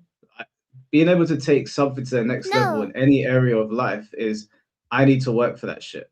But what you're saying is, get rid of the difficulty and just make it so that everybody can just do it, so that it's not a problem anymore. I don't I really don't think he's understand. saying that. Like, I think what he's saying is keep the very effective Korean backdash at the highest level, but give like newer players a worse version of Korean backdash that where they still need to get that really clean Korean backdash at the top level, but ease the transition from being completely useless at lower levels. Like they just can't press in Tekken 7. You keep pressing back and you move so slow, and that's what I think that people like I think that's what he's trying to say. And people like conflate the two by saying, like Mike is saying, you're lowering the entire skill level. That's not what he's saying. The first thing that he said was, do you really think that Korean backdash is the same, doing it canceled and just pressing back? So he obviously understands the difference. He just advocates giving people a worse version of Korean backdash to lower the barrier of entry for other players. I don't know if that's what you mean, Ray, but Yeah, that is because I just listen. I love the difficulty of Tekken. That's why it's so addicting. I think that's why everyone gets addicted to it. But it's just sometimes I like when they introduce that change. At first you might be like, "What the fuck?" But then you think about it, you're like, well, it's not that bad. Doesn't mean this player's gonna beat me anymore. And at least they can move now. They don't feel like they have fucking cement blocks on their feet. Yeah. Yeah, I just disagree. I think that you shouldn't be giving them stuff at a lower level that they don't even care about in the first place. Oh, and then real quick, These I people just don't want give a shit about it. Yeah, and I still want to say that like Tekken still is deep. So like just giving the player a little bit more of an opportunity to be able to move around, I don't think that takes away from like there's still a lot of fucking things to learn in this game, especially this game. This game is like a lot. But yeah, that's pretty much what I wanted to say. So I'll let whoever needs to go next go. All right, man. Well, I appreciate you being on. Yeah. Thank you. Awesome. All right, man. Take care. Totally agree, by the way, Ray. Totally disagree, Ray. Totally disagree. It's all good. Do I have to leave or are you kicking me? Yeah, I'll kick you out. That's fine, man. Appreciate you being on. Mm-hmm. Okay. Right, we got 4 more people. Very good. C4 from the Mike Hollow podcast. Thank you for the $5. I misheard what Finn T said about Drive Rush. I hope he accepts my apology and my peace offering to the Almighty Dragon. 1,000 pardons, my good sir. Can't be upsetting the dragon, C4. Can't be doing them things, man. He'll come for you on Pokemon. Right, okay. Let me get Spriggs in here. Spriggs, can you hear me, bro? Yeah, what's going on, Younger? Yeah. All right, so I was hoping Mike would stay on, but like as soon as I got on here and you told me, oh yeah, there's like 51 people, I'm like, oh no, listen, he ain't gonna make it. So it's all good. I just, it was a couple things I wanted to clear up with him. If he goes back and watches this, maybe you clip it up in a shorter video. I just wanted to get across to him if he still made it. Like, hey, when I got off the last time, I think Tope got on at some point, and they had a big disagreement, right?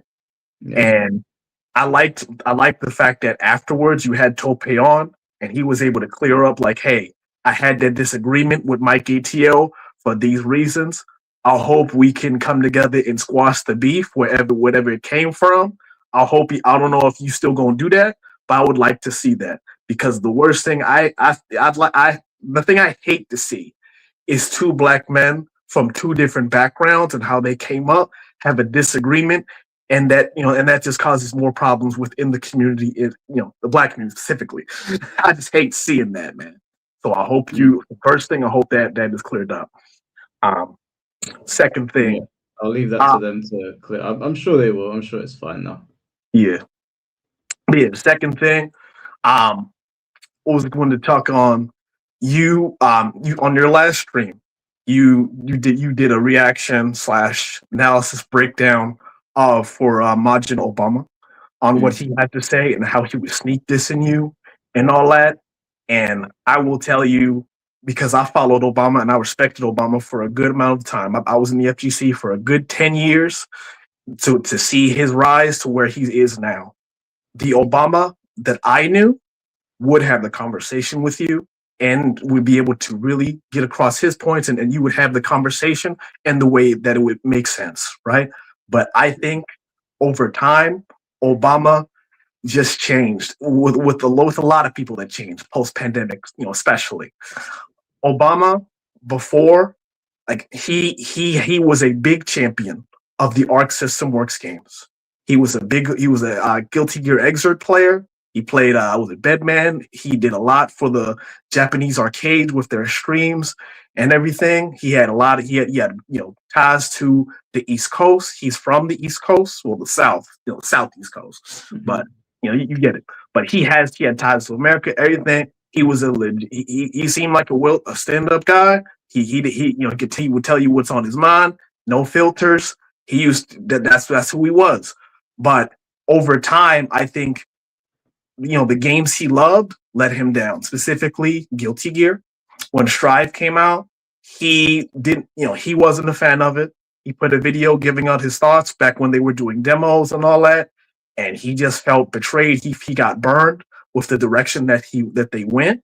And these days you never hear him talk about Guilty Gear at all. You would never know that he was once part of the Guilty Gear community. And then I guess along the way he got into Tekken 7.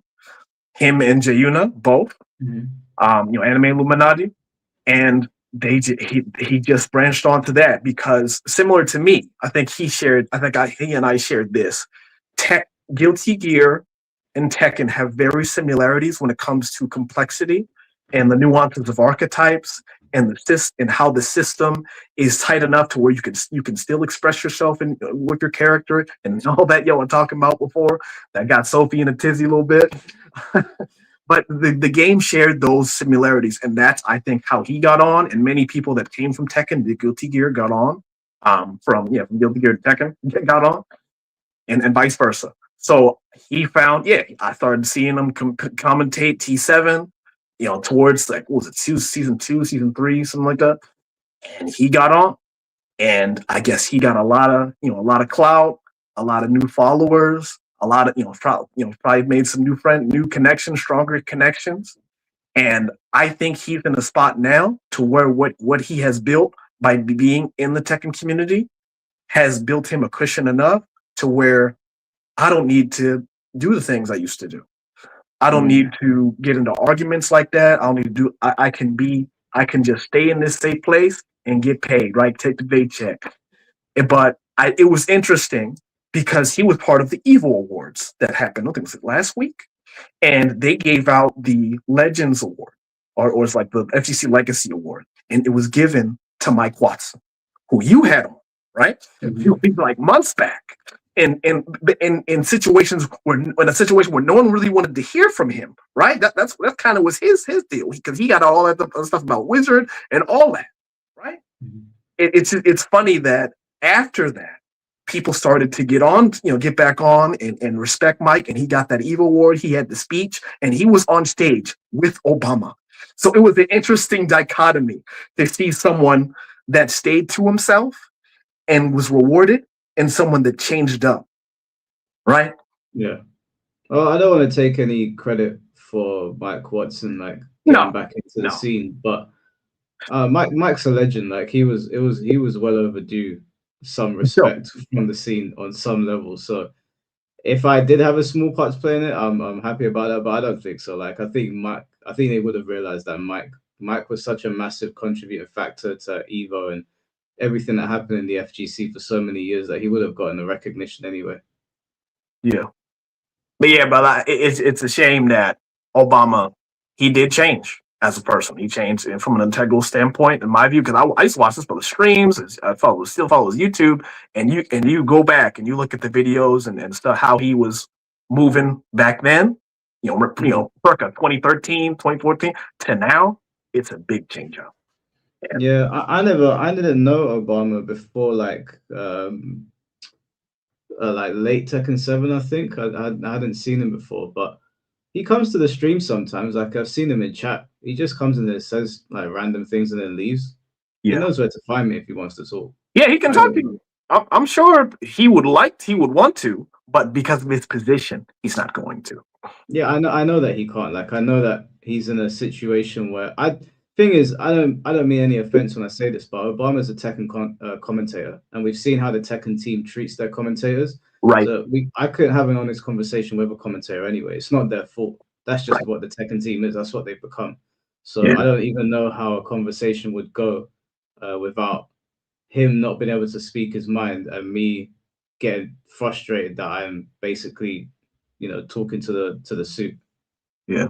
And it sucks though, because I also watched that he'd speak with Eris recently. That was a big one, right? I didn't think that was even going to come on. I didn't think Spag was even going to do one again, right after what happened.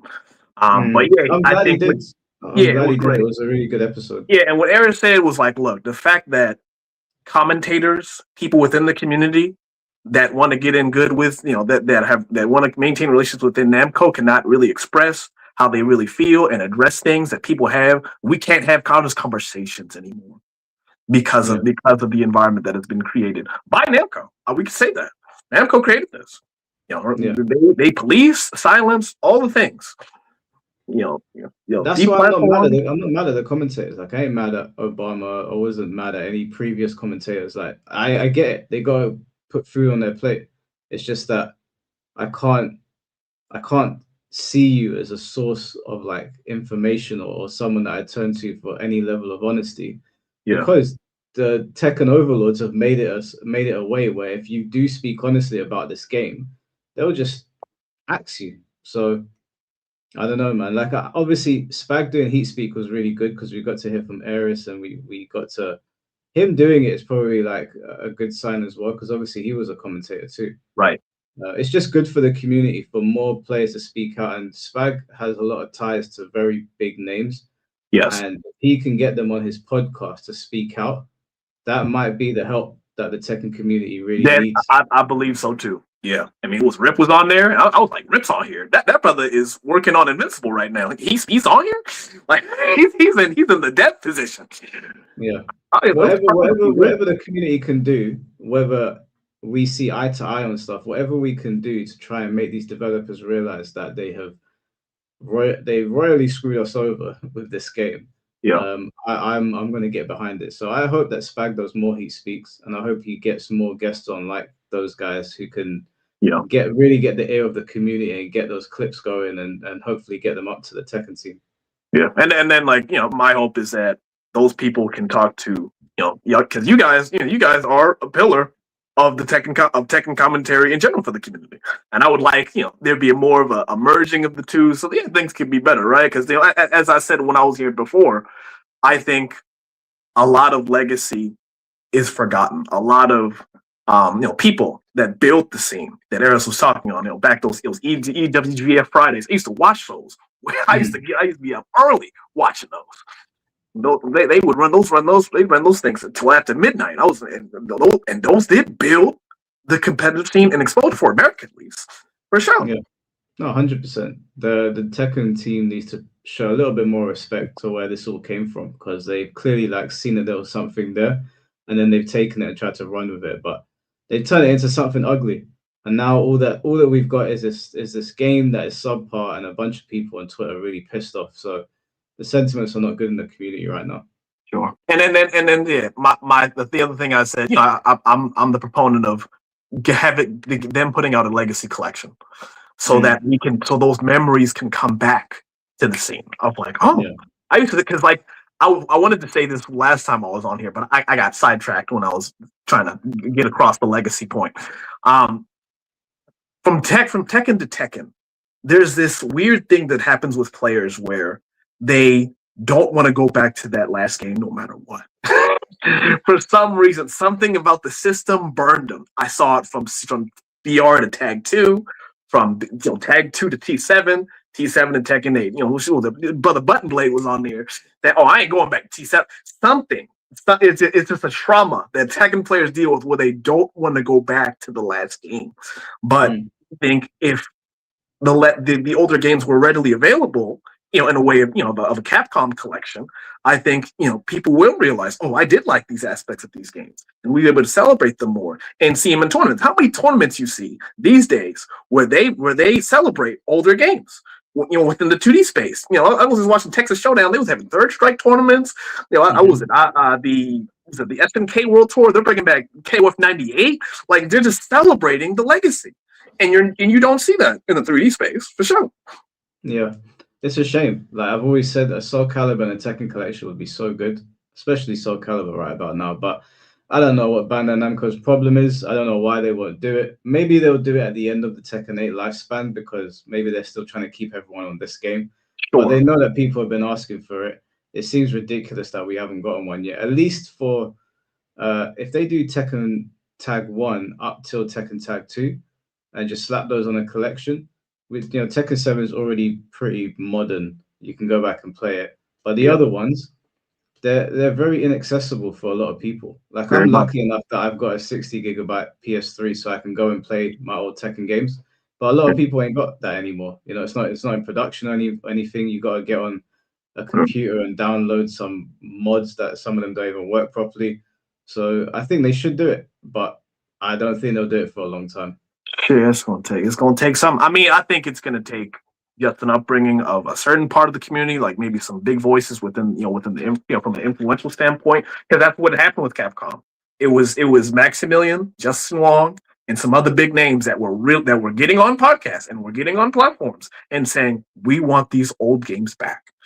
We want it, and then that caught a following. And then they were doing Twitch rival streams showcasing these old games, and that just built the momentum to Capcom. They were like, oh, there's a market for this, and that's what I think that was a big proponent for it. If Tekken could get on that same wavelength, I think it's possible, very much. Well, it would be Christmas come early if they did that, but I won't hold my breath.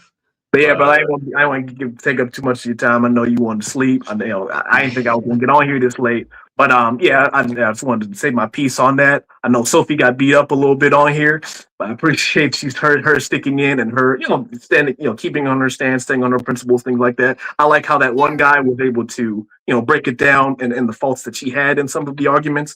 There were people that, and point out the people that were clearly doing her dirty just to get a gotcha moment, which was really out of turn in my opinion. But yeah, it's glad that was sorted out. When you make that Pokemon stream, I am going. I that is the game I do play currently. I play it through competitive ROM hacks. I've never really been to a tournament, but I know the game. And when you start that up, because I'm getting champions on mobile whenever that comes out. And I'm gonna be beating some ass. Look, they don't know. I'm in this thing because it's turn based. There's no visual reactions I gotta worry about. It's chess. I get to beat you turn by turn and make you mess mistakes, fall on your face. So well, I've got so me and C4 are doing the Pokemon channel together, and C4 is way more knowledgeable than me on the game, but I learn very quickly. So I'm just gonna keep on playing him until I get everything down. Like I learned a lot today. He played a showdown with me today. We built some teams. Yeah, showdown. We should have content on the channel. I've just read that Pokemon Champions is coming out at 4 a.m. for us tomorrow. Yeah. So we probably won't get anything on the channel until like Friday. But yeah, we've already got 300 subscribers on it, so it's already built up and it's got nothing on there. So we're definitely gonna go full steam ahead on it. We'll do a couple videos first, and then when I'm ready, when I feel like C4 has imparted enough wisdom on me, then we're going to do a live stream, and you'll see me cooking C4 in 1080p. Yeah. Like I said, I'll hop in once we get the mobile version of that. I ain't got no Nintendo. Last Nintendo console I had was the GBA. Yeah, it's been a bit. So yeah, for them to make it more accessible on mobile, shout out to that. My issue is how the microtransactions are going to go down. They talk nothing on their currency the what was it, the little VP system, the way you get certain Pokemon and certain Mega Stones, they've talked nothing about that. They've been very quiet, and I kind of got a bad feeling that it's going to be pay to play in a sense, and a little disingenuous on how you get certain things. I want to be wrong, but this is a Pokemon company. Yeah, well, we'll wait and see. This is my first time really jumping back into Pokemon. Like, I've been playing the mainline games, but I'm actually going to play competitive Pokemon now. So we'll see what happens. I don't want to like doom it before it's even out. Yeah, I don't either. We got 24 hours. It will come out. We'll see what's what, and then we'll update the channel. Yeah, we'll see. But yeah, brother. Because also I've been keeping in touch with Pokemon because I'm playing the ROM hacks. I want to put you onto this one ROM hack that's in development right now, but it's being updated month by month, every 2-3 months. It's called Pokemon Elite Redux. So you play so you're playing Pokemon. You know how they have the abilities, right? Well, you get to choose you get to switch out and choose from 3 different abilities for Pokemon, right? So let's say Gyarados, you got Intimidate, you got Moxie, and then you got a third. Now you have innate abilities. So you have 3 abilities with that choice ability of the 3. So you have 4 abilities running at one time, and it gets mad. I'm gonna tell you, look, this is the closest thing to a Marvel versus Capcom of Pokemon that I've ever played. I'm gonna look, if you interested, I'm telling you, this game is deep.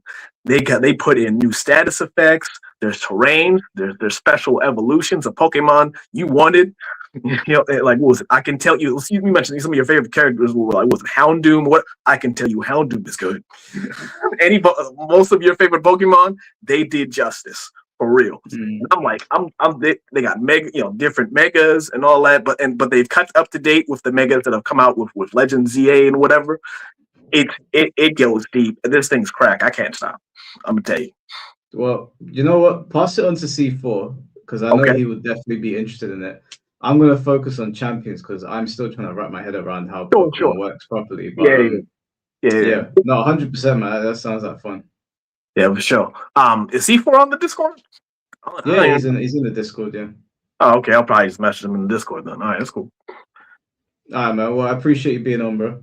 All right, brother. See. All right, man. Catch you in a bit. All right, we've got 3 more people left. Right, so next person is Paradolia Games. Hello there, can you hear me? That profile picture is crazy. But yeah, we can hear you. Welcome in. Yeah, thanks for that. It's me, D&D character. It's a Baxi monk. Anyway, just to get things straight, I'm a Tekken King in Tekken 8 for Season 2 and 3.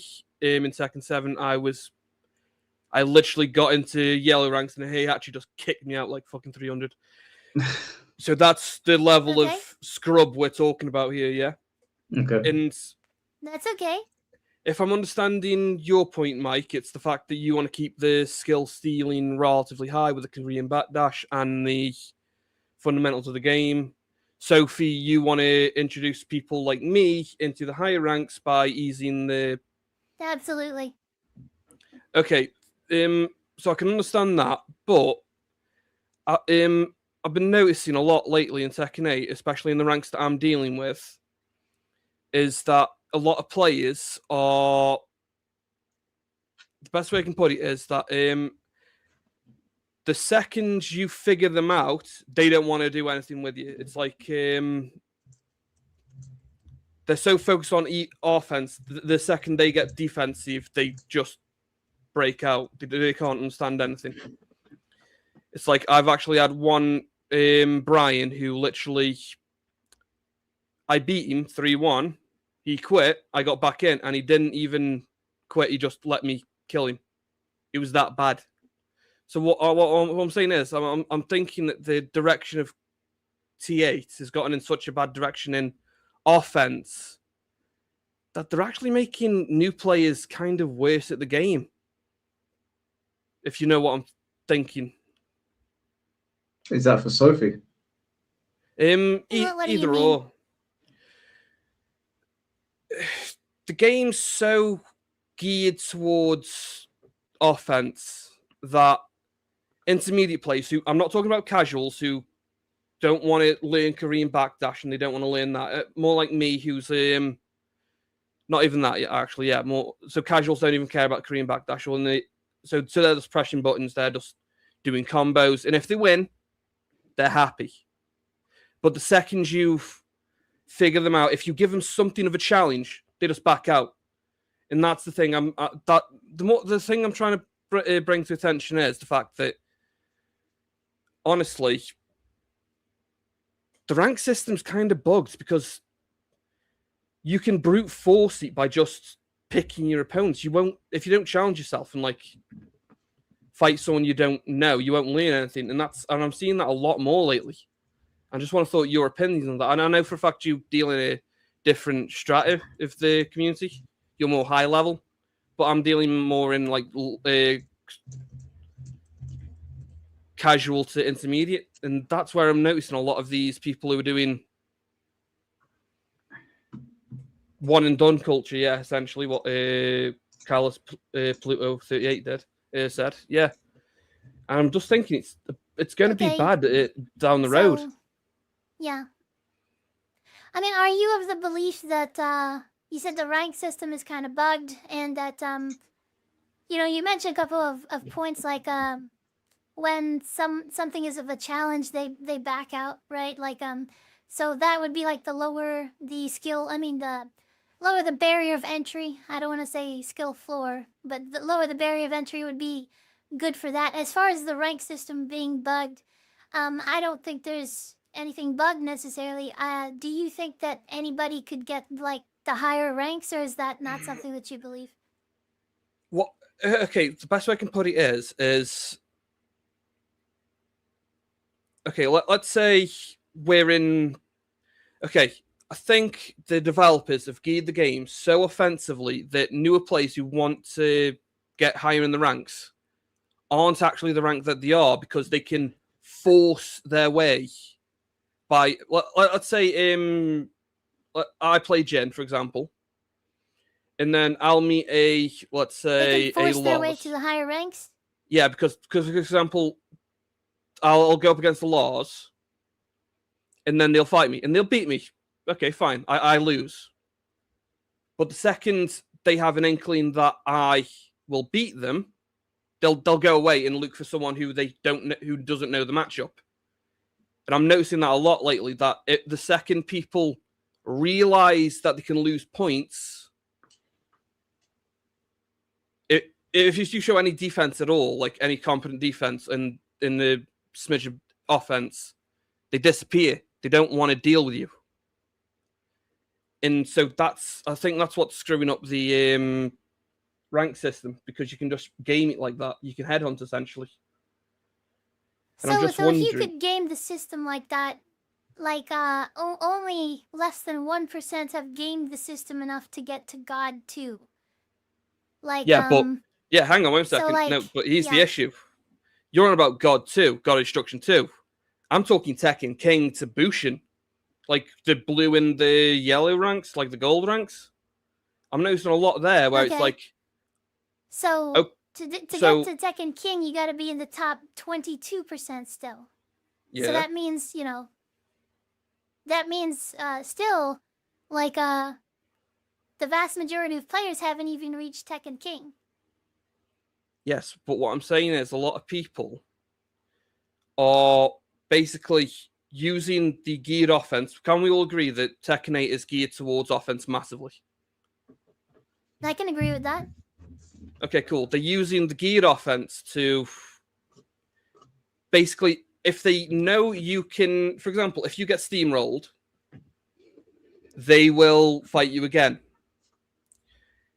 If you beat them the next round, they'll dip out. And sometimes even if you put up a fight in that first round, they'll just dip out. They don't want to learn. They just want to get a quick win, get the points, dip out, go to the next person, repeat until they get higher ranks. They're cherry picking opponents essentially. They don't want actually It's like, for example, I will fight Okay. against Zhao Yu because I don't know the matchup, even if I lose. I'll continue playing the set, no matter what. A lot of people aren't even doing that. The second they know they can't win, they're dipping out. And I'm Okay, worried so that you can choose whether to rematch your opponents and stuff like that, but I'm not sure. You're saying that somehow that makes it where you can force your way into the higher ranks. So by choosing your opponents like that, you're forcing your way into the higher ranks, is what you're saying? basically, yeah, because if you win an opponent easily, Okay, so yeah, and you quit, go ahead. I mean, why aren't you higher than Tekken King? Like, why are you not God 2 then? If you can force your way to higher ranks. that's what I'm saying. The issue is that it reaches a point where you can't do that anymore, which is usually what I'd say Tekken Emperor, Tekken thingy. Because there reaches a point where people actually know Korean backdash and all that. People know the game. What I'm saying is that it also, this culture is also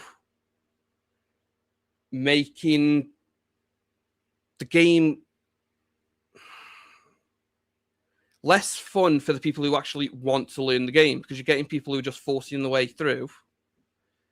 And I'm dealing with people Well, who... I mean, if you think that Korean backdash is the barrier of entry past Tekken King, so why don't you learn Korean backdash and then I am trying. you'll get to God 2? I am trying. The issue is, what I'm saying is, okay, it ain't so much the mechanics that I'm worried about, okay? What I'm worried about is the direction the game's going in. Because it's creating a community that doesn't want to learn. I've seen a lot of people one and done if I win, but if they win, they'll rematch me. The second they lose, they go away. Okay, so, and it's leading to a culture of random bullshit go. If I don't win, I'll look for the next person who doesn't know the matchup,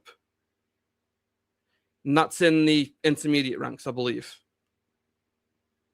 Yeah, but you said that stops around Tekken King, right? Even if you're like in my cherry experience, picking matches, you're that's because I'm okay. Tekken King. I haven't gone further up, so I wouldn't know about the culture higher and up. so what I would say is like at least in your experience, like do you know how to Korean backdash? I don't know. Like do the clean Korean backdash? I have a problem with execution. I won't lie, but it's back. It's basically a reverse. So my argument would be that you've got from beginner, fighter, strategist, and all these ranks, and having the normal backdash was actually like hang on, wait a second. beneficial for you as a player until go ahead. Until you got to Tekken King, in which you need to learn Korean backdash. Okay, and now you need to go ahead. Sorry, Light Complex 5556 basically said my point for me. Because of the point is that they're lowering the barrier to entry so much that they're reducing the desire to make up for learning the difficult mechanics. Because if you can just gain points by spamming your most annoying strings, why should I learn the harder stuff? Well, I mean, in your case in particular, you'll learn Korean backdash if you want to get higher than Tekken King, right? Yes, but I'm not concerned about me. I'm concerned about the Yeah, but you're actually a pretty good case example. You like a lot of people that can only reach Tekken King have benefited from the lowering of the barrier of entry of Korean backdash, among other things, without actually taking away from the hard to master Korean backdash. So honestly, if you wanted to keep improving, you could actually still improve to get Tekken Emperor and Yes, I Tekken could. God and stuff like that if you learn how to Korean backdash. Yes, I could, but I'm motivated to do so. The issue, my point is that the way they've geared the game disincentivizes for a long time casuals to get into intermediate and intermediate into high level, because quite frankly, just pressing buttons a certain way without thinking gets you far. Okay, so like if there was a higher barrier of entry, Paradolia games, would you have like let's say the backdash was terrible? Do you think you would have fought to get to Tekken King? Oh yeah. No, okay. Let me put it this way. Okay. Interesting. Let me put it this way. The issue I have with this game lately is the fact that at a certain point, okay, basically, I can't Korean backdash. I'll admit it. My execution is terrible. Okay. I max out combo-wise. I only play Jin at 80 damage, and that's a decent combo for me, okay? And I got to Tekken King. Right? A lot of people Exactly. I've And- noticed. Yeah. Yeah. So okay, so that's a good thing, yeah? So go ahead. Well, I mean, Yeah, how many hours do you have in Tekken 8? And would Oh. you have invested those hours if not for the lower barrier of entry? Hang on, I've got it on me other screen. Give us a second. I have over. I have exactly 400 hours. Good Yeah, enough. And I have and is your first Tekken 8? no. I started in 3, skipped 4, played 5, played 6, T2, and 7, all the way through 7, and now to 8. And I think what were your sentiments towards Tekken in season 1? My second, okay. I actually liked season 1. I wanted it more defensive. I wanted, like, okay, the best way I can put it, season 2, a good season 2 for me would have been season 1, but take the movement from season 2. Don't. My problem with season 2 and 3 is the fact that basically Namco's basically gone, here you go, he's a helmet for your defense. Also, he's a fully loaded machine gun, go wild, kid. The best way I can describe it. I think a lot of people have the sentiment in season 1 that they're okay with it, and then some, like season 2, it's either a bad product or mass hysteria or something happens essentially. But backdashing has always been the same, and your sentiment in season 1 it was positive, but in season 2, and season 3 right now, you dislike the game because of all of the aforementioned things about you don't like the cherry picking on ranked, and it is making it less fun to learn all these things. But Okay. like even in season 1, it was the same like input for Korean backdashing, but you were having fun. Yeah, okay. Let me put it this way, okay? I actually do like the game now. But Okay, awesome. I play rank just for the fact that it's a good indicator of like thingy. I know for a fact I don't belong in fucking Tekken King. I don't know how I got there. Simple as. And the issue, okay, the best way I can put it is the fact that. Let's make this the last point, guys. We need to get the other people on it. Yeah, okay, fine. All I'm saying is that I think the way that Namco's putting it is the fact that they're going to lower the skill ceiling so much. No, sorry, the skill floor so much that realistically, no one's actually going to be good anymore. I reckon in season 4 they're going to give everyone hell sweeps. That's all. I'm thinking that. Like everyone, Mishima so hell sweeps. Your fear is that they lower everything so much to where like everybody's good and no one has consistency winning in tournaments. It's just like, nobody's good. That's like your fear. Yeah, because quite frankly, that's what they've been gearing towards anyway. It's been literally. So you believe if Tekken keeps going this way that players like Arslan Ash and those characters they'll just lose to to anyone. Okay, let me put it this way, right? The offense is so universally busted that the only way you can cross the barrier is having good defense, right? Do we agree on this? Or having better offense, one of the two. So basically, what you've It's just a basically said combination. is shoot first, because the well, Yeah, let's I face mean, you it. can either improve like your flow charts on offense and stuff like that, or you can Yeah. improve your defense to where, Yeah, but in that's general, kind of you're my point. That's kind of my saving health. point. You see, because in intermediate ranks, it's either you literally combo the person to the wall and back and you win, or you get combo to the back and lose. That's what I'm seeing most of the time. There's no footsies or anything like that. It's mainly you either get trampled or you trample. There is no interplay. Half the time, I'd say like 45% more towards the trampling, right? That's the thing. So basically, I'm seeing Okay.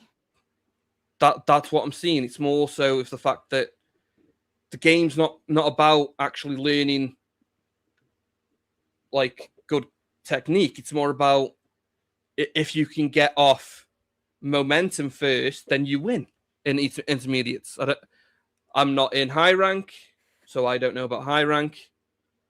I assume it's different. Yeah, but you get good enough to get Tekken King, and like eventually those sort of strategies stop working at Tekken King, and now you do have the Tekken that you want, which is you have to learn the cool stuff, like you're saying, Korean backdashing, defense, all of these things that you're mentioning.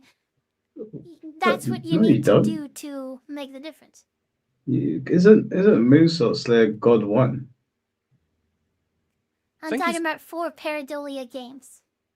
Yeah, well, basically, but what I'm saying is that you don't need to know those things, even when you go past Tekken King. What you need to learn to go beyond Tekken King is like minuscule in comparison to what you're doing right now. Like, Yeah. I'm not saying that as a shade on Moonsault. It's just Moonsault can't Korean backdash. He's openly told people that. So Moonsault's still doing the same shit that I saw him doing when he was a Tekken god. He might have just learned math a little bit better. So you don't need, bro. You just keep playing Tekken 8. You'll get to God of Destruction.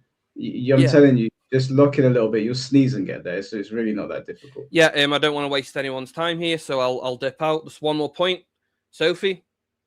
You and Blackheart make a wonderful couple. You flirt well together. Bye. Rabazone. Yeah. Well, I mean, Blackheart's gay, so that wouldn't work out. All right, we've got Resin, we've got Saint Mask, and we've got Darkman Lord.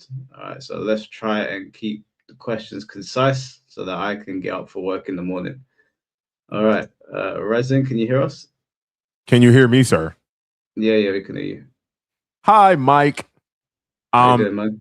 Before I say anything else, I would like to extend a thank you for providing your platform for non-content creators so that these people can get their thoughts out in the air, whether they're concise or not. Sophie, unfamiliar with your content, sorry.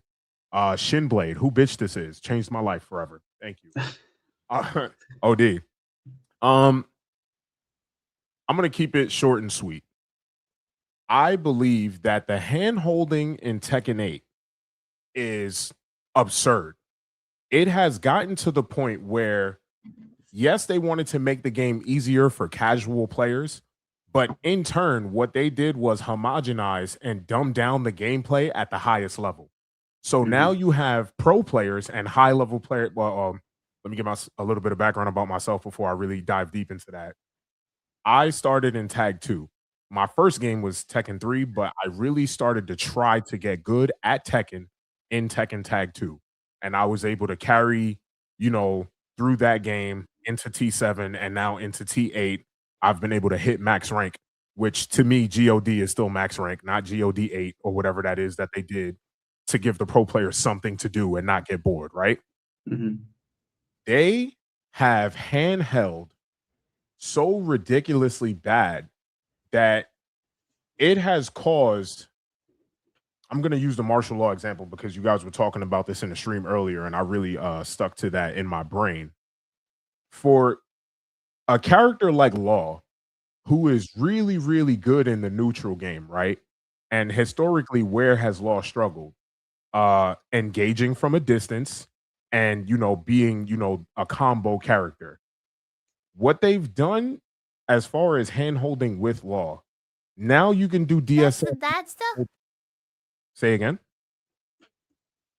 He said he's weak at engaging at a distance and combos. Historically, Law was unable to engage the opponent from a distance in Tekken 7 and in Tag 2. He could not approach the opponent from far without doing a legend kick or a slide. Now he can approach from a distance with DSS forward 1. Even if he whiffs the while standing 4, he can do DSS forward 1 from a small distance, right? So you're saying he's approaching with DSS forward 1? No, I'm saying that I the thought hand that holding. engaging from a distance like slide was a really good option. Yes, but they've made it that way. That was not a good way for Law to engage in previous Tekken games, was just to do a raw slide. Now him and Lee can just do raw slides. Can they not? Just raw slides out of nowhere. That was never I thought a it was good great strategy. in other Tekkens to do slide from a far distance or close enough to threaten wall rising 2 or some other mid. No, doing that against a high level player would get you blown up immediately. Immediately. Any high level player could see that coming from a distance and they wouldn't even have to low parry. They could block and float you. So as far as the hand holding is concerned, right? I believe that if they wanted to make heat, because heat is the main mechanic of the game, right? If they wanted to build the game around heat, what they should have done was make the players go through heat. Right now, players do not have to go through heat. There are many rounds that I personally play in the game where neither player pops heat, but we're still winning in 2 or 3 interactions. Why? Because everything else these characters have is on par with the stuff that they have in heat. Like characters having +4 on block moves, +5 on block moves, +6 on block moves. When that is what heat is supposed to be. Every character has that heat dash that they can do off of their engagers at any point in time while they're in heat and get a clean +5. You made the argument earlier, and my homeboy made the argument. Doing that causes you to use up your entire heat meter, right? Doing that, you expend your heat. However, the argument that I was making to my homeboy is that you can still do other things in heat and still cash out at the end of your meter and still get those things. Like I used Feng Wei as an example. Feng can do back 4 into stomp, right?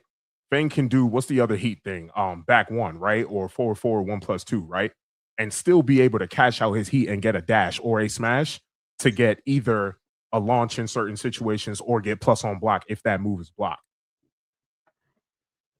That's entirely too much hand holding.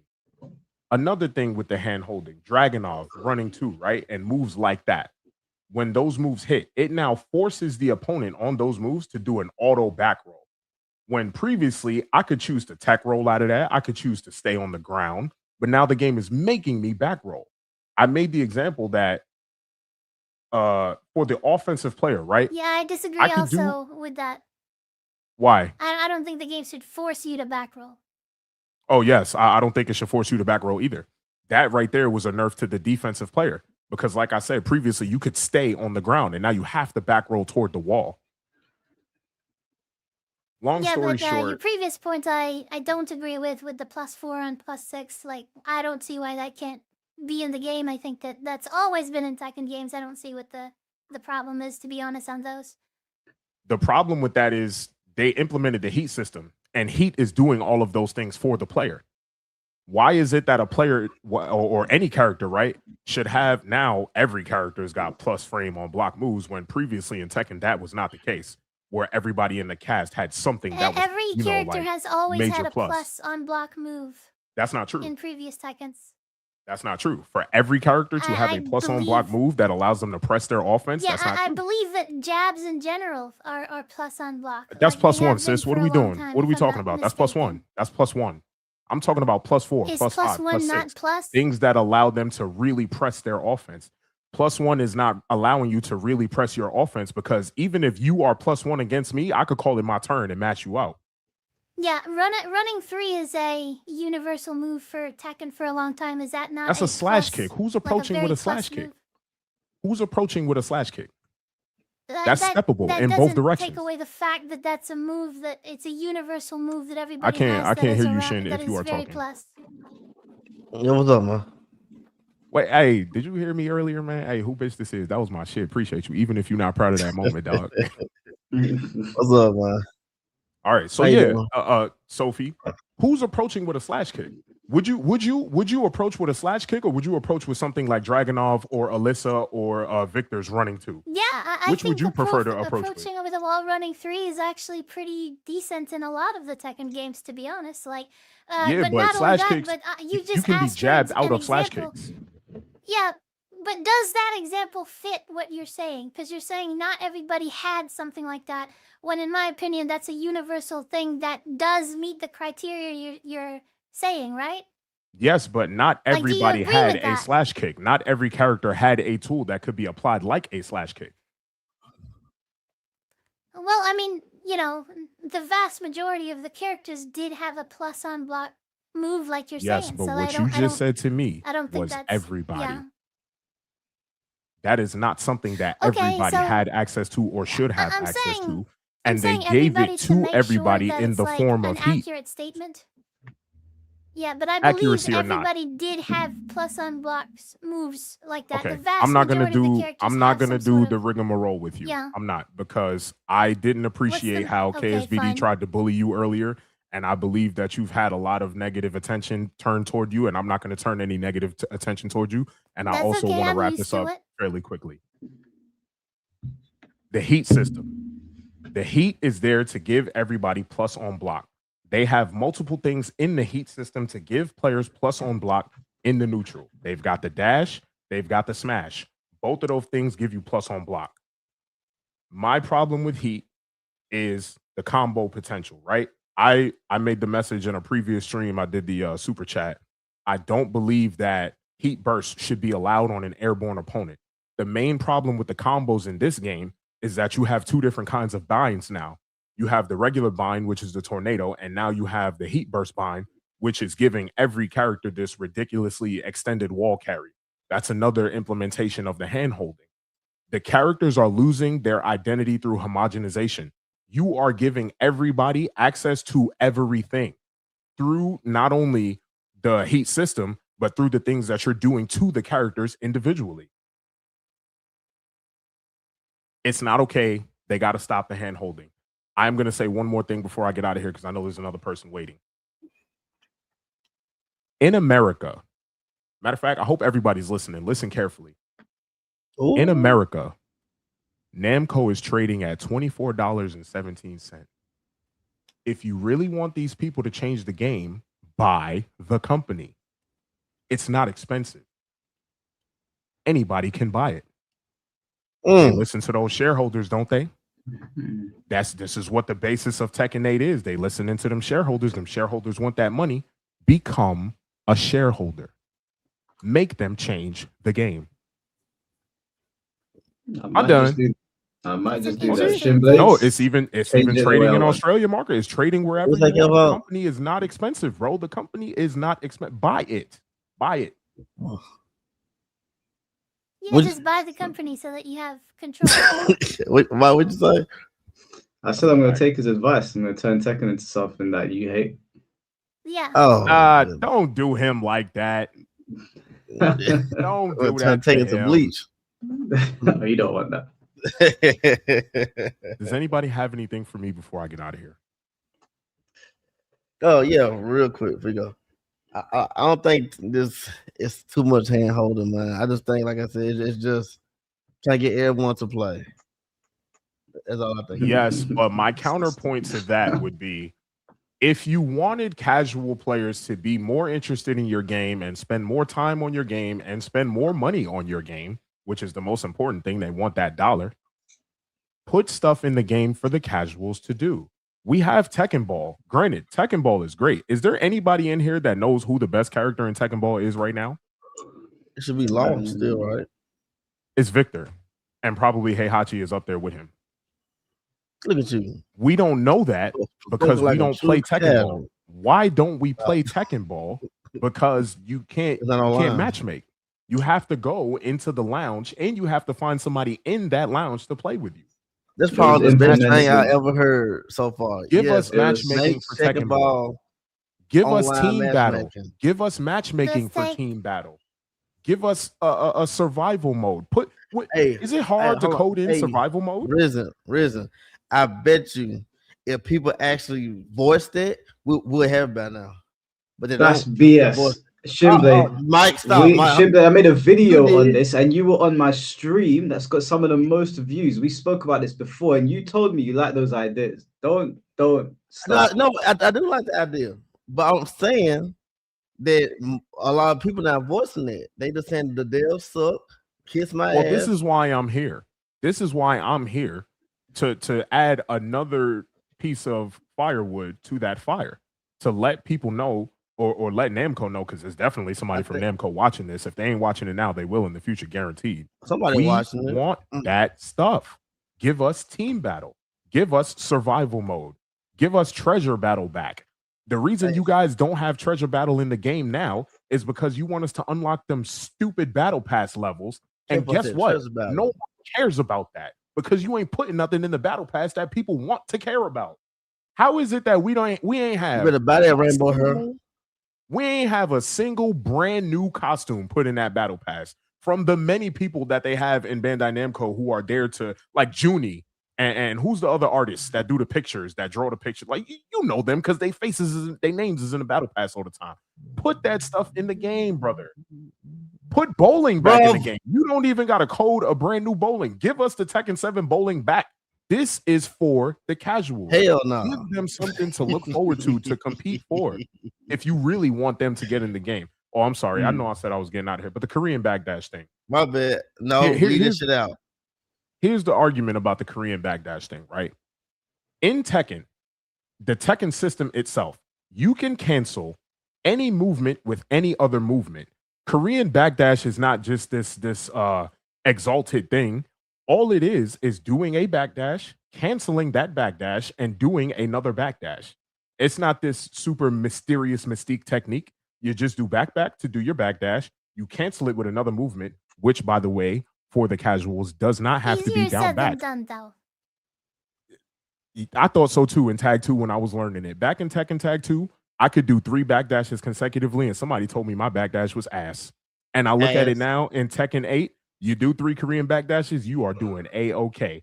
The problem with Korean backdash in this game is they made it more difficult for players to disengage from their opponents. Now somebody can hunt you down easier from range 2. Somebody can hunt you down easier from range 3 and 4 than it used to be. Exactly. Back in the days, Nina used to be able to do 2-3 Hayashitas and she's out of there, right? Now she does 2-3 Hayashitas and you could still reach her with a demon paw. She's still in the battle. You can still reach her with a demon paw now. That's good. Again, for the casuals, you can cancel your backdash with down forward to input a fuzzy low parry and do the back again. That is a very advanced technique. Learn it. You'll love me forever. I hear it, man. Oh, it was. I'm glad you brought up that stuff because the whole chat knows that Shimblade was here when we mentioned it before, and now. I was here too. I just didn't want to out my man. They need to be more vocal about that. Like, just say instead of saying "fuck this shit," say we want online Tekken. We want online Shimblade, I put that shit on Twitter. It had like 100,000 views. I didn't see you retweet it, bro. I was there, Shin. You can't argue that. They need more people. Yeah, I told you I would love team battle. I would love like on Smash Bros. It's called Smash Strike or some shit. Man, put the I'm King gonna bounce of for the next in person this game, so that you guys can get sleep. I'm gonna bounce. Mike, bring me back, bro. I have plenty more. All right, man. Sounds good to me. Good night, Shin. Appreciate Good night, you. Mike. Good night, Sophie. Good night, bro. Man, if they add the team battle like King of Fighter style and Tekken, that will be universal. I would love to only play that mode. Steve, Nina, who am I there? I probably pick up Lars. Can't believe you did fuck that. people up. Todd, thank you for the $5. Almost a 9-hour stream and still seeing you way Sophie make a donkey out. Oh, come on, Todd. Let's be nice. We're all friends here. We're all friends. Thompson ain't nice though. It's just a game. That's all it is. So I'm gonna get Mr. Mask in here now, and then the last person is gonna be Darkman Lord, and then we're gonna wrap it up. So Mr. Mask, can you hear me? Can you hear me? Yeah, you can hear you, man. Well, real YN boy. Yeah. There you go. I'm sorry. I'm a little bit tired right now. But that's cool. Hey Mike, or hey Mike, hey Shin, hey Sophie. Hey, baby. Yeah, number. Bro, I don't know what to say right now. I feel like that last guy really hit missed us. I appreciate him for bringing up the archetype, because I misspoke last time when I was on here trying to have that conversation with like Mike, ATL, and Jay. So I appreciate for him coming on and explaining that. And honestly, like my biggest issue with Tekken 8, I said it way earlier in the stream. Well, no, not my biggest issue. There's so many issues I have with Tekken 8, but just one of them is just like the amount of mechanics in the game. Like you have heat, rage, and then you also have installs for only certain characters. And on top of that, you also got Tekken itself. And then you got all these stances and it makes it more convoluted and complex to the point where it's not enjoyable, if that makes any sense. No, 100%. I agree with you. Definitely convoluted over complex. Yeah. What you smiling? Mike, what? He agree with everything that was he just, I agree. He's not wrong, is he? Hey, so somebody called me out, and somebody called me out earlier in the chat that I hide behind super chats. I'm here now, speaking my voice. All right, fuck you, whoever that was. But anyway, it was Shinblade. Was it Shinblade? No, it was somebody what else. happened? Hold on, what happened? It was somebody else. It was him. He said, Shinblade said that, you don't have your own mind. You just listen to Mike. No, y'all share the same mind. Y'all voice off each other. Yeah, Max, that was me. You are sleeping. Was it you? Me. Yeah, so hold on, wait. Mike, you sit there and just, I agree. I bet you can't tell what he said, Mike. He said that Tekken 8 is convoluted, not complex. That's what I said earlier. And we know that. We know the developers knew that as well, because when they first showed us Tekken 8, everyone said, what the fuck is this? And they scaled it down, and they scaled it down, and they scaled it down. But in all of their scaling down, it's still convoluted. It's not complex. People are like, oh, it's complex. Like it's very nuanced. You got to really think about what you're doing. No, bro, this is some streamlined, homogenized nonsense that a monkey can pilot. This is not a difficult system. He is not a difficult system to interact with. It's not the thinking man system. Mike, you don't think there ain't no Tekken going on now? There ain't no what? Tekken. Tekken? Yeah. Do I think there's any Tekken going on? Going on in the match. You think it's just straight up like no? I said this earlier. I said there's enough Tekken there to keep people around, but there's too many changes to keep them happy. I don't know.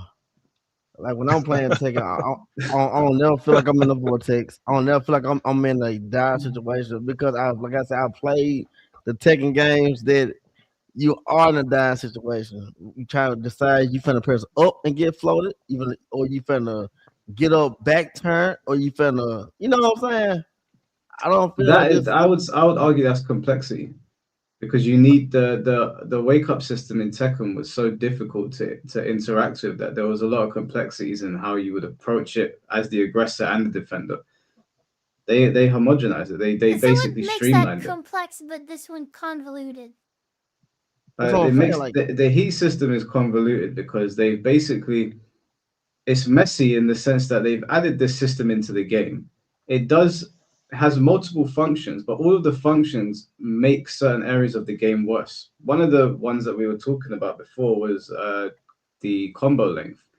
Without heat, the combo length still pretty long because of all the tail spins, but it's not as bad. But then you add in this extra thing that people need to learn, which is not difficult, but it's just another thing on top that doesn't need to be there. We don't need heat to bound the opponent to extend the combo. That's unnecessary. We all know that, right? We don't need heat to give Demon Palm or Shoulder an extra hit or turn them into launchers. Those things don't need to happen. Those are silly extra. That's what makes it convoluted and messy. All these silly things that you're adding into the neutral Whereas before, like you had a very complex and difficult to engage with wake up system. They're not the same thing, and we all know that it's unnecessary. Is there a justification for having bound in Tekken 8 from heat? I didn't think so. What was the question? Hold on. What's the Yeah, question? what's the I mean, question? I'm just listening. You said there Like, wasn't a he's question? saying all the That was the functions make question. some of the area of the game worst. Like, No, I just explained myself. I would say okay, another go thing ahead. that I have nothing. Go ahead.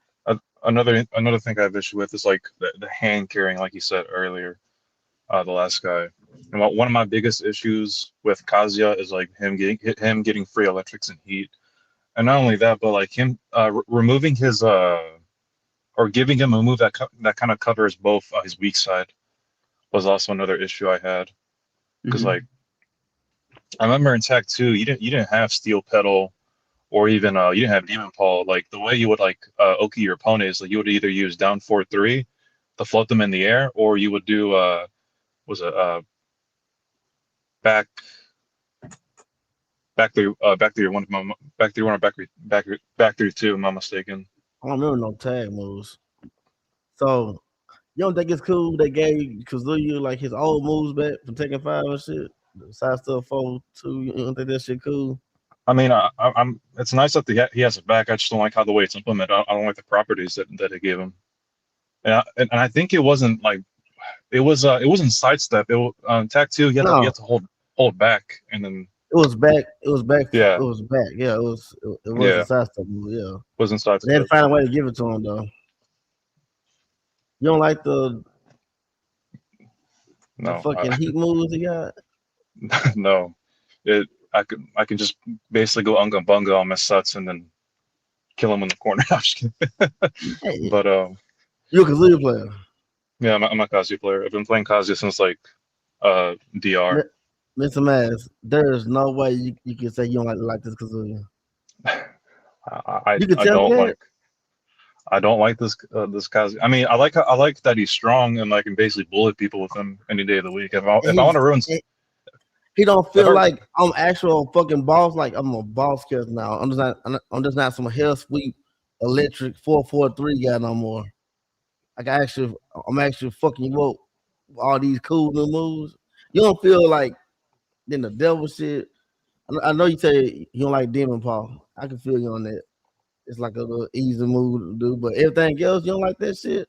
You don't like the lasers and shit he's using. I mean, I like when that shit was. I like that when that shit. Huh? I like when that shit was reserved. The move his granddaddy got. You don't like that shit. You just. Yeah, bro, I'm not gonna lie, bro. I try to play Jinpachi in Tag 2. I'm like, bro, this guy's like. I can see why Mike plays Jinpachi. Oh wait, you don't like Power Gazer? You know what Power Gazer is? Power Gazer. What Terry Gazer? Terry's movie. Wait, what? Cause of your Power Gazer. Boom, boom, boom. Blue, purple shit come out the ground. You don't like Power Gazer? Believe it or not, even though they took away his up 4 after you do what is it, heat burst, you can still pick up your opponent with that geyser move you were saying. I said you don't like it? No, I don't like it. Oh hell no! No, I don't like these changes they be given to him. It's a bit of a silly looking move. I'll be honest. Yeah. You and Mike Hollow might be related. Y'all don't like cool shit. Y'all like cornbread. Like, oh Lord. I like it when it's in the cutscenes. It's not on my gameplay, please. Mm-hmm. Do you know what? Yeah, they're gonna put Marduk in the game, and Marduk's gonna throw a car in the gameplay. And Shinbei's going, don't you like that, man? Because he threw cars in his intro. Just because he was throwing cars in his intro. Oh, that's the. Do you know what? Do you know what a lot of people saying? People go, oh, they didn't have the technological advancements to put the car in the game. Just give it a rest, man. I ain't trying to hear that bullshit. No. The car's gonna have numbers next to it and like installs, and I can throw Porsches and VWs at you, and someone in the comment section is gonna go, "Oh, they didn't have the technology to do it, but Unreal Engine, whatever, can do it now." ain't trying to hear none of that bullshit, man. They fucked up Kazuya like they fucked up everyone else. One thing before I go, is there any hype for Roger still? I'm curious. I haven't heard anything. No, there's no hype for that stupid character. The only reason people got hype is A, they wanted to spite me, and two, because they were like, oh, it was out of left field, like no one saw Roger coming. So it was like, okay, cool. I'll tell you right now. I spoke to Kinjamin like a couple days ago. I spoke to him a couple days ago, and he was like, "Yeah, I'm not really. I don't know if Roger's gonna bring me back." And I'm like, "Well, damn, bro. I don't know what they put him in the game for." They put him in to spite Marduk players. They literally gave him Marduk's like trunks as well. So it is whatever, man. No one gives a shit about Listen, Roger. don't you People have are just a bet happy. with Finty that down back 3 is gonna trip or something? With Roger? Do me? No, doesn't Shinblade have a bet with Finty that Roger's down by 3, whether it's gonna be like a juggle starter, launcher. tornado, or anything like that? Yeah, it's Yeah, gonna be exactly. it's gonna be a launcher. No, he said not a launcher. I said it's gonna be a launcher. Yeah, I bet you won't be I able. would say that that's like part of his identity. That's what you know. Yeah. But It is. But I don't know what people would say about that. So I bet you won't be able to low parry his tail sweep or anything. I 100% bet that will not be low parryable. Well, you lot can suffer. I will not be. I will not be dealing with that nonsense. I will be on Bleach. Go play City of the Wolves. I'm here to put out some propaganda. Go play City of the Wolves right now. When Kenshiro comes out, I'll definitely jump on it. I bet you're having a smashing boring ass time, Mr. Man. I'm having a great time at City of the Wolves right now. You stream. I want to see your face while you play it. You stream? Well, I've been playing it. I don't stream. Come on, stream for me. Hey, Paco, I don't think I can stream because I don't have like a certain amount of like subscribers or views or whatever the fuck. No, you can stream on Twitch without internet. Oh, fuck Twitch, bro. Yeah. I fuck Twitch. I ain't going to Twitch. YouTube. Oh yeah, I guess you need a certain amount on YouTube, right? Yeah, you need a certain amount. I don't know what it is. I think they lowered it, but yeah, you do need a certain amount. Yeah, Was that's all there I anything gotta else you say. want to add, bro? No, that's all. That's all I gotta say. Thank you for having me on, Mike. Real quick. Who you play on City of the Wolves? Thank you, Shinblade, Wabazone. Bye, everybody. Oh wait, hold on. Thanks a lot. Wait, See you later. damn. I don't think he heard you. That's all right. All right, we got one more person. Then we're gonna wrap it up. Darkman Lord, can you hear me? Hello? Yeah, can you hear me, bro?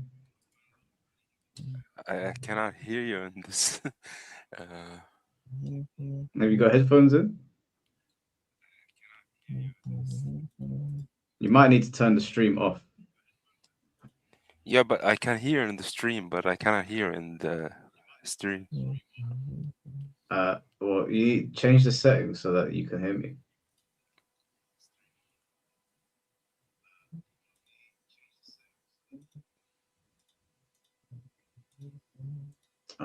Bro. Oh, yeah. Can you hear me now? Yeah. Okay. Sorry cool. about that. No, that's all right.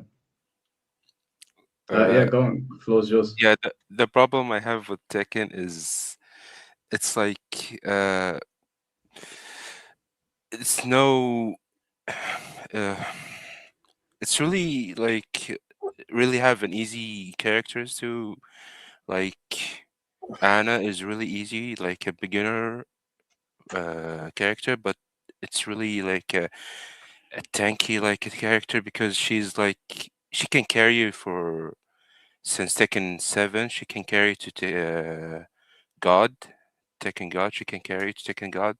So she's like not the problem. I think the problem is the 50/50s she has and the mix up in the wall, and I think that's it. And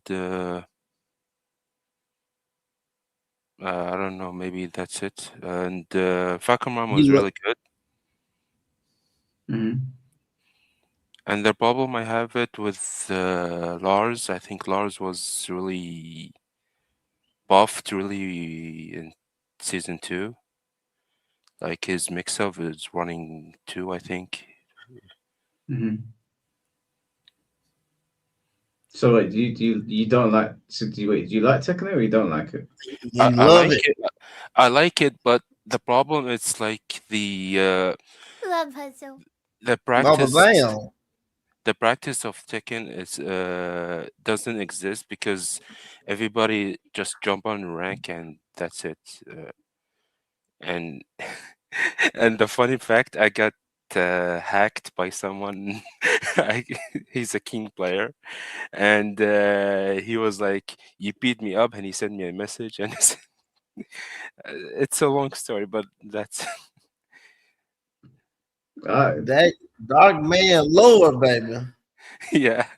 He's a Tekken. He's a Tekken player. I think he's king. Tekken God. Yeah, Tekken God. And I beat him up, and he was like, "That was unfair." And he sent me a message, and my Steam account got hacked, and I got it back. Oh damn! Well, I'm glad you got it Season back. 2. Just from sending a message. Yeah, and he was cheating too. And you still beat him? Damn, that's crazy. Nice job. Yeah, but it was easy because he didn't put a throw escape on his cheat engine or something. So I was like, throw him like a loop, and I'm a lead player, and I throw them like really mixed up into. Right. Was there anything else you wanted to talk about? Or was that it? No, I just want to talk about, but you don't. It's a Tekken stream, so I just that's it. So Okay, you didn't have anything else you wanted to say? Yeah, I mean, yeah. I just wanted to talk about Punisher, but that's all. That's all. About who? Punisher. Yeah. What But it's about a him? Tekken stream, so I'm respecting your stream. Oh, So no, if you have something, you can say it. I know you super chatted. What did you want to talk about? it's like Punisher point was like Tekken. Sorry, Dead or Alive has a problem. 9 years problem with Dead or Alive Extreme. It's only in Asia, and the people who buy gacha games and stuff like that, they carried it to really long time. So Dead or Alive 7, when it comes out, it's need to have that costumes in there, so should carry it to the next series. So that's it. His point. That's his point, I think. Yeah. Okay. Yeah. Okay. Fair enough. Fair enough. I guess we'll see. I don't know what kind of costumes they're gonna have in the game, but I guess we'll wait and see. Yeah. I'm sorry to. No, it's cool, man. It's cool. I appreciate you being No, on. you're good. Yeah, you're good. I think some of the points you brought up, I'll just say with Anna that she can carry you to God, and Fakumram being good and Lars being good, maybe all those could be like toned down and stuff like that. So maybe that's a good suggestion for thanks for letting us know, Darkman. No worries. Man, take care. Sorry. No, you good, dog. you ain't got to Dark Man apologize, Lower. man. You ain't got to apologize. You're You're all awesome. good. Thank you. Dark Man Lower, ladies and gentlemen. You hear me? Darkman Lord. All right, we got through everyone. Was there anything that you guys wanted to end on? You guys are great. Like seriously, Mike, all of the stuff that I can tell he's getting tired and stuff, and even the chat, even though that you guys, a lot of you guys disagree with me and think that I am either not understanding a point or changing and stuff. Like, guys, that is I still think that I have a positive sentiment. Don't think that I truly I'm glad to be here and talking with everybody that even disagrees with me. And Shinblade's also the goat, sitting here like I just wanted to thank you guys. That's really all I have to say. So yeah. Go Listen, Blade. I appreciate you being here, Sophie. I know people they come for you. I know we disagree on Tekken as well, but I appreciate you staying the course and and talking to people. So, Yeah, man, Mike, shout out to you. your chat ruthless. I know you be seeing them folks talking cash shit about us, man. I'm like, damn, all right. I see y'all names. I don't forget. Listen, there's people in chat that say stuff about me as well. I just read some comment from someone saying stop crying. Like you get comments like that all the time. You just brush them off. It is what Yeah, it but is. some of these days I might feel sensitive. I'm gonna let loose. No, man, it's all part of the fun. You can't take it personally. Like no one here means any harm. If anyone, no one's genuinely like angry at anybody over a video game, right? Otherwise, those people have to go outside. Which everyone's just voicing their opinions. I love y'all too. Y'all better come correct. But yeah, I just think it needs to. I believe it is some saving in this game in your eyes. Like there's gonna be a point where Marduk is gonna get added. They're gonna fix a lot of heat shit, and we're gonna have you back. I don't know. Well, I mean, listen. I think if there's gonna be one more season, then that would be the season for them to like really give us what we want. And what I mean we, I mean us, the same people, not Shinblade. If they do put Marduk back in the game, I'll try him out. Like he's my secondary in Tekken 7, so I'll try it. But as things are with Tekken 8, even if they put Marduk in, I don't know, bro. I feel like it's done. It's time to move on. I want this game to go as long as Strive is going. When they on season 5, season 6, I want that. Yeah, but someone in the chat said just have positivity. No, sorry, bro. I'm gonna be real about it. I'm not on this. I'll say positive shit or say negative shit. I'm just gonna tell it, call it like I see it. If you want me to lie and be positive, you're in the wrong place. That's not what's gonna happen here. I'll tell you what I see. If I like it, I like it. If I don't like it, I don't like it. It is what it is, and I expect the same from everybody else. I like Absolutely. Yeah, if you like the game, that's good for Yeah, you, me bro. I'm too. happy for you. I believe you like the game too. Then if I think you'll like it. No, I did. I wanted to like the game. I really did want to like it. Like I truly wanted to like. This It's a game was Tekken solid, game. Mike.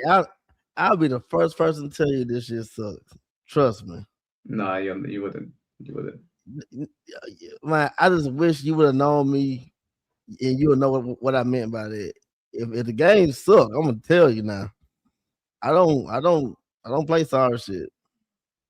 Are you sure? What are you playing right now? I'm very sure. Are you sure?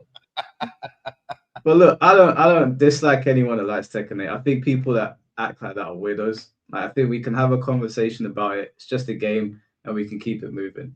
I understand why content creators are still playing it. It doesn't affect me like that because my channel is sort of like a variety channel at this point. But it does affect other people that have put a lot of work into their channel. And if they're feeling a little bit apprehensive about pivoting away from the game, I don't think people should get onto them for it. I think people should just let them do their thing. They'll move away from it in their own time. I ain't got no problem with people doing Tekken content if they want to do it, even if they're not particularly happy with the game. They'll move away at some point. Mr. Mars, thank you for the $2. Shinbei and Sophie, it's all love, bro. Y'all are cool. Yeah, you cool too though. But You too, we're gonna Mr. keep Mask. it. We're gonna always talk our little shit though. I appreciate it. Tom, thank you for the $5. If we can't get a face reveal, let's get a field reveal and show us those sorry. Tom's up, man. I can't. Certain super chats I can't read out, but I appreciate the donation. Trying to get me cooked on Twitch. Tom. But yeah, that's really it. Yeah, we've done another almost 10 hours. See, these kind of comments here, these are the ones that make me laugh.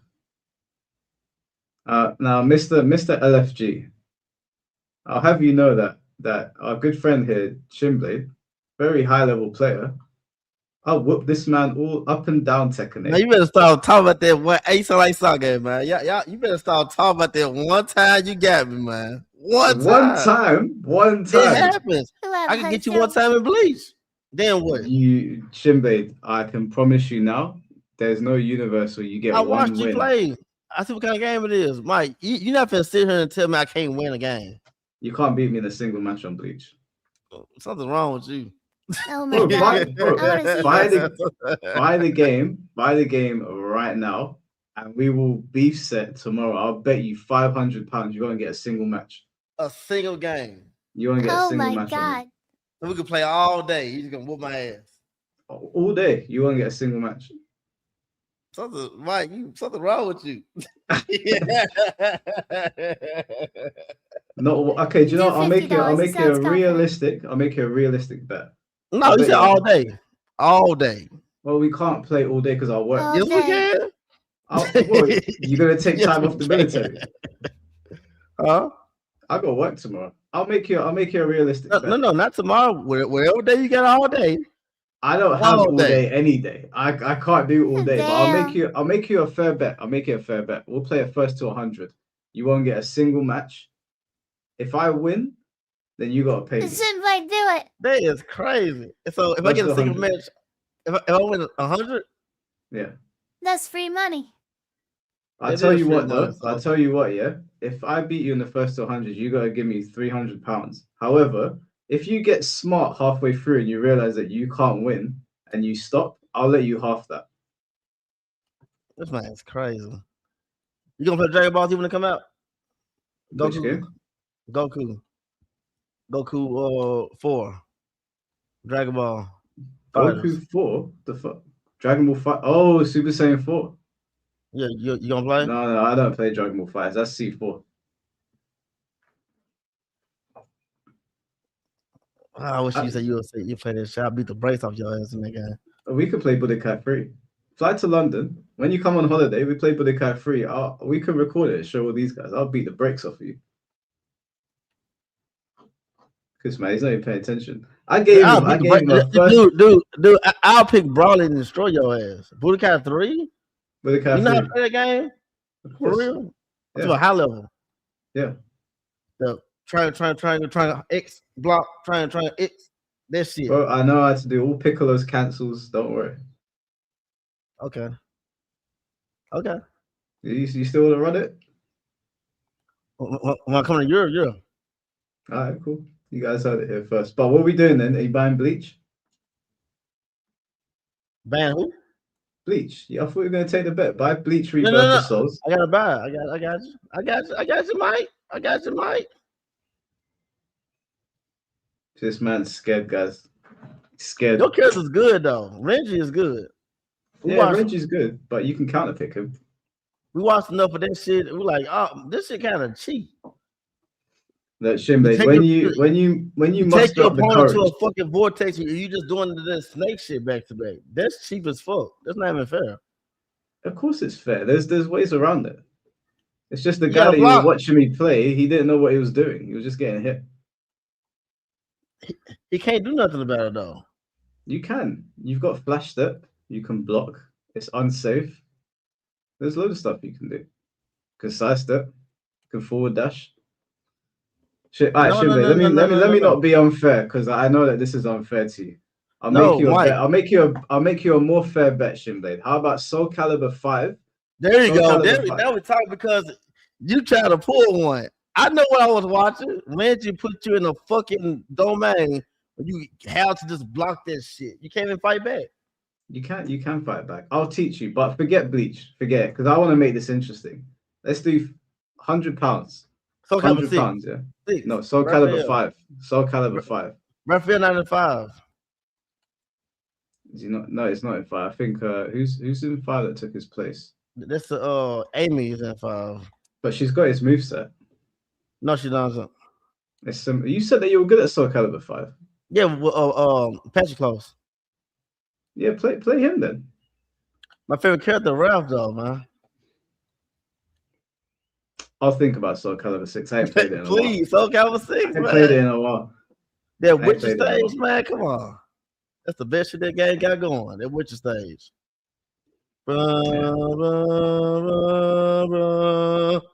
You want to do Soul Calibur 6, yeah? Yeah. Right, how about if we do it in 2 weeks' time? Ooh, I'm gonna beat the shit out of your ass. 2 weeks' time, yeah? I'll turn it back on. This is all I will play if you want to do it. What'd you say? 2 weeks time from now. 2 weeks. That's ooh, Mike. 2 weeks. What's the I date? love you, Mike. You want to see right now? Let's play a little casual set right now. I can't. I have to wait for my new setup to get here. Nah. I haven't got my PC. I haven't got my Elgato. I haven't got anything set up. But it gets here tomorrow, and then I'll be able to run whatever you want to run. That's a new place you got? Yeah. I'm in a different place. I moved addresses. Yeah, I told you I got a new place. Yeah, I got a new place. I don't live in London anymore. Oh, where you at now? You far? I won't say where I am, but I'm not in London anymore. Oh, I'm gonna miss you. Yeah, I moved out of the ends. Got away from the crime. So I'm at peace now. But I'm waiting. My new setup comes tomorrow. So when it's all set up, bro, you want this beating, you just let me know. It was some neighbors that was loud and shit. Yeah, my neighbors were animals. I couldn't deal with it. I wanted to kill them. You don't got neighbors now, don't it? No, it's nice and quiet now. Nice and quiet now. It's nice and peaceful. No, I'm probably the loudest person on this podcast. Nice and peaceful around there. But listen, guys, I'm gonna go to bed. I appreciate you being there, Shinblade. We'll work out this beef set, and we've also got to do yours with King J as well. Oh yeah, we gotta do that. Yeah. All right, guys. Sophie, appreciate you being here. I'll catch you both soon. You too. Pleasure. Take care. All right, guys. Mike, take it easy, bro. Y'all take it easy, chat. Love y'all. Peace. All right, guys. Well, that was the stream. Who do I play? Wait, what? Who do I play? What are we talking about here? If you're talking about Soul Calibur 5, I play Algo. Soul Calibur 6, I play as well. I don't know. Did I miss something? Oh, Lord Shura, thank you for the $5. Hey, Shimble, if you beat Mike, he has to do a full playthrough of MK Mythologies. I've already done that, bro. That's light work. That's light work. There's an argument in chat. Oh, God, what are you guys arguing about now? Yeah, no arguing, guys. It's too late for that. But yeah, I'll get the beef set going with Shinblade. I ain't gonna let him walk away from that one. It's either gonna be Bleach or Soul Calibur, and we'll get the one going with King J. But thank you all for the super chats once again, supporting the streams and all that. I really appreciate it. Thanks again for the support on the Pokemon channel, for all of your participation in the stream, in the chat, and also that D&D stuff that I did with Chad the Third, C4, and Yaya. That was a lot of fun. That's going to turn into like a long-running series on this channel. So if you're into the superhero D&D stuff, if you haven't seen it, it was the last live stream. It was probably one of the most fun live streams I've ever done. And also, we're going to get Blackheart versus Sophie. That's definitely going to happen. We didn't sit through all of that today to not get a beef set between those two. So yeah, I'll keep you guys posted. Anyways, guys, take care of yourselves. Have a good day and peace.